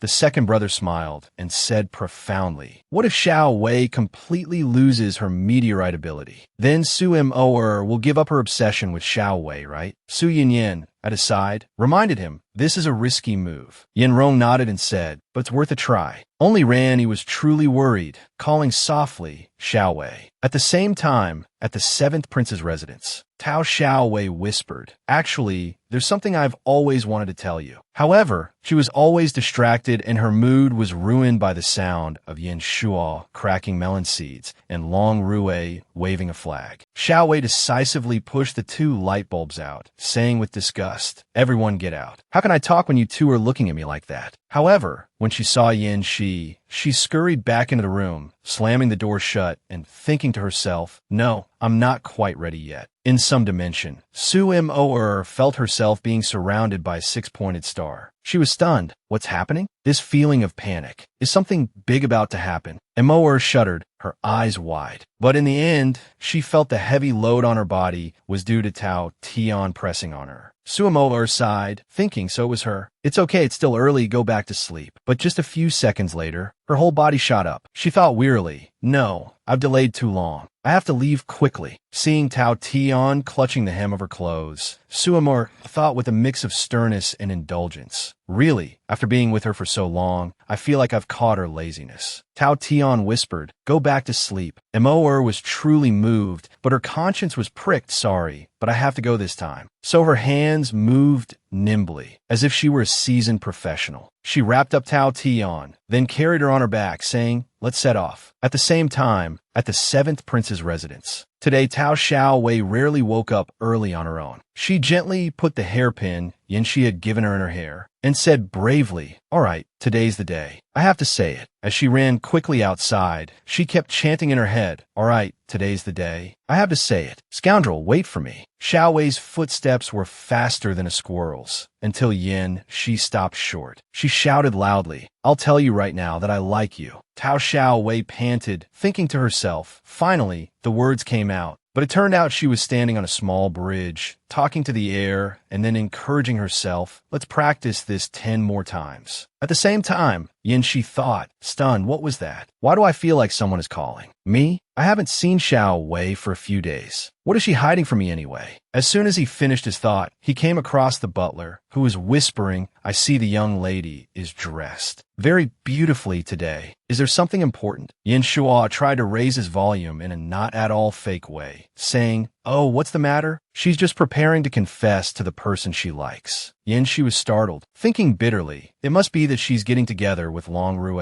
The butler and Yin Shua cleverly signaled their success. So Yin Shi followed the path in front of him. He came across Xiao Wei standing by the lotus pond. Going from a whisper to a loud voice, scoundrel, I like you. Scoundrel, I've liked you for a very long time. As soon as he heard every word she said, the image of little Wei Wei who had been by his side day and night unconsciously appeared in his subconscious. The atmosphere in the seventh prince's residence that day was more tense than ever. Yin Shua was also anxious. What are they talking about? The family paparazzo, the butler, was also helpless today. It's too far to hear. But the main person involved was stunned, saying, what did you just say? Tao Xiao Wei was flustered, blushing as she said, I said, no, Yin Shi, I like you. I only like you. The seventh brother was truly frozen, thinking to himself, she likes me. Then, the six-pointed star symbol of the Meteorite clan, specifically Xiao Wei's mark, appeared in his pupils. And so, Yin Shi truly fell into an unstable state. Xiao Wei still hadn't noticed, still saying shyly, I'm sorry, I should have told you sooner. After speaking, her eyes widened as she saw Yin. She coughed up blood. Xiao Wei hurriedly ran towards him and called out loudly, scoundrel! The trio of love advisors below were also startled. Yin Shua said softly, something seems wrong. Tao Xiao Wei supported Yin Shi, sobbing, scoundrel, are you okay? Answer me. The seventh brother wanted to wipe the tears from the corner of her eyes, whispering, Wei Wei. As soon as he finished speaking, he coughed up blood again and fell unconscious. His quiet appearance now once again reminded Tao Xiao Wei of that rainy night, when Yin Shi also lay unconscious in the rain like this. She cried out loud, you villain, what's wrong with you? Don't die, don't die, don't die. Long Rue hurried to her side, saying softly, Xiao Wei, are you okay? Yin Shua sensed something was wrong and shouted, this is bad. Her power is about to be unleashed. Then Xiao Wei let out a loud scream, clutching Yin Shi in pain. Su Yin's group, who had just arrived, saw this scene. While Ran, he was rushing towards her, little Tao Zi,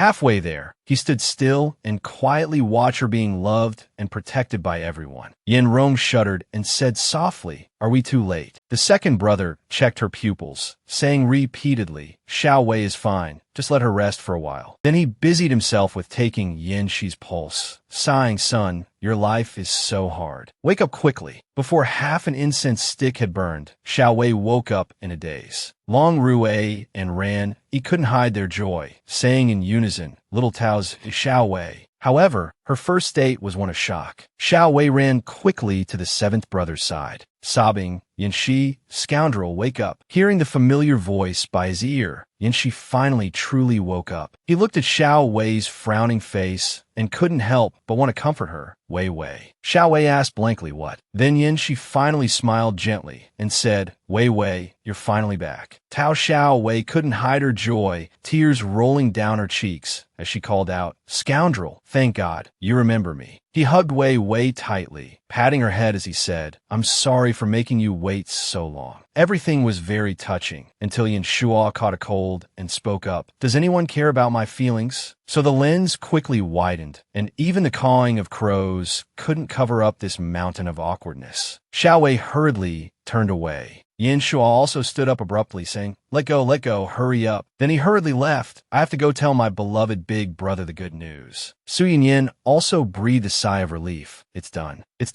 I can take you home to continue our official business." Yin Shi, so embarrassed he became furious, roared like a "Hello Kitty. You heartless people, don't you care about a patient like me?" Young Master Su immediately sneered, teasing, "You should consider the atmosphere. Do you want me to show you what to do now?" Yin Rong immediately looked at him with electric eyes, punching him and leaving a bruise. "You're asking for a beating, aren't you?" Yin Shi was speechless, saying softly to Wei, "Help me get up and go back to the room." As soon as they returned, light and simple dishes were served. She blew on the bowl of soup in her hand and said, "Here, eat it while it's hot. You need to replenish your body's nutrients right." Now, seeing this, Long Rui kindly advised that you'd better take it slow. Brother Yin Shi is probably too weak to drink tonics. Yin Shi, annoyed, snatched the bowl of medicine and said, "Who do you think is weak? I'll eat all of this." Long Rui said miserably, "Then I'll bring the rest up." So what Long Rui worried about finally happened. Yin Shi really coughed up blood because there were too many nutrients in his body, but he still acted tough, closing his eyes and drinking it all down. Suddenly, the door to the room burst open. Su Mo arrived uninvited, shouting loudly, "Tao Xiao Wei." Su Mo was fierce, yelling at Tao Xiao Wei, "You did that for this man and agreed to give up the position of leader of the Meteorite clan?" Xiao Wei trembled and said, "Sister Mo." But a second later, she covered her mouth and laughed. "Not at all serious," she said. "The way you talk doesn't suit your current appearance at all." She was laughing at Su Mo's appearance, carrying her mother. And so, she and Tao Tian had a legendary reunion of the cowherd and the weaver girl, rushing towards each other. "Mother," she hugged Wei tightly and said softly, "I missed you so much." After speaking, she also said seriously, "Mother, I was just about to tell you." Suddenly, Tao Tian gave Yin Shi a frowning look, making him feel the pressure of the legendary meeting with the parents for the first time in his life. Tao Tian said bluntly, "Is this the puppy you found outside?" Xiao Wei hurriedly stopped her, saying shyly, "Mother, at first I just thought I wanted to be with you for the rest of my life. But now, I have someone I want to be with for the rest of my life." Left. With that said, she gazed adoringly at Nan Hai's gentle appearance. Dao Tian stroked her head and said softly, "I understand, so you can rest assured and live the life you want." Seeing that Su Mo seemed to want to say something, but Dao Tian cut her off, sighing that now mother also has someone important to her. Her gaze turned towards Su Mo, full of sweetness. However, the saintess was still fierce, saying, "Aren't you afraid I'll kidnap you and take you back?" Upon hearing this, the killing intent within Nanhai surged. Xiao Wei immediately stopped him, saying, "Patient, please lie down. I'm not afraid because I'm no longer worth kidnapping by you, sister. I have completely lost the abilities of the Celestial Stone Clan." Su Mo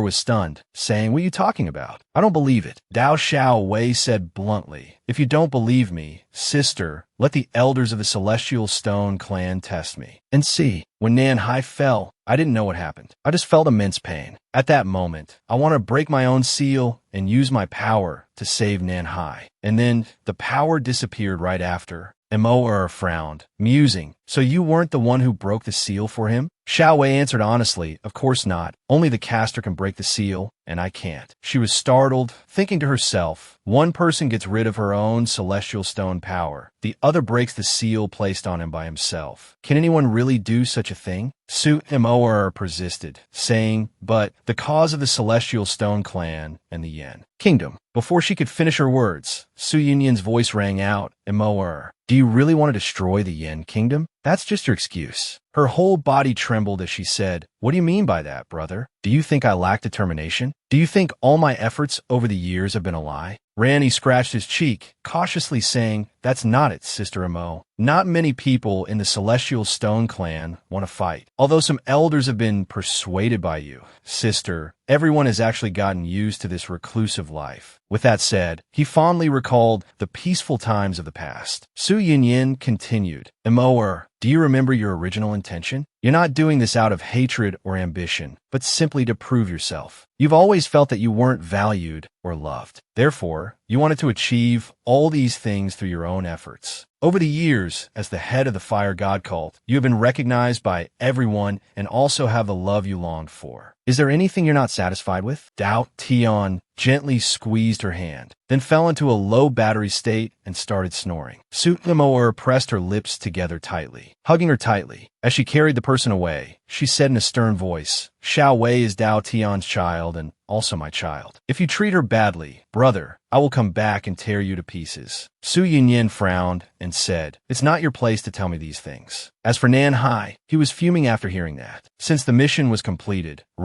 he also left with the young master of the Su clan, but he still carried the lingering feelings of his unrequited love of 8 years. He said seriously, little Tao Zi, I have to return to the Cloud Clan too. If you run into any trouble, come to me. I will always be your family. I will forever be Xiao Wei's senior brother. She smiled and said, yes, I know. Thought that was it.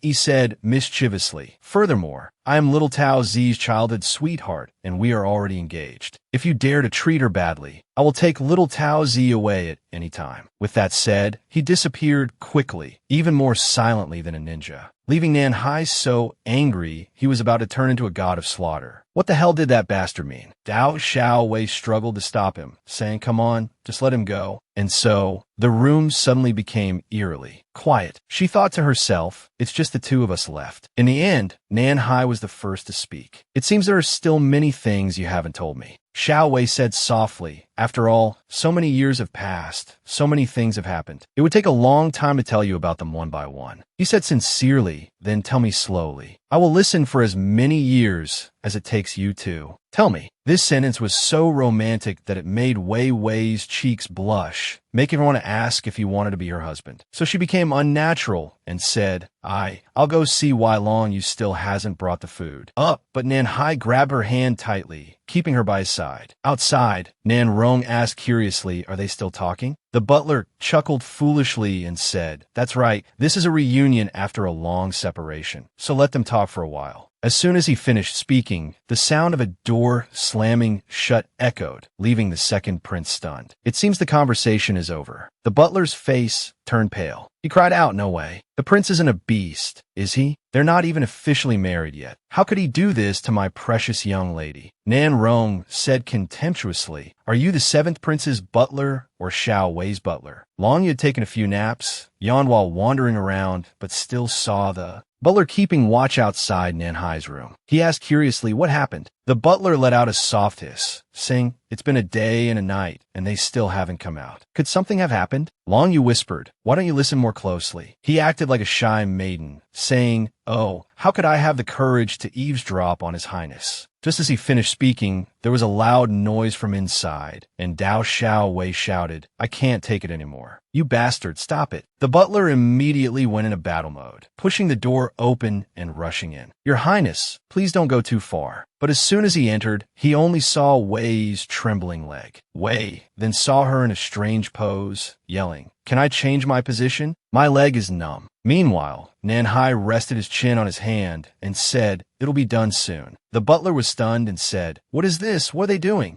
Dao Xiaowei, completely pale, said, "He's been drawing my portraits since yesterday. He just keeps drawing without stopping. Can you guys take care of him?" Long Yu, from amidst the scraps of paper on the table, randomly picked one up to have a look. Then he started trembling, hearing Wei Wei ask in his ear, "Is the painting beautiful?" Long Yu's face contorted as he thought, "Is this a gift proposal?" Wei Wei herself was silent as she looked at the Picasso-style painting. She yelled, "My butt aches from sitting all night, and this is what you've been drawing?" Nan Hai said evasively, "Why is painting harder than conquering a city?" Long Yu and the butler tried to look at the other paintings, then tried to salvage the situation, saying, "It seems some of the paintings are of Xiao Wei when she was a child. Look, His Highness even drew the young lady at around 11 or 12 years old." Nan Hai quickly caught on, saying shyly, "My memories of you have been blank for many years, so I wanted to try to make up for it by painting." Xiao Wei was stunned and said, "You bastard," but he sighed, mocking himself, "Am I a fool? Or what?" With that said, she threw her arms around him. Long Yu quietly watched the scene before him. Then he secretly looked at the paintings that Nan Hai drew, which were extremely beautiful. Xiao Yu smiled softly, then said, "Xiao Wei, I have something to tell you." The seventh prince immediately pulled her towards him, saying coldly, "What do you want to say?" Long Yu understood and immediately played innocent, saying, "I don't mean anything else. I also wanted to tell Brother Nan Hai that I came here to say goodbye to everyone." He said in a serious voice, "I have to return to the Wei Kingdom." Xiao Wei immediately rushed towards Long Yu and said, "No. Who will play with me when you go back?" And so, she was grabbed by the collar by Nan Hai and pulled back. Wei Wei said unwillingly, "What are you doing?" He let out a mature sigh and said, "Pay attention to social etiquette." Xiao Wei didn't understand and said bluntly, "What are you doing? We were always together when we were little." Nan Hai said irritably, "You're not a child anymore." But when he looked at the other boy, he saw him sigh. Nan Hai then asked Long Yu, "Is there something on your mind that you haven't told me?" Xiao Long lowered his head and said, "No, it's nothing." As soon as he finished, Nan Hai brought out his sword, saying decisively, "How about we have a fight, and then you can talk?" Xiao Wei at his side quickly stopped him. "Don't try to force others to confess with your words or actions like that." In the end, Long Yu still ended up with a few more bumps on his head. He obediently recounted, "My aunt is urging me to choose a concubine, asking me to return to the Wei Kingdom and ascend the throne. I'm still learning the principles of ruling the country and maintaining peace, and never thought about taking a concubine so soon." Nan Hai asked seriously, "Has anything special happened with your aunt recently? Or is there anyone suspicious?" Xiao Wei also tried to comfort Long Yu. "Do you think something is wrong?" But he lowered his eyes and said, "I don't see anything wrong." So, Dao Xiaowei, the world #1 optimist, said loudly, "Hey, don't worry. Let's go find Eggplant. He knows more information than all of us combined." And so, Nan Hai's whole group quickly moved to Nan Sua's place, making the third prince almost grab a broom to chase them away. "Why did you all suddenly barge in? Can't you see I'm taking inventory?" All three of them silently looked at the pile of sparkling gold on his table. Of his, Nan Hai said nonchalantly, "I want you to check on some news. If you can do it, this will be yours." And so, he brought out a diamond that successfully attracted Nan Sua, but he didn't forget to add, "I originally wanted to give this to Wei Wei as her first gift." The third prince immediately took the diamond and said bluntly, "I accept." Xiao Wei clung to his back, whispering, "So you gave him the gift you wanted to give me?" Long Yu thought in surprise, "He looks just like a crow." The seventh prince chuckled and said, "That was just a reward from the old man. How could I use it to make jewelry for you?" Then he whispered in Xiao Wei's ear, "It's only suitable for entertaining birds with a collecting habit." Xiao Wei's heart pounded at this closeness. Nan Sua's sharp eyes caught it, and he mused, "Oh, so intimate. When will we have the wedding night and the fortune-telling?" Long Yu was speechless, thinking, "Isn't that the other way around?" Nan Hai said softly, "We haven't." Before he could finish, Wei Wei cut in, "I don't want to marry you." The statement was so shocking. Even Nan Sua dropped the treasure in his hand. Dao Xiao Wei asked, startled, "What's wrong with you?" Nan Hai immediately became anxious and asked, "Do you hate me?" She immediately said hastily, No, that's not what I mean. It's because I'm still young, so I don't want to get married so soon." Ninsua finally got the point and teased, "The kid is right, Potato is still young. Unlike someone who's already an uncle." The word uncle was like a critical hit on Nan Hai. Xiao Wei stammered, "I don't think you're old. I think marriage is about two people being happy together, which is no different from now, right?" But Nan Suo still teased, whispering in his ear, "Uncle, you should be careful. The longer the night, the more you dream." After all, there are many outstanding young rivals. For example, Long Yu. Long Yu cried his eyes out for getting caught in the crossfire. But the third prince showed no signs of stopping, rambling on, and that one is quite old too. Xiao Wei gave Nan Suo a beating, scolding him. You're the only one who always thinks the world isn't chaotic enough. Long Yu, on the other hand, had to console the aged seventh prince. Brother Nanhai, don't listen to him, until a bell rang,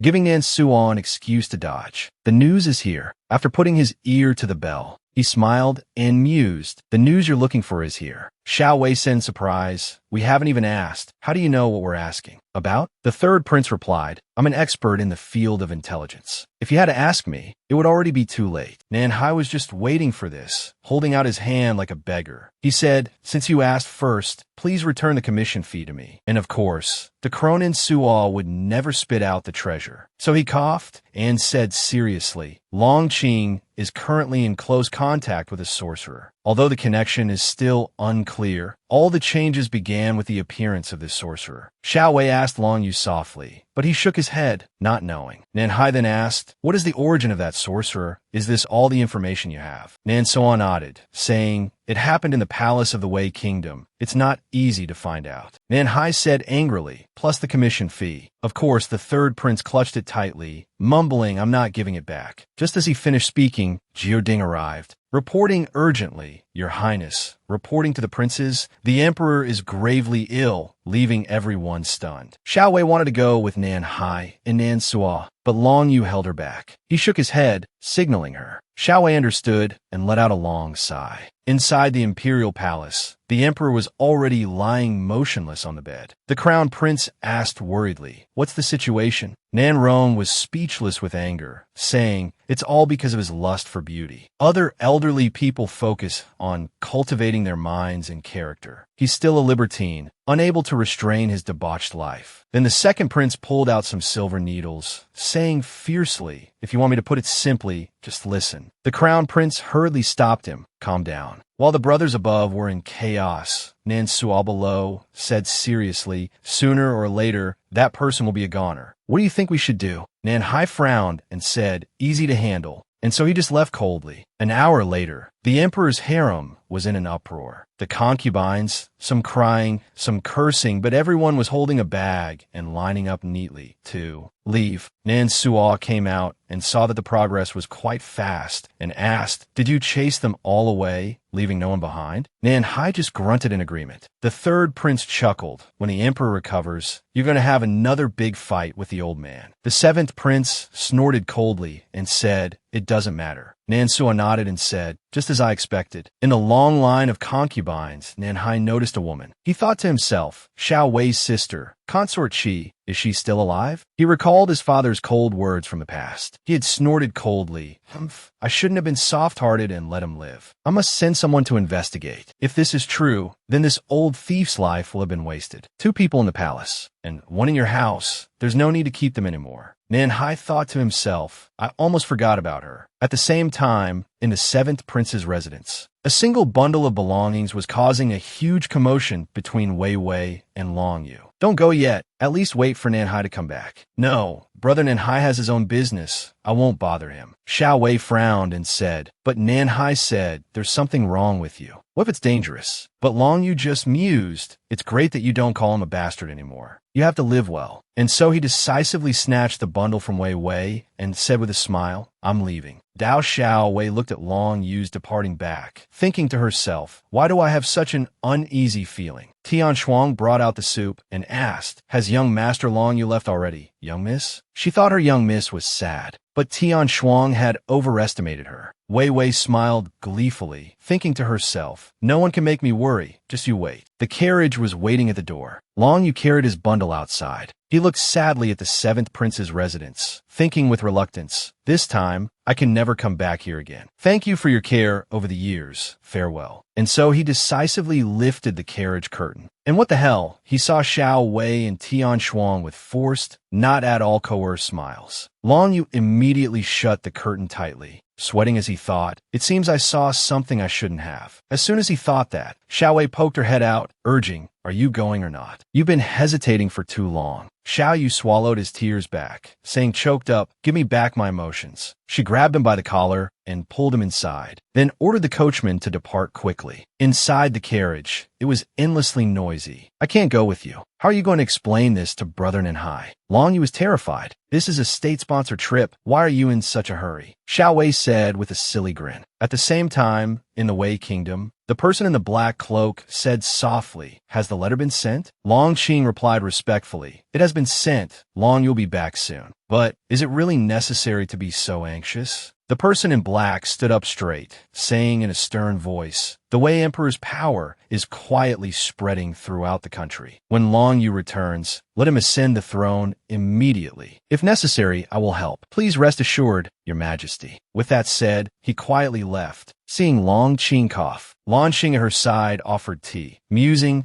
"Prince Long Yu is very kind and intelligent. Your choice, supported by the whole country, will have no problems." But Long Qing was still melancholic, saying, "Although Xiao Yu is kind, he lacks the decisiveness of an emperor. He needs more training, but my time is running out and I can't be with him anymore. It would be great if there was someone as reliable and strong as Nanhai to help Long Yu. But how can we allow others to get involved in our country's disputes?" Just as she finished speaking, a maidservant ran in happily, reporting, "Your Majesty, Prince Long Yu has returned." As Long Yu entered, he greeted politely, "Aunt, I'm back." "Aunt, look who's here." Xiao Wei poked her head out, smiling brightly. "Aunt Long, long time no see." As soon as Long Qing saw her, all her worries vanished, and she said happily, "Is it really Xiao Wei?" She snuggled into Long Qing's arms, saying with a laugh, "Aunt Long, I missed you so much." She gently stroked her head and said, "Oh, our Xiao Wei has really grown up. You were only this tall back then. I still remember you said you would protect Xiao Yu for me." Xiao Wei touched her nose and chuckled. "I'm protecting him now, too." Long Qing laughed and said, "I know Xiao Wei is the most reliable person." Only then did Long Yu dare to speak up, asking seriously, "By the way, Aunt, why did you so urgently call me back to ascend the throne?" But Long Qing remained silent, wary of the heavy atmosphere. So Long Qing stood up and said softly, "Your Majesty, since Prince Long Yu has returned and brought a guest, I will order the royal kitchen to prepare a banquet." Long Qing added, "All right, remember tell him to make a few more dishes that Xiao Yu likes." Wei Wei and Long Yu exchanged glances. A second later, Long Qing smiled happily and asked her, "Xiao Wei, can you tell me what you like to eat, and I'll have them make it for you?" She cheered like a child, saying, "Wei Wei likes to eat everything." While waiting for the food, they sat down for tea together. Long Qing asked softly, "Xiao Wei, how many days are you planning to stay this time?" She said honestly, "Haha, Wei Wei hasn't thought about that yet." Seeing Annie Long Qing's sad expression, she smiled foolishly and said, "I heard you're arranging a marriage for Long Yu. Which girl is so lucky?" "Oh, am I being too curious?" Long Yu then whispered in her ear, "I can see Annie doesn't want to talk about this, so let's just drop it." But Wei Wei firmly objected. "How can I forget about this? What am I even doing here?" As expected, Long Qing didn't answer her question. Instead, she started a Q&A session. "How old is Xiao Wei this year?" 15. "Are you married?" "No. Wei Wei only has a cat." "Ah, it's a tiger." "What do you think of the Wei Kingdom?" "It's good." "And what about Xiao Yu? Is he good?" "Yes." Finally, Long Qing concluded with the final question. Would Xiao Wei like to marry Long Yu? Xiao Wei answered yes by reflex. After realizing something was wrong, Long Qing was already beaming, running off while saying, "Wonderful, I knew you liked Xiao Yu. It's better to do it today than to wait for another day. I'll prepare the wedding for you right now." Long Yu said desperately, "Aunt, wait a moment,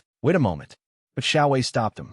Long Yu was endlessly embarrassed, saying, "I'm sorry. I didn't expect this to happen. I'll go explain to Auntie." But what the hell? He was scolded by Wei Wei instead. "What are you panicking about? Why not take advantage of her trick and we'll have a fake marriage together?" Your Wei Wei doesn't want to answer the question directly, so let's just go along with Auntie's wishes. If we get married, I can officially investigate the truth in the palace. Whatever sorcerers and conspiracies there are, I'll find them all. The more Long Yu heard, the more his soul flew away, trembling as he thought. Then I'll be mercilessly killed by Brother Nanhai. That night, Tian Shuang got lost for a long time before finding Xiao Wei. She said hastily, "I'm sorry, young Mississippi. I happened to overhear it outside. You absolutely cannot do this. If you marry someone else, we'll be given a one-way ticket to Heaven's Gate by the seventh prince. Wei Wei patted Tian Shuang's shoulder, saying without a shred of reliability, don't worry, we're not really getting married. I'll find a substitute. Anyway, don't worry. I have a good plan in mind. Both Tian Shuang and Long Yu thought in unison. Why do I feel even more worried now? At the same time, in the Yin Kingdom, seeing Nan Hai constantly tapping his fingers on the chair, Nansu immediately went into mother hen mode, saying worriedly, don't worry, seventh brother. With Nan Rong here, father will be fine. Nan Suo chuckled, nudging him. I don't think he's worried about father, but whether he's thinking about the one at home, who knows? Not letting the family guess anymore, Nan Hai said seriously, I was thinking about Long Yu, so I rushed out before I could give him any instructions. The crown prince understood and said, then, you can go back too. You go. We're here to take care of father. You don't need to worry. The seventh prince was speechless, sighing, I'm not worried about Long Yu. I'm worried about you.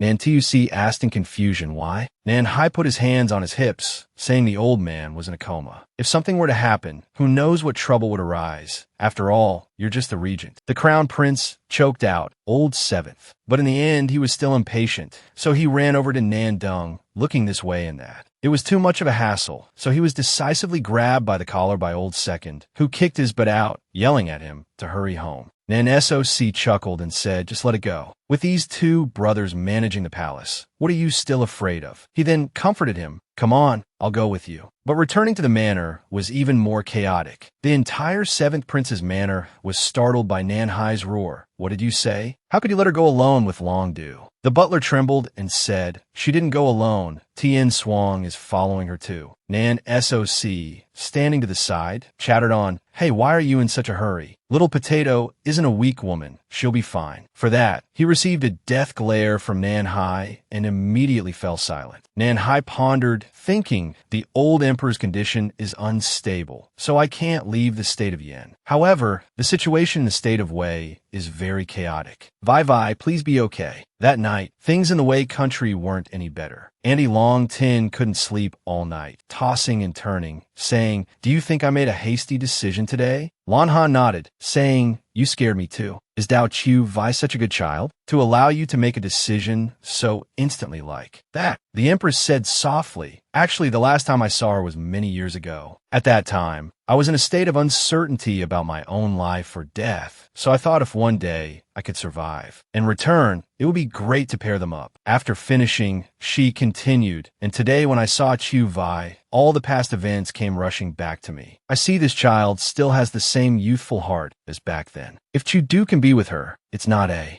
bad thing. Lan Han smiled faintly, saying to her, then what is there to worry about? After all, even Chu Vi has agreed. Long Tin lowered her gaze, saying, but on Nan Hai's side, can he tolerate such a hasty marriage? He has been especially fond of Chu Vi since that year. Lan Han remarked, marrying the ruler of a nation is not unfair to her. What marriage could be more wonderful than that? Nan Hai will surely be satisfied. Long Tin said worriedly, yes, I hope so. You personally deliver the news to Lam Tin and invite him to the palace at midnight tomorrow to discuss important matters for me. At the same time, in Long Du's room, he asked in bewilderment, so what should we do next? Chu Vi only had time to say 2 words, I think, when a group of maids swarmed in from outside. Please come to Lone Fong. And so, all 3 of them froze stiff. Chu Vi was even taken away without any resistance. Only Tian Shuang and Long Du reacted. What are you all doing? The maid stopped them, saying seriously, Your Highness Long Du, this is the rule. The bride and groom are not allowed to meet before the wedding. The door closed, and Tian Shuang hurriedly chased after them, saying, Where are you taking my lady? She cried her eyes out, praying, if something goes wrong, how can I explain it when I get back? And so, an hour later, Tian Shuang dared to peek her head inside, calling softly, my lady, my lady. Oh my God, what is this? Chu Vi was actually inside, enjoying herself immensely, saying, come and try this face mask, it's so comfortable. You should get one for her too. And so, the maid quickly pushed Tian Shuang onto the chair next to her, preparing to apply a mask and give a massage. But she instinctively sat up, saying nervously, my lady, isn't now the time to be doing this. Vai Vai sighed. Don't worry. This is a rare paid vacation, and if you miss it, you won't get another chance. Tien Swang said, what? Just like that,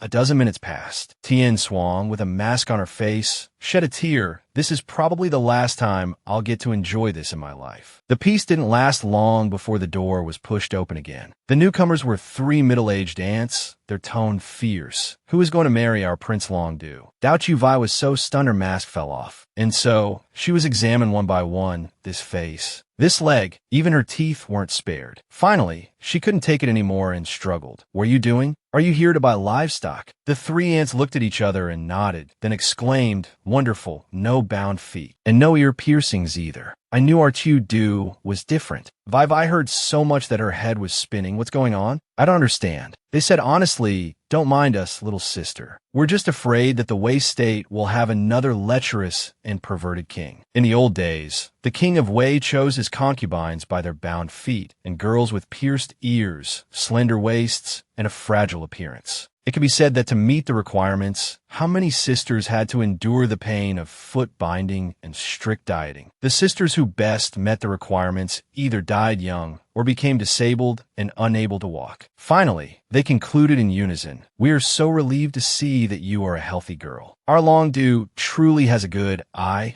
for choosing a good girl like you. Vai Vai said blankly, hello, it's not that complicated. Longdu and I have known each other since we were children. We never cared about whether our height, weight, or figures were compatible. They were astonished, saying, you've known each other since childhood? Then how can that be? Chu Vai replied politely, my name is Dao Chu Vai. As she finished speaking, all three aunts said in surprise, are you that Dao Chu Vai? She was startled and said, what's wrong with everyone? At the same time, at Nan SOC's headquarters, he broke out in a cold sweat, saying, the matter of Little Potato and Long Deuce marriage must not be known by Old Seven. Nan Dung said in a cold voice, is your information reliable? If not, you have to refund our money. Old Third immediately bared his fangs. You can question my expertise, but I can't refund your money. Nan TUC then pulled him back, saying fiercely, all right, we believe you. Let's discuss what to do now. Nan SOC said seriously, to find out what's going on, someone has to go to the state of Wei to see. Old Second nodded, this is a serious matter, so we can't send an outsider. But none of us princes can leave at this time, so we still have to find the most reliable outsider possible. The three of them, without prior agreement, looked towards to Van Diem, the reliable outsider. Young master to said aggrievely, what are you talking about? I'm not an outsider, am I? Then Nindung pulled him down and whispered something in his ear. All that was known was that to Van Diem's eyes lit up with fighting spirit, and he said manfully, I'll go right away.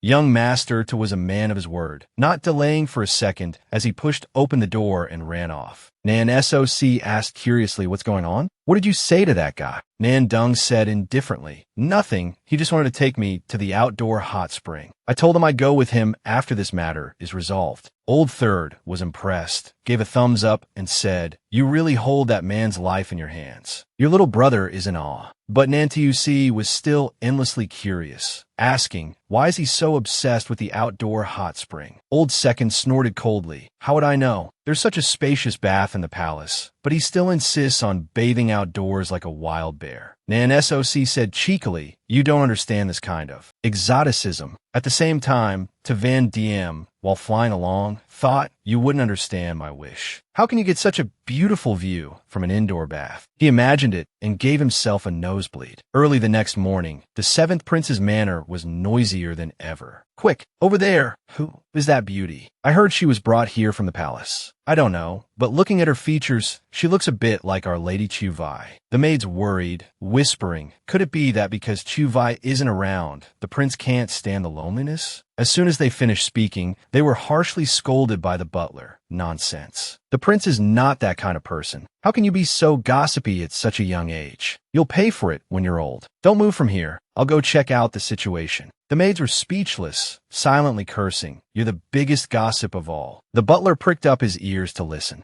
Tae Chun-gu, with tears in her eyes, said, so you've been taking care of Chu Vai all these years. That's so good. And Hai said honestly, not for many years. I lost her for a long time. She only came back recently. Chun-gu said with teary eyes, no matter what, as long as she's alive, she's my only relative in this world. Suddenly, Old Seventh asked, I remember Chu Vai has another older sister. As soon as Chungu heard this, she burst into tears. She was weak and sickly, so she passed away. Nanhai immediately froze stiff because he didn't know how to comfort women. Specifically, he didn't know how to console anyone other than Dao Chuvai. So he had to choose his words carefully. When Chuvai returns, I will arrange a meeting for you. Chungu thought to herself, what is the relationship between this prince and Chuvai? Could it be that Chuvai was taken by him as a concubine? She said softly, and was met with an impossibly cold, huh? From Nanhai. Chungu was so scared she was terrified. No, it's nothing. Meanwhile, he was thinking, you really ran away without a word of goodbye. When you get back, I'll teach you a lesson you'll never forget. After speaking, he cleared his throat and said, stop eavesdropping outside. Go arrange accommodation for concubine. This startled the butler, who willingly came forward. Chungu was so scared she didn't dare to breathe,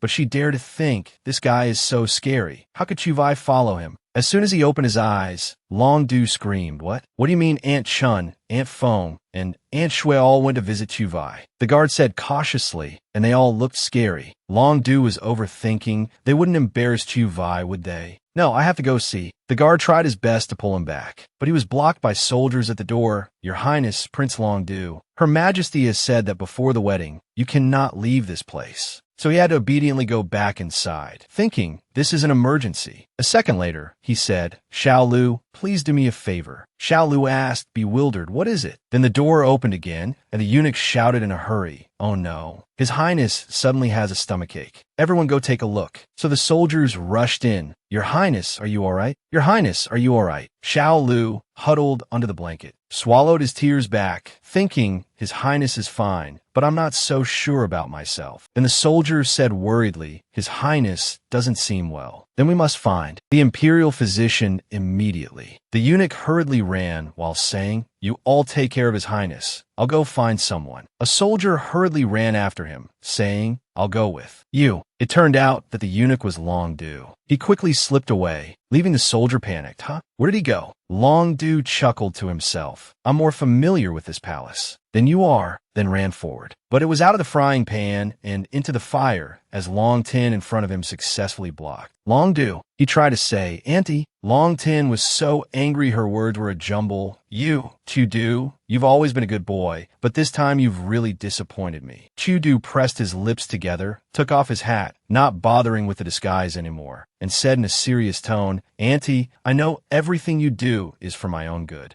This time, you've really done wrong. For a long time, you've protected me in the state of Wei. But Tu Vai is my friend, someone I cherish very much, and I have to protect her. I'm sorry, Annie. And so Long Du slipped past Long Tin and ran off. Lan Han asked worriedly, Your Majesty, would you like to? But she said seriously, no need. Maybe the boy is right. I was wrong. He has gone through a long time. When a person starts to have someone to protect, that's when the kid starts to grow up. Let me see how you grow up, Tu.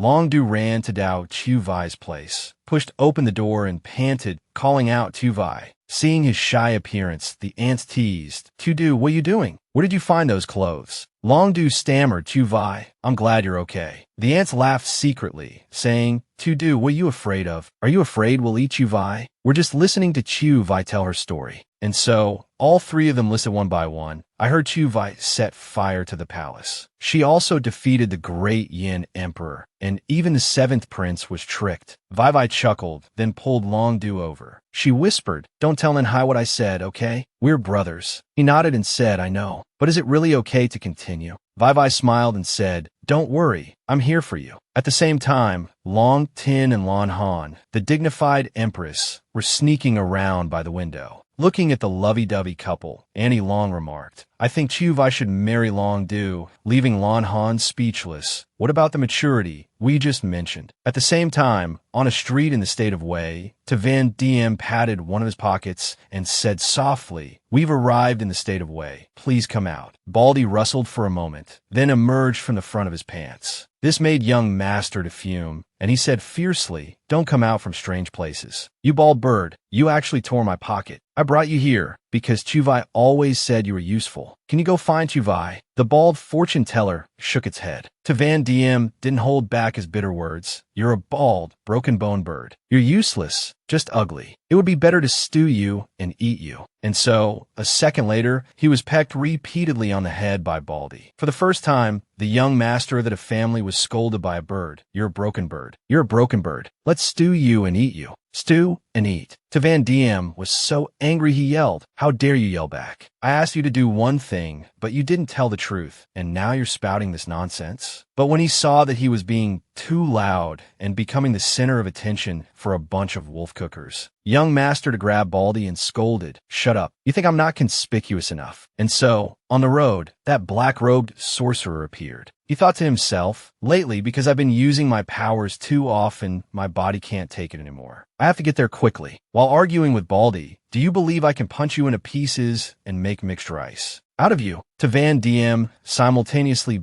bumped into the other person, knocking him down. He politely helped the person up, saying, I'm sorry, I didn't see you. Are you okay? But when he saw the other person's face, young master froze and said, Is that you? He was immediately grabbed tightly by this black bear, and his heart grew anxious. Oh no, it's to Van Diem. He knows me. No, I can't let him take me away now. I still have unfulfilled wishes. With that, Lambton used his 4-star meteor ability, thinking, I can't be taken away. To Van Diem stared for a long time. Then while dodging, he thought, the ability is exactly the same as Chuvai's. With that, he broke out in a cold sweat, thinking, I don't want that to happen again. But when he no longer felt any movement and opened his eyes, there was no one there. To Van Diem quickly gained momentum, running and thinking, damn it, anyone who runs away when they see me is either a traitor or a thief. Just wait until I catch you. But in the end, he was the one who collapsed because the other person was too slow to escape. Young master to question his life, thinking, do turtles really exist in this world? Suddenly, a carriage appeared.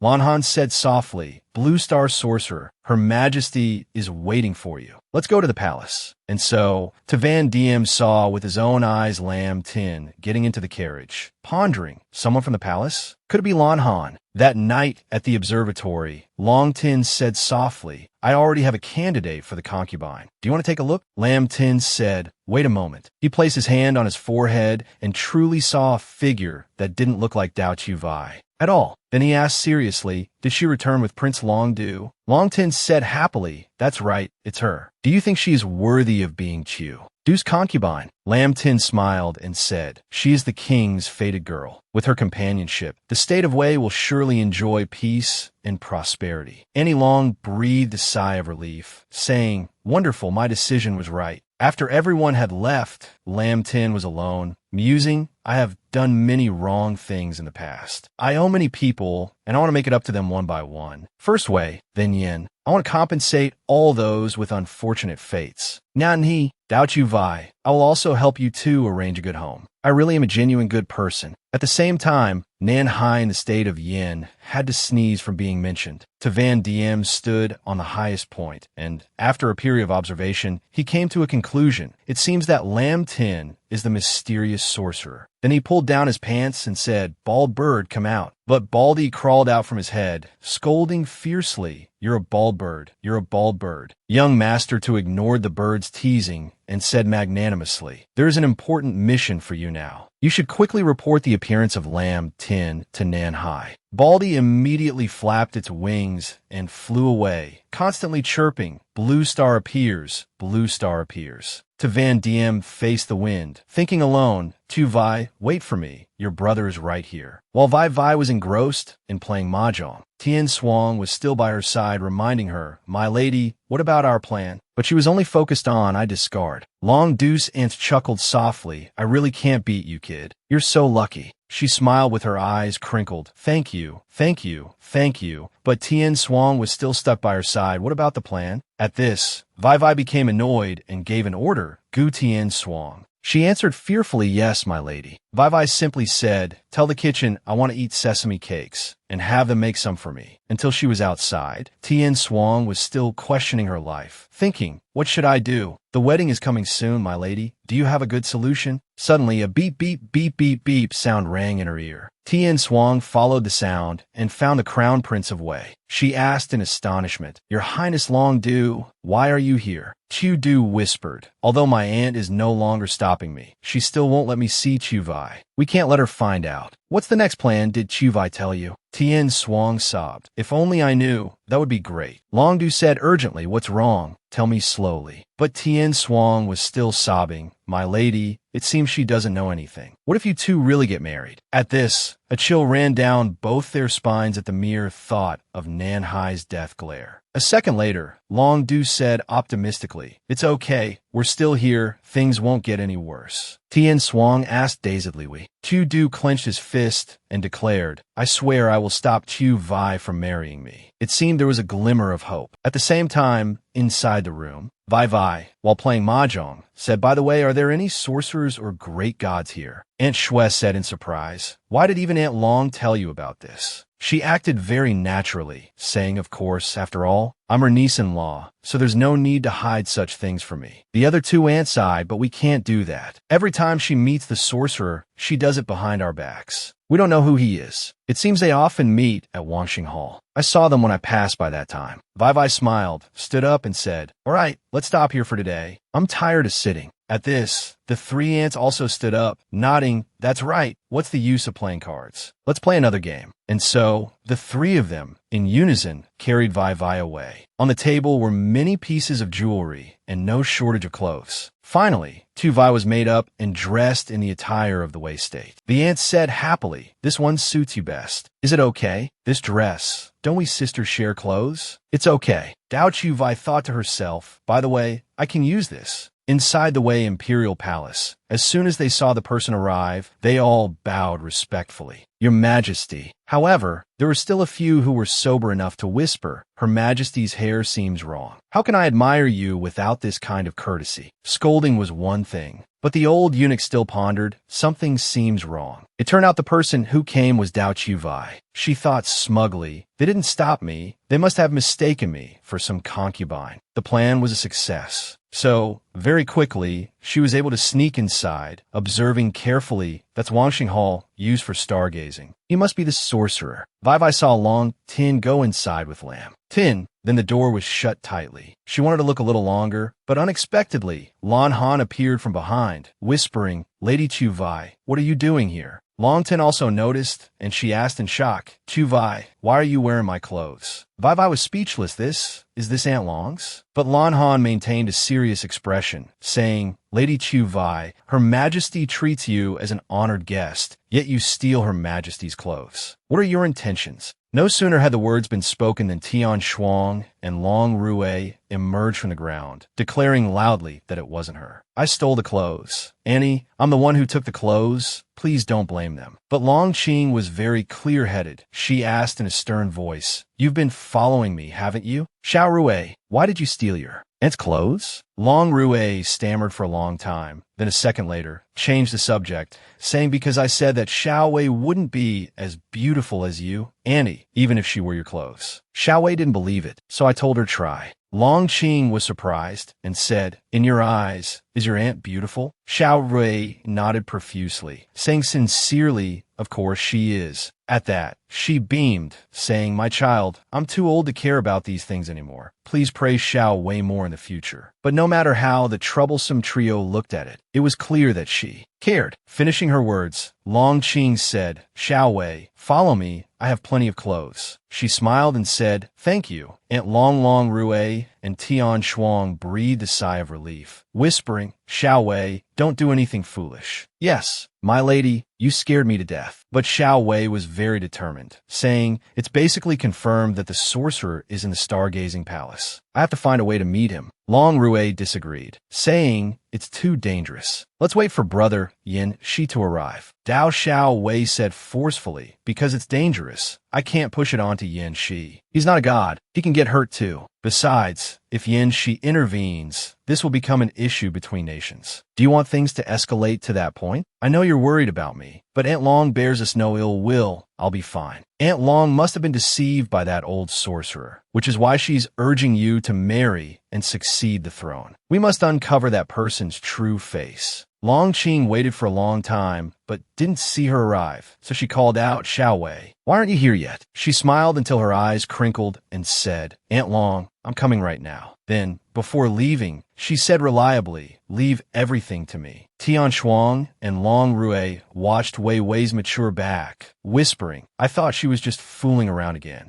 Me too. I forgot that my lady has grown up. Then Xiao Rui sat huddled, saying softly, I also said I would stop Xiao Wei, but she thinks much more deeply than I do. No matter how much time passes, she never ceases to amaze me. Tian Shuang nodded, exclaiming, I know that feeling. I discovered that when I was assigned to spy on my lady. Long Rui said in surprise, spy? You? She nodded and said, yes, the third prince sent me. A chill ran down Long Rui's spine. He said, the third prince? You mean Brother Ashuo? A second later, Tian Shuang burst out laughing, saying after that my older sister said he was just bragging and the mission was shelved. Her gaze softened a little, and she said softly, at first, I thought she was just a stubborn child, acting recklessly by relying on the seventh prince's favor. Later I learned that Xiao Wei can live bravely wherever she goes, but the seventh prince can't live without her. Tian Shuang said happily, maybe we should trust our lady more. Long Rui listened, mesmerized, until the story ended. Their eyes met unconsciously. For some reason, they both felt shy and awkward. Being the man, Long Rui spoke first. Let's discuss how to help Xiao Wei first. Tian Shuang reflexively said, all right.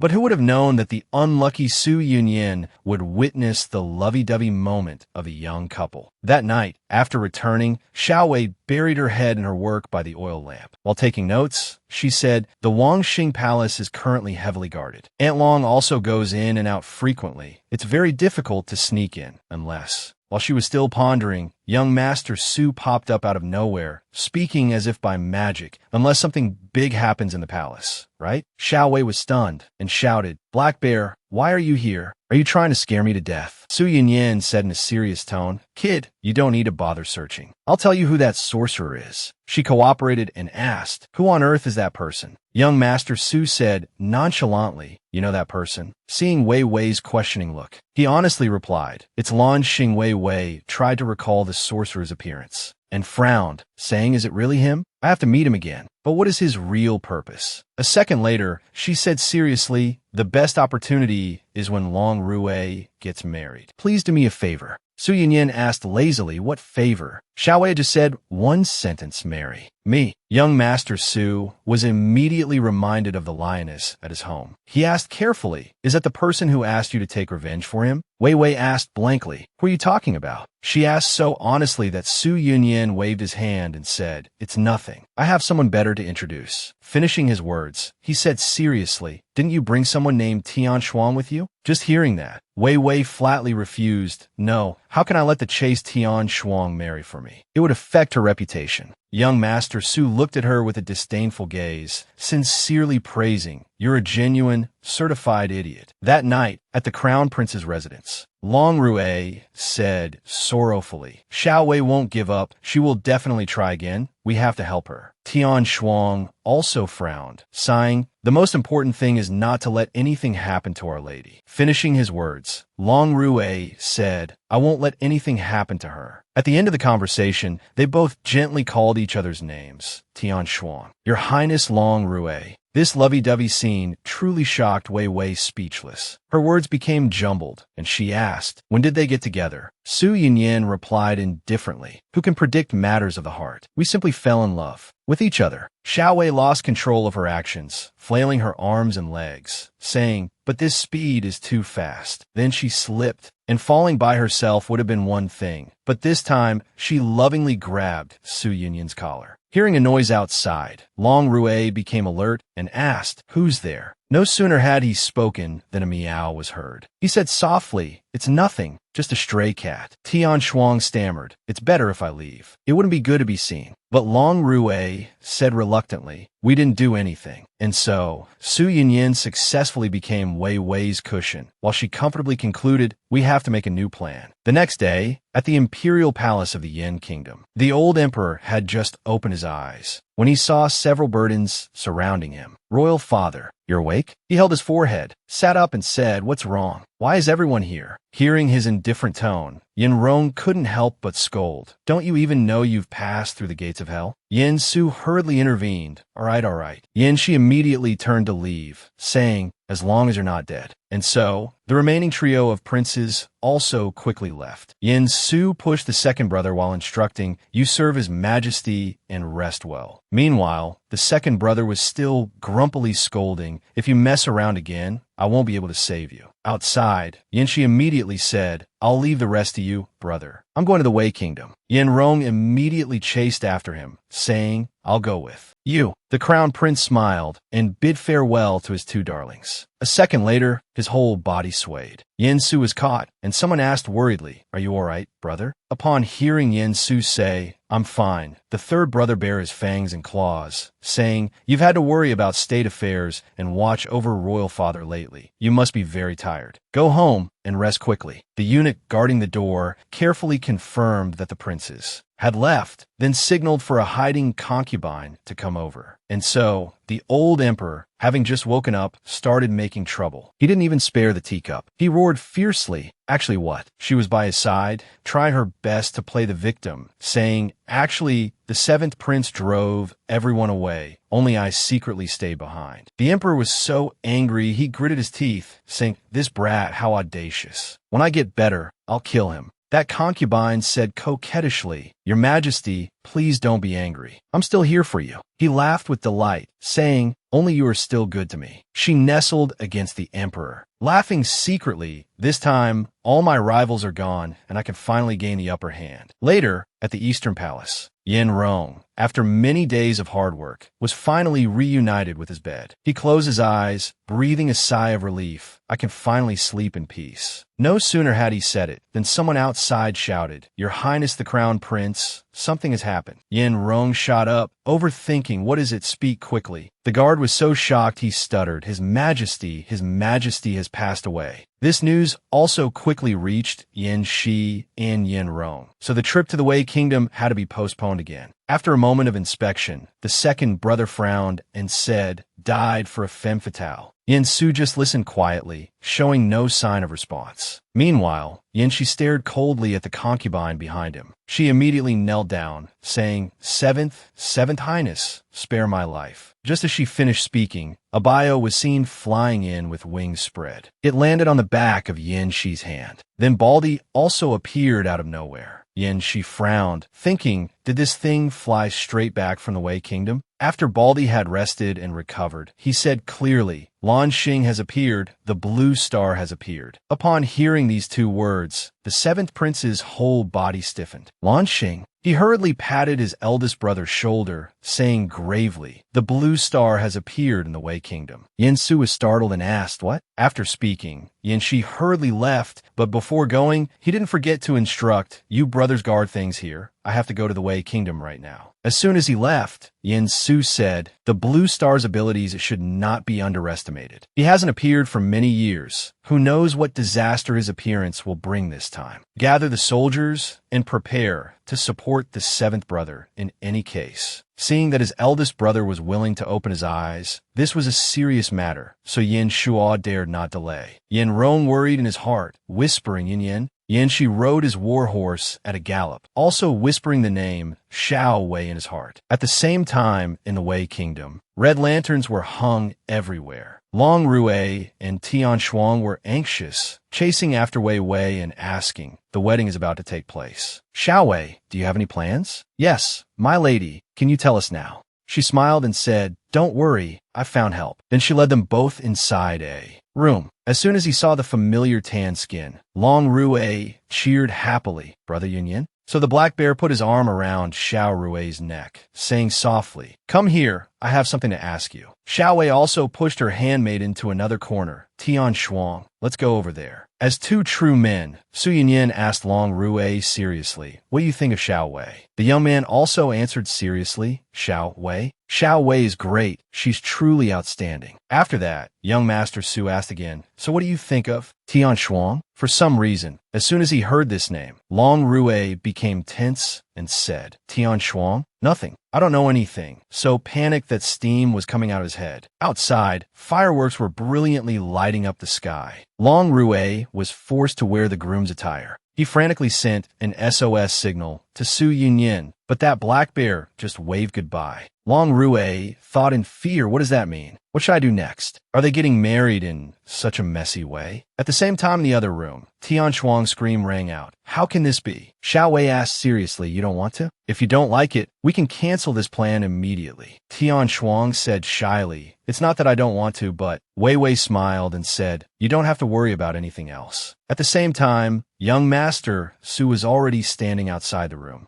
waiting for Wei Wei. Finally, the door opened and Tian Shuang came out, saying urgently, hurry up, the master is waiting. The palace maids rushed into the room. Meanwhile, Tian Shuang secretly slipped away down the corridor, and all these movements were noticed by young Master Su. Yanxi was still galloping towards the Wei Kingdom, but the groom and bride were already prepared. Only the 3 bows were missing. In a corner of the imperial palace, soldiers carried bowls of food. They said happily, come here, this is his majesty's reward. Eat quickly. Has the banquet ended yet? No, this has been going on all day. Tian Shuang leaped onto the roof, thinking to herself, now is the time. Inside the observatory, Lan Xing stared blankly at the sky, sighing, finally, I'm one step closer to my goal. No sooner had he spoken than a voice was heard. What is your real purpose? Lan Xing said warily, who are you? Dao Xiao Wei took off her disguise, saying seriously, no matter what you want to do, I will stop you. For a moment, Lan Xing stared at her in a daze. At the same time, that was also Long Rue's expression at the wedding ceremony. Tian Shuang said with tears in her eyes, I'm sorry, I hope I haven't disappointed you. But Xiao Rue smiled and said, very good, I've thought 1,000 possibilities, but I never thought that this way could let me be with you. Seeing Tian Shuang stammer, but I'm just a palace maid, and I'm older than you, Long Rue said anxiously, isn't brother Yanxi also older than Xiao Wei? Do you care about that?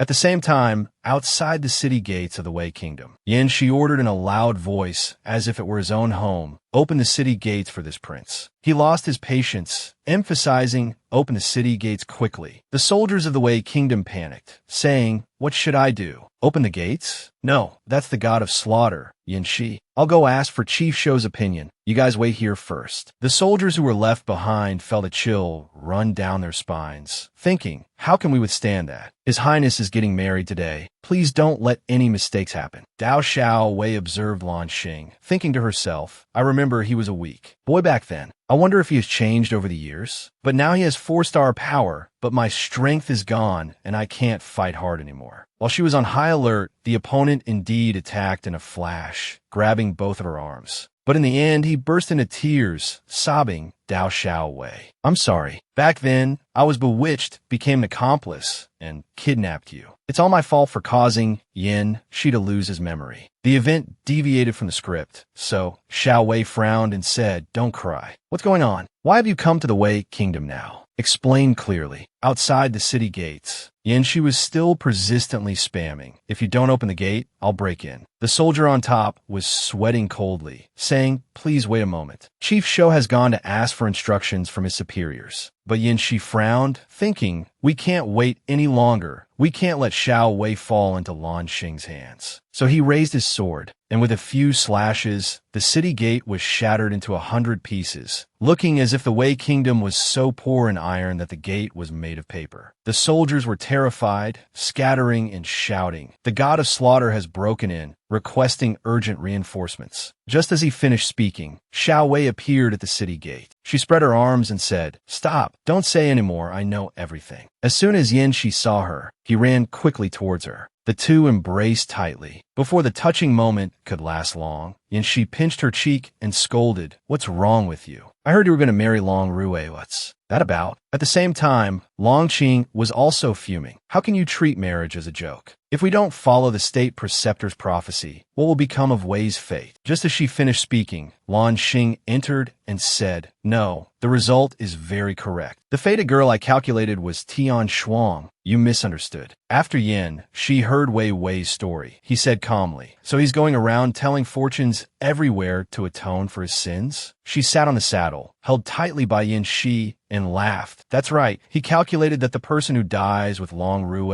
is his true love. But he didn't expect that you and Tian Shuang would go together. Right now, there's only one thought in the seventh prince's mind. I should go to the palace and beat him up. But then he saw Wei laughing happily, saying, it's a pity I didn't get to witness Long Rue's wedding. I heard it was very grand. Yin, she said gently, I'll give us an even bigger one. What do you think? As promised, Yin Shi really took Xiao Wei to meet her elder sister first. The two sobbed and hugged each other tightly. Older sister Xiao Yu, my Xiao Wei. Wei immediately asked her, I've heard everything Yin Shi said about you. What do you plan to do next? Qi Xiao Yu secretly glanced at Yin Shi's cold demeanor, whispering, is he good to you? Xiao Wei's eyes shone like stars, saying, if anyone dares to treat me badly, I'll beat them to death. Don't you worry, sister. Xiao Yu sighed and said, I'll be relieved if you found a good home. She held her sister's hand tightly, saying seriously, Sister Xiao Yu, do you want to come with us? Yin Shi and I have agreed to look for mother together. From now on, my home is your home, and my mother is your mother. Xiao Wei reflexively continued, my man is.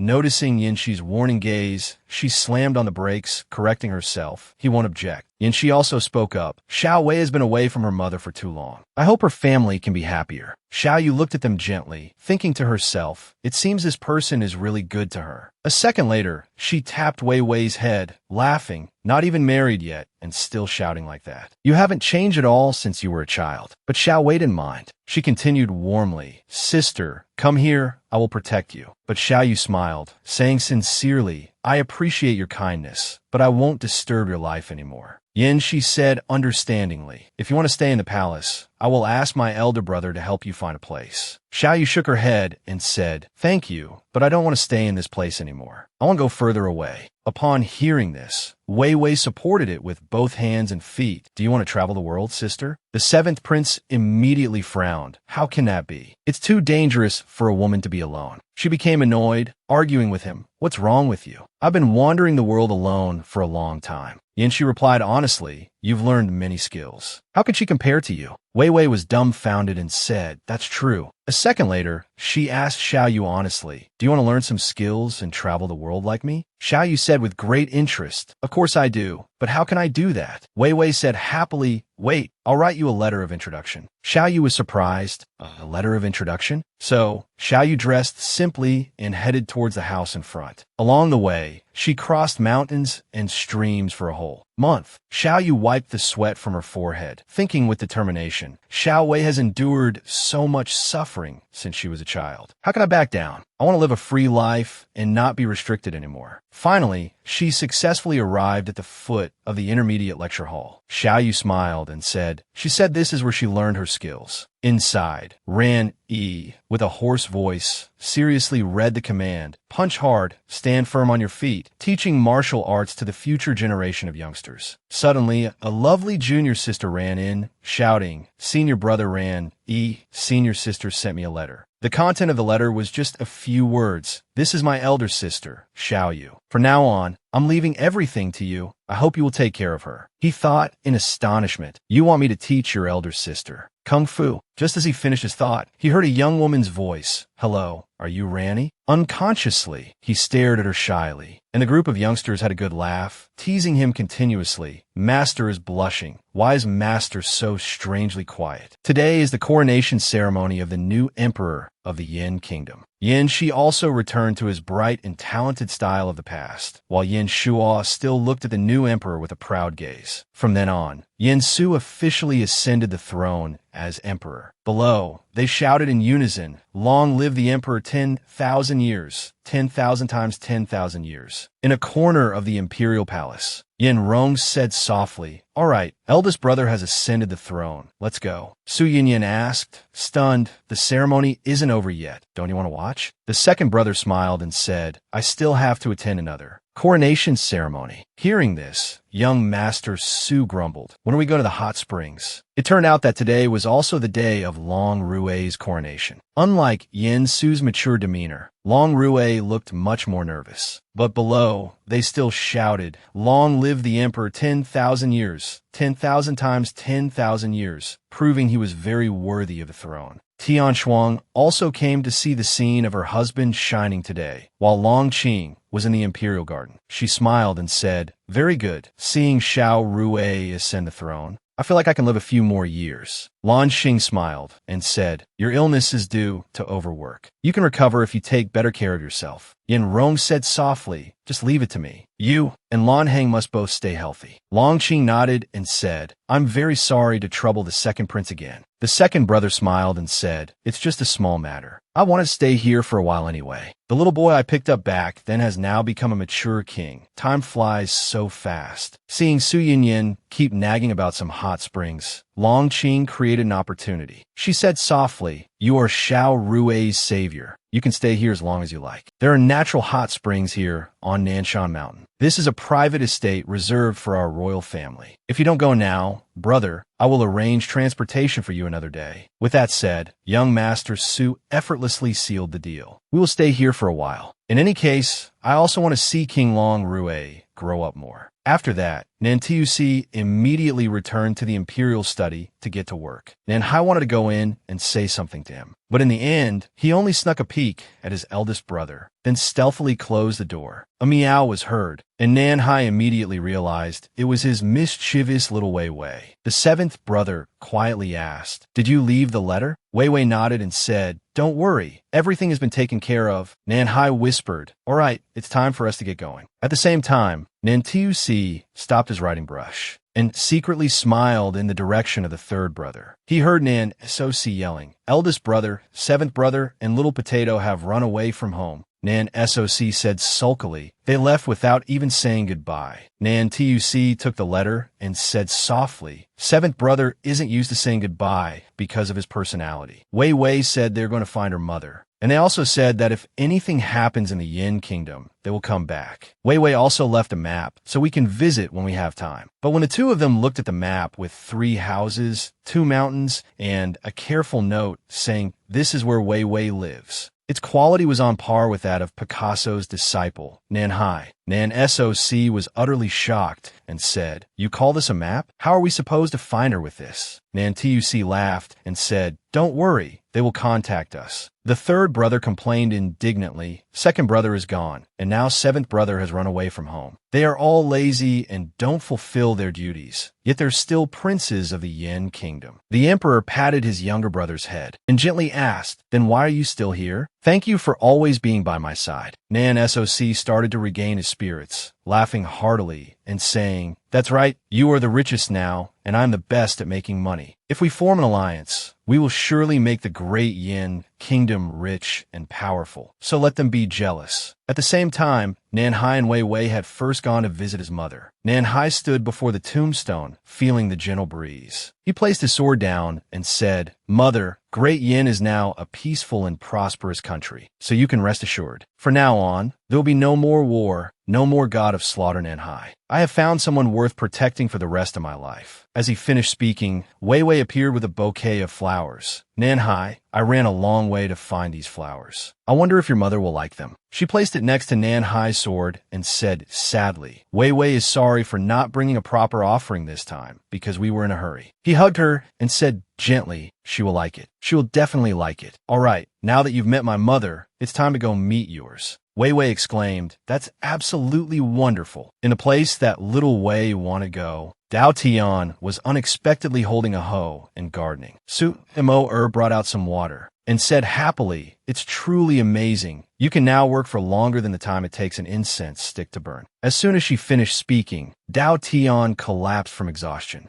Mo was speechless and said, "I really shouldn't have mentioned it." Suddenly, the sound of a wind chime rang out. Little Wei entered and said cheerfully, "Mother, we're back." At that, Dao Tian was instantly re-energized and ran to embrace her. Little Wei and Nan Hai held each other's hands tightly, gazing at the beautiful blue sky. The world is at peace, and lovers are my companions. The god of war Nan Hai and his lady were boundlessly happy. Today's episode has ended. Don't forget to like, comment, and subscribe to the channel to support me, so I have the motivation to continue.